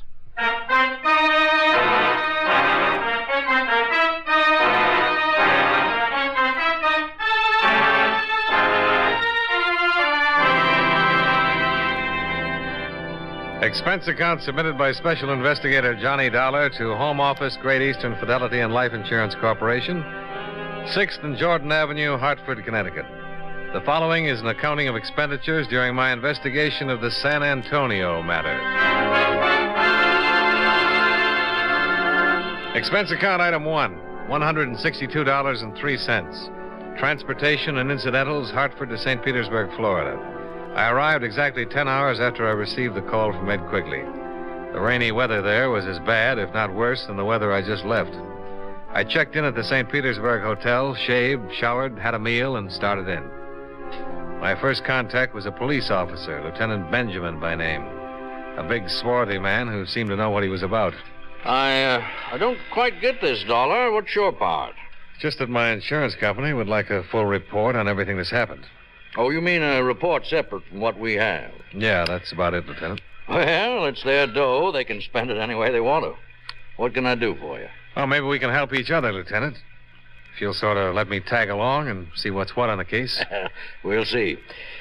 Well, San Antonio bought a big place over on the south end of town 11 years ago, just after he was released from Alcatraz.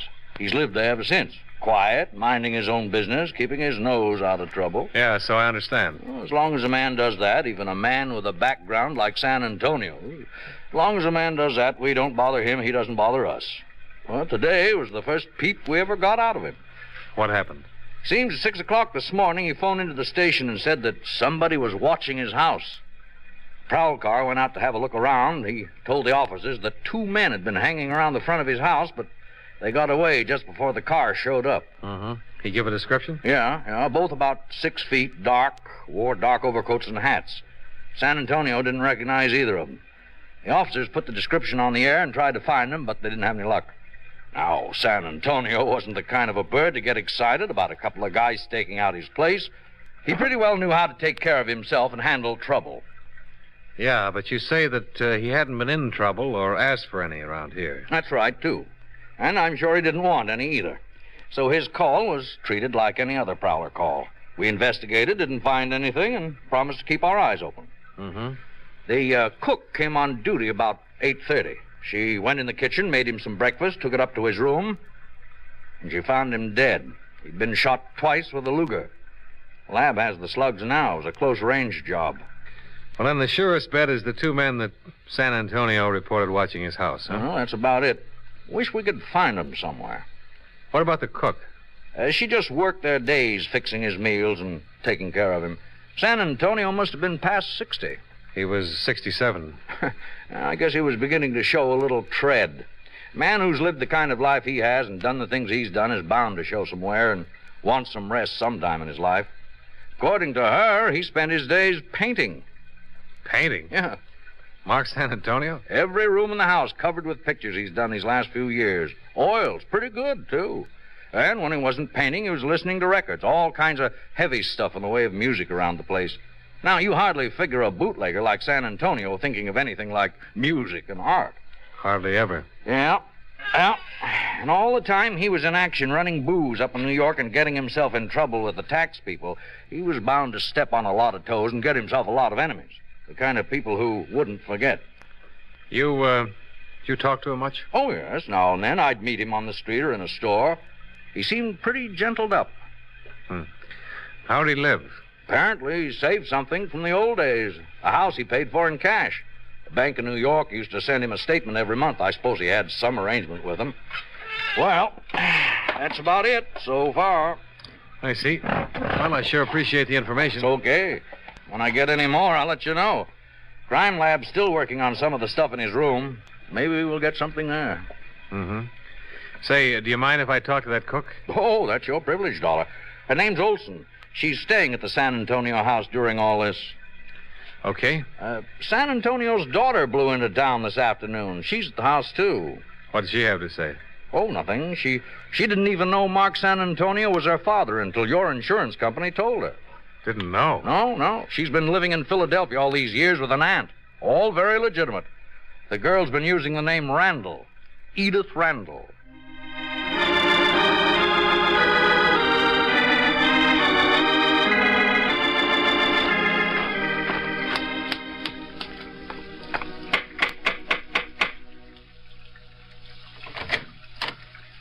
Yes, sir. How do you do? You Mrs. Olson? Yes, sir. My name is Dollar, Mrs. Olson. I'm from the Great Eastern Fidelity people. You suppose I could speak with Miss Randall? Oh, I don't think so, sir. She's not feeling well. All of this been quite a shock to her. I see. Well, then I guess my trip out here tonight was for nothing. Well, you come tomorrow, Mr. Dollar. Please. Mrs. Olson? Mrs. Olson? Yes, Miss Randall. Who is it? It's Mr. Dollar.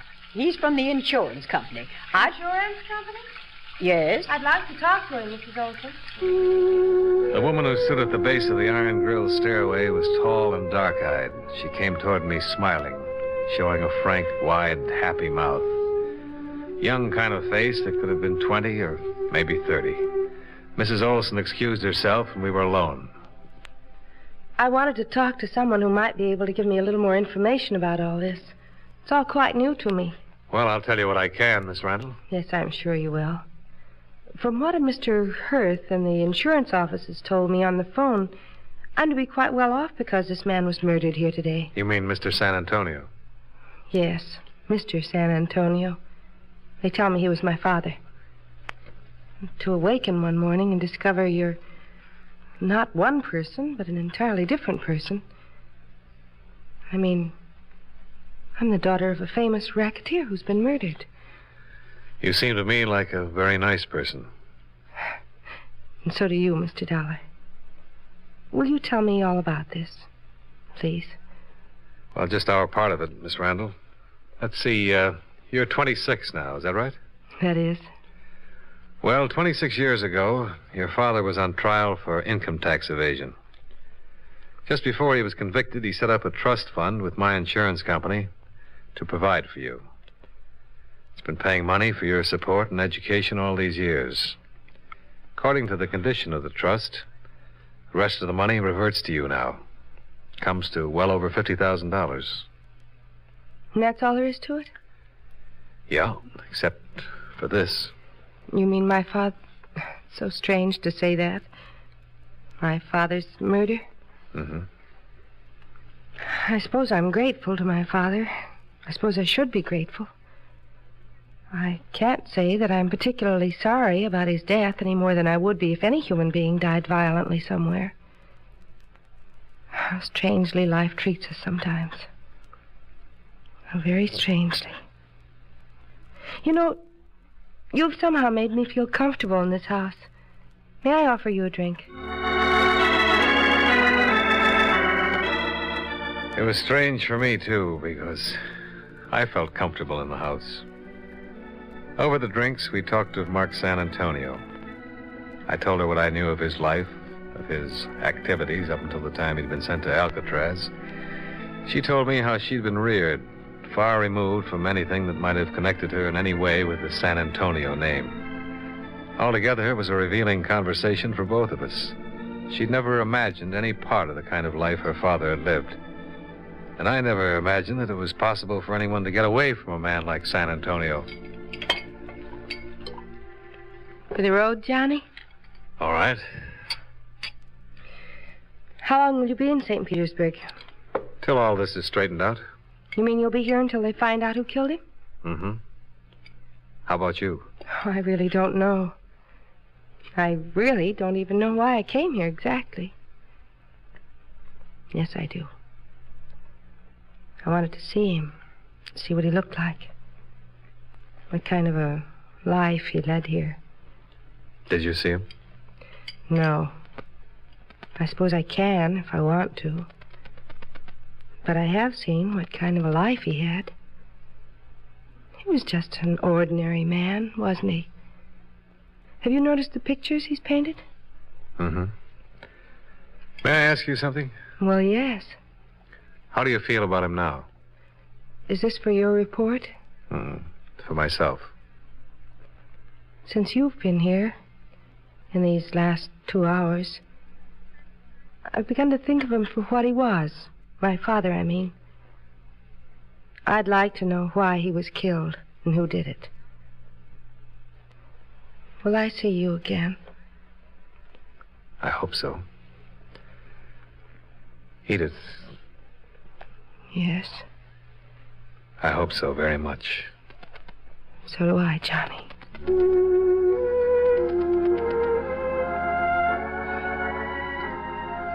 I left her at the door that night with a warm sensation inside of me. Something I certainly hadn't expected in the routine business of investigating a murder case. The next morning, I was back at the house talking to Mrs. Olson. She gave me all the information she could remember about San Antonio's activities up until the time of his death.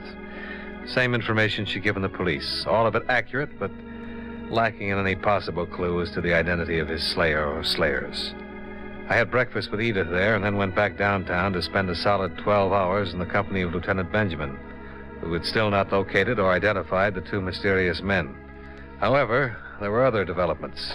Say, this may be something. Oh? San Antonio's partner in the old days, Palalici, was murdered in Newark last night. Timmy Palalici? That's the one.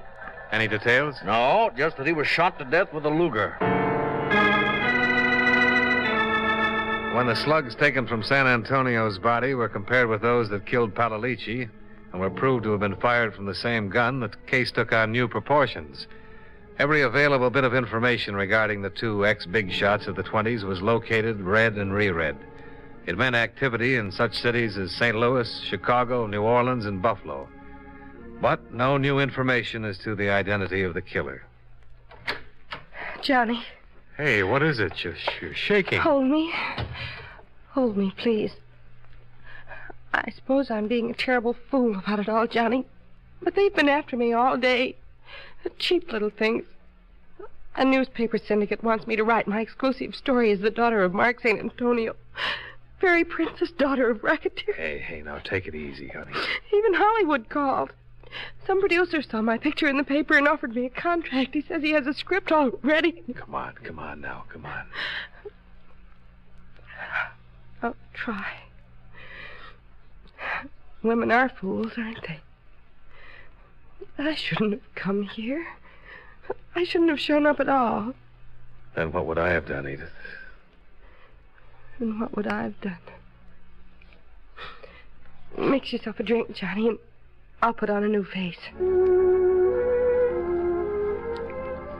It had become apparent to me in the 5 days I'd known her and the 5 days that she'd known of her father that she'd grown to love him, or the memory of him. She stated it very simply. Everyone needs a father. If you find out you have one, or had one, really, well, you love him.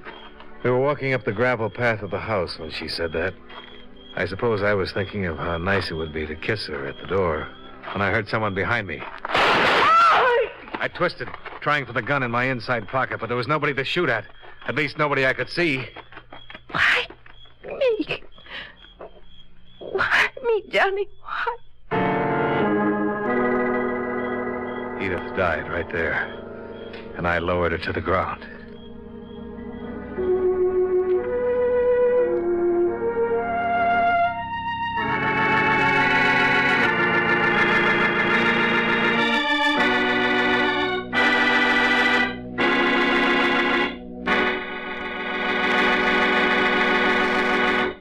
Friends, wherever you are, whatever you're doing, you'll enjoy chewing Wrigley's Spearmint Gum. Chew Wrigley's Spearmint while you're working. The lively, full-bodied flavor of Wrigley's Spearmint gives you a refreshing little lift. The smooth, pleasant chewing of Wrigley's Spearmint Gum helps keep you feeling relaxed and satisfied. Makes your job seem easier. Chew Wrigley's Spearmint Gum in your home, when you're out walking or driving, when you're enjoying sports and other activities. Wrigley's Spearmint Gum tastes good anytime, and the natural chewing aids digestion and helps keep your teeth bright and attractive. Yes, wherever you are, whatever you're doing, you'll enjoy chewing Wrigley's Spearmint Chewing Gum. Healthful, refreshing, delicious. And now, with our star, John Lund, we bring you the second act of Yours Truly, Johnny Dollar.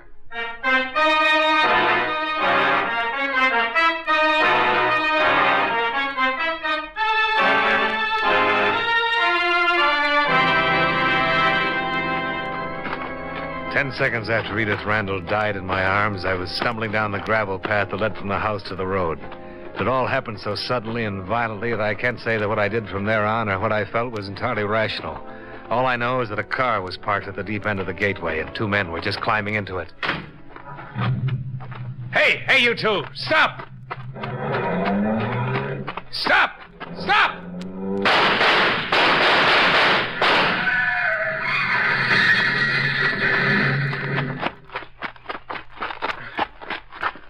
Get out of there. Both of you. Get out with your hands up. I'm hit. I'm afraid to move. Get out! Come on. I'm coming. I come. All right, you two. Come on. No use on him, mister. He's used up. You got him real good. I need the doctor. Stay where you are. Mr. Dollar! Mr. Dollar! What is it? What's happened? Go phone the police, Mrs. Olson. Oh, Tell them to get over here right away. Who are they? What is all this? Go on, do what I tell you. Hurry. All right, Mr. Dollar. All right. You pretty tough fella. What's your name? Giuseppe Rico. Who's he? He was my brother. Giovanni. I need the doctor. Listen. Tell it to me. Tell it to me right now. There's no policeman around to cover you. Nobody but you and me. If you don't tell it to me now, you'll never tell it to anybody. Now tell it. Tell it. Never. I die first. I had 1 bullet left in my gun. I set the barrel back against his temple and pulled back the hammer. I think I really meant to go through with it. And for the first time, I noticed that my shoulder was covered with blood. My head began to ring, and I had to let go and straighten up. That was not the thing to do. Oh!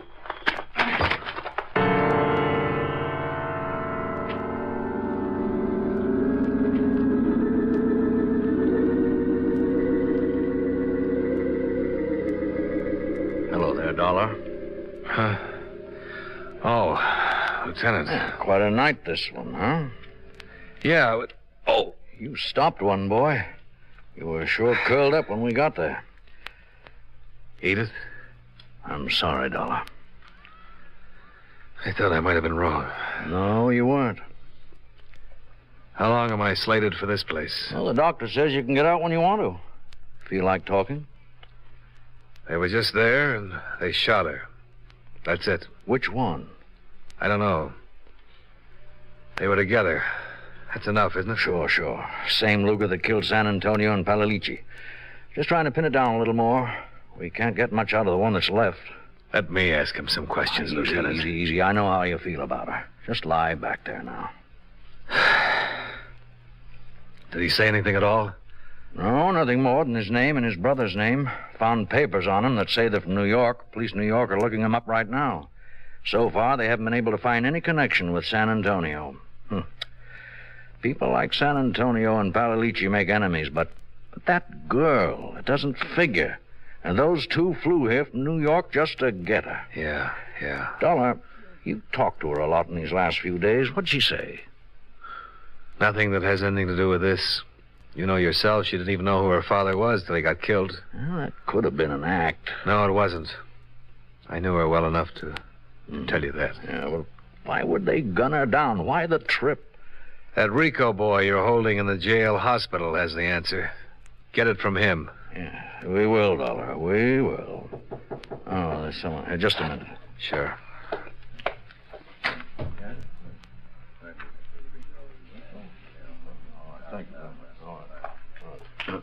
Oh, Dollar. Huh?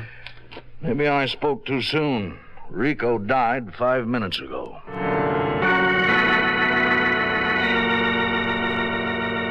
As far as my investigation of the San Antonio case went, could have ended right there.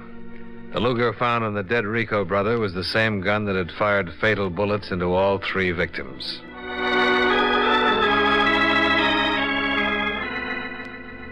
I got my release from the hospital and late that afternoon walked into Lieutenant Benjamin's office. Dollar, I don't get it. Don't get what? Here. This just came from New York on the Rico boys. Oh? Came to this country when they were 18 and 21. Both of them were naturalized citizens. Records? Not a thing. No trouble ever. Oh, that's funny. What else? Well, that's about it. Police there can't seem to locate their old man. He disappeared a week ago. Lived on the east side somewhere. He a naturalized citizen, too? Oh, that's another funny thing. He's taken out his papers and was due for examination with the immigration people this week. They're looking for him, too. When are you leaving? Tomorrow afternoon on the 1 o'clock plane. Well, come on. I'll buy you some dinner. We had dinner together and talked about the case. It had been a strange one. The deaths were useless, the motives unknown. The killers weren't even associated with their victims. I parted company with Lieutenant Benjamin and went back to my hotel to trouble it out with sleep. About 11 o'clock, I had a phone call. Johnny Dollar. Hi, Dollar. This is Ben. Oh, what's up? Old man Rico just walked into the city morgue. He wants to take his 2 sons back to New York for burial. 20 minutes later, I was standing in the coroner's office when Lieutenant Benjamin led a small, wizened old man into the room and sat him down in one of the chairs. Gave him a glass of water, offered him a cigarette. Old man refused. No, senor, no. Oh, thank you. Mr. Rico, this is Mr. Dollar. Hello, Mr. Dollar. Mr. Rico? I read of you. You killing my boys.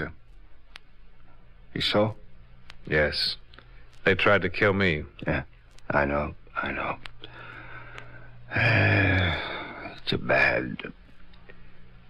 Why, Mr. Rico? It is simple. You was in the way. I don't mean about me. I mean about Edith Randall and Palalici and Mark San Antonio. Why? I take the water now, please. Why? Do you know why? See. Then tell me. They're all dead now. I'm still alive.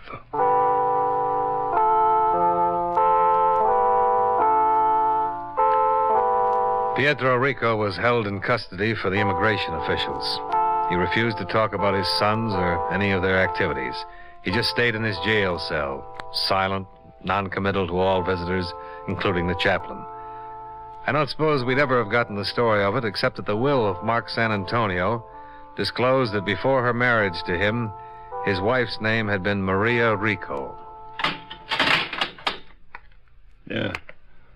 More questions, Mr. Dollar? No, I've got some answers. Mark San Antonio's wife was your daughter, wasn't she? Wasn't she? See. Well, is that all you have to say? I no talk. Well, then I do, Mr. Rico. Because your daughter had a daughter. A lovely, wonderful daughter that your 2 sons killed. I happen to know that girl. She had to die, too. Why? Palalici, San Antonio, and her. They had to die. All are bad. All of us are bad at one time or another. Who made them die? You? See. Who gave you the right? I'm the father. When a daughter marries a bad man, only bad can come of it. He came to our village many years ago and he took her away. He and the men Palalici helped him. It live with me all this time. I live only to destroy him for that. I destroy him and the other man and the girl through my sons. Why the girl? She could not have been a good from a bad man. A vendetta. Was that it? If you like, vendetta. He was a bad man who did bad things. Bad man. I smoke now. You got a cigar?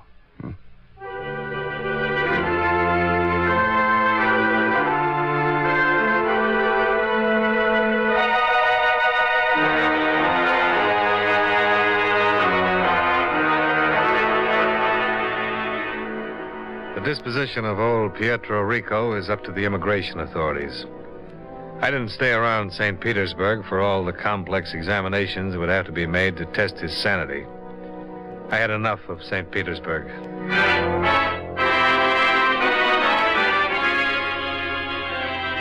Expense account, item 3, hotel and board, $79.30. Item 4, hospital, $168.13. Item 5, same as item 1, transportation back to Hartford. Expense account total, $573.49. Yours truly, Johnny Dollar.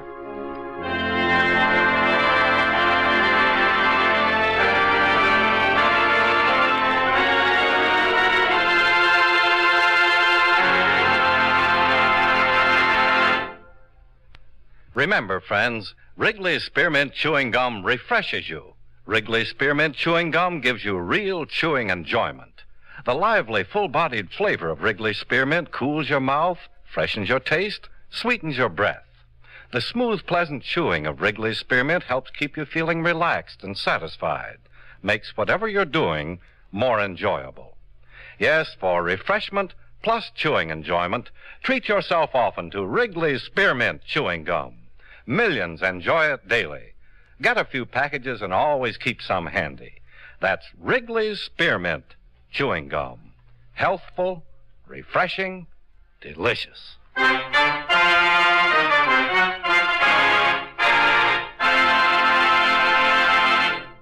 Yours truly, Johnny Dollar, brought to you by Wrigley's Spearmint Chewing Gum, stars John Lund in the title role and was written by E. Jack Newman with music by Eddie Dunstetter.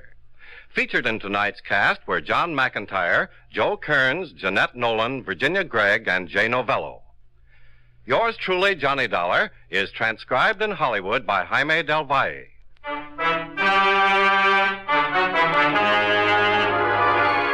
The makers of Wrigley's Spearmint Chewing Gum hope you enjoyed tonight's story of Johnny Dollar and that you're enjoying delicious Wrigley's Spearmint Gum every day. This is Charles Lyon, inviting you to join us again next week at this same time when, from Hollywood, John Lund returns as... Yours truly, Johnny Dollar. This is the CBS Radio Network. Wrigley's Spearmint Chewing Gum, the refreshing, delicious treat that gives you chewing enjoyment, presents for your listening enjoyment John Lund as... Johnny Dollar. Philip Shaw, Johnny. Oh, fine. What have you got for me? Mr. Dale Martin is insured with National. He owns a gym, one of those bodybuilding places. Man was killed there. When did it happen? This morning, about an hour ago. Now, we don't know if it's an accident or not. The police are over there now. Anything to work on? Nothing. That's why I called you. Better get over there right away. I'll do it, but I don't take off my shirt.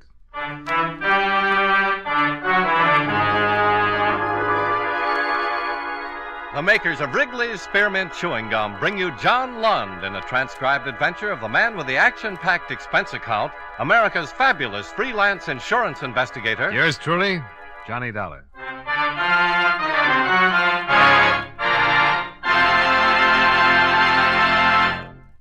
Wrigley's Spearmint Chewing Gum refreshes you. Wrigley's Spearmint Chewing Gum gives you real chewing enjoyment. Yes, for chewing enjoyment plus refreshment, it's Wrigley's Spearmint Chewing Gum. The lively, delicious flavor of Wrigley's Spearmint cools your mouth, helps keep your throat moist, and gives you a nice little lift. The good, smooth chewing of Wrigley's Spearmint helps keep you feeling fresh and alert, adds enjoyment to whatever you're doing. So for chewing enjoyment plus refreshment, treat yourself often to Wrigley's Spearmint Chewing Gum. Healthful, refreshing, delicious.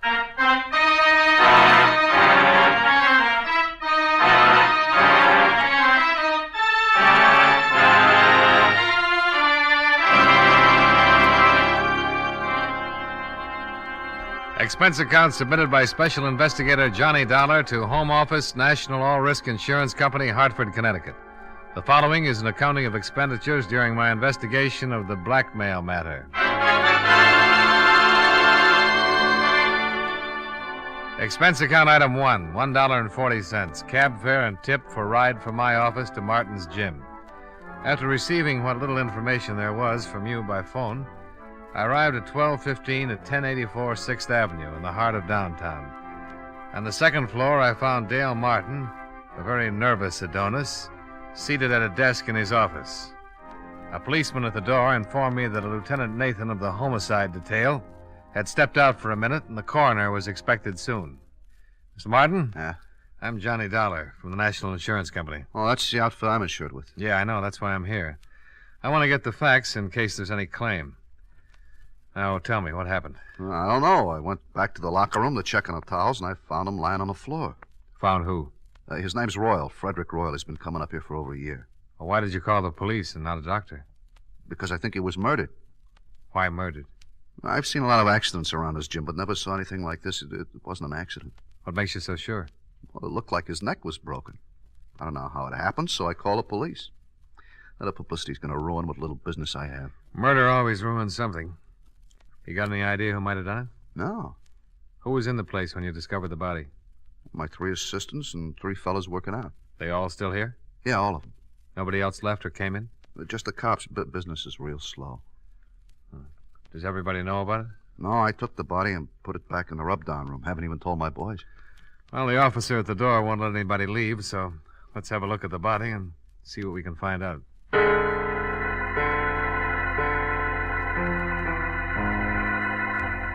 Martin left one of his boys to answer the phone, and everyone else was keeping busy wrestling with weights as he led me through the locker room. The one man was taking a shower. At the end of the room, he unlocked the door, and we walked in. The smell of rubbing alcohol was strong enough to give you a hangover. There were white curtains separating 2 rubbing tables. The first one was empty. In back of that curtain, Mr. Dollar. Okay. Not very pretty. Circus rubber man would need vulcanizing if he turned his head that far. Busted neck, all right. I wish the coroner would get in and take him away. It hurts me seeing his head hanging like that. Why don't you move him? Oh, no, sir, not me. I caught it good from the lieutenant for moving him in here. Well, don't worry about Mr. Royal. He can't feel a thing.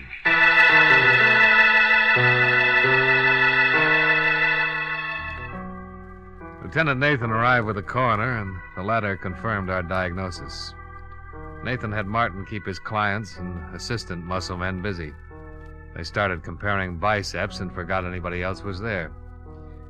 Nathan was an old friend, so I didn't have to convince him that I was there on business. You saw the corpse, huh, Dollar?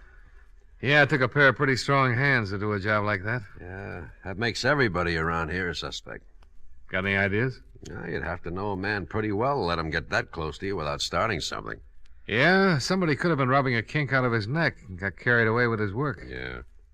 Why don't we start asking some questions? Yeah, I'll go out and round up everybody. Might as well start at the beginning.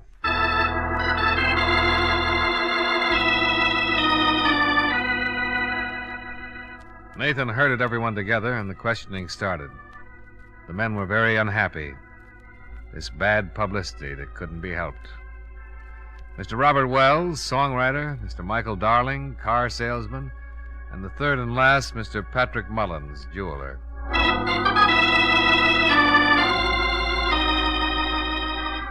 3 prosperous men, 3 prosperous denials. The assistants came next, the 3 men who worked for Martin. First, Bernie Carroll, the man who'd instructed Fred Royal, the one who'd put him through his exercises and sent him in to take a shower before he cooled off and got stiff.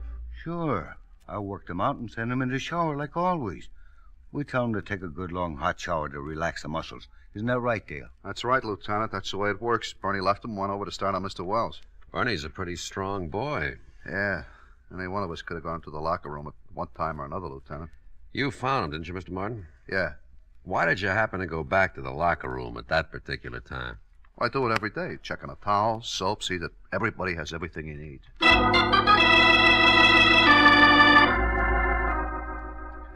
Question after question, trying to nail down alibis, trying to make them stick or tear them apart. According to everybody so far, it was a big mystery. Next man, Jack Olson. Yeah, I went back by the locker room several times. Why? Well, there's an electric coffee maker on a table against the wall back there. I want to get some coffee. Mm-hmm. The other times? Well, once to look at the appointment board and see what's coming in, later to get some chalk for my hands. Chalk for your hands? Yeah. Keeps your hands from perspiring and making blisters, you know, when you're working with heavy weights. You're fairly new here, aren't you, Jack? 3 weeks. How'd you know that, Dollar? Well, the other boys all have heavy calluses. They don't use chalk. You know quite a bit about this weightlifting stuff, huh? Oh, sure. I used to lift candy bars when I was a kid. All right. Call in the last one.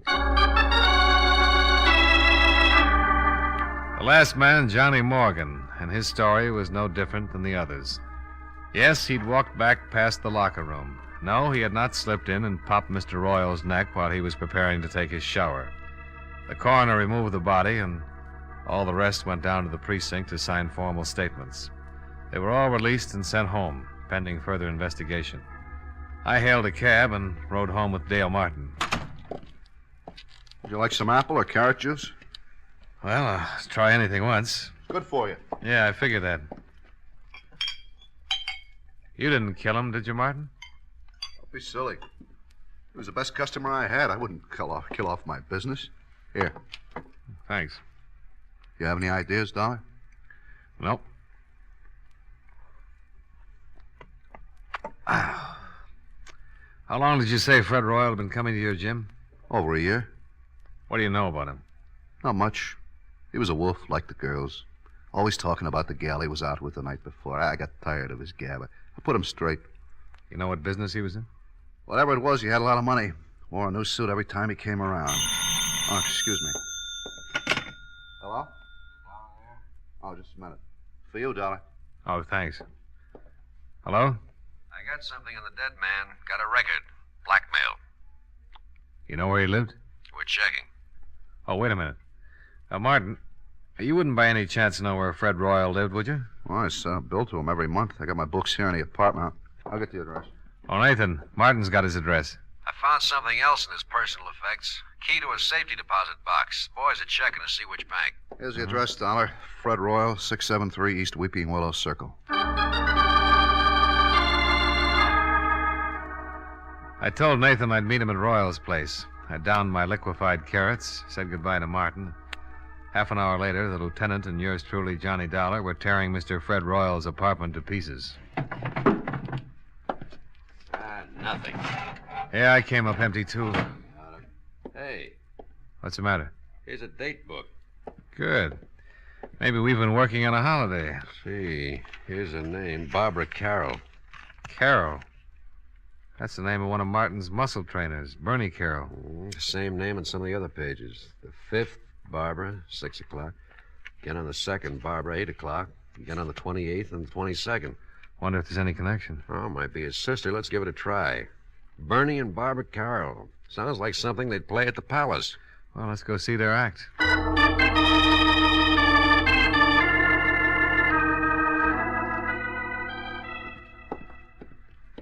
Here's the apartment. They live with that new fella. Jack Olson. Yeah, the quiet one. Police. Yes? I'm Lieutenant Nathan, homicide. This is Johnny Dollar. How you doing? How you do? We'd like to talk to you, Miss Carroll. Certainly, Lieutenant. Come in. Thank you. I was just making some lemonade. Would you like some? Yeah, thanks. It is pretty hot out. Maybe you'd like something stronger. No, thanks. The lieutenant's on duty. I guess you've heard about the accident. Like your lemonade sweet, Lieutenant? Medium, please. Here you are. Oh, thank you. Your brother didn't mention anything about your going out with Royal. He was probably protecting his little sister. The lieutenant found your name written in Royal's date book. I've been out with him 6 or 7 times. You know what his business was? He never discussed it. Did you ever meet any of his friends? No. Did he ever mention any of the other fellows at the gym? At the gym? I don't think so. Mm-hmm. Jack Olson lives here, doesn't he? That's right. Whose picture is that on the piano? Oh, that's Jack's father. You don't have any idea why anyone would want to kill Royal, do you? No.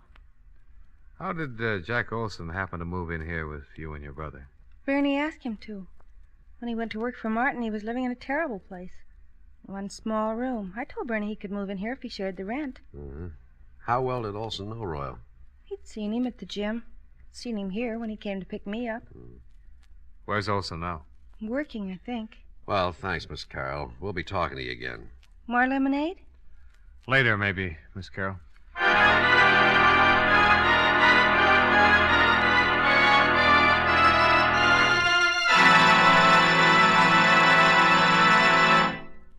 Friends, wherever you are, whatever you're doing, you'll enjoy chewing Wrigley's Spearmint Gum. Chew Wrigley's Spearmint while you're working. The lively, full-bodied flavor of Wrigley's Spearmint gives you a refreshing little lift. The smooth, pleasant chewing of Wrigley's Spearmint Gum helps keep you feeling relaxed and satisfied. Makes your job seem easier. Chew Wrigley's Spearmint Gum in your home, when you're out walking or driving, when you're enjoying sports and other activities. Wrigley's Spearmint Gum tastes good anytime, and the natural chewing aids digestion and helps keep your teeth bright and attractive. Yes, wherever you are, whatever you're doing, you'll enjoy chewing Wrigley's Spearmint Chewing Gum. Healthful, refreshing, delicious. And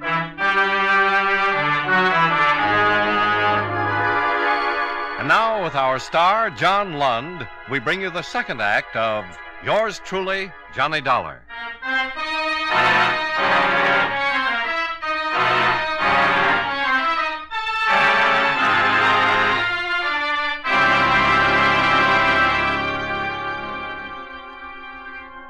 Three in the afternoon. Out of Barbara Carroll's cool apartment and down in the blistering street. The thermometer crowding 90, and the humidity sticking to us like a steaming blanket. I feel awful. Terrible day to solve a murder. I want to go look through some newspaper files. What for? That picture on the piano. Jack Olson's father? Yeah. I've seen it someplace before. There's a news story connected with it. Yeah, I'll drop you off. I got to get back to the precinct, see if the boys have found the safety deposit box that fits Fred Royal's key.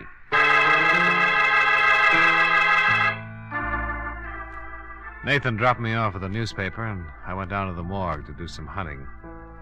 The air conditioning made the job easier, and by 4 o'clock I was headed for Nathan's office. We found the bank and the safe deposit box. Oh? Anything turn up? Yeah. Royal was doing some pretty fancy blackmailing. Here's a bundle of evidence and a list of names. Mm-hmm. Well, I can understand why someone would pay to keep these out of circulation. Yeah. Lousy photography. What'd you find out? Here. Newspaper clipping. Oh, picture of Jack Olson's father. Same as the one on the piano. Prominent banker leaps to death. William Barrett. The boy's name is Olson. That's what he calls himself. William Barrett. Give me that list we got out of the deposit box. I've just been looking at it. William Barrett's name is on here, all right. Ooh. That article you've got on his suicide mentions that he left a son and a wife. Yeah. Well, let's go pick up Jack Olson, or Barrett, or whatever his name is. Well, it might not have meant a thing, but at least we had found one person who had a strong connection with Frederick Royal other than socially. The boy who called himself Jack Olson was the son of one William Barrett, deceased, and one of Fred Royal's blackmail victims. Barrett had jumped off a tall building, and according to the newspaper, he had left no reason for his actions. There was a possibility that Fred Royal's blackmail had driven him to it, and if that was so, his son would have had a very strong reason for wanting to break Mr. Fred Royal's neck. We climbed into a squad car and hurried back to Barbara Carroll's apartment, where Jack Olson lived as a boarder.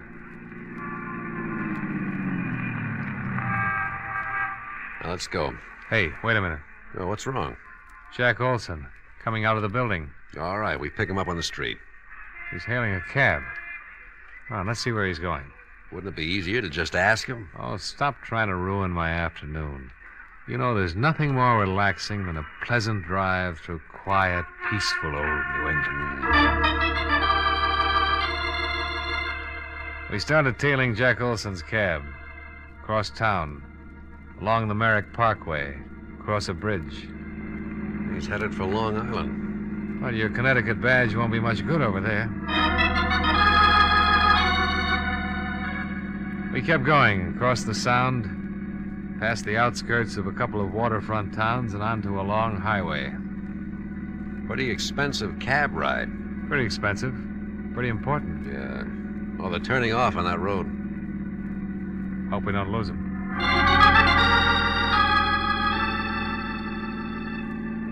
We took the road to the right off the highway and spotted the cab up ahead, pulling into the entrance of a large white building. The sign over the tall iron gate read, Lakeview Sanitarium. We waited for him to go in.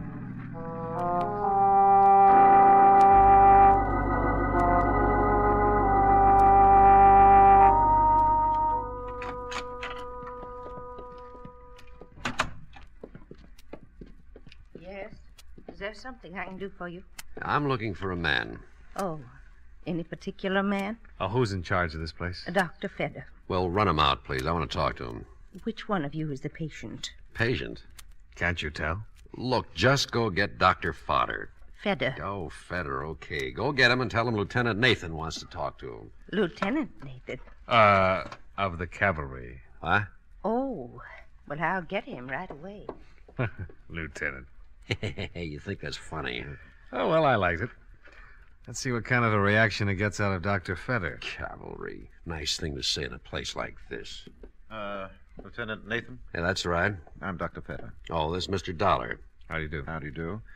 Now, are you related? No, but we've been friends a long, long time, haven't we, Nate? Yeah, I'm a police officer, Doctor. Oh. We've been following a man. He came in here a few minutes ago. Is that right? The lieutenant thinks he might be a killer. I can handle this, Dollar. Doctor, I'm with Central Division Homicide. This isn't my territory, but I'd appreciate it. Which one of you is the patient? Now, look, this is getting a little ridiculous. Here are my credentials. Oh. The man we want came in here a few minutes ago. Well, Mr. Barrett is the only one. And his real name is Barrett. Who's he seeing? His mother. What's wrong with his mother? Mrs. Barrett is seriously ill. Have anything to do with her husband's suicide? Everything to do with it. I doubt if Mrs. Barrett will ever recover. We went back out to the car and tried to put it all together. Jack's father had jumped off a roof. He was being blackmailed and couldn't take it. The shock of his suicide had driven Mrs. Barrett into a permanent breakdown, and Fred Royal had been responsible for the whole thing. Motive enough for Jack to get a job with Dale Martin so he could get his hands on Fred Royal's neck. Cavalry. Oh, stop groaning. Tell me what you think of my theory. We still need a confession. We'll get it.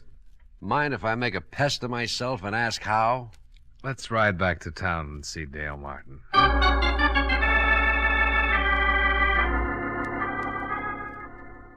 You're going to come up and take a workout and a rub tomorrow, huh? That's right, Martin. And I want you to make sure that Olson takes care of me. Did he do it, Dollar? I think so. But why? He seems like such a nice kid. He had a pretty good reason. But we need a confession, and Dollar has an idea how to get it. I want Olson working on me through the whole workout, especially when I get on the rubbing table.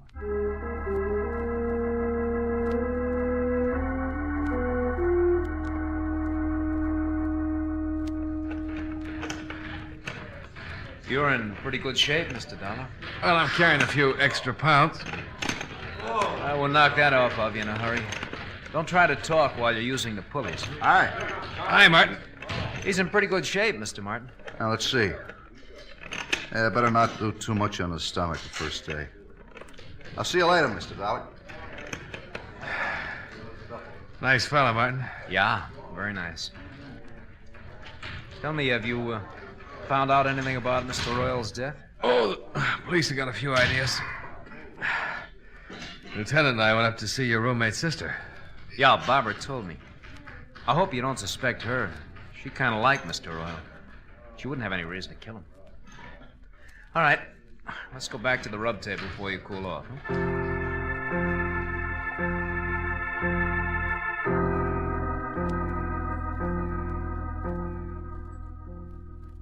You don't mind going in there, do you? No. Why should I? Oh, some people are funny about rooms where there's been a dead person, you know? Well, it doesn't bother me, Mr. Dollar. Martin's got all his towels piled on the other table. I can move them if you like. Oh, no, it doesn't make any difference. Royal wasn't killed in here anyway. All right. Up on your back. Yeah. Give me a good brisk rub and let me relax for about 10 minutes. All right, slide down a little. Yeah.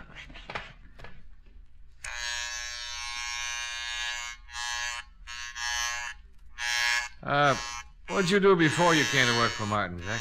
Oh, not much. Went to school, finally decided to look for a job. Found this one. You ever study this sort of thing? No, there's really not much to it. Martin shows us how to use the machines, help the clients, and rub the neck and back. Well, then all you need is a good build, a strong pair of hands, huh? Yeah, I guess so. Your family live in Hartford? No. I noticed a picture of your father on Barbara's piano. Fine-looking man. He's dead now. Oh, sorry. So am I. Your mother still living? No. Oh, I'm sorry. Am I rubbing too hard? Oh, no, it's okay. Well, you certainly got the strength for the job. Yeah, I'll turn off the vibrator and just use my hands. Did the police find out anything about Mr. Royal? Yeah. He was a blackmailer. Ow! Oh, I'm awfully sorry. I'm a little nervous today. Maybe I better get one of the other fellows to finish your rub. Oh, no, that's all right. I'm just a little tied up. The neck is stiff. Try and relax. Guess I keep thinking about Royal and his broken neck. You think I might break yours, Mr. Dollar? Well, wouldn't be hard. If I was good and relaxed, you could snap it in a second. Yeah. Guess I could. So Mr. Royal was a blackmailer? Yeah, had a record. They're the foulest people on earth. Yeah, they certainly are. Could ruin a lot of lives. Probably why he was murdered. You think he was blackmailing someone here in the gym? Oh, not necessarily. Well, if he wasn't, then no one in the shop would have a motive for killing him. Well, I've got a theory about that.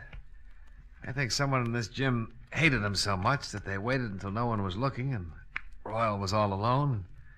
And they slipped in on him and twisted his neck until it broke and he strangled. Oh.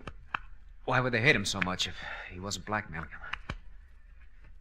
He might have been blackmailing someone very close and dear to the killer. Maybe the person Royal was blackmailing couldn't stand it. Committed suicide. It's an interesting theory. Take your family, for instance. Ouch! I'm sorry. You weren't relaxing. Supposing Royal was blackmailing a member of your family. Your father, for instance. I can't rub your neck unless you relax more. Maybe your father couldn't take it. Maybe he couldn't pay him anymore, and instead of disgracing his family, he committed suicide. Just turn your head a little to the side, Mr. Dollar. That better? Much. Well, if that happened to my family, Mr. Dollar, I guess I would kill Mr. Royal, not mind a bit. How does your father die, Jack? He jumped off a roof. Now, if you just turn your head a little more, I'll try to pop your vertebrae, huh? We followed you out to Long Island yesterday, Jack. I'm going to adjust your neck, Mr. Dollar. It's better if you relax so it won't hurt. Well, if you wanted to, you could pop it anyway. I couldn't stop you in time. No, I don't guess you could. There, now the other side, huh? Did you kill Fred Royal? Yes. Relax. All right, Mr. Dollar.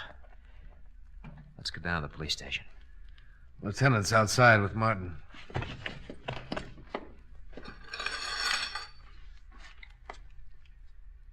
After you, Mr. Barrett.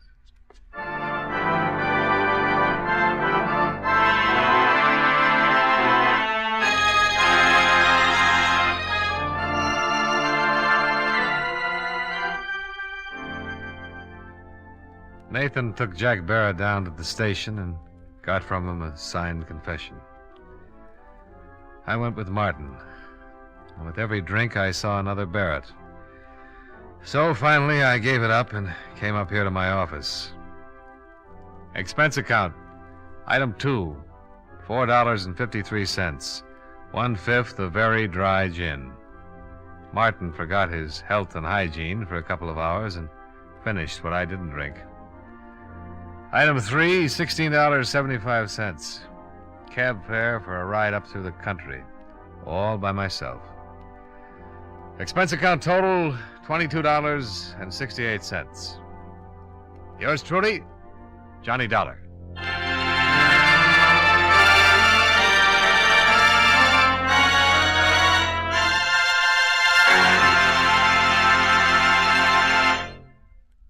Remember, friends, Wrigley's Spearmint Chewing Gum refreshes you. Wrigley's Spearmint Chewing Gum gives you real chewing enjoyment. The lively, full-bodied flavor of Wrigley's Spearmint cools your mouth, freshens your taste, sweetens your breath. The smooth, pleasant chewing of Wrigley's Spearmint helps keep you feeling relaxed and satisfied, makes whatever you're doing more enjoyable. Yes, for refreshment plus chewing enjoyment, treat yourself often to Wrigley's Spearmint Chewing Gum. Millions enjoy it daily. Get a few packages and always keep some handy. That's Wrigley's Spearmint Chewing Gum. Healthful, refreshing, delicious.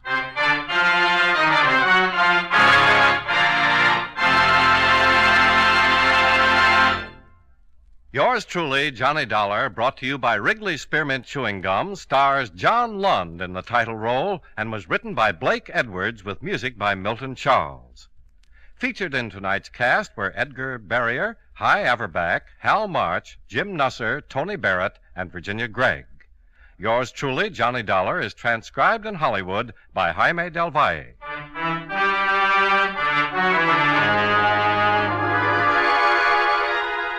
The makers of Wrigley's Spearmint Chewing Gum hope you enjoyed tonight's story of Johnny Dollar and that you're enjoying delicious Wrigley's Spearmint Gum every day. This is Charles Lyon, inviting you to join us again next week at this same time when, from Hollywood, John Lund returns as... Yours truly, Johnny Dollar.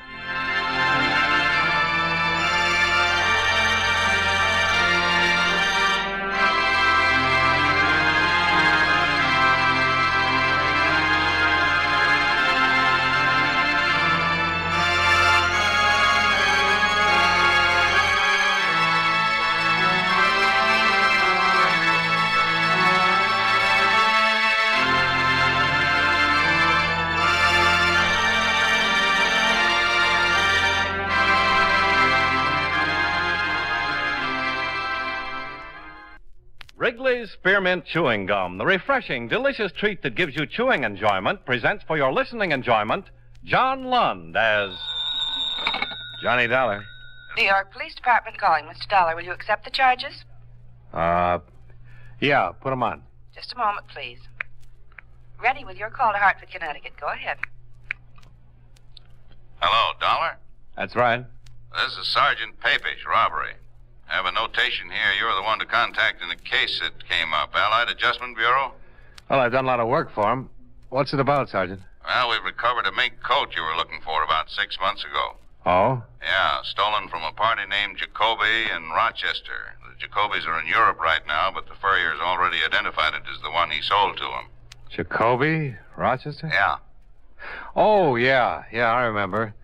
It was insured for $5,000. There's some other things taken in the same haul. A watch, rings, bracelet. That's the job. So far, we just have the coat and the girl who was wearing it. What does she say? Nothing. So far, she's got a couple of bullet holes in her. Maybe I better get down there, Sergeant. Room 212, Sergeant Papish. Right.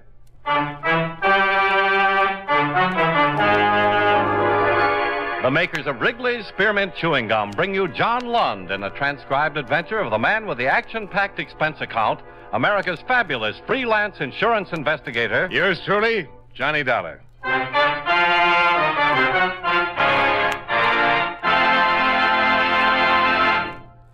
Wrigley's Spearmint Chewing Gum refreshes you. Wrigley Spearmint Chewing Gum gives you real chewing enjoyment. Yes, for chewing enjoyment plus refreshment, it's Wrigley's Spearmint Chewing Gum. The lively, delicious flavor of Wrigley Spearmint cools your mouth, helps keep your throat moist, and gives you a nice little lift. The good, smooth chewing of Wrigley Spearmint helps keep you feeling fresh and alert, adds enjoyment to whatever you're doing. So for chewing enjoyment plus refreshment, treat yourself often to Wrigley's Spearmint Chewing Gum. Healthful, refreshing, delicious.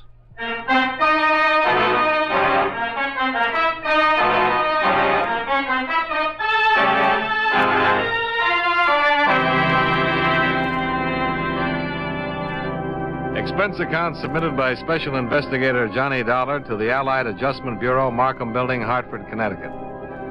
The following is an accounting of expenditures during my investigation of the Rochester theft matter. Expense account item 1, $1.65. Person-to-person collect call from Sergeant Papish, New York Police Department. Item 2, $32.56. Train fare and incidentals between Hartford and New York City after clearing authority to resume on the Jacoby case.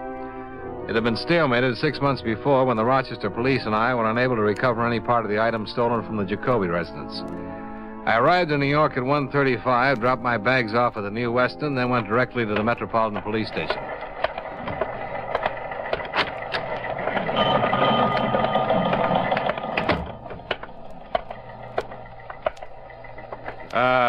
Hello. I wonder if you could help me. I'm looking for Sergeant Papish. I'm Papish. Oh, Johnny Dollar, Sergeant. Oh. Thanks for coming down, Dollar. Have a chair. Oh, thanks. Your mink coat's in the crime lab. They're looking it over. Uh-huh. We still haven't found out much about the girl who was wearing it. What's her name? Just Jane Doe for now. We didn't have her prints on file here, but we're waiting to hear from Washington now. She's been unconscious ever since we picked her up. Pretty bad shape. Oh, what exactly happened? It came in as a complaint about 3 this morning.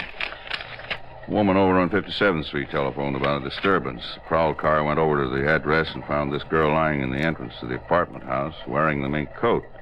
She'd been shot twice. Uh-huh. No one in the apartment house seemed to know her or had ever seen her before. We asked about the neighborhood. No dice. But we did find out how she got there. Oh? The lady across the street said she saw a man drive up sometime after midnight and unload the girl from his car. She was able to give us a fair description of the car and the man. Here. Nice. But nothing definite. No license number or anything like that. Could be any car and any man, from what she said. Got an APB out, of course. Was there a purse or anything? Nothing. The dress she was wearing came from a store downtown. Hundreds just like it. The coat was the only item that might have helped, and it turned up listed in the stolen property file. How about jewelry? Small diamond ring on her little finger. I looked over the list of things taken in that Jacoby robbery. It doesn't fit any of those. You can look at it if you want to. I'll take your word for it. I suppose the insurance company paid off the claim. Yeah, the whole thing. Well, at least we have the coat back for you. Maybe we'll get a line on the other things when this girl regains consciousness. If she does. Pretty bad, is it? Yeah. Nice-looking girl, too. Only about 25 or so. Excuse me. Sure. Robbery, Sergeant Papish. Oh, let me get it down here.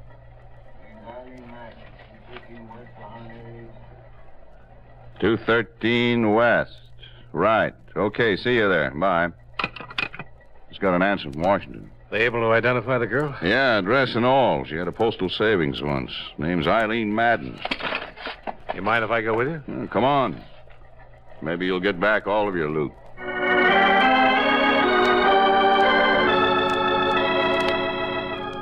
I accompanied Sergeant Papish to the address for Eileen Madden. It turned out to be a fairly nice apartment in a fairly nice neighborhood.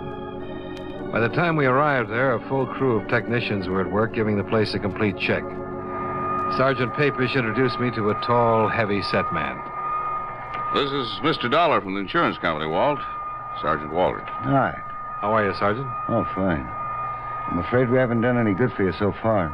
Haven't found anything here to go with that mink coat. Oh. Have you talked to anybody around here yet? Just getting started on it. The lady who lives across the hall might be able to help us. Where is she? In there. Her name's Ethel Stromberg. Mrs. Okay. I'll take it here. Right.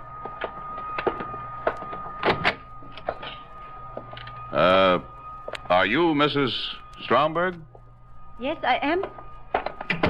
I'm Sergeant Papish. This is Mr. Dollar. How do you do? How do you do? How's poor Eileen? Not very good, Mrs. Stromberg. She's still unconscious. Oh, dear, that's terrible. It's just a terrible thing. Where is she? I'd like to go to see her if it's possible. She's at the police emergency hospital right now, Mrs. Stromberg. I'll have them phone you when she can see people. Well, thank you. What an awful thing. How did that happen? What's that all about? Maybe you can tell us something about her, Mrs. Stromberg. Where she worked, how she lived, what people she knew. Oh, dear. How long have you known her? Well, I moved in here about 5 months ago. I met her the very first day. Mm-hmm. Nice girl? Oh, yes, very nice girl. Quiet, minded her own business. Do you know where we can contact her family? No, I can't help you there, Sergeant. I know they live somewhere in California, but that's about all. She talks about them now and then. How about her friends here in town? What about them? Did she talk about any of her friends to you? What do you mean? Well, she's a pretty girl. Young. Boyfriends, maybe. Yes, she did talk about them now and then. You suppose one of them had something to do? Mrs. Stromberg, Eileen Madden was dumped from a convertible last night after she'd been shot. A witness described the car as possibly blue or black in color, white top, white sidewalls. She said it was a late model Cadillac or Buick. Do you know if any of Miss Madden's friends drove a car that comes near that description at all? Why, yes. Yes, I saw him pick her up one night. I was just coming home. Saw who pick her up, Mrs. Stromberg? A man she called Bill. Bill who? I really don't know his last name. She didn't introduce me to him. But she talks about him. He drove a black Cadillac. Can you tell us what he looks like? Well, he seemed very tall. As tall as Sergeant Papish here? So about your height, very nice looking. He seemed quite big. Husky, sort of. Very nicely dressed, too. What color was his hair? I don't know. He always wore a hat. I think it was dark, though. His eyes? I don't know. About how old would you say? Oh, I'm no good at this, but I say between 30 and 35. Seems to fit what we have from the witness. Yeah. This Bill, would you say he had money? Oh, yes, I would say so. He drove that nice big convertible. He always dressed so nice. And he gave Eileen pretty nice things. Do you know if he ever gave her any jewelry? I don't know. I don't think so. Eileen would usually run across the hall and show me when he sent her something nice. I don't remember her ever showing me any jewelry. I just talked to the hospital. How is she? Just coming around. I think you better go over there and talk to her if you're gonna. Is she bad? They think she's dying, Mrs. Stromberg.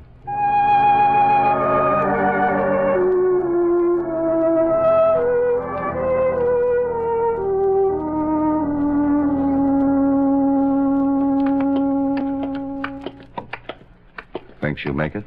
Hard to say right now. Sometimes they rally. She must have been in their doorway a half hour or better before we got to her. Mm-hmm. She said anything, Doctor? No. You might have to wait a little while for her to come around. I see. I'll tell you both. Ask what you have to know quick. 2 minutes is about all I can give you with it. Sure, Doctor. Oh, better put your cigarettes in that. Oh, yeah. Yeah. All right, miss. Okay, boys.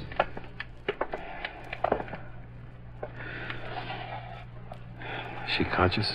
Yeah, she can hear you. Are you Eileen Madden? Is Eileen Madden your name? Yeah. Yes. You're seriously hurt, Miss Madden. Can you tell us how it happened? Miss Madden? No. Bill shot you? Yes. What's Bill's name? Where can we find him?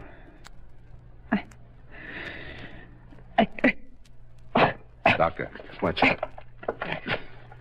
Nurse, hand me that.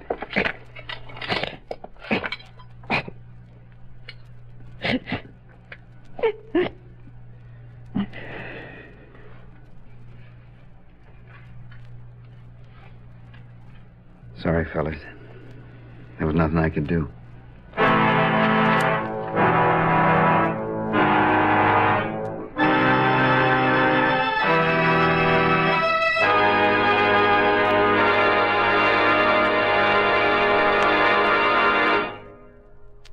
Friends, wherever you are, whatever you're doing, you'll enjoy chewing Wrigley's Spearmint Gum. Chew Wrigley's Spearmint while you're working. The lively, full-bodied flavor of Wrigley's Spearmint gives you a refreshing little lift. The smooth, pleasant chewing of Wrigley's Spearmint Gum helps keep you feeling relaxed and satisfied. Makes your job seem easier. Chew Wrigley's Spearmint Gum in your home, when you're out walking or driving, when you're enjoying sports and other activities. Wrigley's Spearmint Gum tastes good anytime, and the natural chewing aids digestion and helps keep your teeth bright and attractive. Yes, wherever you are, whatever you're doing, you'll enjoy chewing Wrigley's Spearmint Chewing Gum. Healthful, refreshing, delicious. And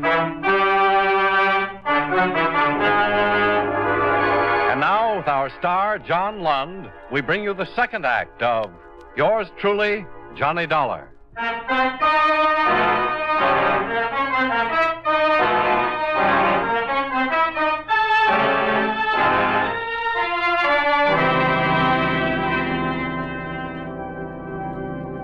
Eileen Madden died at 3:35 in the afternoon without giving us the full name of the man who'd shot her the night before.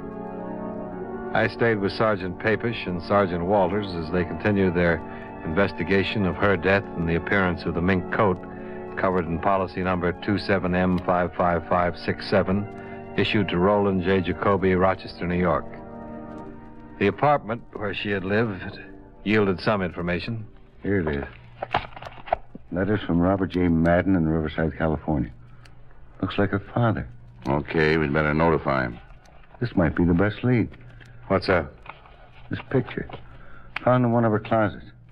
Let's see. Dollar. Oh, thanks. Love, Bill. He loved her, all right. Yeah. Anybody identified this yet? That Mrs. Stromberg's supposed to be here right now. What time you got? Oh, 1:30. She said she'd be here at 6. Anything on the bullets? They didn't check with anything in our lab. Ballistics says it was an Army 45. The old 1911 model. Pretty good gun for killing. What gun isn't? Oh, I got the wrong room at first. Oh, come in, Mrs. Stromberg. You remember Sergeant Papish and Mr. Dollar? Yes. Do I have to answer more questions? Not many more. Oh, I'm just all worn out. I can't get over this terrible thing happening to Eileen. Did you get in touch with her family? Business office is doing it right now. Oh, dear, what a terrible, terrible thing. Mrs. Stromberg, you ever seen this man before? Oh, yes. That's Bill. The man Eileen's been going with? Yes. The man who drives the black Cadillac convertible? Yes, that's him. But did he do this terrible thing? It looks that way, Mrs. Stromberg. Oh, dear, dear. Sergeant Papish. Yeah. Yeah, right. Goodbye. Did Eileen Madden ever mention to you that she had been married? Why, no. She never did. Was she? In the state of New York in 1951. Just found out from vitals. Divorced? Yeah. Her ex-husband's name is Bill. Bill Powers.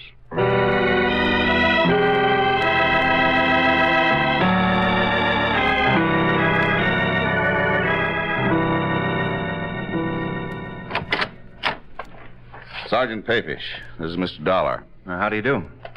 What's the matter? May we come inside, Mr. Powers? Sure. Well, what's this all about? Do you know a woman named Eileen Madden, Mr. Powers? Yeah, sure. We were married once. Why? Eileen Madden was shot to death last night, Mr. Powers. Eileen? Yes. What? Are you sure? We checked her prints. Oh. Shot? Yes. What? Oh, what happened? How could a thing like that happen? That's what we're trying to find out, Mr. Powers. can't believe it. Eileen dead. Have you seen her lately? Well, yeah, I saw her last week. Had a drink together. Are you sure it's Eileen? We'd make sure before we came around with news like this. Mr. Dollar represents an insurance company, Mr. Powers. Miss Madden was wearing a stolen coat when we found her. Stolen coat? Yes, a stolen mink coat. Was she ever in trouble anywhere? I don't care what she was wearing. Eileen never steal anything. She was a fine girl, a wonderful girl. I was a fool to ever let our marriage go on the rocks. Can you come with us, Mr. Powers? Where? We need a positive identification. Sure. Sure, Sergeant. I'll be right with you.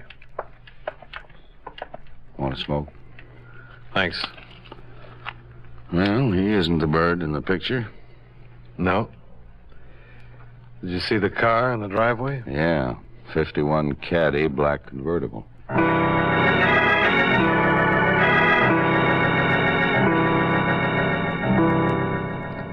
On the way to the city morgue with the ex-husband of Eileen Madden, we tried to get more information from him regarding her activities up till the time of her death.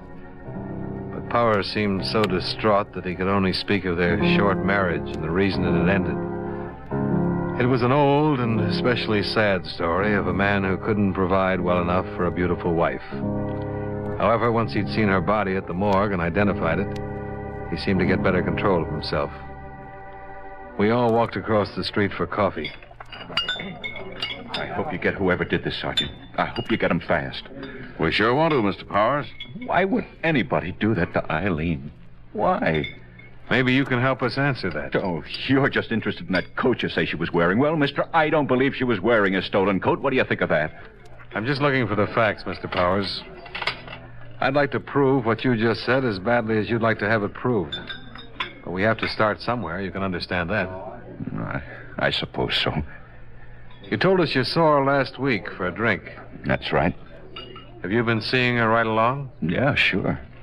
Did you know that she's been going with somebody else? Sure. Then you know Bill? Bill Chambers? Yeah. Well, I don't know him, but she talked about him a lot. Is this Bill Chambers, Mr. Powers? Yeah, that's him. I thought you knew. You're sure this is him? Sure.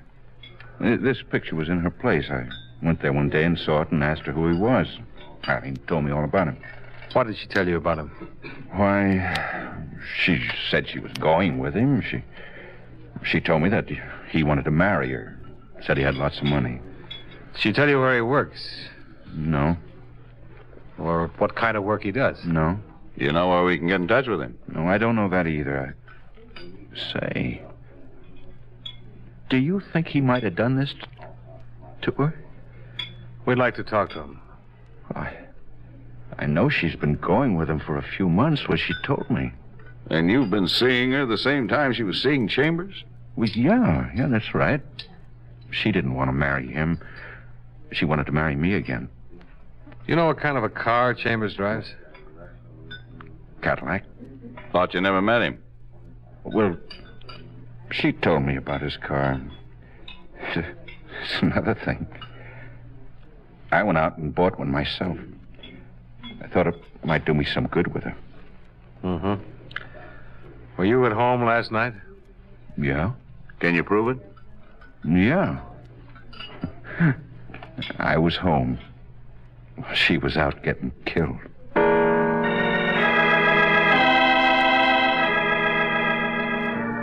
The name William Chambers was checked through the New York police files.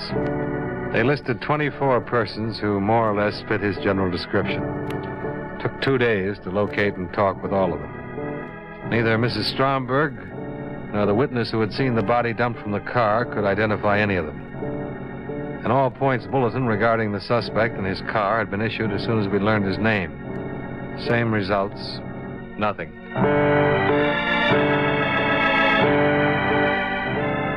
On the third day, the pawn shop detail turned up 2 more items that had been taken in the Jacoby robbery. There they are. Huh. Watch and ring. Jacoby stuff? Case numbers on the watch checkout. The ring's engraved. Where'd they wind up? Shop on 3rd Street. The proprietor says it was sold yesterday. Man who sold them signed the Bible, James a Genuine. How about his description? Fifth chambers down the line. Well, at least he was still in town yesterday. Yeah, but the stuff's been on the hot sheet for a long time. If he's had any experience at all, he knew he was taking a chance trying to unload it. Probably trying to raise cash to get out of town. That's what I was thinking. Gave him an address on Polk Street, a vacant lot. If he keeps on trying to unload it, I'll have all the loot back. If he keeps on trying, we'll keep on trying.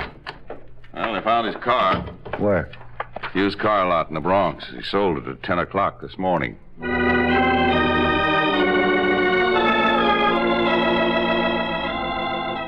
At the used car lot, we learned that a man answering the description of William Chambers had driven in that morning and offered a black 51 Cadillac convertible for sale. The used car lot manager had finally settled on a price and made out a check. He reported that the man had seemed extremely nervous and anxious to make a quick deal. The car was impounded and examined. A full set of fingerprints on the steering wheel and dashboard gave us a positive identification of William Chambers. William Carlson, alias William Carls, William Charles, Walter Cameron, male, Caucasian, age 33, 178, 6'1". Let's see, 14 arrests, 2 convictions, both car theft. Quite a lad. Aren't they all? Doesn't look like a killer, though, does he? I don't know. What's a killer supposed to look like?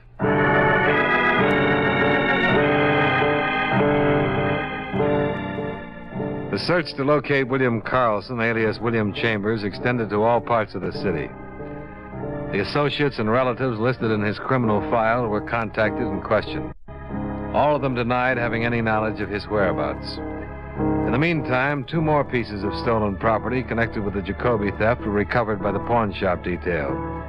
Each of the pawn shop proprietors identified the mugshot of the wanted man. He'd used different names in each instance.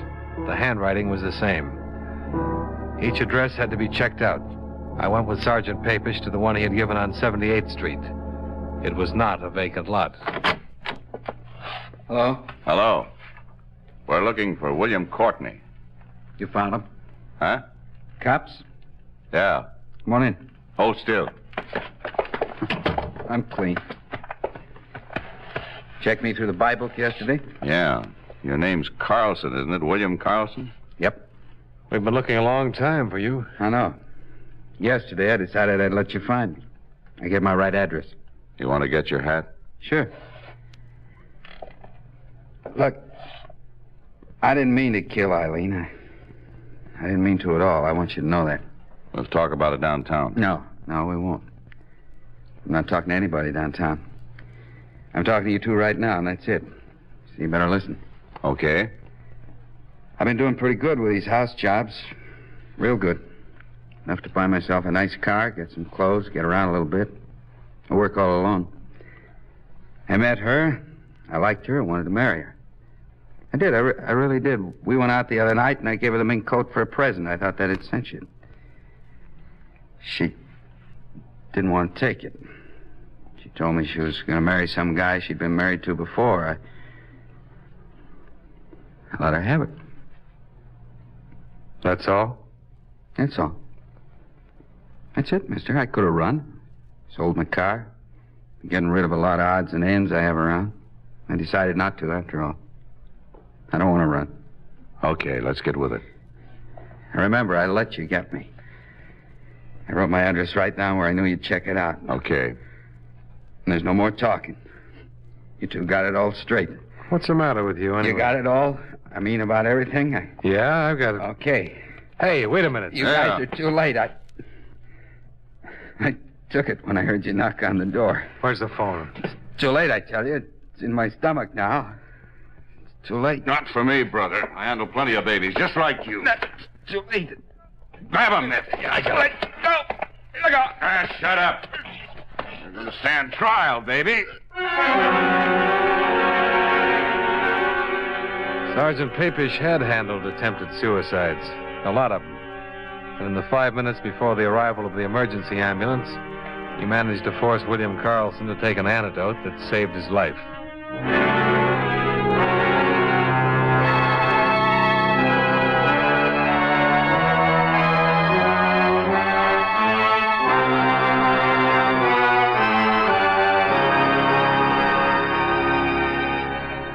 remainder of the Jacoby theft items were found in and around the apartment of the suspect, along with other stolen property listed with the New York police. All of the articles on the enclosed list have been impounded and will be available following the trial of William Carlson. Expense account item 3, hotel and board while in New York, $88.65. Item 4, same as item 2, transportation back to Hartford. Expense account total, $155.42. Remarks? Please file a copy of the above report for the information of William Powers in regard to his ex-wife, Eileen Madden. I think this is what he wanted. Well, that's it. Yours truly, Johnny Dollar.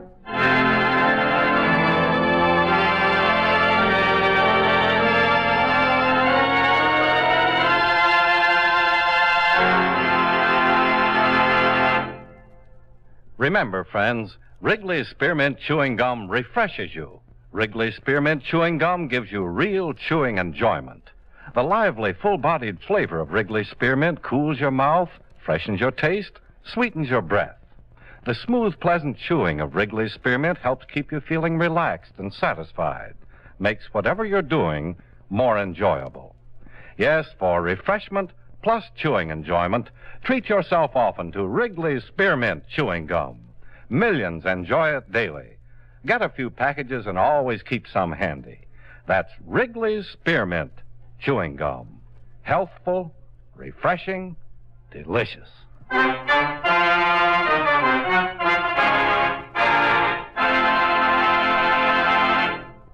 Yours truly, Johnny Dollar, brought to you by Wrigley Spearmint Chewing Gum, stars John Lund in the title role and was written by E. Jack Newman with music by Eddie Dunstetter.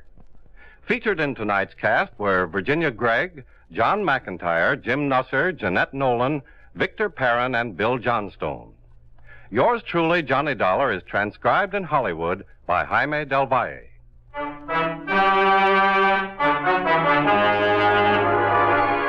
The makers of Wrigley's Spearmint Chewing Gum hope you enjoyed tonight's story of Johnny Dollar and that you're enjoying delicious Wrigley's Spearmint Gum every day. This is Charles Lyon, inviting you to join us again next week at this same time when, from Hollywood, John Lund returns as... Yours truly, Johnny Dollar.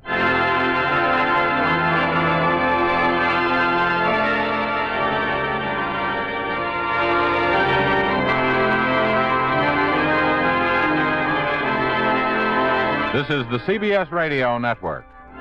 Why let your floors get scuffed up? Beacon Wax stops floor scuffing. The WBBM Air Theater, Wrigley Building, Chicago. Wrigley's Spearmint Chewing Gum, the refreshing, delicious treat that gives you chewing enjoyment, presents for your listening enjoyment John Lund as... Johnny Dollar. Hi, Johnny. Frank Preston, Baltimore Liability. Oh, hi, Frank. How's it going? Okay, I guess, Johnny. Say, you tied up? No, not at the moment. What is it? A bad check artist out on the West Coast has been giving us a lot of headaches lately. Uh-huh. Hotel in Monterey, another one at Santa Cruz, and this morning I had a wire from one of our clients who runs a place in Santa Barbara. $4,500 worth of claims already, and all in 5 days. Sounds like a very busy man. That's something else. It isn't a man, it's a woman. A woman? And you've got to stop her, Johnny.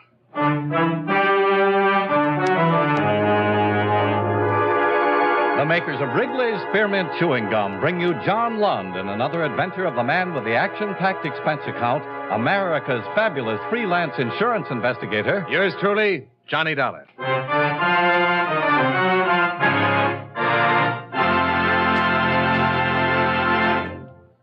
Wrigley's Spearmint Chewing Gum refreshes you. Wrigley's Spearmint Chewing Gum gives you real chewing enjoyment.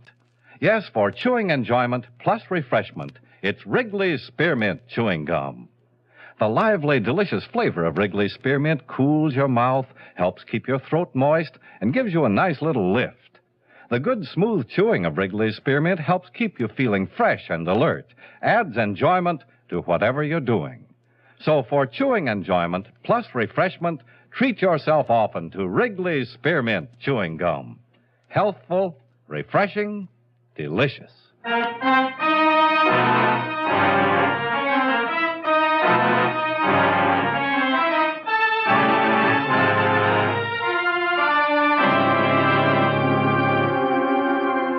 expense account submitted by Special Investigator Johnny Dollar to the Baltimore Liability and Trust Corporation, 418 Virginia Boulevard, Baltimore, Maryland. The following is an accounting of expenditures during my investigation of the Emily Braddock matter. Expense account item 1, $158.16. Plane fare and incidentals, Hartford to Santa Barbara. My mid-morning arrival was timed for the sun and the sea to show off a sizable and pleasantly crowded harbor, some sprawling hotels, 2 lush green golf courses, and acres of snug, expensive homes. At the police station, my contact, a Sergeant Lopez, was out, so I went over to the Harbor Inn and met the victimized hotel operator, Glenn Sheridan. Tall, gray-haired, slacks, sports shirt, suntan, and sandals. On the face of it, you'd think I'd been in the hotel business 20 minutes instead of 20 years, the way that woman took me. Well, she's done the same thing in several other nice hotels up and down the coast, if that's any comfort. Well, it isn't. I suppose the thing that bothers me most is that if she walked through that door right now and told me none of it was true, I'd probably believe her. She was that good? Mr. Dollar, she was the best. Why, she pranced in here as big as life, and she probably didn't have a nickel in her purse. And what's more, for the whole 4 days she was here, she didn't break her stride once. What do you mean? Well, only the best of everything. Oh. She gave you a check for $813, is that right? Painfully right. Mm-hmm. And I took it, no questions. Every night in the dining room, she'd order champagne, special dishes. I've seen my share of grifters and bad check artists, but she tops them all. Perfume, clothes, luggage, conversation, and a very pretty woman, Dollar. Beautiful, in fact. She checked in alone, registered as Mrs. Robert Payne, Beverly Hills, right? Mm-hmm. Did it strike you as odd that a woman would check into a place like this, a resort hotel, alone? No, she wasn't alone long. She met other people. Became friends with at least a half a dozen guests in the place. Uh-huh. The way she was throwing my money around, why not? She picked up all the tabs. Well, ordinarily, I'd have been suspicious under those circumstances, Mr. Dollar, but she threw me off right from the very start. Well, how's that, Mr. Sheridan? Well, she showed up about midnight, came in a cab that was just loaded down with expensive luggage. Probably wrote a bad check for that someplace. Yeah, probably. She came swinging in the lobby with a cabbie following her and told the night clerk she wanted to see me. When I came down to the desk, she yelled, "Sherry!" and ran up and kissed me and asked how my wife was. Can you beat that? Nope. She acted as though we knew each other. And one of those tricks your mind plays on you in this business, I actually thought I remembered her from someplace. I see. She registered as Mrs. Robert Payne. Said she was on her way back from Lake Tahoe, wanted to rest up. Something about just getting a divorce and being awarded $3,000 a month alimony. That impressed me. Well, it didn't impress anyone, Mr. Sheridan. Well, I did make a check. She gave her home address as Beverly Hills, and there was a Robert Payne listed there. Later on, I found out he's in Europe with his wife and children. But his name was in the book. Yeah, and that was enough for me. Oh, she had a wonderful 4 days here, I'll say that for her. Getting back to that part about her looking familiar. Well, there's nothing in that, Dollar. I did think I had seen her before, and of course she helped me think it, but I was too embarrassed to press the matter with her, I guess. Do you have a copy of her hotel account? I'd like to look it over. Yeah. The police have the check she gave me. It was drawn on a bank in Beverly Hills. Was it personalized? No. Maybe I should have thought something of that, huh? Well, here's this much. I can't stand to look it over. It makes me kind of sick. $813.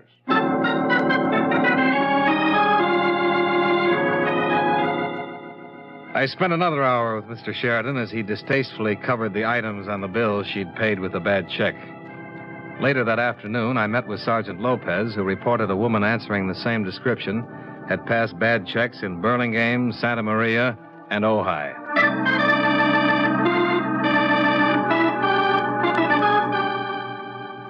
Expense account item 2, $114.85. Transportation to Monterey and Santa Cruz, where I interviewed the other 2 clients who had filed claims. Their stories were much the same as Sheridan's.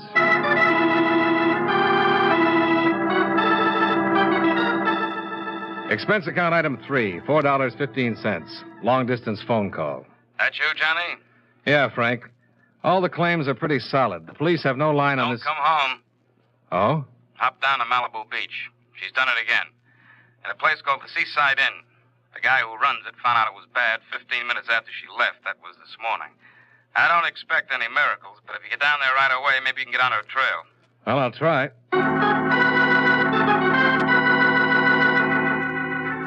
Expense account item 4, $38 even. Transportation Santa Barbara to Malibu. I didn't even bother to listen to a disgruntled hotel proprietor repeat a story I knew so well. I went directly to the sheriff's station and Sergeant Pell's. Well, that's about the picture. She was at the inn for 4 days and checked out this morning. She used the name Bradley. Ellen Bradley. She can't be too far ahead of you now. No?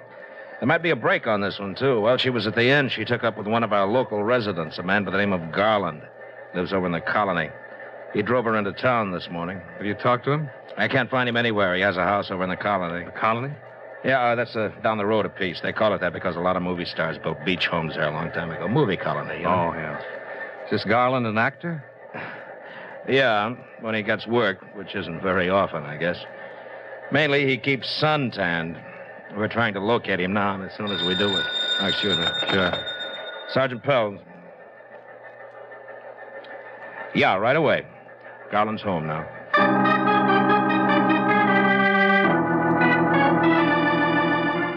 I went with Sergeant Pell's to talk with Garland, who was in trunks and sunglasses in front of his house.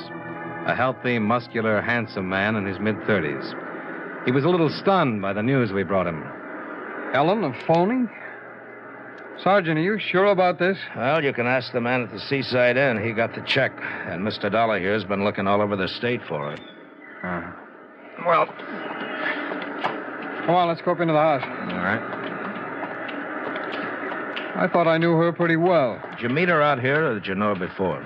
Oh, I met her at the Seaside Inn the first night she was here. Go ahead. Thank you.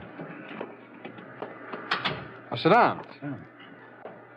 Like something to drink? No, thank you. Not now, thanks. Understand you drove her into Los Angeles. That's right. I took her in this morning. Where did you take her? Beverly Glen Hotel. Did she check in there? No, she just dumped all her luggage. She told me she didn't know whether or not she'd have to go to Chicago tonight. Something about a house she owned there that had to be rented or sold. Did you leave her there? No, she made a phone call. Said she had to meet her lawyer. Yeah? She say where? Yeah, a bar in Hollywood. Topper on Coenga. So I drove her over there and left her. When was this? Oh, 3 hours ago, about 1 o'clock, I guess. How was she dressed? Black strapless job. Uh-huh. Did she mention any names? Tell you anything about herself? Yeah, she told me that 6 months ago her little 2-year-old boy was killed in an automobile accident. She said that was the thing that broke up her marriage to this Bradley guy. Uh-huh. Said she needed to believe in something again, that she needed someone to believe in her. Well, I figured her for a pretty nice person, just having a little fling. Even with what you've told me, I believe that part of it. Why? Because she told me, and she cried a little when she was telling me. Oh, I don't care how you look at me. I don't think anyone could invent a story that tragic without some sort of basis. Well, maybe you've got a point, Garland, but a good liar can see a story in a newspaper, adapt it to his own needs, and maybe even cry a little about it. Well, I still believe it. You know, Mr. Dollar, you ought to try believing what people tell you sometime. Yeah, I'll try it. Next time I have 2 weeks off. What? In my business, they call that a vacation.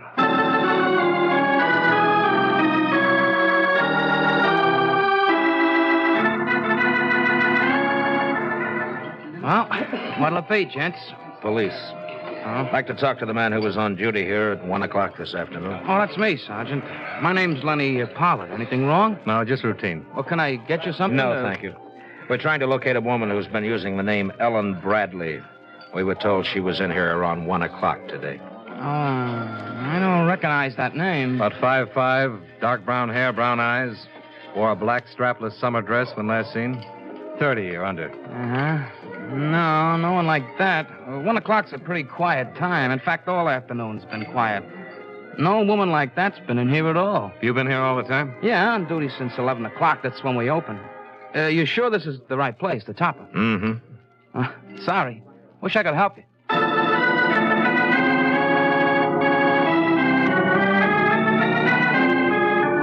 When we got to the Beverly Glen Hotel, a worried clerk was still wondering what to do with the 14 pieces of luggage Ellen Bradley had left there earlier. No, she hadn't phoned in and given him any instructions. No, she was not registered at the hotel. Sergeant Pels made arrangements for a man to cover the lobby in case she showed up to claim her things.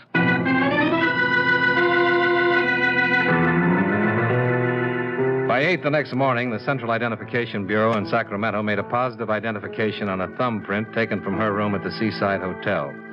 She was identified as Emily Miles Braddock. Her nearest living relative was a sister, Elaine. Address 112 East Orange Avenue, Los Angeles. You down there? Yes? Who are you looking for? Elaine Braddock. Are you Miss Braddock? What do you want? I'd like to talk to you for a minute. Well, I don't want to buy nothing. I'm not selling anything. I'm an insurance investigator. You sure you got the right party? Elaine Braddock? Come on up, mister. Just open the door and come on up.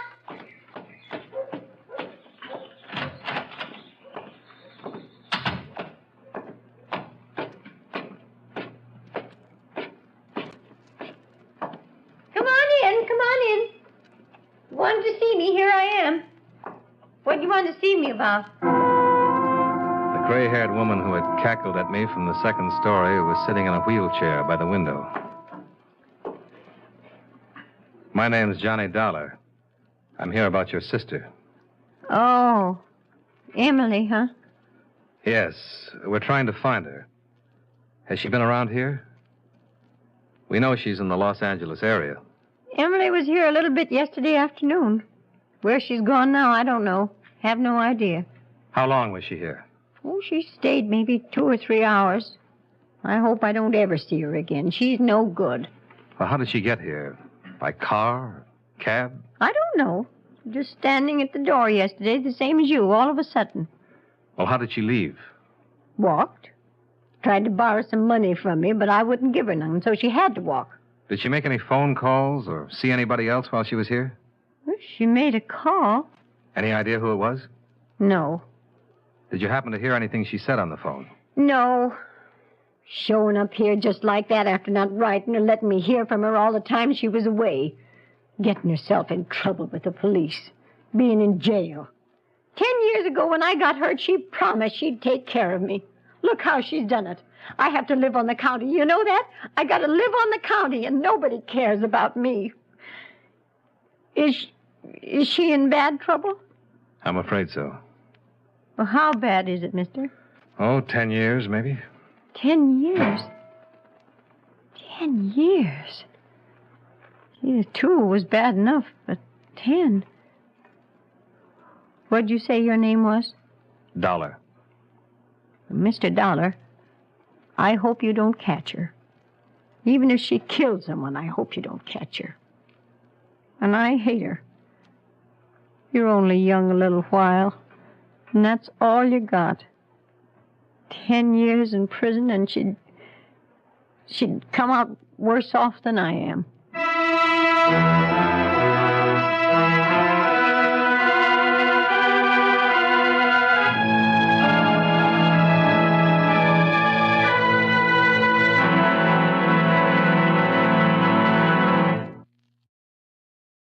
Friends, wherever you are, whatever you're doing, you'll enjoy chewing Wrigley's Spearmint Gum. Chew Wrigley's Spearmint while you're working. The lively, full-bodied flavor of Wrigley's Spearmint gives you a refreshing little lift. The smooth, pleasant chewing of Wrigley's Spearmint Gum helps keep you feeling relaxed and satisfied. Makes your job seem easier. Chew Wrigley's Spearmint Gum in your home, when you're out walking or driving, when you're enjoying sports and other activities. Wrigley's Spearmint Gum tastes good anytime, and the natural chewing aids digestion and helps keep your teeth bright and attractive. Yes, wherever you are, whatever you're doing, you'll enjoy chewing Wrigley's Spearmint Chewing Gum. Healthful, refreshing, delicious. And now, with our star, John Lund, we bring you the second act of Yours truly, Johnny Dollar.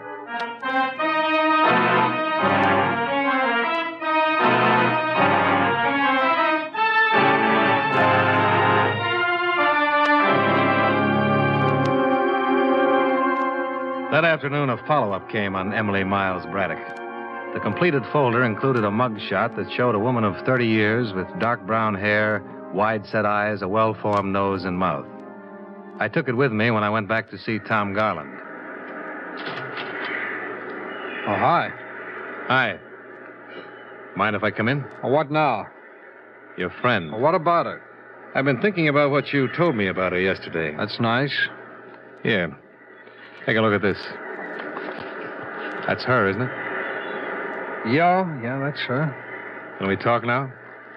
Okay, come on in.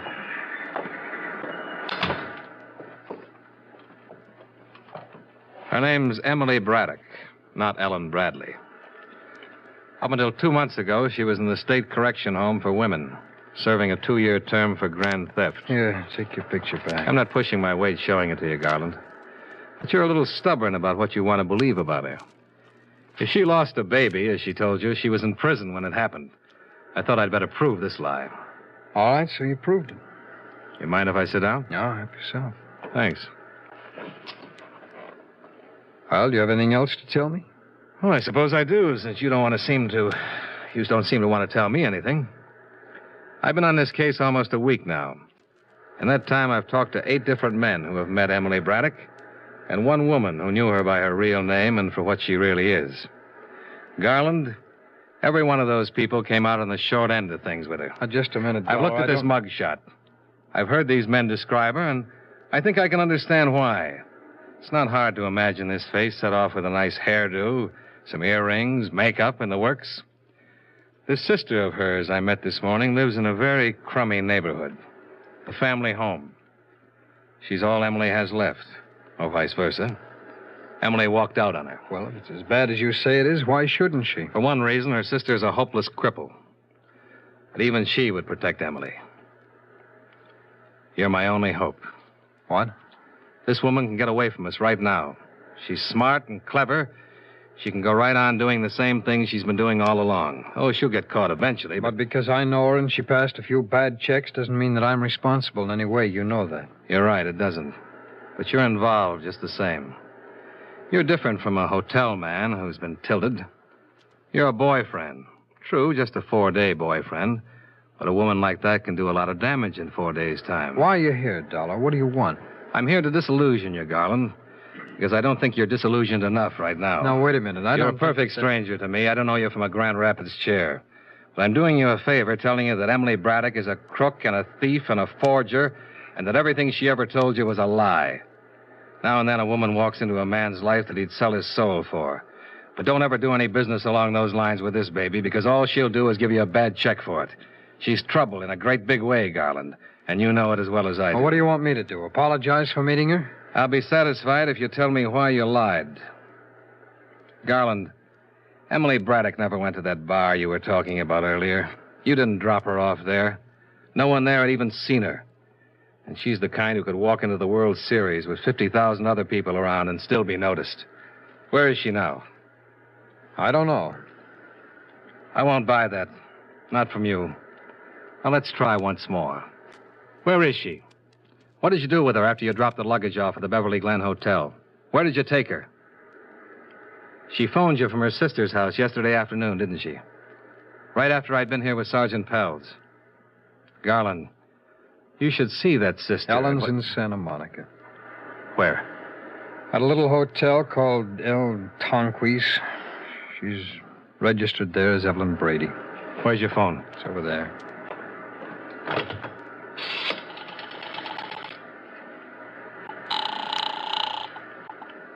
Operator.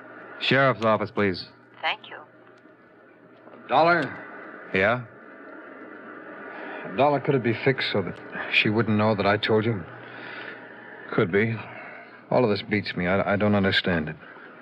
What? Oh, what you've told me is true, I know, but an hour ago she called me up and said, Tom, I love you.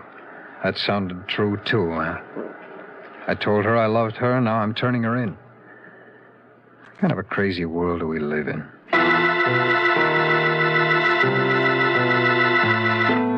20 minutes later, Sergeant Pelz and I were in the rickety elevator in the El Tonquis Hotel, a place as dingy and old as the Spanish name it bore. The little different from the swank hotels where our suspect had lived so gaily. Pels was thinking of it, too. Yeah. Some joint this is. Yeah. What was it, 518? Yeah, it's down this way, I think. This one kind of harpooned you a little, huh? Yeah, I suppose so. There are a lot worse things than passing bad checks and telling lies. But the way she handled it, no one even raised an eyebrow. Yeah. I hear this.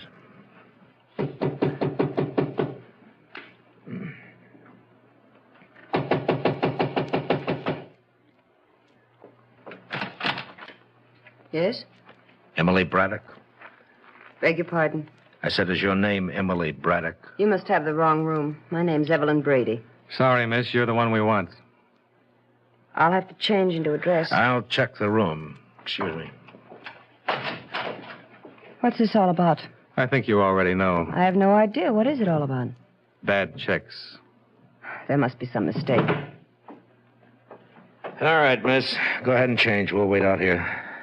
Thank you. I'm sorry. We'll have to keep this open a little bit. Oh? You can dress behind it if you want. If that doesn't suit you, well, we'll take you down like you are. Thanks again. Yeah, 2 windows on the outside, no ledge. Firelighter's across the court. Any luggage? A little makeup kit. Bella? Yeah? Now that you've seen her, what do you think? Well, I'm only human. Too bad she's a crook.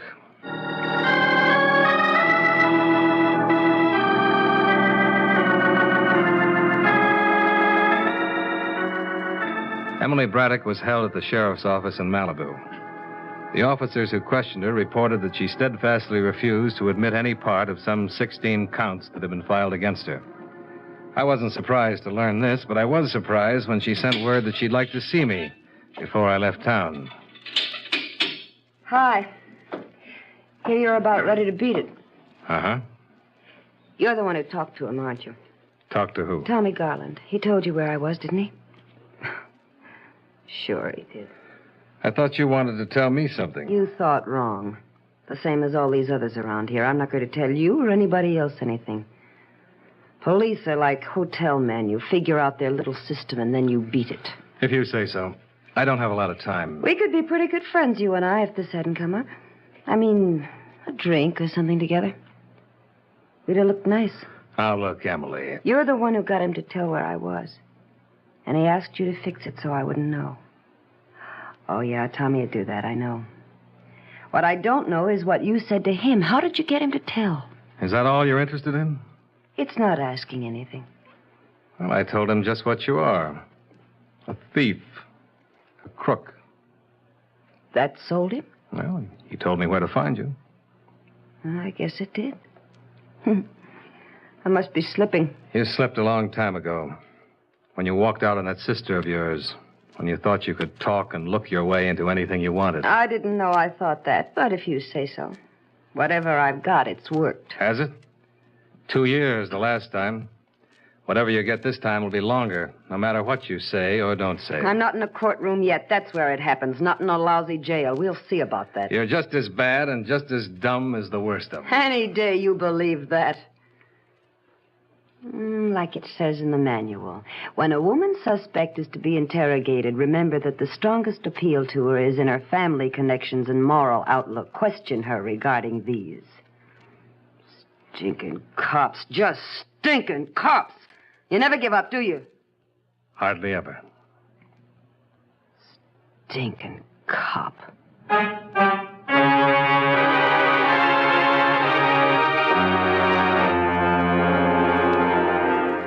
Emily Braddock goes to trial next month.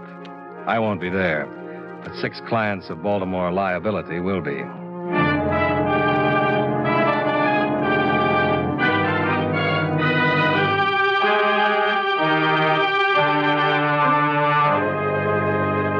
Expense account item 5. Miscellaneous, $265. Item 6, same as item 1, transportation back to Hartford.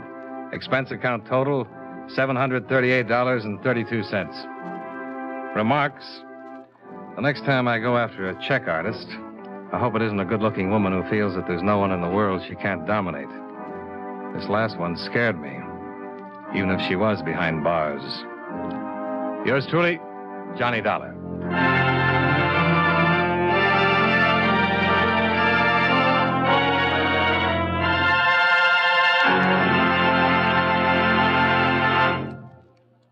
Remember, friends, Wrigley's Spearmint Chewing Gum refreshes you. Wrigley's Spearmint Chewing Gum gives you real chewing enjoyment. The lively, full-bodied flavor of Wrigley's Spearmint cools your mouth, freshens your taste, sweetens your breath. The smooth, pleasant chewing of Wrigley's Spearmint helps keep you feeling relaxed and satisfied, makes whatever you're doing more enjoyable. Yes, for refreshment plus chewing enjoyment, treat yourself often to Wrigley's Spearmint Chewing Gum. Millions enjoy it daily. Get a few packages and always keep some handy. That's Wrigley's Spearmint Chewing Gum. Healthful, refreshing, delicious.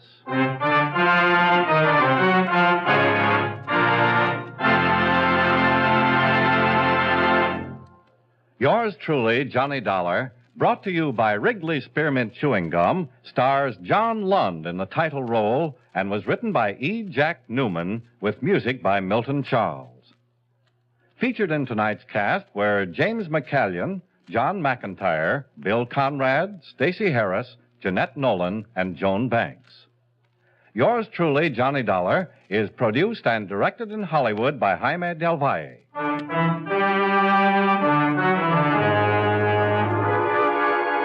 The makers of Wrigley's Spearmint Chewing Gum hope you enjoyed tonight's story of Johnny Dollar and that you're enjoying delicious Wrigley's Spearmint Gum every day. This is Charles Lyon, inviting you to join us again next week at this same time when, from Hollywood, John Lund returns as Yours truly, Johnny Dollar.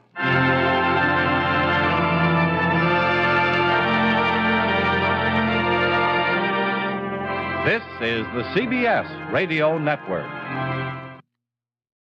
John Lund as Johnny Dollar. It is Johnny Pantella, missing person. You telephoned this office about you Brisbane, did you? That's right. Insurance, is that your business? I'm an investigator. Oh, I see. I was sent here by the company that wrote the bonding policy on Brisbane's firm. We heard he'd been reported missing. Well, that's about it. Mrs. Brisbane filed a complaint with us last night. But how'd you hear about it so fast? One of Brisbane's clients happened to be one of our insurance brokers. He reported it to us. Oh. Any leads? Nothing so far. I'm going out to talk with Mrs. Brisbane in a little while. If you'd like to come along, you're welcome. Fine. We'll return to our program in a moment. But first, I'd like to say a few words about jamming. And I don't mean Mother's Preserve.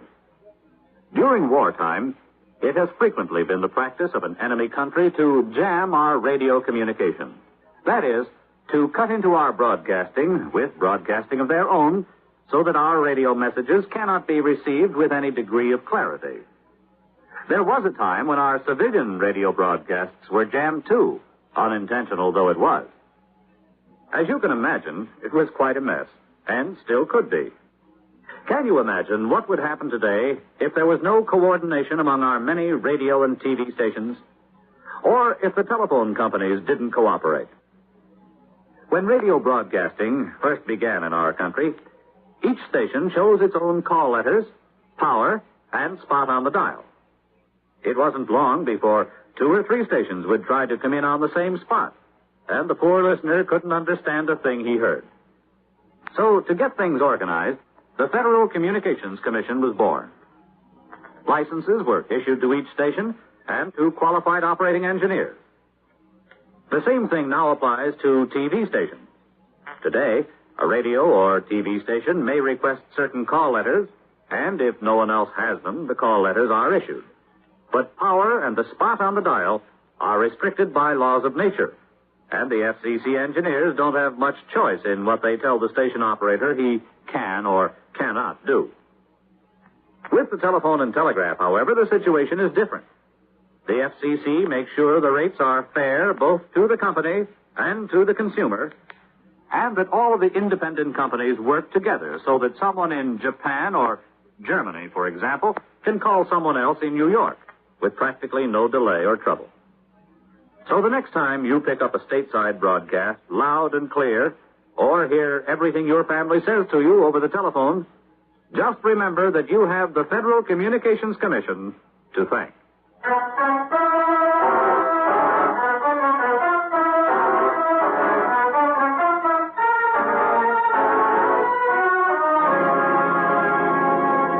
Expense account submitted by Special Investigator Johnny Dollar to Home Office, Cosmopolitan Bonding and Insurance Corporation, Cosmopolitan Insurance Building, Hartford, Connecticut. The following is an accounting of expenditures during my investigation of the Brisbane fraud matter. Expense account item 1, $91.35. Airfare and incidentals between Hartford and Detroit. Item 2, $25 even, legal fee. Before I met Sergeant Pantella, I engaged attorney Robert E. Pearson to arrange for a court order impounding all of the records and books in the offices of Hugh Brisbane's small brokerage house. However, I moved an hour too late on that procedure. When I met Sergeant Pantella at the police station, he told me, "We'll have to look at them first, Dollar. DA's office got out a court order first thing this morning." Well, I wasn't trying to jump you, Sergeant. I didn't know how far you'd gotten. Just that we're always anxious to get that information on a case like this, so our auditors can get busy. Yeah. It's a $25,000 bond that we'll have to make good on if Brisbane's run away. We don't know if he's done that, Dollar. No, we don't. What are your ideas on this, Sergeant? Well, I only talked with Mrs. Brisbane briefly. She told us she hadn't been home for 2 days. That was last night. The family doctor had already been there and given her a sedative. That's why I had to wait until this morning to get some details. I see. I have 4 men covering Brisbane's office force right now, and the DA's men are there, of course, on the books. I will be glad to give you a copy of their findings, maybe save your people some money. Almost 11. Now, what do you say? Anytime.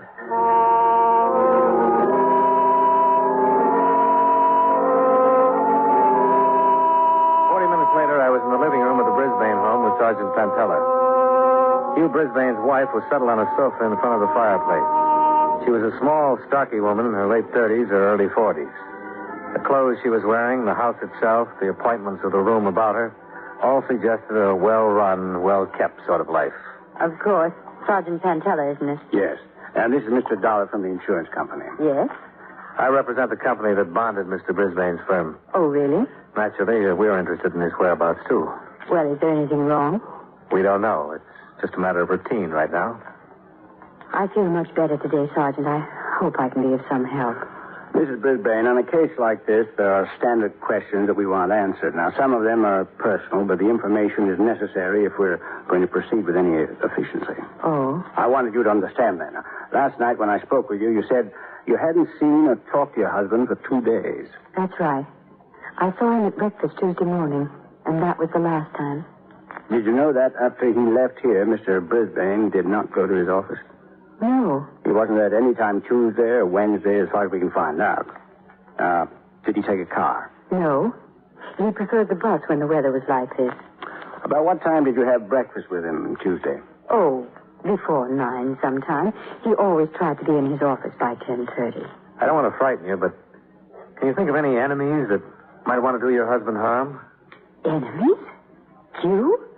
Oh, dear, no. We'd appreciate it very much if you'd consider that question again, Mrs. Brisbane. It's important. I really can't think of anyone who might want to hurt him.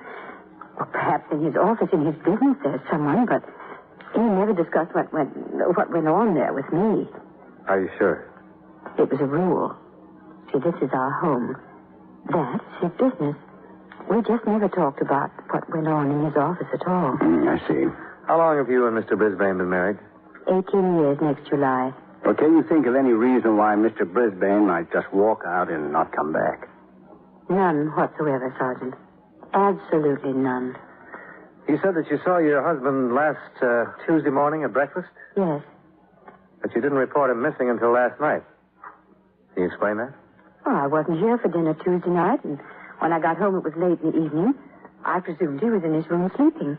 Wednesday, I was also out for dinner and came in late. It wasn't until dinner time Thursday that I became worried. I telephoned his office, and they said he hadn't been in for 2 days, and I telephoned the police. Had his bed been slept in at all? No. The maid told me that she hadn't made it since Tuesday morning. Well, weren't the people in his office worried? I suppose so. Well, I mean, didn't someone telephone here asking for Mr. Brisbane? Oh, no. Sometimes he wouldn't be in the office for 2 or 3 days at a time. He instructed the secretary that when he didn't show up, he didn't want to be called at home either. I see. Where would he spend his time on these occasions when he didn't go to his office for a couple of days? Here, Hugh liked to read and write a little. He has a room on the 3rd floor where he spent a great deal of his time. Would it be possible to look at that room? Oh, yes, I suppose so. Well, tell me, have you looked through his bedroom? Yes? Any of his things missing? Not that I know of. Clothes, luggage, something like that. I really couldn't say. I don't know enough about his things. Well, how about the servants? Could they give us that information, do you think? Possibly. Miss Brisbane, have you had any odd telephone calls or messages since your husband's disappearance? No. What do you mean? Well, again, we don't want to frighten you, but there's always the possibility that he was kidnapped. He's being held for ransom. Oh, dear Lord. I wouldn't worry about that angle too much if you haven't had any contact. Did Mr. Brisbane drink much? Oh, cocktails before dinner, maybe 2 or 3. Ever any long drinking jaunts? No. Oh, on a weekend occasionally, but nothing serious. Hugh never went off and drank, if that's what you're trying to find out. Is he in good health? Yes, perfect, I think. Who's your family doctor? Dr. Weiner took care of you. L.D. Weiner. Okay. Now, we won't keep you much longer, Mrs. Brisbane, but about the clothing. Mr. Brisbane was wearing Tuesday morning a dark blue suit, gray hat, gray tweed overcoat. Is that correct? Yes. I remember very distinctly.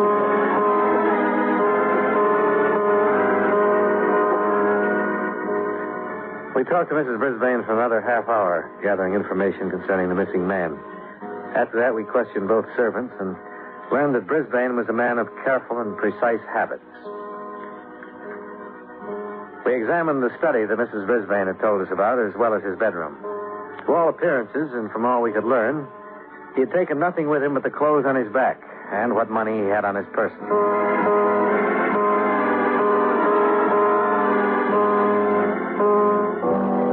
By mid-afternoon, every member of Hugh Brisbane's office force had been interviewed and questioned.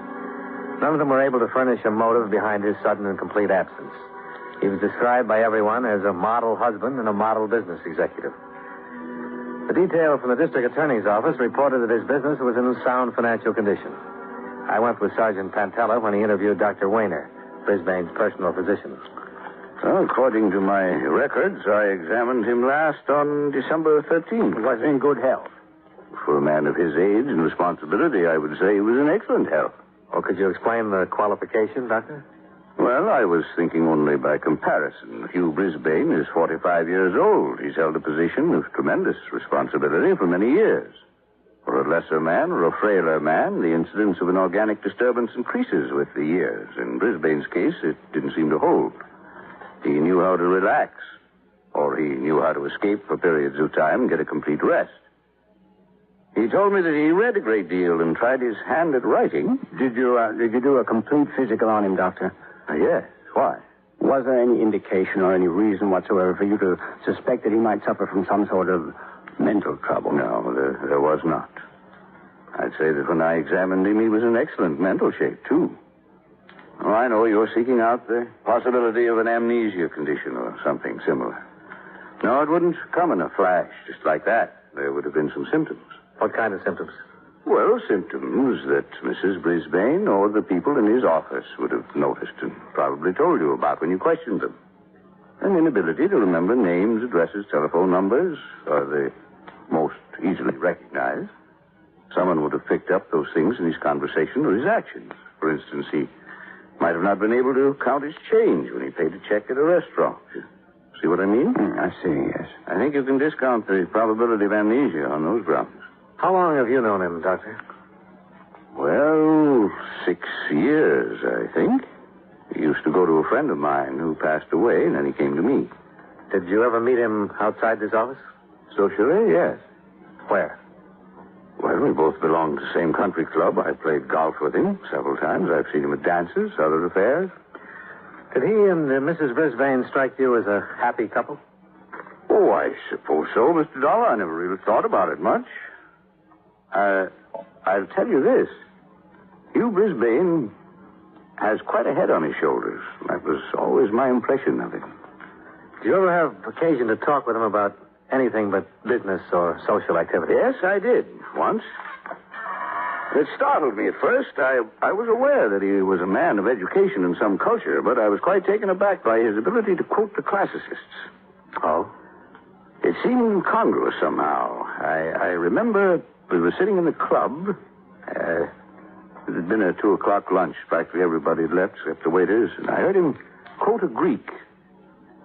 Callicles. Oh, what did he quote? Do you remember it? Why? Just curious.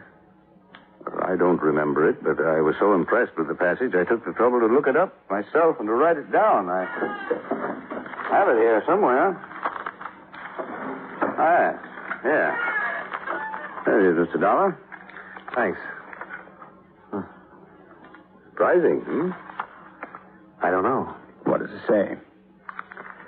But if there were a man who had sufficient force, he would shake off and break through and escape from all this. He would trample underfoot all our formulas and spells and charms and all our laws which are against nature. The slave would rise in rebellion and be lord over us, and the light of natural justice would shine forth. When did he quote this to you, Dr. Waiter? Monday, the day before he disappeared.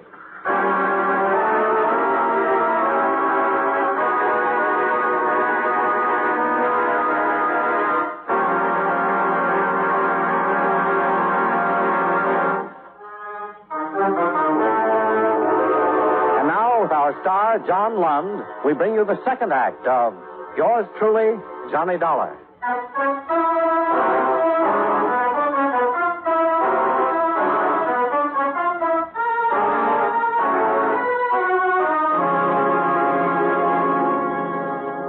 The disappearance of Hugh Brisbane had been complete and final up until the time the district attorney's men discovered that $5,000 had been withdrawn from his savings account on the morning he'd vanished.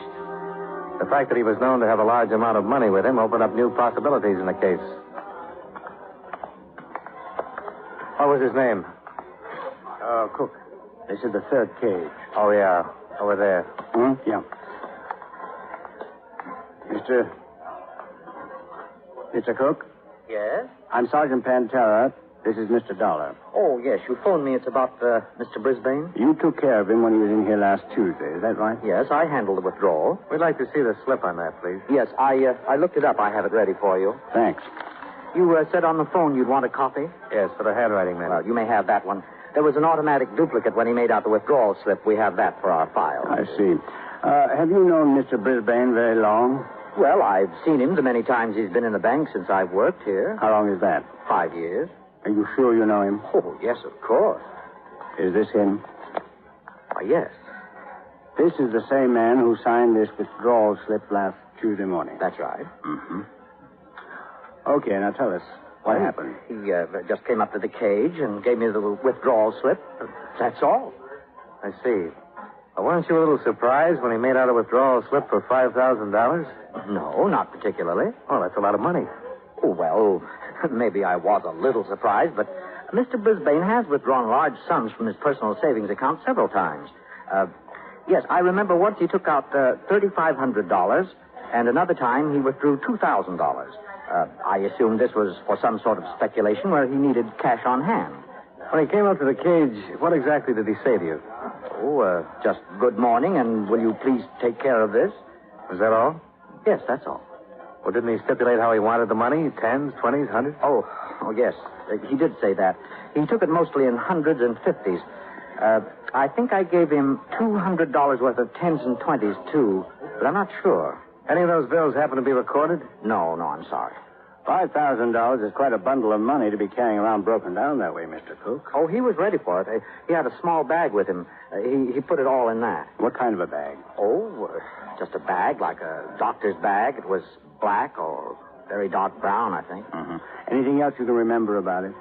No, I'm afraid not. Initials, maker's name? No, sorry. Okay. Dollar? Yeah, just 1 minute. When Brisbane left the bank with a bag of money, did you happen to see which way he went? Oh, no. Okay. Oh, wait. I don't know if this is important, but come to think of it, I did notice something peculiar about him that day. Oh? What? Well, usually when we did business, he'd be very brisk about it. I mean, he'd hurry away from the cage, but last Tuesday he didn't seem to be in any hurry at all. I had the distinct feeling that Mr. Brisbane didn't particularly care in what direction he went somehow.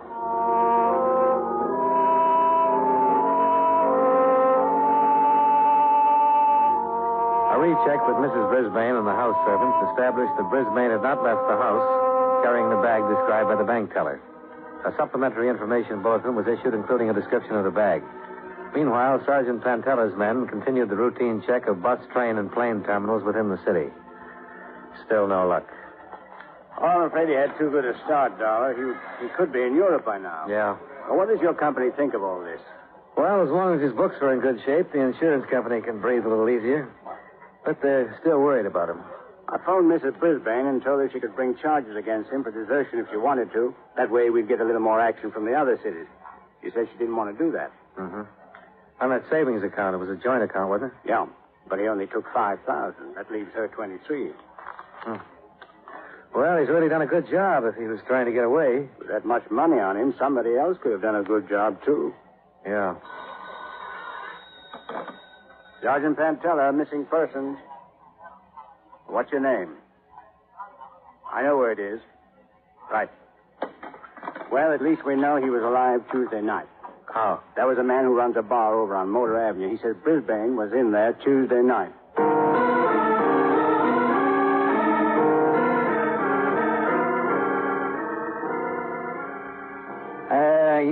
Yeah, that's him. That's the picture of the guy who was in here Tuesday night. Are you sure? Sure, I'm positive. Was he with anybody? All alone, sat right down there on that stool. How long was he here? Oh, he was here when I come on. He was still here when the place closed. Did you happen to see where he went from here? Huh? What kind of shape was he in? Was he drunk? No, real sober and quiet.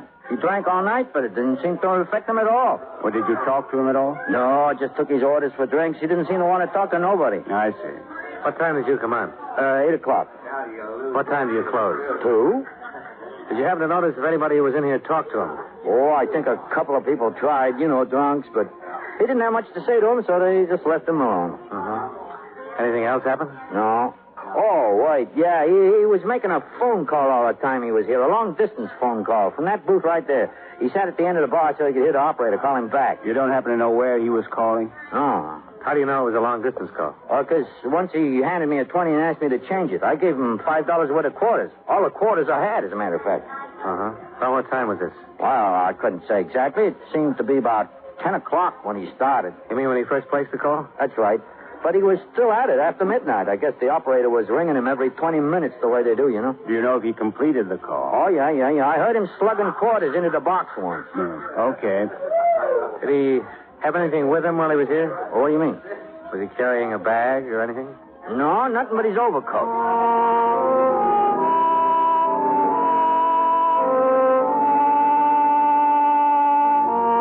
Telephone company records disclosed that Hugh Brisbane had placed a call from the pay booth in the lounge. A person-to-person call to a Kenneth Temple in San Francisco. We tried to place a call to the same number, but there was no answer. I'm sorry, sir. Your party does not answer. I'll call you back in 20 minutes. All right, miss. Kenneth Temple. Temple? Something familiar? Something, yeah. I don't know what it is, though. Well, we should be hearing from the police there pretty soon. I asked them to look him up.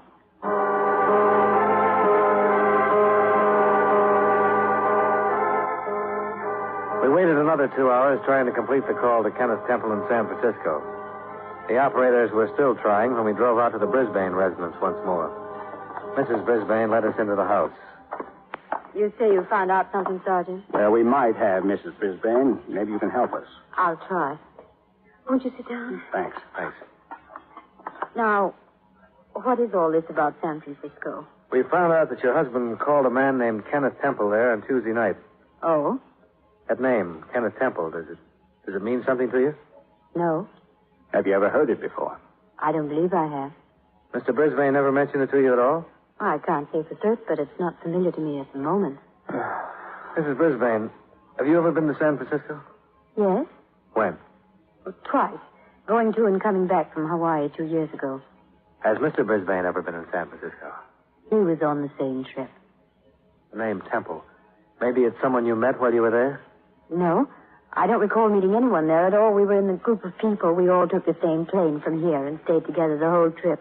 I see. Oh, excuse me, please. Sure. This isn't getting us very far. I don't get it. Hello. Me? Oh, yes, operator. Just a moment. It's For you, Sergeant. Oh, thanks. Probably San Francisco. Thank you. This is Sergeant Pantella. Yes? Hello, Mr. Temple. This is Sergeant Pantella, Missing Persons Division, Detroit Police Department. We're trying to locate a man named Hugh All right. He's there now. Hugh, let me talk to him. Just a minute, Mrs. Brisbane. Mr. Brisbane, we've been pretty worried about you. Yes, I'm speaking to you from your home. She's fine. Yeah, just a moment. He wants to talk to you. Hello, Hugh. Oh, it's so good to hear your voice. Hugh, what on earth is... Yes, Hugh. I'm listening.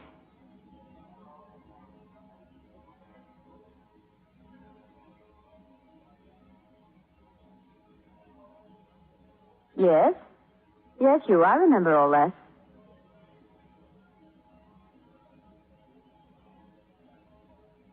But Hugh, Yes, dear. All right. You again. Hello, Brisbane. Yes? Yes, I'm... Are you feeling all right, Mrs. Brisbane? I catch my breath. Sure that was your husband you talked to? It was you.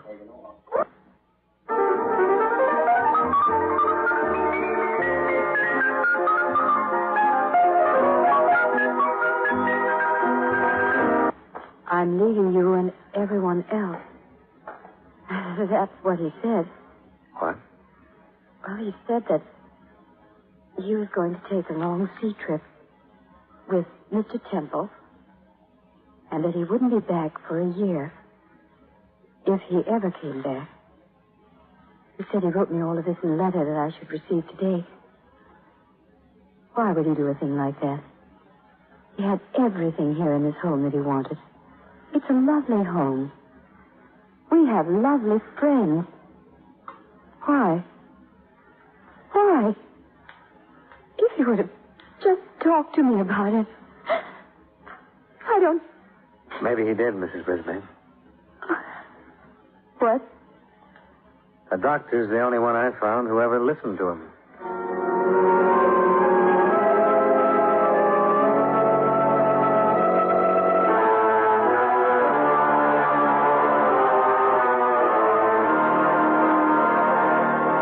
It was true. Hugh Brisbane had just plain walked out one day and had no intention of coming back for a long, long time. And as far as the police were concerned, there was no way to stop him. As far as we're concerned, we'll have to sit on that $25,000 bond and hope that he'll come back to Detroit someday when he gets whatever it is out of his system. There's nothing we can do either.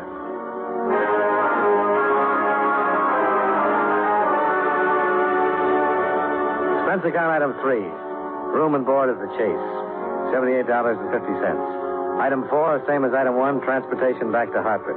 Expense account total, $286.20. Yours truly, Johnny Dollar.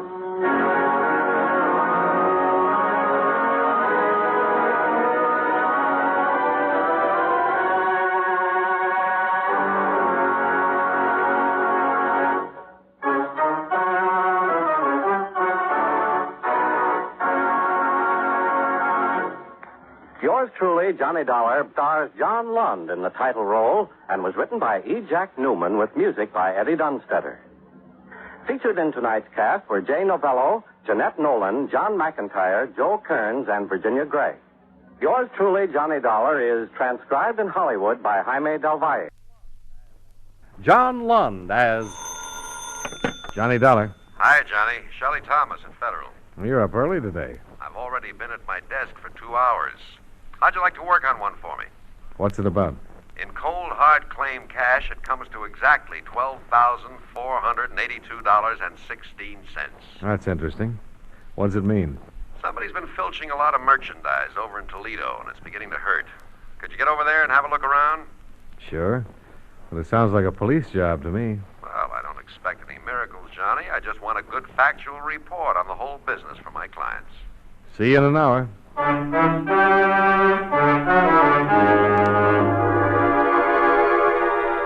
John Lund in the transcribed adventure of the man with the action-packed expense account, America's fabulous freelance insurance investigator. Yours truly, Johnny Dollar.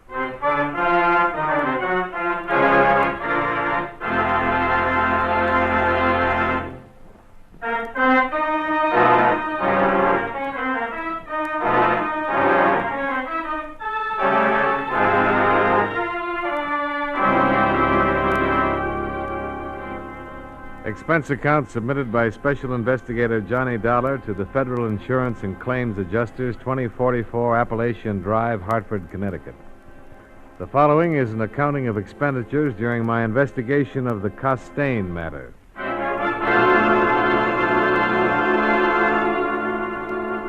Expense account item 1, $49.15. Plane fare and incidentals, Hartford to Toledo. En route, I read over the details concerning the case. 37 stolen merchandise claims had been filed and paid off in what looked like a first-class shoplifting epidemic in Toledo. I parked my 2 bags at the Commodore Perry Hotel and went over to the main police station. A Lieutenant Sturgis was in charge. Sit down, sit down. Thanks. Federal Insurance and Claims Adjusters, huh? That's right. You're here to find out what we've been doing about all this shoplifting, is that it? Well, we represent the insurance companies who've had to pay off on these theft claims. Yeah, sure, I see. Well, where do you want to start? Well, let me see. How about this Maumee dress shop, Lieutenant? Okay.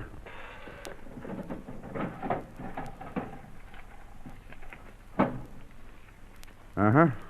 Let's see. February 10th, proprietor Mrs. Bancroft registered a complaint with us that a dress and a coat were missing from the store racks. Yeah. Well, we went over there and talked to her about it, made out the report as another shoplifting job, and put a description of the coat and the dress in the hot sheet. Mm-hmm. Dress wholesaled at $113. Coat had a fur trim. Went at $395. Yeah. Looked a little better than most shoplifting jobs to us. We had it in mind when we got another complaint 3 days later from a place over on Oak Avenue. That'd be, Milady's Shoppy? Yeah. Negligee and a silk robe. Yeah, we covered that one, too. Both of them came to $286. Yeah, same thing as the mommy. Clerks hadn't seen anyone, didn't know anything. The week of the 15th, we had 2 more complaints. On the 23rd, 3 complaints. They've been coming in regular ever since. The last one was 3 days ago. Always the best stores, always expensive merchandise. We rounded up every known shoplifter in our files, and we've had our store personnel at all of our lineups. No one's been able to make an identification so far. First, we thought it was a plain, expert shoplifting done by a well-organized gang. Looks that way. Not so much anymore. Did you notice on your list there that all of these items are for a woman? Yeah. Dresses, coats, blouses, cosmetics, millinery, costume jewelry, and so on. Now, what we didn't pick up until about a month ago is that all of the articles of clothing that have been taken are for a woman who wears a size 10 dress. That is a funny one. Yeah, and it rules out a gang right away. There's pattern to it, but I'm going to have someone else tell you about that. Yes, Lieutenant? See if Sergeant Beidler's in. Right. 99 times out of 100, a shoplifter will take anything he or she can get her hands on, regardless of cost, size, color, or anything else. So we don't think this is the work of an old-timer either. You mean somebody's just gathering up a nice wardrobe at my insurance company's expense? Something like that. If any of these stolen articles have been sold or disposed of, we'd have a lead by now. The stuff has been on the hot sheet for months. We've covered pawn shops, second-hand store. Yes? Sergeant Beidler on 2. Right. Hello, Sergeant. How's it going? Fine, thanks, Lieutenant. There's a man in my office named Dollar. I'm sending him down to see you.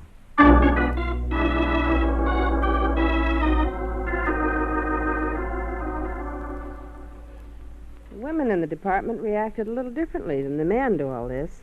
How's that, Sergeant? Well, when they went over the stolen property sheets, they were first impressed, of course, by the fact that all of the clothing was for someone who wore a size 10. The other thing, though, was the good taste. Well, a lot of thieves have good taste, I suppose. This one seems to have not only good taste, but a pretty exclusive taste. You mean the expensive places that have been robbed? Well, that. But even more. You see here, Uh-huh. on March 4th, one green suede coat missing from Toll's apparel shop, and here on the 13th. A brown organdy dress from the Commodore, and here, cocoa-colored sports coat. Yeah? Hats and gloves in green and brown, beige, sometimes yellow. No other colors. Well, what does it mean? Any woman who restricts herself to these particular colors in dressing, green, brown, beige, cocoa, yellow, must have a very definite coloring of her own. We think a redhead with green eyes. Well, you know best about that. But, why green eyes? Couldn't they be blue or brown? Yes, they could be. But there's been a particular emphasis on green in the coats and dresses that have been stolen. And besides that, there's the cosmetics. Did you cover Jaeger's? Jaeger's, let me see. No. Well, Jaeger's is a very plush cosmetic store here. Nothing but perfumes and makeup. They reported March 2nd, a whole box of green eyeshadow had been stolen from one of their counters. And green eyeshadow only goes with green eyes? Yes, whereas blue eyeshadow would fit a person with either blue or brown eyes. Now, at the same time the eyeshadow was taken, several tubes of lipstick and rouge were also stolen. Both of those items contained orange tinting. That gives us another reason for thinking the eyes are green. I'm convinced. A redhead with green eyes. Oh, and it's a short hairdo. It is? Look at my hair. I am, Sergeant. With a short hairdo like mine, I'd look rather ridiculous in a big picture hat that requires a hair frame.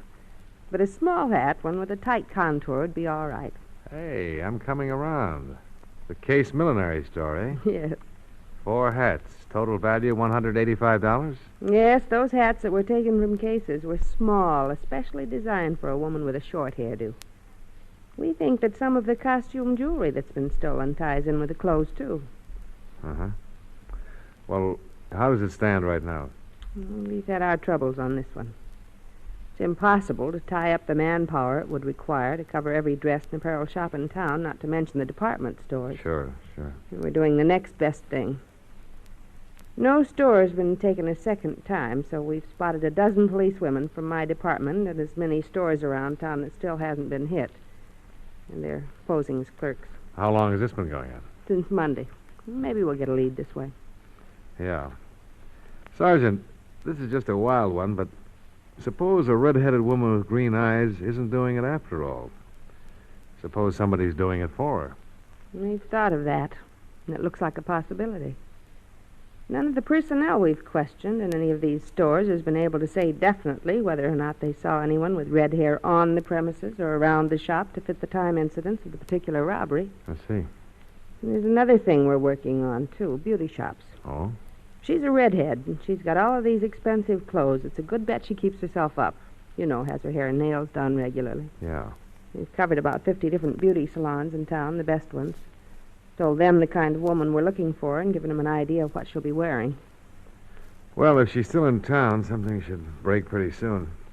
I'd like to go over the original complaints, if it's possible. Main filings on the second floor. Ask for Sergeant Kelly, and he'll give you what you want. I'll do that. Thanks a lot.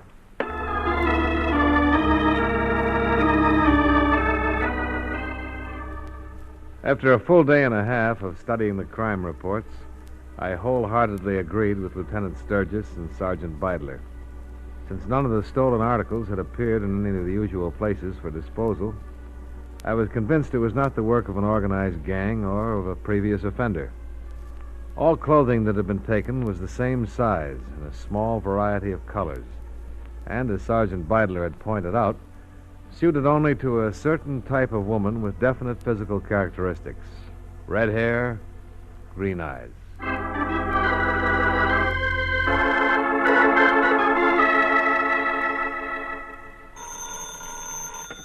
Johnny Dollar. I think we've got something here. What? A lead on one of the coats.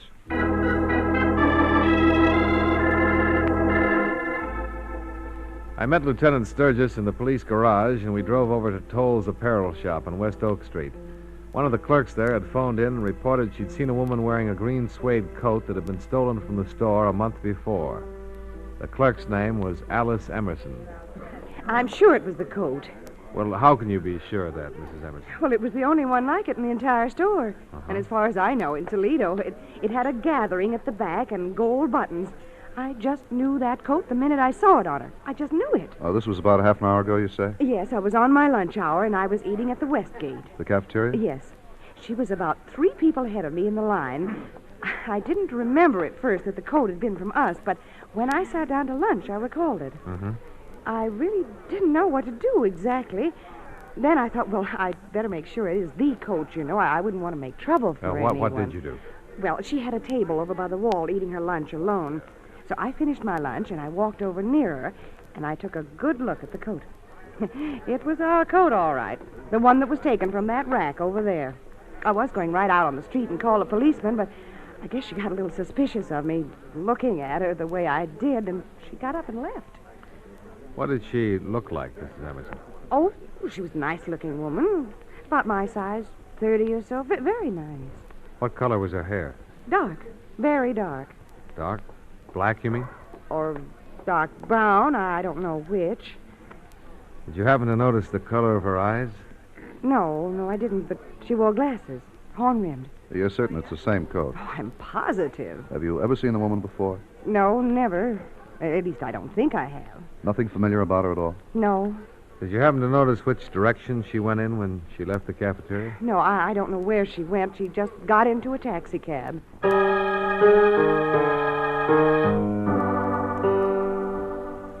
I went with Lieutenant Sturgis to the offices of the taxi cab company that covered metropolitan Toledo. There we began checking the waybills as they came in. Since less than an hour had elapsed from the time Mrs. Emerson called in, we didn't have to go through too many of them. At the intersection of Oak and Westgate, which was right in front of the cafeteria, cab number 418 had carried a fare to a hotel apartment house called the Colonial on the east side of town, Yondota Street. We spoke with the driver of the cab on the phone when he checked into the office. He remembered the fare. A woman in a green suede coat.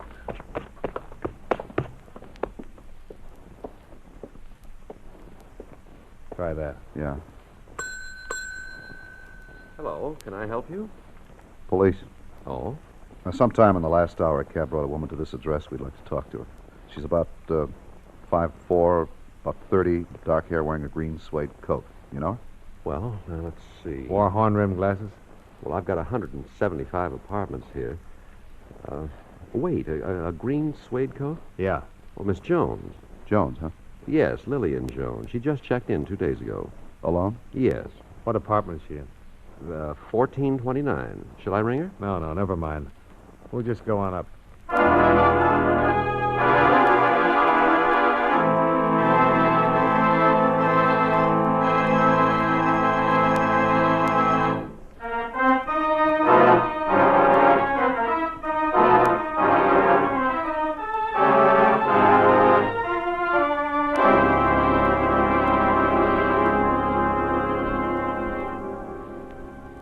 From the description we gave the desk clerk at the Colonial Apartments, he identified our suspect as Lillian Jones, apartment 1429. She'd come in approximately 20 minutes before we'd arrived. As far as the clerk knew, she was still in her apartment. We took the self-service elevator up to the 14th floor. Ought to be down this way. Hey, wait. 1410, then it goes to 21. Yeah. Oh, the corridor. Oh, yeah.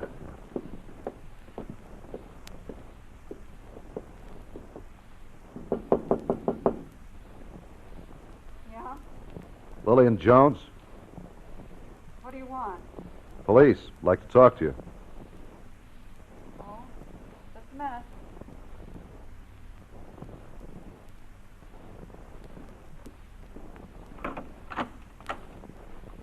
May we come in? We can talk here. It'll be easier inside. Here's all right for me. Let's go inside, Miss Jones. Okay. What's this all about? A woman who works at Toll's apparel shop saw you in the Westgate cafeteria at lunchtime today. She said you were wearing a coat that was stolen from them. She's a liar. I don't even know where Toll's apparel shop is. She was pretty certain about it. I've been here all day. I had my lunch here. Anybody with you? What do you mean? Did you eat alone? Sure, I ate alone. Miss Jones, we can get the woman from Tolls to come over here and identify you. Say, listen. And we can get the cab driver who brought you here to identify you, too. They'd all be lying. I've been here all day. Can you prove it? Sure, I can prove it. Clerk downstairs said you just came in about 20 minutes ago. He's lying, too. It's a green suede coat. You have a green suede coat? No. Listen, you just get out of there. Where's the coat, Miss Jones?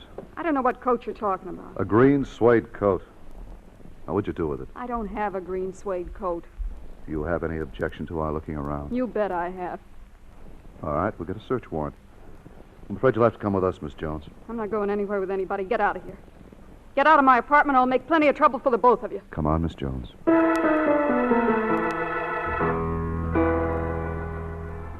Lillian Jones had a record of one previous arrest 2 years before. The charge, grand theft. She'd been released for lack of evidence. Her profession was listed as a domestic. The saleslady from Toll's apparel shop appeared and positively identified her as the woman she had spotted in the Westgate cafeteria wearing the stolen coat. The cab driver who'd driven her from the intersection of Westgate and Oak to the Colonial Apartments was called in. He also identified her. She still refused to admit anything, maintaining that she hadn't left her apartment all day. Lieutenant Sturgis took a detail of men to her place to search the premises. I stayed with Sergeant Beidler while she questioned Lillian Jones. Why won't you tell us what you did with the coat, Lillian? I don't know what coat you're talking about. Honest, I don't. Mrs. Emerson saw you wearing it at the cafeteria today. The cab driver saw you wearing it. The clerk at your apartment desk saw you wearing it. They're all liars. I don't own a green suede coat. You people have no right to hold me like this and ask me all these questions. I haven't done anything. What did you do with the coat? There isn't any coat. Where'd you hide it? I want a lawyer. Can I call a lawyer? Tell us about the coat. You stole it from Toll's apparel shop on March 4th. Isn't that right? I don't know anything about Toll's apparel shop. I told you. It's on Oak Street. I'll drop in and say hello sometime. What about the other thing? What other thing? You know what we're talking about, Lillian. Why don't you get it off your chest? We'll find out sooner or later. Who are you working with? I want a lawyer. Where's it hidden? I want a lawyer. You can make a statement now and save yourself a lot of trouble. I want a lawyer.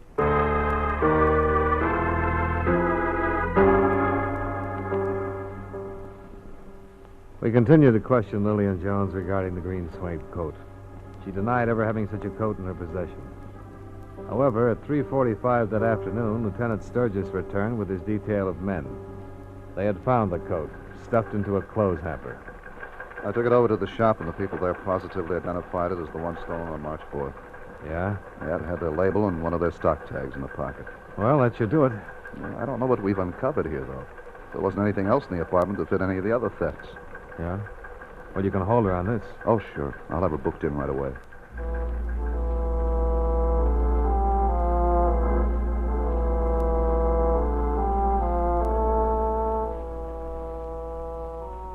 Lillian Jones was charged with grand theft. Before she was taken to the main jail, she admitted that she had stolen the coat. But not from the apparel shop. From the home of a family by the name of Costain. She said she'd been employed there for 2 weeks as a domestic servant. Mr. Costain was a civil engineer with offices in downtown Toledo. They informed us that he'd already left for his home, so we drove out there to interview him. It was a large, 12-room place on the edge of town. A servant took us into the living room. A few moments later, a tall, gray-haired man in his early 50s made an appearance. I'm Mr. Costain. I'm Lieutenant Sturgis, Mr. Costain. This is Mr. Dollar. How do you do? Police? That's right. They hate to bother you around dinner time like this. Quite all right. Sit down, please. Thanks. We're holding a woman downtown named Lillian Jones, Mr. Costain. I understand you employed her at one time. Lillian Jones? Oh, the maid, yes. Is she in trouble? We're just checking her story. I see. She was in possession of a green suede coat at the time we took her in, Mr. Costain. Mm-hmm. She insists that she took the coat from your home. Why would she say a thing like that? Well, we don't know. We thought maybe you could clear that up. I have no idea what she's talking about. I fired her last Tuesday, I believe it was.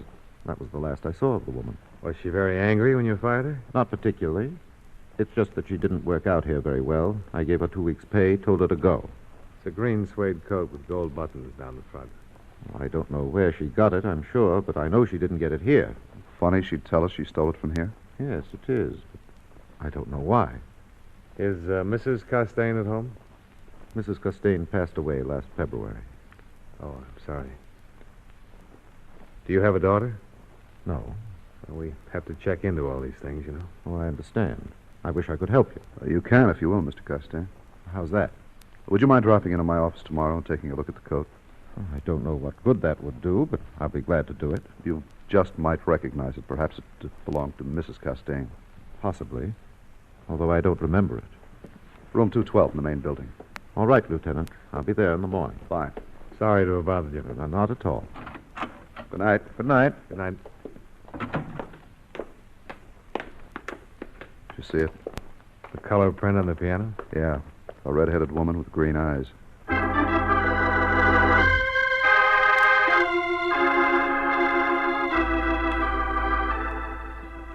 A check in the neighborhood revealed that the Costains had been living in Toledo less than a year. Before that, they'd lived in Detroit. Financially, they were in the upper income bracket. The house was completely paid for. There were 2 expensive late-model cars in the garage. The Office of Vital Statistics informed us that Mrs. Costain had died on February 6th of a heart condition. It also noted that her hair had been red, her eyes green.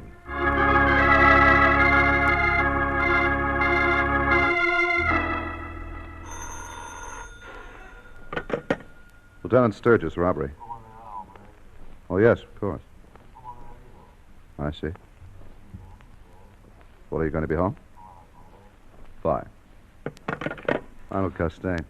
Yeah? Yeah, he just changed his story. He said he did know that Lillian Jones stole that coat when she left the house. You give any reason for not admitting it when we were there? No, just wants to see us.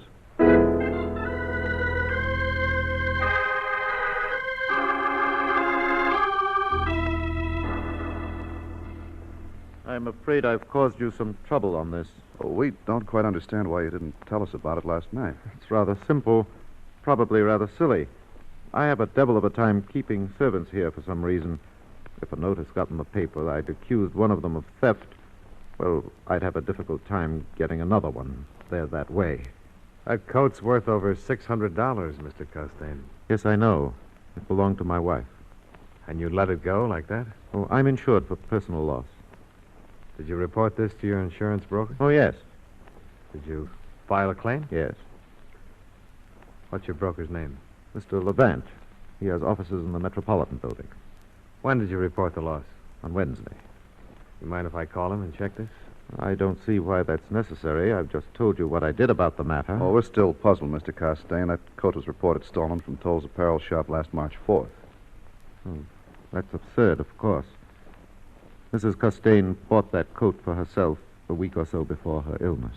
Did she handle it, or did you? What do you mean? Well, did she pay for it, or were you billed? I suppose I was billed. I don't recall. Are you insinuating that Mrs. Costain might have stolen that coat? No, Mr. Costain. Your wife was already dead when that coat was stolen. Oh, no. You're wrong. What do you mean? Edna's not dead. She'll come back. And when she does, I'll have all these things for her. The things I denied her before. Denied her? Yes. I always told Edna she was too extravagant, that she didn't need all those expensive things. Well, you could have bought them. Why did you steal them? I always denied her the things she loved. When Edna went away, I don't know what came over me. I mean, the loneliness seemed too much somehow. And I'd go out during the day from my office and wander through the stores that she used to love very much. And whenever I had the opportunity, I stole the things she always wanted. What did you do with them? They're in Edna's bedroom, hanging in her wardrobe. Would you like to see them?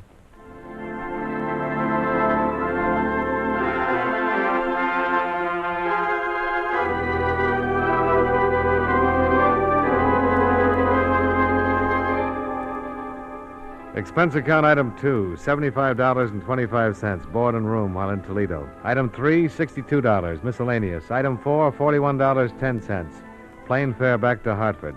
Expense account total, $227.50. Yours truly, Johnny Dollar.